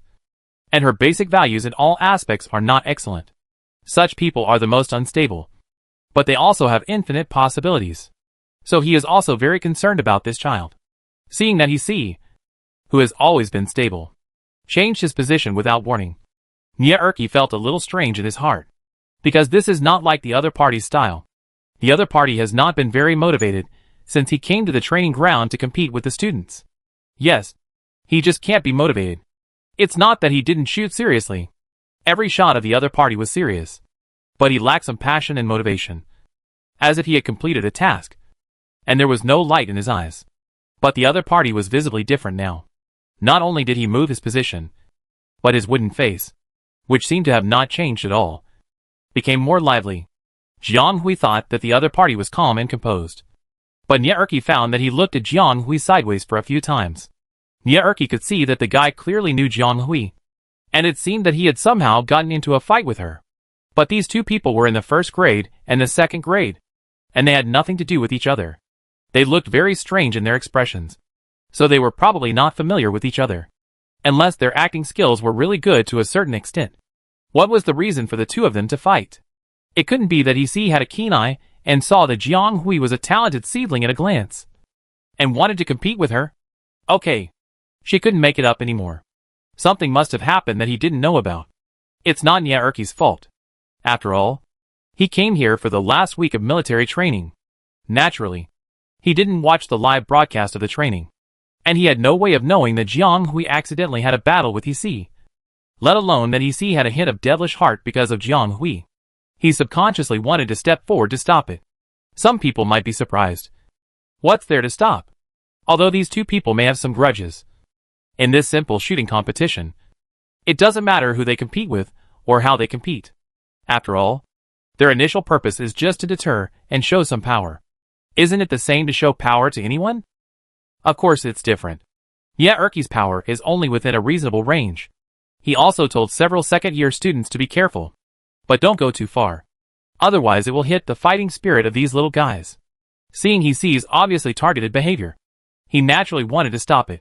Both of them were promising talents. If they killed each other, it would be a loss. As a result, his movements were not as fast as those of the two little guys. Nye had only taken half a step when the two of them were ready. They had pulled the bolts and were ready. They only needed to aim and pull the trigger. One shot hit. Jiang Hui was very satisfied. He was in good condition today. He hit the target with the first shot. Looking at the range and degree of laser coloring, it was much better than yesterday. He was in good condition. It seemed that the hard training these days was still effective. But why did I feel that today? Well, it seemed that the feel was different. And the visual effect was slightly changed. Jiang Hui was a little speechless. While she was thinking, she felt a burning gaze falling on her. Who is on the right? Jiang Hui suddenly remembered that it seemed that there was a group of seniors demonstrating next door. She was so absorbed in thinking just now that she didn't even remember to watch the demonstration and went straight on. At this moment, Jiang Hui didn't realize that she not only forgot to watch the demonstration, but also seemed to be out of line in her operation. Because the fundamental role of these three people is to demonstrate. Almost every group of freshmen will shoot a step slower and watch the operation of the seniors in another group first. This is exactly the effect Nye wanted to see. So he didn't stop it, and even deliberately adjusted the rhythm to let the freshmen see the demonstration clearly. Unexpectedly, this time, there was a fool who didn't quite understand the situation because he was too immersed in it and directly followed the command to shoot. In other words, Jiang Hui was shooting after the group next door, but was not in the same line with the three-person team on his side. Moreover, Jiang Hui's shooting posture and final shooting effect were comparable to that of the senior student next to him, not falling behind, at least on the surface. In this way, it was impossible for Jiang Hui not to stand out. And the person in question was still in a daze for a while after performing such an operation. Did he not take others seriously at all? Of course. For the freshmen whose morale had just been frustrated, it was another way to fight back. They did not care that they were still in training time at this moment. And they couldn't help but cheer in agreement, which suddenly added a lot of vitality to the training ground that seemed depressed just now. Chapter 145 pointing out. Jiang Hui on this side finally realized that he seemed to have performed a very stupid operation. and soon found the source of a certain sight. Speaking of this brother, do I know you? Jiang Hui thought that his memory was not so bad. If there were people who had some intersections, even if he might not be able to recognize them all, it was impossible that he had no impression or memory at all. Especially when the other party was such an aggressive guy in both appearance and temperament. Look at this look. He was very angry. And this anger was obviously directed at her. So what did she do to provoke this person? Looking at the other party's increasingly heavy gaze on her, Jiang Hui subconsciously held the laser gun, wondering if she had just subconsciously rushed to shoot and anger the other party, making the other party think that she was deliberately provoking. If this is the case, then she is really wronged. How could she have the heart to provoke anyone? What she hates most on weekdays is to cause trouble. Okay, she was wrong. But it didn't make this guy so angry. Are all these teenagers in the interstellar world so hot-tempered? Jiang Hui was a little confused. But she didn't want to continue to entangle with this colleague. So she retracted her gaze and planned to pretend that she knew nothing. Little did she know that her behavior aroused someone's anger to another degree. On the other side, Nye Erki was also stunned. He looked at Isi's shooting mark and then looked at Jiang Hui's and nodded in his heart. As he expected, although Jiang Hui had a natural aptitude in shooting, he still lacked time to practice. From the degree and range of the color contamination on the positioning network, the two were probably about the same. But from the perspective of shooting accuracy and the wavelength of stable output of mental power, Jiang Hui and Isi are still quite far apart. Let's put it this way. The biggest difference between the two is that Jiang Hui's level is unstable, while Isi has become mature and stable. This is also reflected in Jiang Hui's shooting level these days. Although she has made great progress, she has not been as stable as Clarence. And due to the problem of physical fitness, she often suffers more and more in the later stage. And her accuracy will also decrease. This problem is obviously fatal for a shooter. However, to a certain extent, Jiang Hui's talent is really terrible. Nye Erki thought about whether to go back and remind Stark. Let him teach carefully, and dig this good seedling back to the Legion. He thought so, and he didn't react.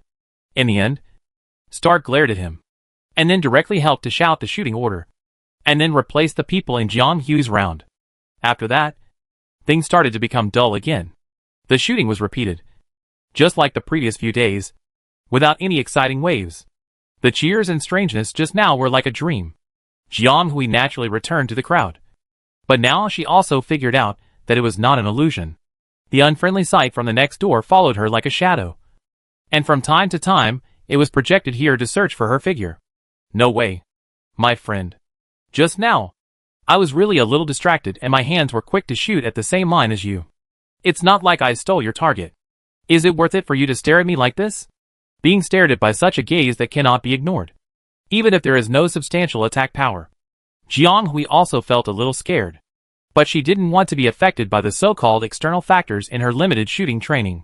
So she could only try to ignore it and force herself to concentrate on shooting practice. Look! Look! She won't lose a piece of meat. What made Jiang Hui even more surprised was that Clarence looked more awesome. But why did everyone seem to be uninterested in him today and focus on her instead? Every time she went on stage, she could hear more or less trivial discussions from her classmates. She had to check her clothes and appearance to make sure that this was not a strange concern caused by her appearance.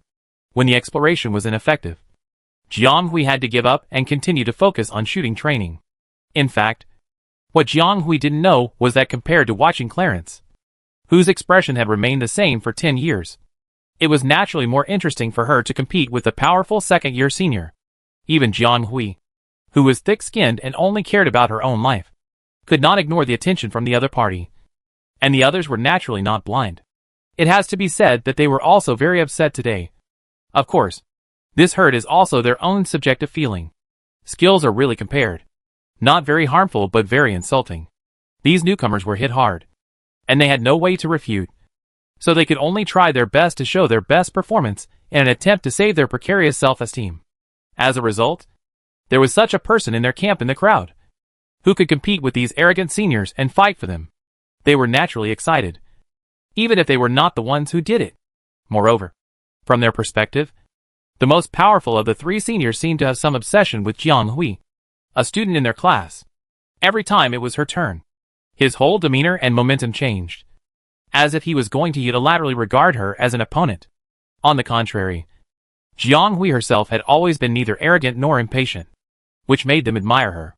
So although the group did not dare to put down their own practice, they kept watching Jiang Hui's movements in their spare time, and they became more and more excited, because they could feel that the raging anger in the eyes of another person was about to burn out of the entity. To be honest, they had not noticed the skills of this student Jiang Hui before, and his progress was really fast. Everyone was just starting to shoot, and the other party had practiced to this level in a few days. This person's physical level was really only sea level. Many people began to change their views on this classmate they had never been familiar with. After getting through the uncomfortable period of being stared at the beginning, Jiang Hui quickly regained her previous state of concentration. Except that she did not miss the shooting line again. Just when she thought that today's training would end in such an orderly state, the person who had been silent and secretly competing with her suddenly said, "Instructor Nierki, I wonder if you can transfer the juniors to the same shooting time as us. I want to ask this junior for advice." Then the other party's eyes fell accurately on her. Jiang Hui, who was preparing to pull the bolt and aim at the target as usual. "Brother, why do you have to be so high profile? Where did I offend you? You have to beat someone out and name him as a warning. If this continues, you will have a real grudge even if there is no grudge." Jiang Hui, who had always ignored this insignificant matter, finally felt a little angry at this person's inexplicable hostility. Chapter 146, Change the Training Method.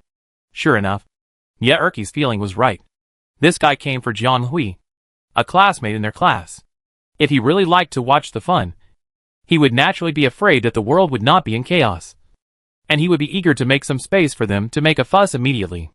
Unfortunately, although he was a little curious and bored by this too peaceful task, he always remembered that he was a teacher. Everyone could watch the fun except him. Did these little guys think that this was a place for competition? They should be glad that they were still in the relaxed secondary education stage. If they were in the education stage of higher universities, anyone who dared to go against the superiors and make such a request would be punished. Regardless of which stage, the school is indeed committed to cultivating everyone's ability. As mentioned before, because their ultimate goal is to export suitable talents to the army, they will also let them understand the military iron rule of obeying orders at the right time in each stage of education, rather than making impulsive behaviors for their own selfishness. He sees behavior was obviously a bit over the line. He made the same mistake as in the previous training. If his leader was here, he would probably face another round of punishment. However, the people present were not his superiors or instructors, and he was only temporarily transferred here. In theory, Nierki should also stop the other party, and not allow him to disrupt the teaching process. But people's mentality is very complicated. Or it should be said that people are very complicated. Sometimes the plan is like this, but the operation is another matter. The empire needs people who know how to obey orders and take the overall situation into consideration, and are willing to truly integrate themselves into the collective interests. But who is like this at the beginning, and no one can keep doing it? So this is just a false proposition, and it is the general principle that teaching needs to follow at present. In daily teaching, it is more about personal brilliance, and it is easier to show their abilities. Nierki doesn't mind letting these young boys, who have not yet realized the heaviness of the world, be proud. Hearing this, he just raised his eyebrows, and under the nervous, curious, or pleading eyes of the crowd, he suddenly smiled and said, "Okay. What a ghost!" Jiang Hui was stunned. Of course, Nierki couldn't really teach He and Jiang Hui one-on-one like this. After all, he is the teacher, and now it is his class. He has to set the rules. How can he let these little guys do whatever they want? However, young people are always competitive in their hearts. Nierki can understand their desire to compete with each other, and is willing to give them a chance to compete. There are only 2 days left, and these kids probably can't practice their basics. So let's give them some new tricks. Because the original positioning net has been stained by several rounds of laser gun pigments, and 2 of them can't stand apart. So in addition to replacing a new positioning net, Nierki arranged another net. A total of 3 nets. Enough for more than 40 people to stand in a row. But what is this for? Let everyone unite and fight. I saw Nierki install a circular device of unknown name on these positioning nets, each of which was firmly stuck on the node. There is also a small cross mark in the middle, which coincides with the node at the back. From left to right, a total of 10 such things were glued on. And then rows and rows were arranged down. And finally 100 were neatly stacked on. Nyeerki told them that this thing is called a target marker, which is an auxiliary tool used with this batch of laser guns, and can identify the code of the laser gun that hit him. This thing has this function? Jianghui thought it was just an ordinary toy gun. She looked up and down at the laser gun in her hand with some surprise, but couldn't find the so-called number. Finally, under Nyeerki's guidance, she finally saw a small number 07 hidden in the edge of the inner rod of the gun. Silently memorizing the number of this gun, Jianghui listened to Nyeerki's explanation of the rules of this round. In fact, this is also a very simple training method. After all, it is just the most basic static target practice. No matter how you play tricks, there are limits.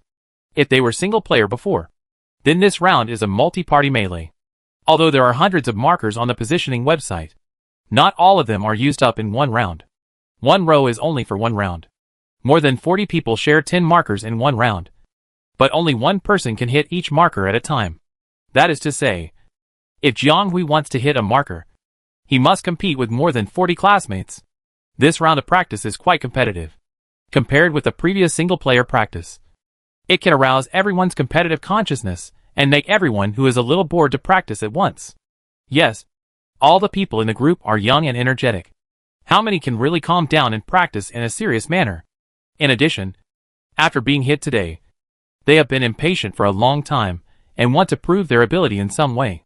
And isn't this a great opportunity? Obviously, this mode also meets the requirement proposed by Hisi to shoot at the same time with all the younger students.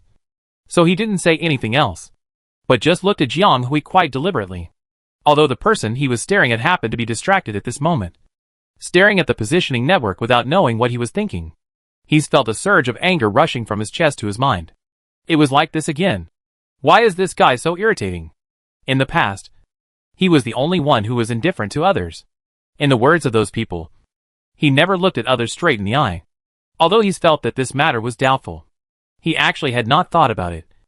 But he was naturally proud of himself for coming here alone without relying on anyone. But he just hit a hard wall with Jianghui. He was not angry about the loss he suffered from Jianghui on the day of the training.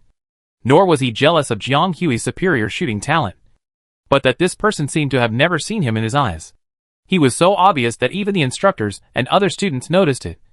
But Jianghui himself seemed to be careless and indifferent. Although he did look at her a few times. It was just a look. And it was still the kind of look without any desire to explore. The other party was not as good as the tasteless one-way shooting practice. He's never knew that he was such a hot-tempered person, and never thought that one day he would feel indignant about being ignored by others. Anger filled his heart, and the anger was blazing. He's felt that his accumulated anger gradually turned into a kind of obsession. So he couldn't help but make this request to Instructor Nyeerki, regardless of how others looked at him. Because he didn't want anything now. He just wanted to face this inner demon and defeat her in one fell swoop. Chapter 147 Grabbing the Mark. Jianghui, who didn't know that she had become a target invisibly, actually felt the gazes falling on her. And not only one, but also another gaze from another acquaintance. Okay. She really didn't understand why these people liked to waste their time paying attention to others. But she was destined to disappoint these people. Because Jianghui usually only paid attention to herself.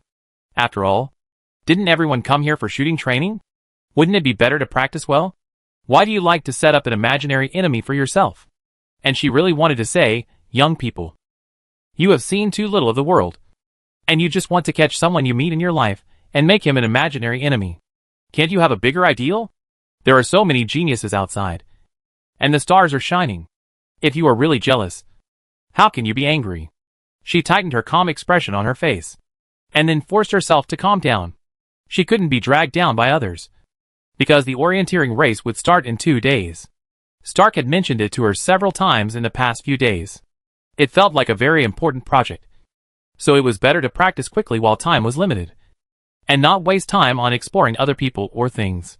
So she tried her best to ignore the strong gaze not far away, and secretly complained about who arranged this position. It was quite a bad taste. She asked the man to be so close, and she was afraid that the other party would shoot the positioning net and then shoot directly at her face. Although her mind was full of random thoughts, when she heard Nyeerki's solemn command, She subconsciously adjusted all the functions and subtle movements of her body. Her eyes moved slightly, accurately found the target through the scope, and pulled the trigger in response. Didn't hit? Jiang Hui was a little surprised.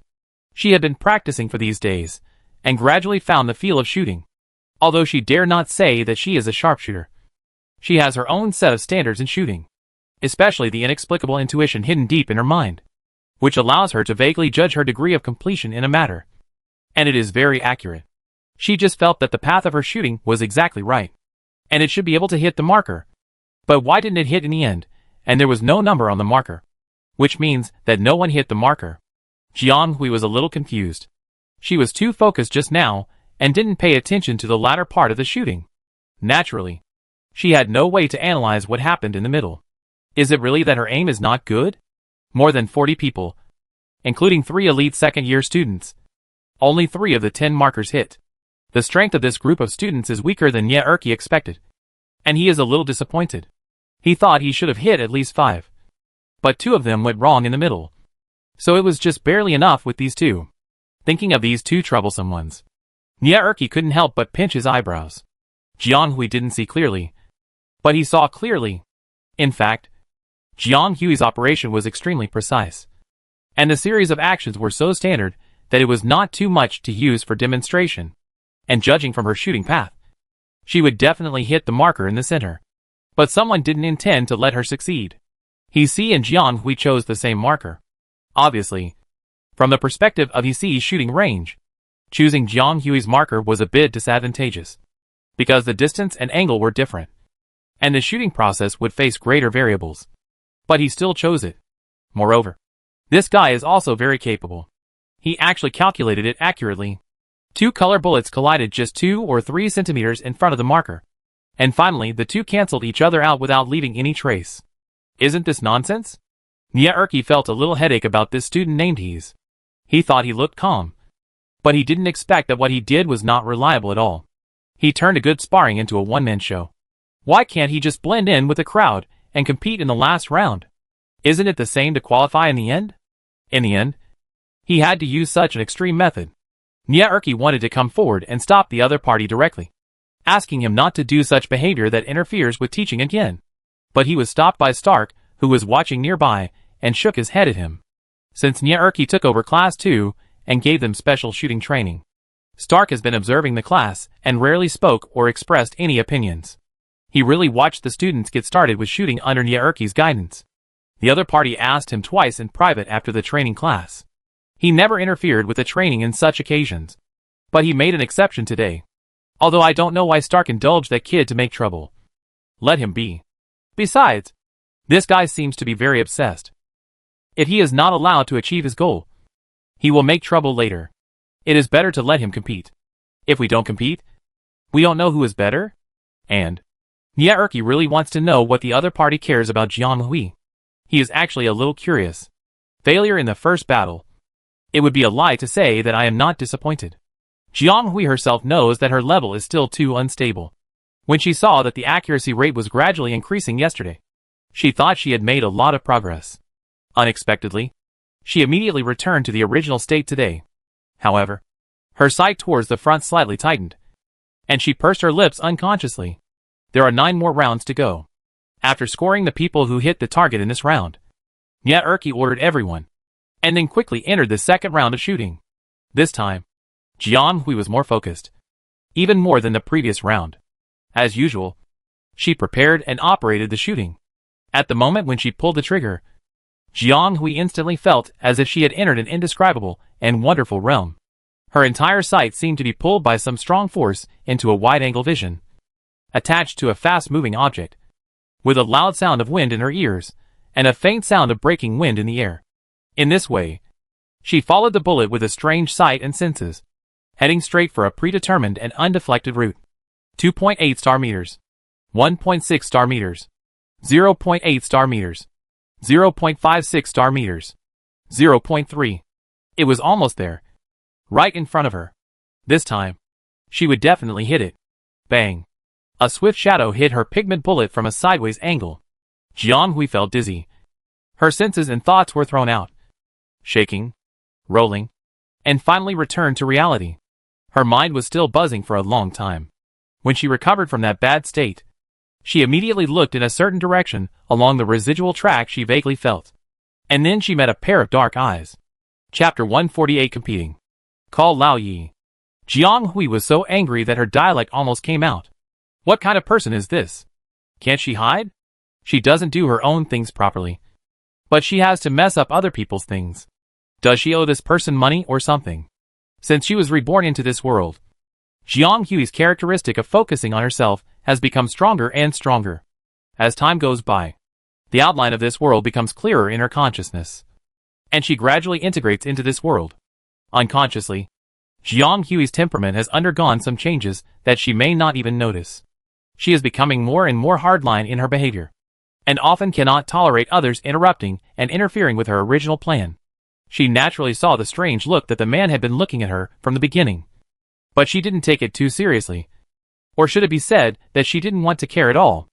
No matter how many looks and discussions there are, they may not be more important to Jiang Hui than this round of shooting practice. She is not a person with a good temper. But in order to save more time and effort to concentrate on her own work, she always tries her best to suppress her temper. As a result, there are still people chasing her and biting her. No matter how young and ambitious the other party is, Jiang Hui can't swallow this breath.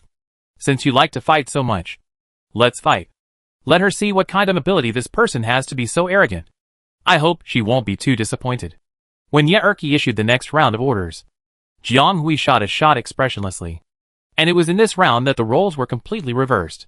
The prey became the hunter in the dark, and the hunter became the prey unconsciously. This was her first time to do this, and it might not work, but it didn't hurt to try. When she was about to pull the trigger, the gun barrel moved slightly. But this slight movement adjusted the entire design path. She was actually aiming at another marker this time. If Jiang Hui's calculations were correct, he would definitely hit the target this time. If everything went well, he might even be able to say hello to someone. Seeing that small pigment bullet accurately fell on the target marker along the expected angle and direction, Jiang Hui couldn't suppress his excitement. On the other side, Ye Erqi was a little surprised that such an operation could be performed. He had misjudged the person. He had previously thought that the child in their class had a clayman's temper. But he didn't expect that the counterattack was so fast and neat. However, it takes extremely subtle and precise operations to complete such a series of changes in an instant. After all, Jiang Hui's premise is to hit the marker, and the second is to shoot down He's pigment bullet, and all of these must be completed at the moment of pulling the trigger, which is not too demanding.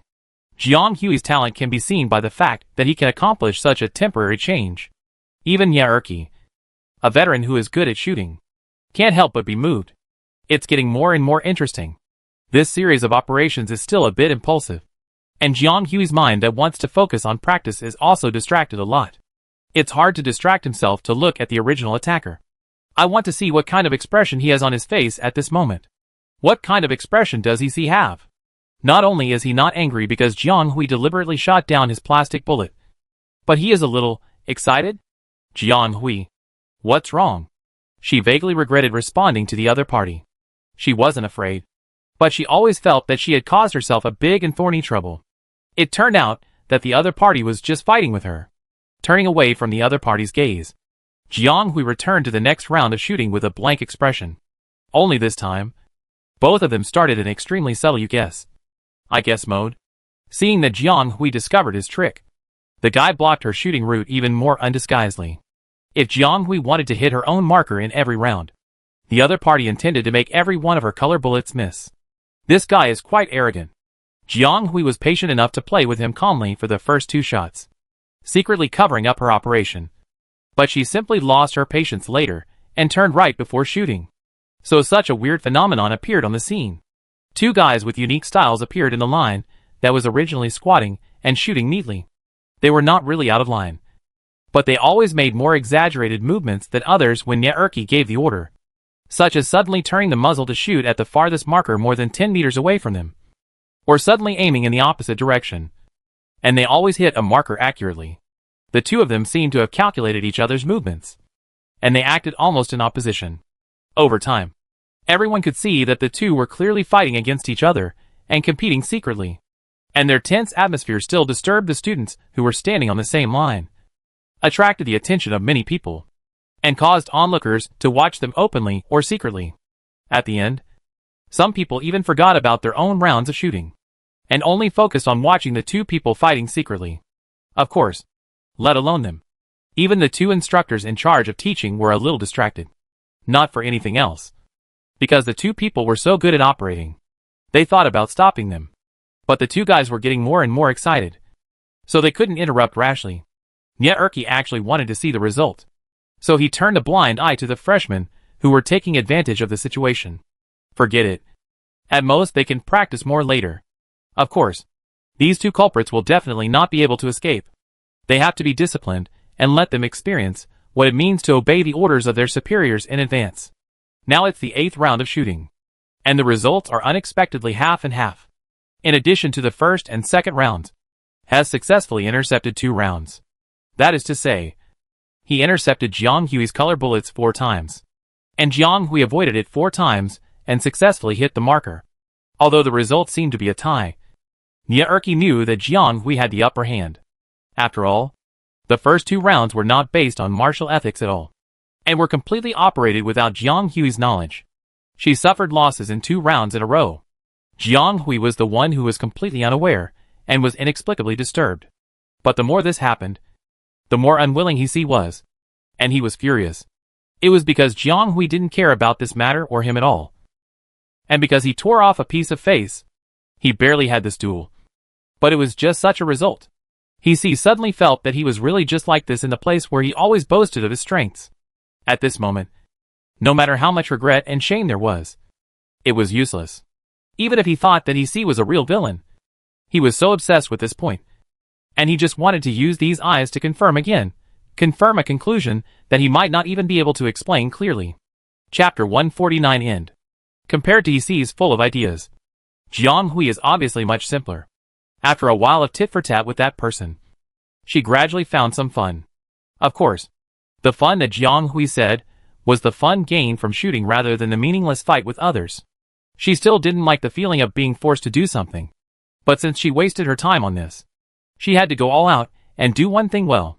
Jiang Hui's competitive heart calmed down a lot at once. If he knew that he had tried his best to provoke Jiang Hui, the person really responded briefly at the beginning, and then quickly immersed himself in his own world, he would probably be even more angry. Now 8 rounds have been completed, and there are 2 more rounds to be completed. But now her winning rate is only 4/8, which is half. Which can't be said to be good, but it can't be said to be bad. All thanks to someone. She was thinking about the next 2 chances, whether to do something to get both results. Jiang Hui thought about it, and his mind was slightly distracted. He could not control the strength and measure, and he operated it directly. Bang. Then, in such a situation, there was a small exclamation from the surroundings, as if they were praising. Jiang Hui was also a little stunned. He looked at the traces on the positioning network, and then met the eyes of the person who looked at him from the side with a slightly pale face. Erky said huh in confusion and walked forward a few steps. He was not mistaken. He really penetrated 2 markers. One marker showed the number 07 belonging to Jiang Hui's laser gun, and the other passed through sideways, showing an abnormal way of bouncing penetration. So the second broken marker did not display the corresponding code, and the color bullet was stuck in the middle of the marker. It should be a coincidence that one bullet hit 2 targets in a row, if it was deliberately operated. The operator's control of strength and accuracy was really terrible. But Hess's shot missed unexpectedly. Others may not know, and may not pay attention. But Hess himself knows very well that this shot is different from his previous deliberate disruption and calculated interception. This time he missed. His heart became empty for a while. Hess felt as if something in his heart had cracked, and a big gap appeared. And other students were also excitedly discussing Jiang Hui's operation just now. Since just now, they have been paying attention to the competition between Jiang Hui and the sophomore senior, and they can't help but admire the perseverance of these 2 people, who can actually be so close. The parties did not get tired, but they got tired first. They were just watching the fun before, maybe with admiration and envy. But to a certain extent, they were just a little concerned. But the skill Jiang Hui showed just now really amazed them. If the inexplicable attention and targeting of Jiang Hui by this senior was a coincidence or a past bad fate, then no one had much sense of it. But the ability Jiang Hui showed at the moment can be said to be a very convincing interpretation of the rationality of this matter. People actually admire the strong. In their impression, Jiang Hui was a student in the class who performed averagely, or even slightly below in all aspects. Perhaps because of his outstanding shooting results these days, everyone paid more attention to him. In terms of attention, she is far inferior to Clarence, who is an outstanding student in all aspects. Let alone Jiang Hui. They actually don't understand why the second-year senior doesn't pay much attention to Clarence, the best student in their class, but keeps getting angry with Jiang Hui. They really can't understand this. But now they seem to understand it vaguely. Jiang Hui didn't know the twists and turns in her classmates' minds. She was stunned for a moment and asked Nia Erke stupidly how many points he would give her in this round. Nia Erke, who wanted to say a few words, was suddenly brought back to reality and replied unhappily that it would only count as 1 point. Didn't you see that the marker was broken? No. You won't ask her to pay for it. Right? Jiang Hui thought to himself. While talking, Stark had taken over Nia Erke's position and took down the marker that was shot through by the pigment bullet and replaced it with a new one. Seeing the noisy team that had been messed up by the two people's secret competition, Nia Erke sighed and gave up completely. Anyway, today was about to end. It was chaotic. But they were just a group of children. He calmly adjusted the team's discipline, repeated the previous 9 rounds of actions, and called everyone to the last round of shooting. But this time, he moved his steps and walked between the two people. Jiang Hui was aiming hard, guessing what the opponent would do next, while preparing for the last round of shooting. Unexpectedly, she didn't wait for the command as before, and felt a force falling on the laser gun. The force was neither light nor heavy. The whole pressure pressed down along the gun barrel, making her unable to move all of a sudden. Of course, the other person on the other side was also intercepted by Stark. Jiang Hui looked up at the person who suddenly challenged him with some confusion. His sharp eyes gradually softened and gradually became a little confused. He didn't understand why the other party stopped her. That's it. You two should stop and leave some opportunities for others. If you continue to shoot like this, even the teaching aids can be destroyed. Stop while you are ahead. It seems that I will set up a separate column for you next time? Facing Jiang Hui's somewhat guilty eyes, he finally patted someone's head in satisfaction. Finally, Stark gave the order. Neither Jiang Hui nor He participated in this round. It seemed that they were forced to stop because of sabotage. This is really a subtle mood. After completing 10 rounds, Nia Erke announced the results, and the results were ranked from high to low. The first place was Katas, a sophomore who was training with him, who hit 9 shots. The second place was Shaolia, a sophomore who hit 8 shots. The third place was Clarence, who hit 6 shots and was also the best among the freshmen. Jiang Hui was in 4th place, hitting 5 shots in 9 rounds and missing 1 round. The bell for the end of Get Out of Class rang just as the results were announced, and today's long shooting training came to an end. Nia Erke dismissed this group of troublemakers and sent them away, not letting them stay here to bother him. He didn't want to wait until he had almost cleaned up the venue, but found that the training ground was not cleaned up yet, and someone was left behind. Seeing that he and Stark had collected the teaching aids, the girl slowly walked towards them. Chapter 150 Deviation. Nia Erke had been paying attention to this student before, for no other reason. She was too conspicuous. Although he accepted a temporary mission and stayed here for only a week, he could not teach these children much. However, in order to complete this task well, he also carefully read the answers of the whole class, including Jiang Hui and Clarence. Beska Intermediate College is a graded class system, and the higher the class number, the better the qualification. The first, second, and third classes of the Combat Single Soldier Department have gathered most of the students with medium and upper qualifications in the grade. The qualifications of those who can enter these first 3 classes are naturally beyond doubt, and the ones with the best mental potential in Class 2 are Clarence and Jiang Hui. Both of them are incomplete awakeners, who have completed the second awakening and reached the level of A-level mental power. If nothing unexpected happens, they will be at least A+ level when they are fully awakened. If such good seedlings are trained well, I don't know which legion they will fall into in the future. Of course, the premise is that they are all promising talents. Compared to Clarence, who was excellent in all aspects and came from a wealthy family. This classmate Jiang seemed relatively mediocre. His physical fitness and physique were relatively low, and it seemed that except for his outstanding mental strength, there was nothing else to praise. However, physical fitness and physique can be improved slowly, but mental strength potential cannot be improved at will. The initial gap is likely to last a lifetime. So he also had a little impression of Jiang Hui. But when he really started to teach these children, his eyes unexpectedly fell more on the latter. This classmate Jiang also gave people a complicated feeling. She is not as easy to understand as other children of the same age. Or rather, she is not like a child at all, and certainly not like an adult. During his years in the army, Nie Erki has been to many places and met all kinds of people. He has seen steady children before. But children are children after all, and their core is like that. No matter how fast a person grows, he cannot replace the effect of time.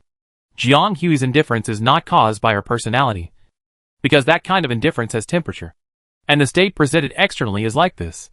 But Jiang Hui's is the coldness of her inner nature. Even if she appears to be warm externally, and her personality does not seem to be too cold, her inner self is cold and hard without much fluctuation. Not like a child or an adult, like a ghost floating here in a secular shell. Not like a human. She may not realize it herself, but she is like a black owl among a group of chicks, hidden among a group of children. Extremely conspicuous, and you can tell at a glance that she is not of the same kind. But the people outside saw it at a glance, and felt that it should not be here. Should not only stay here. It was restricted. This is why Hess did not pay more attention to the impeccable clearance, but was attracted by Jiang Hui. However, he should not have much intersection with this little classmate. Right? What brought her here today? The other party seemed to have been waiting here without talking. For some reason, Stark also took a long time today. Although Nielke often looked cool to the outside, he was actually an extremely active person in his heart. He couldn't get used to such a quiet atmosphere. He wanted to see what the kid had to say to him. He thought about how the other party looked when his shooting was interrupted today. Maybe he was troubled by the boy named He. He still had one box left to seal. So he said to Jiang Hui while sealing it, "You performed well today." The girl seemed a little surprised that he took the initiative to talk, and was a little slow to react. Finally, she is a little popular, more pleasing to the eye than during training. It seems that maybe that was just her state when she was focused. Nie Erki thought uncertainly. Although you beat Hisi today, you are still far behind in real kung fu. If you want to stabilize your level, you need to practice hard. The child naturally responded, without a trace of dissatisfaction or discouragement in his eyes, as if he had already understood the truth after countless struggles in the world. Why is it this reaction again? Nie Erki was a little stuck and wanted to say something. But suddenly, he heard the other party take the initiative to speak. Instructor Nie Erki, I think there seems to be something wrong with today's positioning net. She hesitated to speak, and immediately attracted Nie Erki's attention. He was a little puzzled. What's the problem? What could be a problem with a simple positioning net? In Nie Erki's impression, the problems in life are often bloody or even fatal. When can a positioning net be described as having problems? Alas, it seems that he has stayed in this comfortable place for too long. The battlefield is more suitable for him. I don't know how Stark can accept this gap. But since Jiang Hui has brought it up, he must find out. He felt that he had learned a little bit from the teaching these days. That net seems to be crooked today. The other party seemed to be doubtful, but the tone was very sure. Now Nie Erki couldn't help but frown, and asked her which one it was. Jiang Hui pointed to one of them. That one was exactly the one Nie Erki set up. There were 3 positioning nets, 2 of which were set up by Stark, and only this one was set up by Nie Erki. It's impossible. Nie Erki squinted and looked at it, and it seemed that he really saw some problems.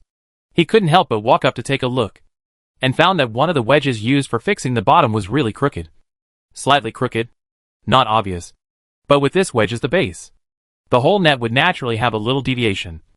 But it was not obvious. So Nie Erki didn't notice it. But how did this kid find out? He didn't even look closely. But he found out just like that? How accurate is his eyesight? The point is that he didn't see it because he was holding it up. And he didn't notice it even when people mentioned it to him. It's too embarrassing. He lost face in front of the younger generation. Nie Erki lost his expression for a while, although he tried hard to suppress the blankness on his face. Jiang Hui still saw it with his good eyesight. In fact, She noticed something wrong in the first round of shooting today, and felt that the feel was wrong. But she didn't find out the reason immediately at that time. In the next few rounds, she slightly adjusted the angle, and it was the same as before. She found that there was something wrong with the positioning network. When Yaerki asked her just now, she didn't know how she said it, but now she regretted saying it. What was she doing? Was it necessary to bring up such a meaningless thing? She offended people for no reason. What if she was going to be bullied? Facts have proved that Yaerki is not such a narrow-minded person. He really felt embarrassed. But it soon passed, and he even asked her with interest how she knew that. Chapter 151 Misunderstanding. How did he see it? Of course he saw it. But it's hard to say. He really saw it that way. But it's probably hard for people to believe it. In the end, Jiang Hui could only barely laugh it off, and said that he felt it. After all, feelings are the hardest to explain. And the other party would never ask about it. Yaerki didn't know whether he believed it or not, and was silent for a while. Jiang Hui didn't know what to say, so he pretended to be dumb and continued to stand there. After a long time, the other party seemed to come back to his senses from his thoughts, and asked in a strange way, "Do you have any other questions?" "Ah, well, there is something, but the person she is waiting for has not made time yet." Jiang Hui cast his eyes on the person not far away, who seemed to have finally finished his trivial work, and looked over. "She came to see me." Stark glanced at the two people who had been chatting for a while, and a barely perceptible smile flashed in his eyes. "Nielki? Okay. Let's go." He interrupted the slightly awkward conversation between the two, and said to someone unknown. Before Nielki could respond instinctively, the girl nodded and followed naturally, looking at the two people leaving on their own. Nielki realized that he was left behind. That kid didn't come to find Stark from the beginning. Did he misunderstand? He wanted to pretend to say goodbye in a casual manner, but in the end, he couldn't help his curiosity and chased after him. Why did he follow? Was this to let him figure out why he misunderstood? Although he lost some face, he also got some interesting news. Sitting in the back of the aircraft with Jiang Hui, he turned his head slightly and said to Jiang Hui, who was sitting obediently in the back, "I said you look familiar. It turns out you are Zhang's child." Jiang Hui? When the original body's parents died, she was neither young nor old, and didn't know much. In addition, her parents rarely told the original body about military affairs, so she didn't know much. Maybe they thought they would teach her well in the future, but they didn't expect that the couple passed away too quickly. What the original body didn't know, Jiang Hui didn't know even more. Of course, this includes some interpersonal relationships between the parents. Even Stark. Jiang Hui only figured it out by comparing the relics left by Zhang's father and Stark's own confession. This person, it seems that this is someone the original body's parents know. You are so old now. It's a little different from what I imagined. The other party looked at her for a few times, and then seemed to be distracted. Although he was looking at her, his thoughts had drifted away. Stark glanced at the two people in the back row after hearing this, and said to Jiang Hui, "Ignore this guy. After all these years, he still can't control his mouth and talk nonsense. What do you mean by similar or not? Jiang Hui is Jiang Hui. Jiang Yilin is Jiang Yilin. And they are both independent individuals. Why say these things? Don't forget that you are now a teacher. Don't be unruly in front of children. It's too rude. If Captain Jiang was here, you might not be able to leave here standing." Yaerki froze when he heard this. Obviously, he thought of something and immediately became much more honest. Jiang Hui looked at the other party with some curiosity. Now it was her turn to be curious. This person sounds like he has some friendship with the original body's mother, and he feels more familiar than usual. Could they be friends? In fact, if they are the original body's parents, then as Jiang Hui, who inherited this body, they are also her parents. She is actually quite curious about these two parents, who she has never really met but from the clues in her memory.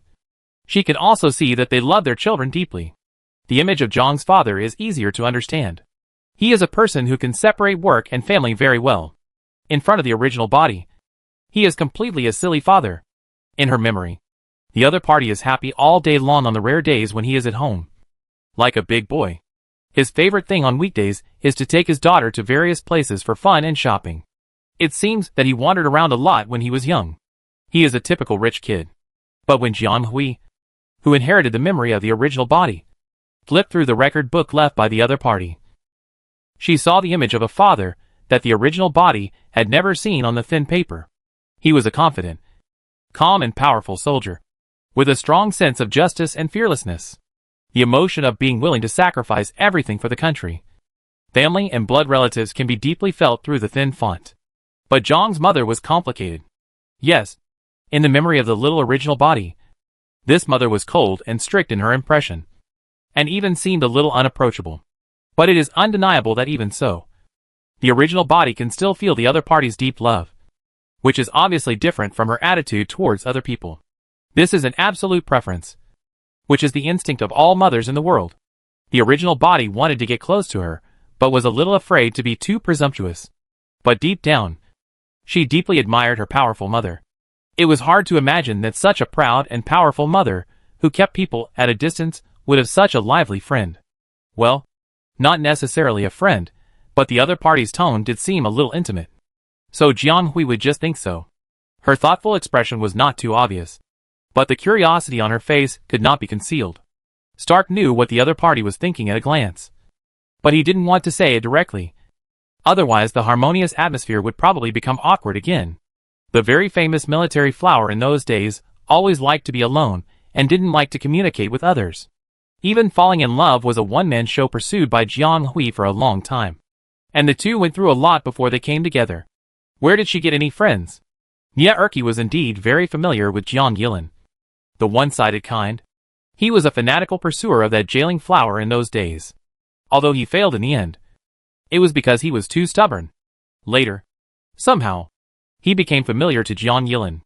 Now that Jiang Yilin is gone, I can't introduce her to her children by saying Nie Erke was your mother's former suitor? It would be better to let the children mistakenly think that she is their mother's friend. Stark turned around and looked at the root, sighed, and regretted that he had tacitly allowed this person to catch up. Now he knows Jiang Hui's identity. Although he may be able to give this child more connections in the future, he always feels that he has caused a big trouble again. Not only for himself, but also for Jiang Hui himself. Chapter 152 All Acquaintances. During the casual chat with the self-familiar instructor Nie Erke, Jiang Hui's unfamiliarity with this person gradually dissipated, and she seemed to have discovered the true nature under this cold outer shell. This guy is a chatterbox. He keeps talking non-stop without stopping. Jiang Hui is better. She just listens. And she is willing to listen to others when she has nothing to do. Because in her opinion, communication is also a way of learning, which allows her to constantly draw various information from it for her own use. But Stark obviously couldn't stand it. Jiang Hui saw clearly that Stark was distracted to look at them several times. But in the end, he couldn't help but roll his eyes at Nie Erke and return to the driving course. But Uncle Tang, if you are really annoying, why do you always come over to listen? It seems that you listen quite seriously.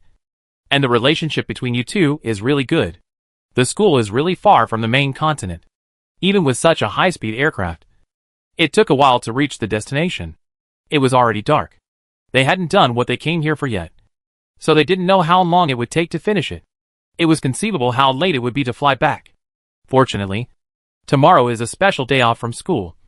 Otherwise, if she had to go to class the next day, she would probably end her last day of military training in a trance. The day after tomorrow is the orienteering comprehensive competition, and this day off can be regarded as a day off for the poor kids to adjust their status. Standing in front of the military hospital, Jiang Hui couldn't help but feel a little emotional. She had only been in the interstellar life for a few months, and had come to the hospital several times. She had never come so frequently in her previous life. As for why she came here with Stark, it all started yesterday. Jiang Hui was diagnosed with an introverted brain during the entrance test. And then Lu Jin reported this to his teacher Michael, a senior therapist far away in the capital system. This was the old therapist who had conducted a follow-up treatment for Jiang Hui and introduced Lu Jin. Jiang Hui was also attacked by a variety of complex situations not long ago, which made her mental system more unbalanced, making her condition worse.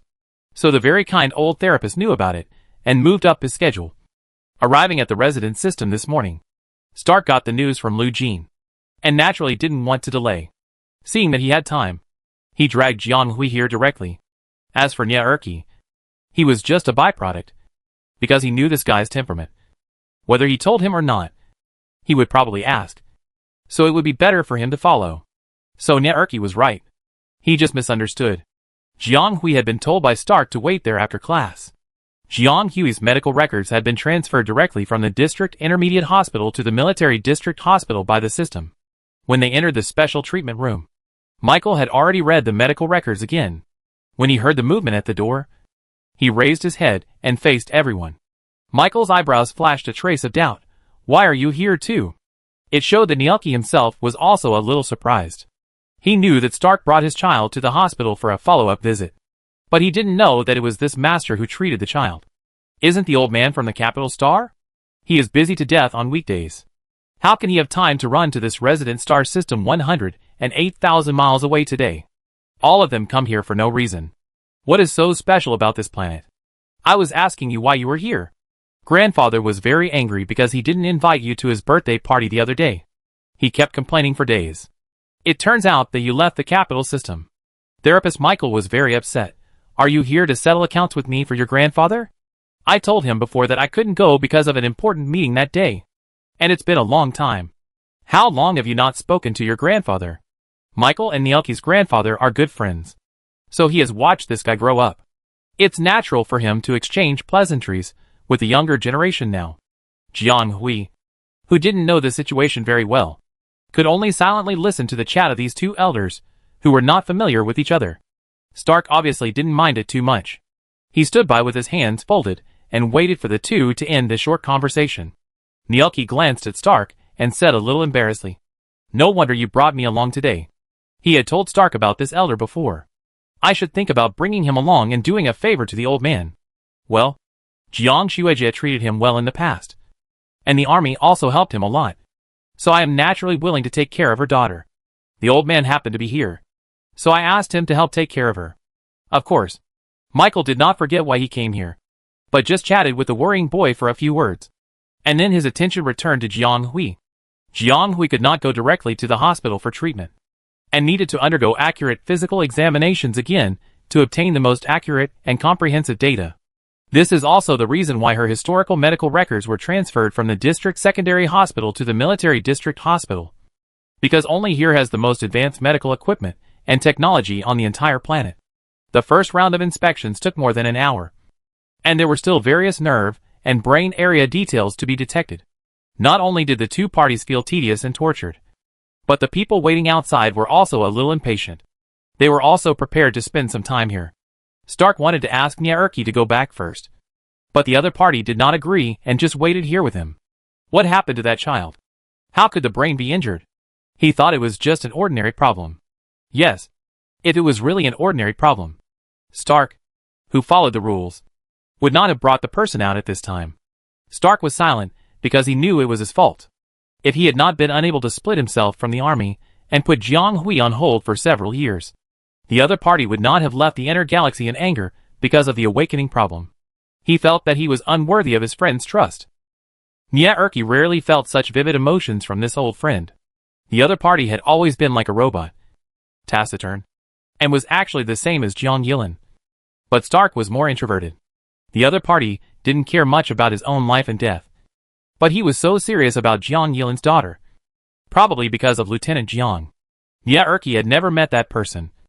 But as Jiang Yilin's husband and a good friend of his old friend, Naerki could be said to have heard of his name for a long time. Thinking of this, his thoughts drifted away, and he suddenly felt sorry for the blurred backs in his memory. In that war, not only did Stark lose his friends and comrades, he also lost the people he had always admired. Such a young life disappeared silently without leaving any traces. Who could easily accept it? Chapter 153 Doubts. It's embarrassing for the two of them to be so sad when they are in their 70s and 80s. Naerki patted his friend's shoulder and said, Don't worry. The child is lucky to meet the old man who treats her. He is much more reliable than the so-called famous doctors in the central galaxy. Stark nodded vaguely, and it was unknown whether he heard it or not. But how did this child know the therapist Michael? The old man has been very busy in recent years. My grandfather has made appointments with him many times but failed. I didn't expect him to be in the permanent galaxy. Stark shook his head. He really didn't know this. When he met Jiang Hui, the other party seemed to have contacted the old man Michael. He didn't think much about it at first. After all, Who would have thought that the disciple of the famous high-level therapist would be a school doctor in a school on such a remote planet? It shows that this world is really small. But who can say Jiang Hui is lucky? A young child, not even at the age of full awakening, has suffered repeated brain trauma. If he gets the favor of this high-level therapist by chance, it can't be said to be a good thing. The two elders, who had walked through the hail of bullets, could not help but fall silent. Time passed in such a strange silence. It was unknown how long it had been. So long that the voices of people upstairs and downstairs became increasingly weaker and almost non-existent.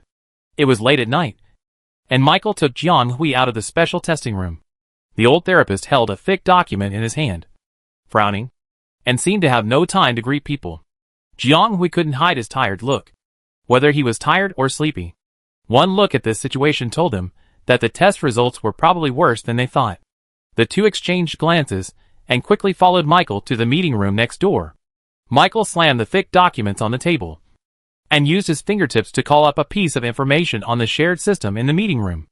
Jiang Hui looked at it, which was densely packed with data and text descriptions.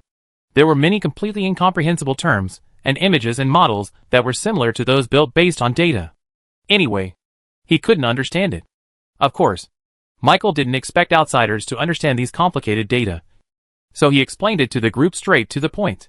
Ms. Jiang, you should not have forgotten what I told you more than a month ago. Jiang Hui nodded.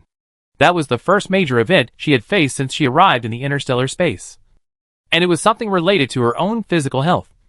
So she was very impressed. Michael sighed deeply, like an ordinary elder who worries about his younger generation, with a slight helplessness across his brow. You are a very cooperative and restrained patient. I checked the files of the follow-up visit later, and you recovered very well. There is no sign of overdrawing mental power, which shows that you have listened to the doctor's advice and recovered from the abnormality of the brain area in that month. But you seem to lack a little luck, and it seems that there are other problems. Michael clicked on one of the line graphs similar to multi-line parallel, zoomed in, and pointed to one of the protruding points. That was the beginning of the abnormality of Jiang Hui's brain area. She was detected with an inward closed brain area. In fact, Michael did not find any symptoms related to the closed brain area when he tested Jiang Hui more than a month ago, except for a slight impact on the brain function. It should be fine after a month of adjustment, and the data of Jiang Hui's 2 follow-up visits were still normal, and her mental power even improved slightly.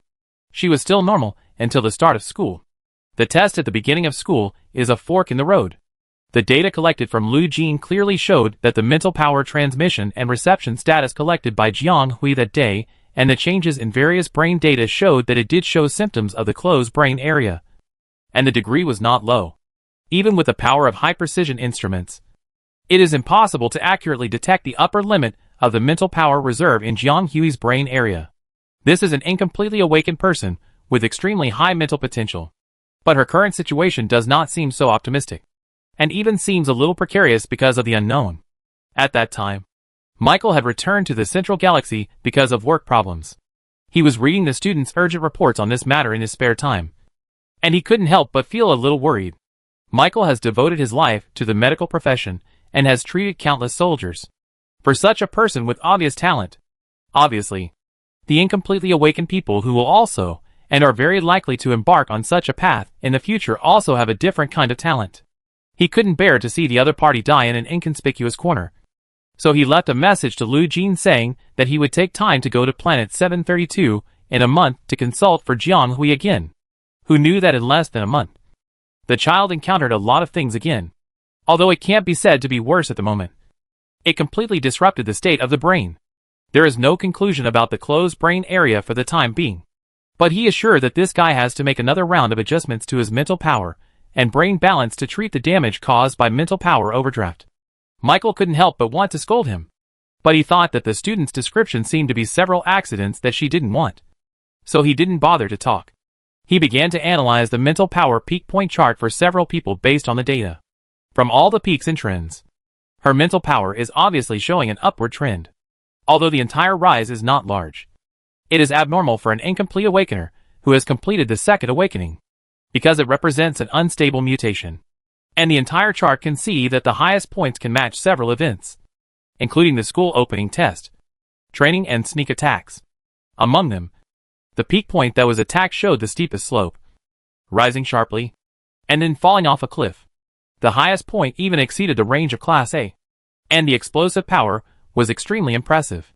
This data was collected through the interceptor, and should be very accurate. It is precisely because this data is accurate that Michael has doubts. Because according to the test at the beginning of the school year, Jiang Hui's brain has formed an inward closed brain field. And she even needs the assistance of instruments to release the mental power of her mental power level. However, whether it is the mental power explosion during the training or the sneak attack, there are traces of a large amount of mental power released both times. And the intensity of the mental power released is not low. This is obviously inconsistent with the typical symptoms of the inward closed brain. And almost all inward closed brains in clinical medical records have the characteristics of limiting the release of mental power and limiting the level of mental power. Could it be that Jiang Hui is not an inward closed brain? Was it a misdiagnosis by Lu Jin? Chapter 154 Special Circumstances. Michael had doubts about this, so he added a lot of high-precision tests to Jiang Hui, and even used his authority to call the military clinical instruments, in order to accurately detect the data and results this time. Finally, the results came out, and Jiang Hui was indeed an inward closed brain, because both the symptoms and the brain magnetic field reaction showed such a situation. There is no doubt about it. But her inward closed brain is different from the typical inward closed brain.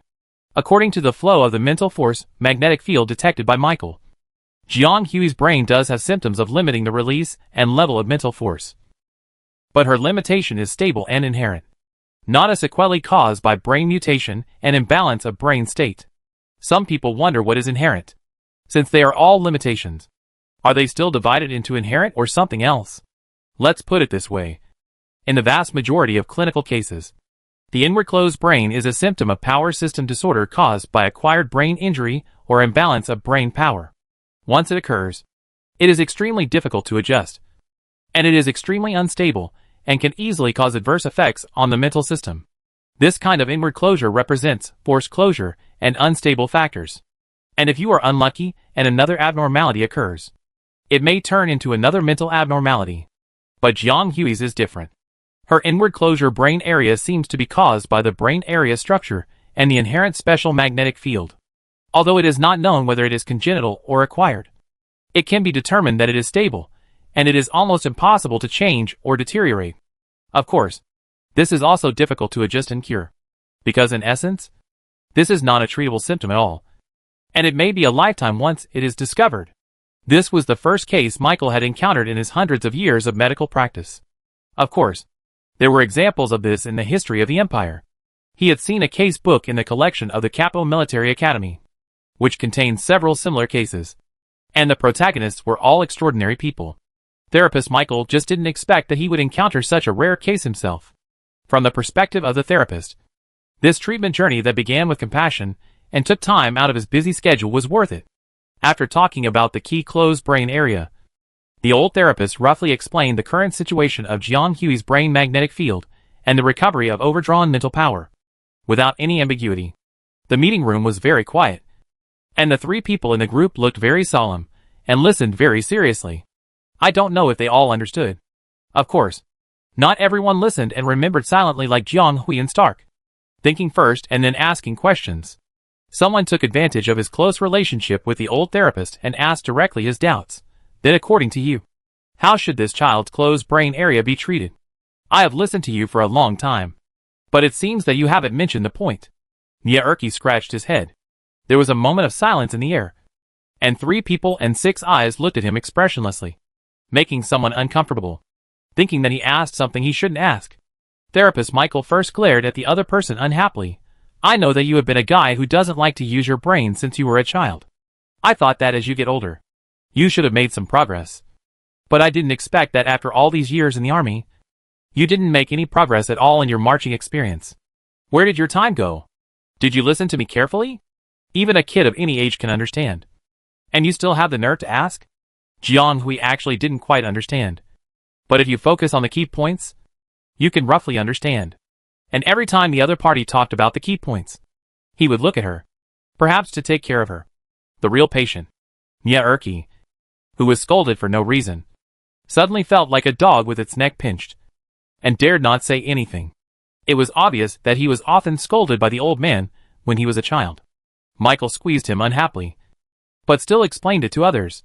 Or should I say gave Jiang Hui and others an accurate answer. In short, there is no need to treat it, and it cannot be treated.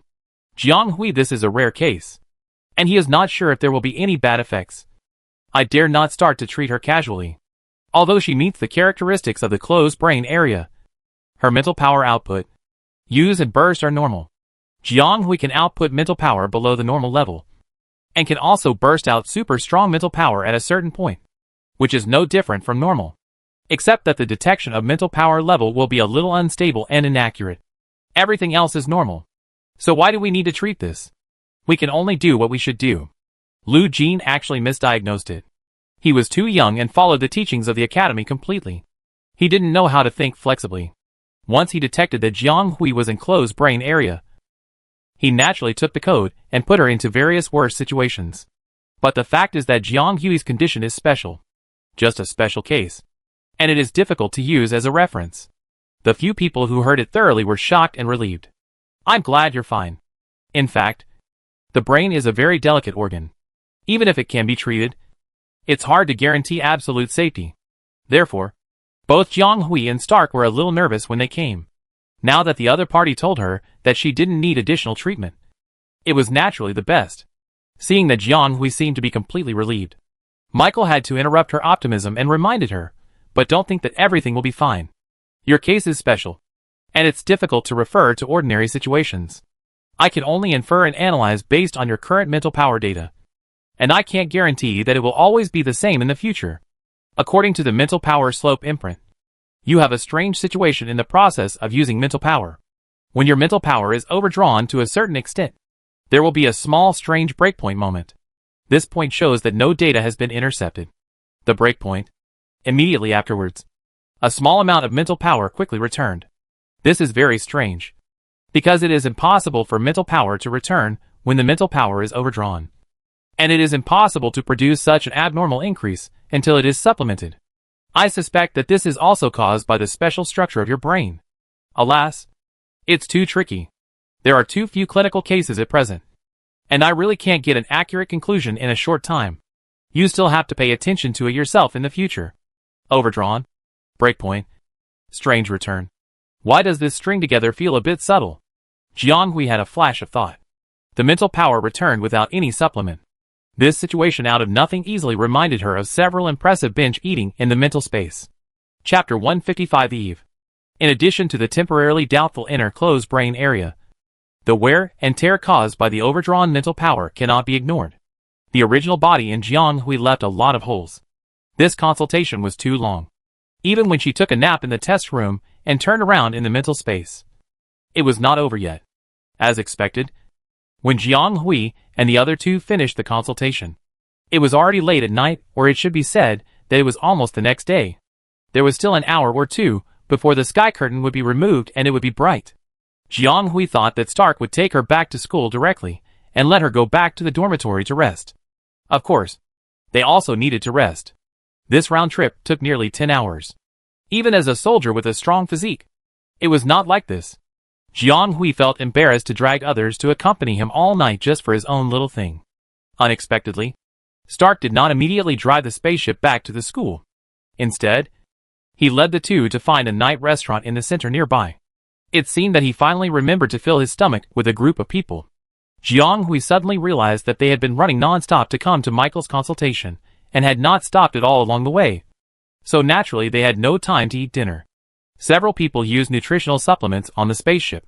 However, for young people who are half-grown and sergeants, who are used to maintaining their physical peak, the ingredients of the nutrient solution are still a little thin. Jiang Hui worked non-stop all night, and she needed a hot and nutritious meal to replenish her physical energy. However, Jiang Hui, who was sandwiched between two tall elders and looking at the menu alone, really had a very subtle feeling at this moment. By the way, this situation is like a child brought out by his parents to eat a children's meal. No matter. She was starving, so she had to eat first, since someone else was treating her today. Seeing that Jiang Hui seemed to have finished reading the menu, Stark called someone up and asked her to order first, and then ordered a Japanese meal like gnocchi. Jiang Hui ate several bites of flamingo meat, and her slightly slowed brain barely recovered. She thought the current situation was quite strange. She was so natural to stay with the notoriously strict instructor in the school, and she could calmly order her favorite food. Jiang Hui also admired herself and felt that she was mentally strong. Obviously, the two of them didn't think there was anything wrong with this, so they didn't treat her as an outsider and chatted on their own. No, it should be said that someone started chatting unilaterally, and Stark just responded with a few words according to his mood. Jiang Hui was originally enjoying her midnight snack or breakfast like a wandering soul, but for some reason, the topic of the two of them turned to her. Xiao Jiang. Is it okay to call you like this? It's been a month since the start of school. How do you feel? Nia Erki asked someone who was wandering in the sky as if talking about family matters. The dead memory suddenly attacked her. Xiao Jiang is a down-to-earth way to call her.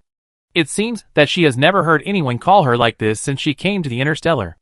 As for the other party's question, it's just like that. Military training actually feels the same. There is no sense of reality. This is also the truth. After all, the life of a soldier is too far away from her. Even if she undergoes special training like OK, it can't bring her a similar sense of reality.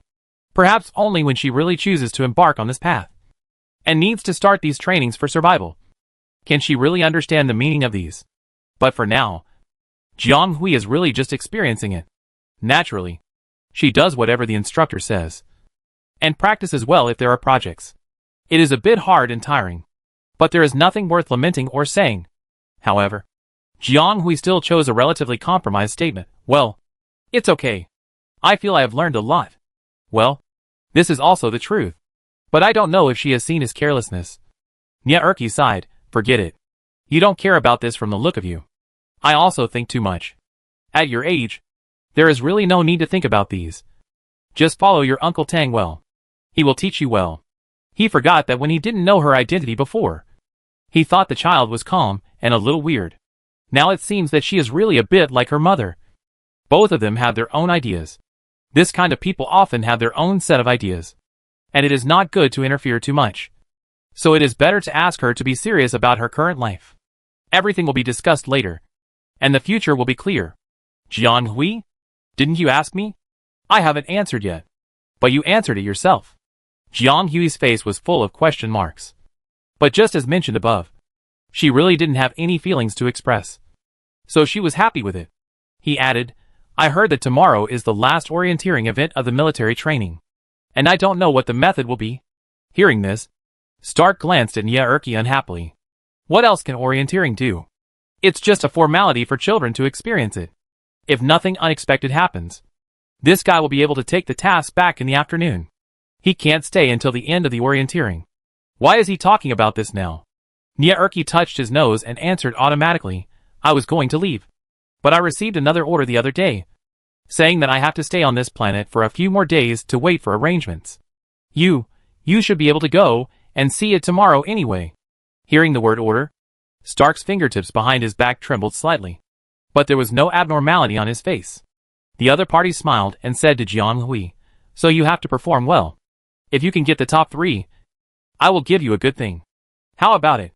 The top 3? You think too highly of me, right? Jiang Hui was shocked. This is a large-scale collective project, which brings together outstanding students from various majors. If she can get the top 3 in the class, she has to admire her ability. Not to mention the top 3 in the project. Of course, she couldn't say this. First, it seemed to go against other people's good intentions. And second, it seemed that she had no ambition, although she felt that she was just being realistic. Stark frowned when he heard this, and interrupted someone with some displeasure. What are you talking about? You are just giving blind orders and adding pressure to the child. Then he seemed to comfort Jiang Hui, who didn't know what expression to make. You don't have to listen to him. Just do your best. Try your best. Yes, trying your best is the best she can do. Jiang Hui nodded silently in her heart. Stark had a headache, so he started a topic to divert the attention of someone who couldn't speak at all, so that Jiang Hui could finish the food on the plate seriously. This annoying guy couldn't tell the child to eat well, but just tried to attract people's attention with his poor communication skills. Then things seemed to be relatively calm, and nothing happened in the middle. Stark first sent Jiang Hui back to school. And then he and Yeerki took the spaceship to somewhere unknown. Chapter 156 Trivia. After Jianghui returned to the dormitory, she washed up and lay on the bed. She sorted out her tired brain, blinked, and finally closed her eyes. She breathed slowly, as if she was about to fall asleep immediately, but suddenly opened her eyes and sat up suddenly. No. Wait. She seemed to have forgotten something. A very important thing. Did she pay the bill when she came out of the hospital just now? Did she run out without paying the medical bills? Jianghui opened the light brain to authorize the login account, and quickly checked the account. She found that there was indeed no change in funds, which means that she really left the hospital without paying. But she not only asked the therapist to see her for a whole night, professional analysis, but also took back a whole box of medicine. It was terrible. Will someone from the inspection bureau call her to question her later? What should I do? Jianghui opened her eyes, and couldn't fall asleep at this moment. Finally, she couldn't get over the doubts in her heart, and sent a text message to Stark, who should be busy at the moment, asking about the medical expenses. Unexpectedly, the other party replied to her that she didn't need to worry about it, and he had already paid for it. But Michael didn't accept it, and said that he would regularly follow up with Jianghui in the future to observe her recovery. Yes, it was her good luck that someone with a high-level medical position treated her. Now he went to such great lengths to come here, and didn't charge any money. In addition to his kindness, he probably wanted to study her special case. So she didn't mind being observed as a special case. And she was very happy that she could help him a little. Based on Jianghui's 2 meetings with the other party, she still believed in and appreciated the old therapist. After making it clear that she had not evaded the debt or made a mistake, Jianghui collapsed back on the big bed in the dormitory again, and her consciousness gradually blurred and she fell into sleep. Little did she know that the outside world had exploded. Because of the arrangement of tomorrow's project competition, the whole school took a day off and did not have to attend classes. The atmosphere on the entire campus was very prosperous. The bustling school roads were full of students chatting and laughing. The campus, which was usually quiet, was nurtured to be particularly lively. This was thanks to a notice this morning. After the military training for freshmen ended in January, there would be an orienteering race as usual. This was also the first challenge faced by freshmen. If they wanted to make a name for themselves at the beginning, they had to look at this time. Therefore, in addition to the freshmen involved, the seniors in the 2nd and 3rd grades were actually quite looking forward to it. They all wanted to see what interesting people there were among the freshmen this year. After all, this was a grand event that only happened once a year. But this year is different. This year is the 150th anniversary of the Beska Intermediate Academy. The school board has instructed that all activities this year can be appropriately expanded. And this year, I don't know what good luck they had. In recent months, they have received investment from 2 big families. They have invested a sum of money to make this month's orienteering race a big event and add rewards. Not only has the scale increased, but the venue and equipment level have also changed. Just based on the investment, it can almost be a separate anniversary celebration. The above would not have caused such a stir. What made everyone so excited was all about the rewards this time. It is said that because of the increased difficulty of the track and the concern for students' humanism, all participating students can receive subsidies, and the viewing area of the stadium will also provide free meals for students. I heard that there are also places for customized mechas among the rewards, which immediately ignited everyone's fighting spirit. That is a mecha that is hard to come by. Of course, it is not comparable to the rough interstellar coins or campus personal points in the past. Therefore, it has attracted the jealousy of many seniors who have experienced it. And they wish that time would go back a year and they would be freshmen of this year. As the beneficiaries of this year, the first-year freshmen are naturally surprised and happy. Although not everyone can get the prize standard, the focus is on participation. And getting a subsidy indicator is more than enough. And how can you know that you can't do something if you don't try it? The Academic Affairs Office issued a notice and posters one day in advance. And they were posted all over the campus early in the morning. Now almost everyone is discussing this matter. The school forum is also in full swing. And almost everyone is discussing this matter. Today happened to be the day for the whole school to rest. So the atmosphere on campus was naturally very lively. Jianghui stayed up all night last night. Although it was already daybreak when she returned to school, she was a little tired and didn't notice the unusual atmosphere in the school. Then she slept for the whole afternoon, when she returned to school. When she woke up, it was almost time for dinner. She didn't wander around the campus for almost the whole day. So naturally she didn't hear these gossips. She was still wondering along the way why everyone she met on the road and school today looked so excited. Is it really such a good thing to have a holiday? The fact proved that it was not necessarily because it was a good holiday, but because everyone was probably enjoying gossiping. Sometimes Jiang Hui was confused whether Hillman had installed a locator on her, or had some other tricks that she had not discovered, so that he could always find her whereabouts accurately. She had just woken up from her dorm, and was about to go to the canteen to find something to eat, but was intercepted by Hillman on the way, looking at someone opposite her who was talking about today's big news with great excitement. Jiang Hui silently ate a piece of meat, wondering how long this person would be excited. Seeing that the other person's story seemed to have finally come to an end, he seemed to remember something and asked, "Student Jiang, the school is really lively today. Even the third-year seniors, who are busy with training and rarely seen, have come out. I wanted to ask you to have lunch together at noon. But I didn't expect it." "Right. I didn't expect her to sleep all afternoon." "Something," Jiang Hui explained. "In fact, she did stay up all night last night because of something. But she couldn't tell the other person the truth. This is an explanation. This is an explanation." Hillman seemed quite happy to hear that, and said it was okay, and he didn't mind. Jiang Hui thought he would continue to describe the grand orienteering race tomorrow, but he suddenly changed the subject. He looked around, and a sly look rose between his eyebrows. "I heard that there was a student in the department who was very good at shooting, and he beat a famous person in the second grade. Now the first and second grades are talking about it." Jiang Hui? She didn't care about the first half of the sentence. After all, regardless of grade, there were several students in their class who were good at shooting. Who knew which one it was? She didn't care much about other people's affairs. But this sounded a bit wrong. Chapter 157 Preparation. School is really a circle. How could it be spread like this? Jiang Hui's eyebrows were twisted, and it was hard to believe that the person in the rumor was herself. Otherwise, how could she not know it herself? Huh? But the time, place, and person in the rumor were mentioned. Doesn't this refer to the guy who was inexplicably targeted yesterday afternoon? In other words, the person spreading the rumor was her? It was really a big question mark. This rumor was too bizarre, and the person involved was stunned. And it was just a limited contact. So how could it be a competition or a defeat? She felt that the senior who was inexplicably rumored was also unlucky, and was given such a name. Of course, she was even more unlucky. She was rumored and spread everywhere, and she offended a senior for no reason.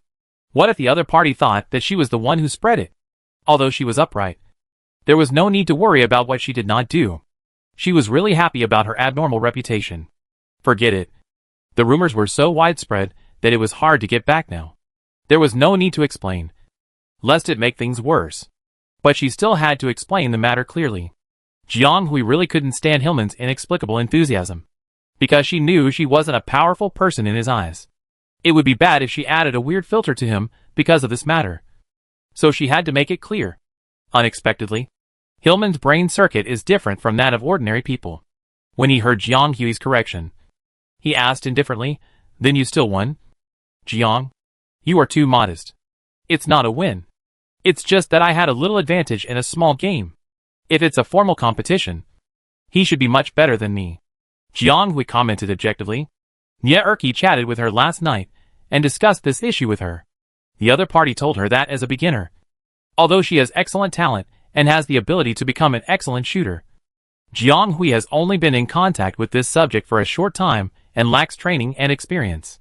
The rapid progress and performance during this period are also based on talent and the bonus of fearlessness at the beginning. When you go deeper and touch the bottleneck, various problems will arise. Talent is the cornerstone and the prerequisite for reaching the top. But it is not a process. You have to build a ladder yourself to get up. And the fearlessness of being fearless at the beginning will also be worn away little by little as you become more proficient. And it will be replaced by caution and braking. This is naturally a good development direction, representing the maturity of skills, but it undoubtedly also loses some natural characteristics. In short, Jiang Hui has shooting talent, but she still has a long way to go if she wants to surpass HC at this stage. Nye Erki gave her a lot of advice, and also guided her on some appropriate ways to improve. Naoki gave Jiang Hui advice. Even though he knew that the girl in front of him was not the kind of person who would think highly of herself. But as a teacher, he still wanted to give this reminder, hoping that she would understand her level and position more clearly. Hillman didn't really care about Jiang Hui's explanation. Or it should be said that he understood it all as Jiang Hui's modesty. Of course, he couldn't really believe the rumors flying around, because even he felt that these rumors were too exaggerated, and neither party had shown up. There were various versions of this rumor, and it was so sensational that it seemed even more unreal. After learning that one of the parties was Jiang Hui, Hillman knew that this matter must have been spread by others, because he really couldn't match the arrogant shooting freshman in the legend with the Jiang Hui he knew. There was no connection at all. However, the rumor was probably true. So when he bumped into someone today, he couldn't help but ask a question. And the version from Jiang Hui's mouth was naturally much more real. Or it should be said that this was the truth. Hillman really felt that his new friend was sometimes too modest. Even if he really had admirable strength, he didn't seem to care. He never thought that his skills were something amazing. He was sober and calm. However, the more this happened, the more curious he became about Jiang Hui. He really wanted to be friends with such a person. After fading from this topic, the two chatted about some new things that happened in their years. Some gossip about the orienteering station tomorrow, or the big and small events that happened in the interstellar these days. It was a rare moment of relaxation. But I didn't know what the scene would be like tomorrow. After adjusting his training clothes, Jiang Hui looked in the mirror to make sure his appearance was correct. And then he took off his hat and left the dormitory. Today is the last part of the military training, the orienteering race. All majors in the first year will participate. But in order to ensure the safety of students in ordinary majors, military majors will be separated from ordinary majors. She had received a notice last night that the school asked all freshmen to dress neatly and gather at the designated gathering place on time, and reminded everyone not to bring communication equipment such as optical computers into the competition venue. In addition, the prohibited items on the list are naturally also within the scope, so there is no need to say more. She left early, but because the dormitory was a bit far away, she arrived at her destination late. The huge venue was crowded with people at a glance. She searched for a long time before she could barely find the square marked with her class. This place was Jiang Hui's first time here. This is the second largest training ground of Beska Intermediate College. It is usually used for large-scale activities. It is not a problem to accommodate students from an entire grade. From this perspective, there are really a lot of people in their school. Just one grade is bustling and occupying such a large area. After finding her team, Jiang Hui quietly merged into the crowd, acting as a qualified background board. Not wanting to attract attention at all, the instructors hadn't arrived yet. And since it wasn't time to assemble yet, everyone was quite relaxed, and basically just stood in a fairly straight military posture. Jiang Hui looked around the venue and found that this training ground was slightly different. Some prominent places had posters and slogans about this orienteering race, and some densely written reminder signs. It was quite atmospheric. Some places in the training ground were also decorated with ribbons and some banners to add to the atmosphere. And there were machines similar to large surveillance cameras in the four corners. Everything seemed to be ready. Chapter 158 Opening. At this time, on the other side, in a super large training ground that is several times more spacious than the one where Jiang Hui and his team gathered, there is another picture. This side is much more lively. The training ground, which usually looks quiet and solemn, is decorated very festively, with bright posters and slogans everywhere. The audience seats are arranged in a trapezoidal shape that is tilted upwards, densely packed around the venue, and everyone can clearly see the multi-directional stereo projection projected from the center of the venue. In the middle is the scene at the venue where the freshmen are currently gathered, which means that the actions of Jiang Hui and his team there will be shown on the screen one by one. The instructors and teachers that Jiang Hui and his team have been waiting for are also here, sitting in rows, quietly waiting to watch their student's next performance. Stark sat quietly in his seat, looking at the stereo screen in the middle, without intervening in the conversations of other colleagues. And the person who vowed to watch the orienteering race with him last night was nowhere to be seen at this time. Teacher Tan looked around and wondered why Captain Zhou didn't come. Although that guy always looked like a proud child of a noble family, he had a hobby that didn't match his arrogant personality. He loved to watch the fun whenever there was something going on. He wasn't necessarily the kind of person who looked for trouble, but he always appeared at various scenes. In short, he would always be there when there were many people and interesting things. Sometimes he would not hesitate to say something fair, and even say some fair comments that didn't match his usual sharp character. If we use Jiang Hui's words from his previous life to describe him, when he is not being upset, he is quite like the angry young man with a barely acceptable worldview but a bad temper. Teacher Tan and others saw this and were amazed. This man's temper is actually not as bad as he shows. It is quite strange, however, in such a lively occasion today, and it is time for his own students to show their talents. It is strange that Zhou Yi did not wait here early and confront Stark. Stark glanced at the vacant position, and then turned his eyes away calmly. Why didn't this person come? He probably couldn't come, because he met him in the mission yesterday. However, this has nothing to do with him. Stark moved his eyes back to the big screen in the middle and accidentally fell on a small area, which was where the students in his class were. These little brats are carefree, but they don't know that this planet and even this galaxy are about to become chaotic in recent times. Fortunately, no big problems were caused in the end, and it was almost over now. Otherwise, he would really not let Jiang Hui continue to live here. Jiang didn't know that her movements had been watched by countless eyes on the other side through the screen.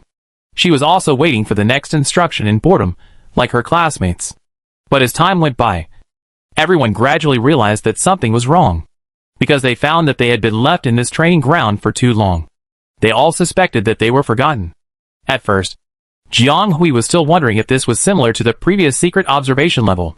Maybe half an hour later, a teacher would come out and say that he would deduct points or something. Later, he thought it was impossible. This kind of move is really suitable for rookies, who are new to military training and don't know the rules. It can also be used to give them a warning. However, now that the military training is almost over, it is meaningless to do this. She is more inclined to believe that the school is still preparing. Didn't you see that there was no teacher or instructor in the entire venue except for the necessary staff? Just when she was waiting here and was about to doze off, a sharp alarm suddenly sounded in the venue, which was very harsh and made the brains of the freshmen present freeze and almost jump up. Is this an air raid? Jiang Hui, whether in his previous life or this life, is a person with high concentration and attention. The sudden sharp alarm startled him and her, and she almost jumped up on the spot. It was not until the sound stopped for a long time that she felt a little relieved. What's that sound? It's so scary. Could it be that something happened and they're reminding us? After all, there's been no movement for so long. You're too naive. I think this is probably a different kind of test. I think we should not move for now. Maybe something will come out soon. But I'm still a little uneasy. Last time, it was the same, and I was almost scared to death by the seniors who attacked me. Should we find a place to hide first? Maybe the scene will happen again. I don't think it's anything. It might just be a ringing sound. Jiang Hui rubbed his stinging ears and found that people had started to come to the front row that had been vacant. Several unfamiliar soldiers in military uniforms appeared at the front of the training ground at some point. Then several teams entered the training ground in an orderly manner. The atmosphere in the ground gradually became different. The freshmen seemed to be faintly affected by the tense atmosphere and suddenly quieted down. Jiang Hui thought that these strange officers, who seemed to be invigilators, would be responsible for the opening speech. But she was still too naive. After the alarm sounded, the relevant personnel entered the field, and the broadcast repeatedly announced that everyone was required to hand over all the items that might be prohibited. Those who violated the regulations would bear the consequences.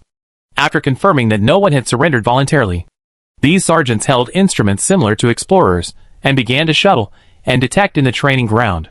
I don't know what method they used, or whether the machine was too advanced. After a short time of scanning the ground, several sharp alarms sounded. Then they accurately pulled out the people carrying contraband one by one and threw them out of the team. The detection was very fast, and soon they gathered into a small group of people. These people had ordinary majors and military majors, both men and women, and their faces were terrified. These people are not many compared to the total number of first-year students, but they are definitely not few either. Seeing this, Jiang Hui couldn't help but sigh that these people are really brave. What are these people thinking? They have been warned so many times and given so many opportunities, but they still dare to have a fluke. How will it end now? Jiang passed it smoothly. And those who were caught because of a momentary thought and disobeyed the order can now stand in front of the open space, helplessly waiting for arrangements or direct punishment. In less than a quarter of an hour, these officers completed the authorities' search. The leader glanced at the uneasy students and obviously didn't intend to spend time dealing with them. He directly called a few sergeants to send them away from the scene. They can't participate in the orienteering race. As for how to deal with them, it depends on the school. The rest of the people stayed and officially participated in this orienteering race. Chapter 159, First Battle Score. Jiang Hui did not expect things to develop so quickly. Clearly, half an hour ago, everyone was still gathered together waiting for the superior to arrange a lecture. And in 20 or 30 minutes, she had already arrived at this unknown forest with the tools she had picked up at random. She stood in the forest for a moment and was a little confused. Her brain reacted to what happened, but her reaction could not keep up. Suddenly, she heard a rustling sound behind her, like the sound of someone brushing through the bushes. And the footsteps were not small. The person who came was obviously not vigilant enough and did not know how to cover up at all. Jiang Hui did not know what she was nervous about. She subconsciously aimed at a thick tree trunk near the edge. After she jumped over, she found that there was a huge rock behind her that was as tall as two people, which just sandwiched her in the middle. The concealment was okay. Although it could not cover her whole body, it was still concealed as she was careful. The school is too casual. They didn't even give us time to form a team. They just threw us here. Luckily we are close to each other, so we don't have to look for people to form a team. Don't complain. You might as well find the remaining people or go directly to get points with this time. Didn't the instructor say that the final score is based on the number of shots? And the more people shot down, the better. I heard that the top 100 students in the grade will receive extremely generous rewards this time. What are you thinking about? Combat soldiers, mechas, and command department guys. It's lucky that they are not killed by a single shot. Okay, don't delay. Fine, pray quickly. Wait, I want to organize the resource package first. Just now, a large group of people were robbing in the den, and the things they took were so scattered that I don't know what they got. Hey, don't search here. Wait until you get to a safer place before searching. It's too empty here, and it doesn't feel safe. And we're new here. Who knows if there's anyone hiding in the dark? Brother, you're right. Bang. A gunshot broke through the air, exploding in their ears. And the next moment, there was the sound of a heavy object falling to the ground. Several people were stunned for a moment, as if they didn't expect such a move to happen while they were talking. They realized that they were being targeted. But the people in the dark didn't want to give them a chance. The second and third shots were almost slightly adjusted and fired straight out when the first shot was fired. So the two people who were still standing just now fell to the ground soon after. Looking at the three people who fell completely without making any sound, Jiang Hui, who was hiding in the dark, held his breath and observed for dozens of seconds to make sure that there were people around. When there were no other yellow birds, she ran to the side of the few people at a sprinting speed, ignoring the three pairs of eyes rolling around. Full of unwillingness and anger, Jiang Hui secretly said sorry. It is indeed a bit unfair to let people be over at the beginning. But who told you to be too high profile? Not only talking loudly, but also lurking and keeping a low profile in this battlefield that has obviously become a hunting ground, which is destined to be a tragedy. Even if she didn't do it, these people would probably give points to others in a short time. Besides, if she let these people go, it might not be so easy to get points later. Only a fool would not want the points that were given to him. The instructor said that a special rescue team would come to rescue the target about 150 seconds after it was shot down, and it would be illegal to retrieve the supplies at that time. So Jiang Hui had to pick up the dropped supplies before that. So there was no time. She had to quickly get the things and find a place to hide, and sort out the supplies in her hands. The three people lying on the ground, whose survival state was restricted by the simulated bra, could only watch the culprit who forced them to end before they even started. Put all the supplies they had worked so hard to snatch back in the square into their marching bags, and even left them with the gun barrel. In the end, they could only look at the other party with a sidelong look and jumped into the tall bushes and disappeared. A black shadow enveloped them in response, and the soft light reflected on their faces. They could not move and vaguely heard the staff whispering, "They are not injured. Just take them back and untie the simulated bra." Of course they are not injured. They have to be given the opportunity to be injured. Several people were almost shouting and screaming in their hearts. Who could be more unlucky than the three of them? They were wiped out by an unknown person within a minute of the start. They were complete losers. Even if they were given a full round, they wouldn't be so frustrated. Unfortunately, there was no chance. They were finished with this game. Even if they had a chance to see the culprit who eliminated them so neatly, it would only be on the screen. On the other side, it was only 4 or 5 minutes after the start. The scoreboard began to fluctuate. In other words, some people had already started to gain points in this short period of time. But the most eye-catching name is the one at the top. Jiang Hui probably never thought that she would be placed in such a highly anticipated position one day in such a way. Of course, this is not because Jiang Hui is so good or how fast she gets points, but because her accumulated personal points are really too high. Because of the previous two things, the school compensated her with a lot of personal points. At this moment, it was inevitably revealed that she was the freshman with the most personal points in the entire grade. So she naturally ranked first, with a difference of more than 100 points from the second place. Her unusually high points naturally attracted a lot of discussion from the audience. Almost all the students present had gone through military training in this way, and they also knew the source and situation of the freshman's personal points.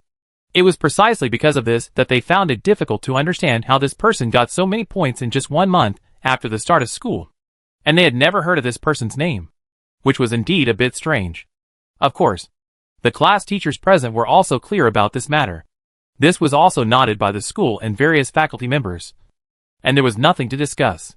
I remember, the first one is from Captain Stark's class. Right? So neat. He got the points in less than 5 minutes. The speaker was Zap, the class teacher of the 5th class of the Combat Individual Department.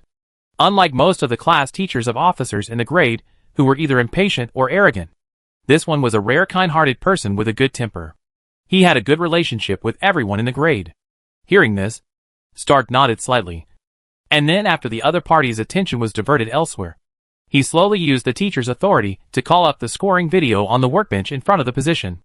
Zap only looked at the overall score list, while Stark specifically called it up to see it, so he could clearly see the whole scoring process of Jiang Hui. Stark raised his eyebrows.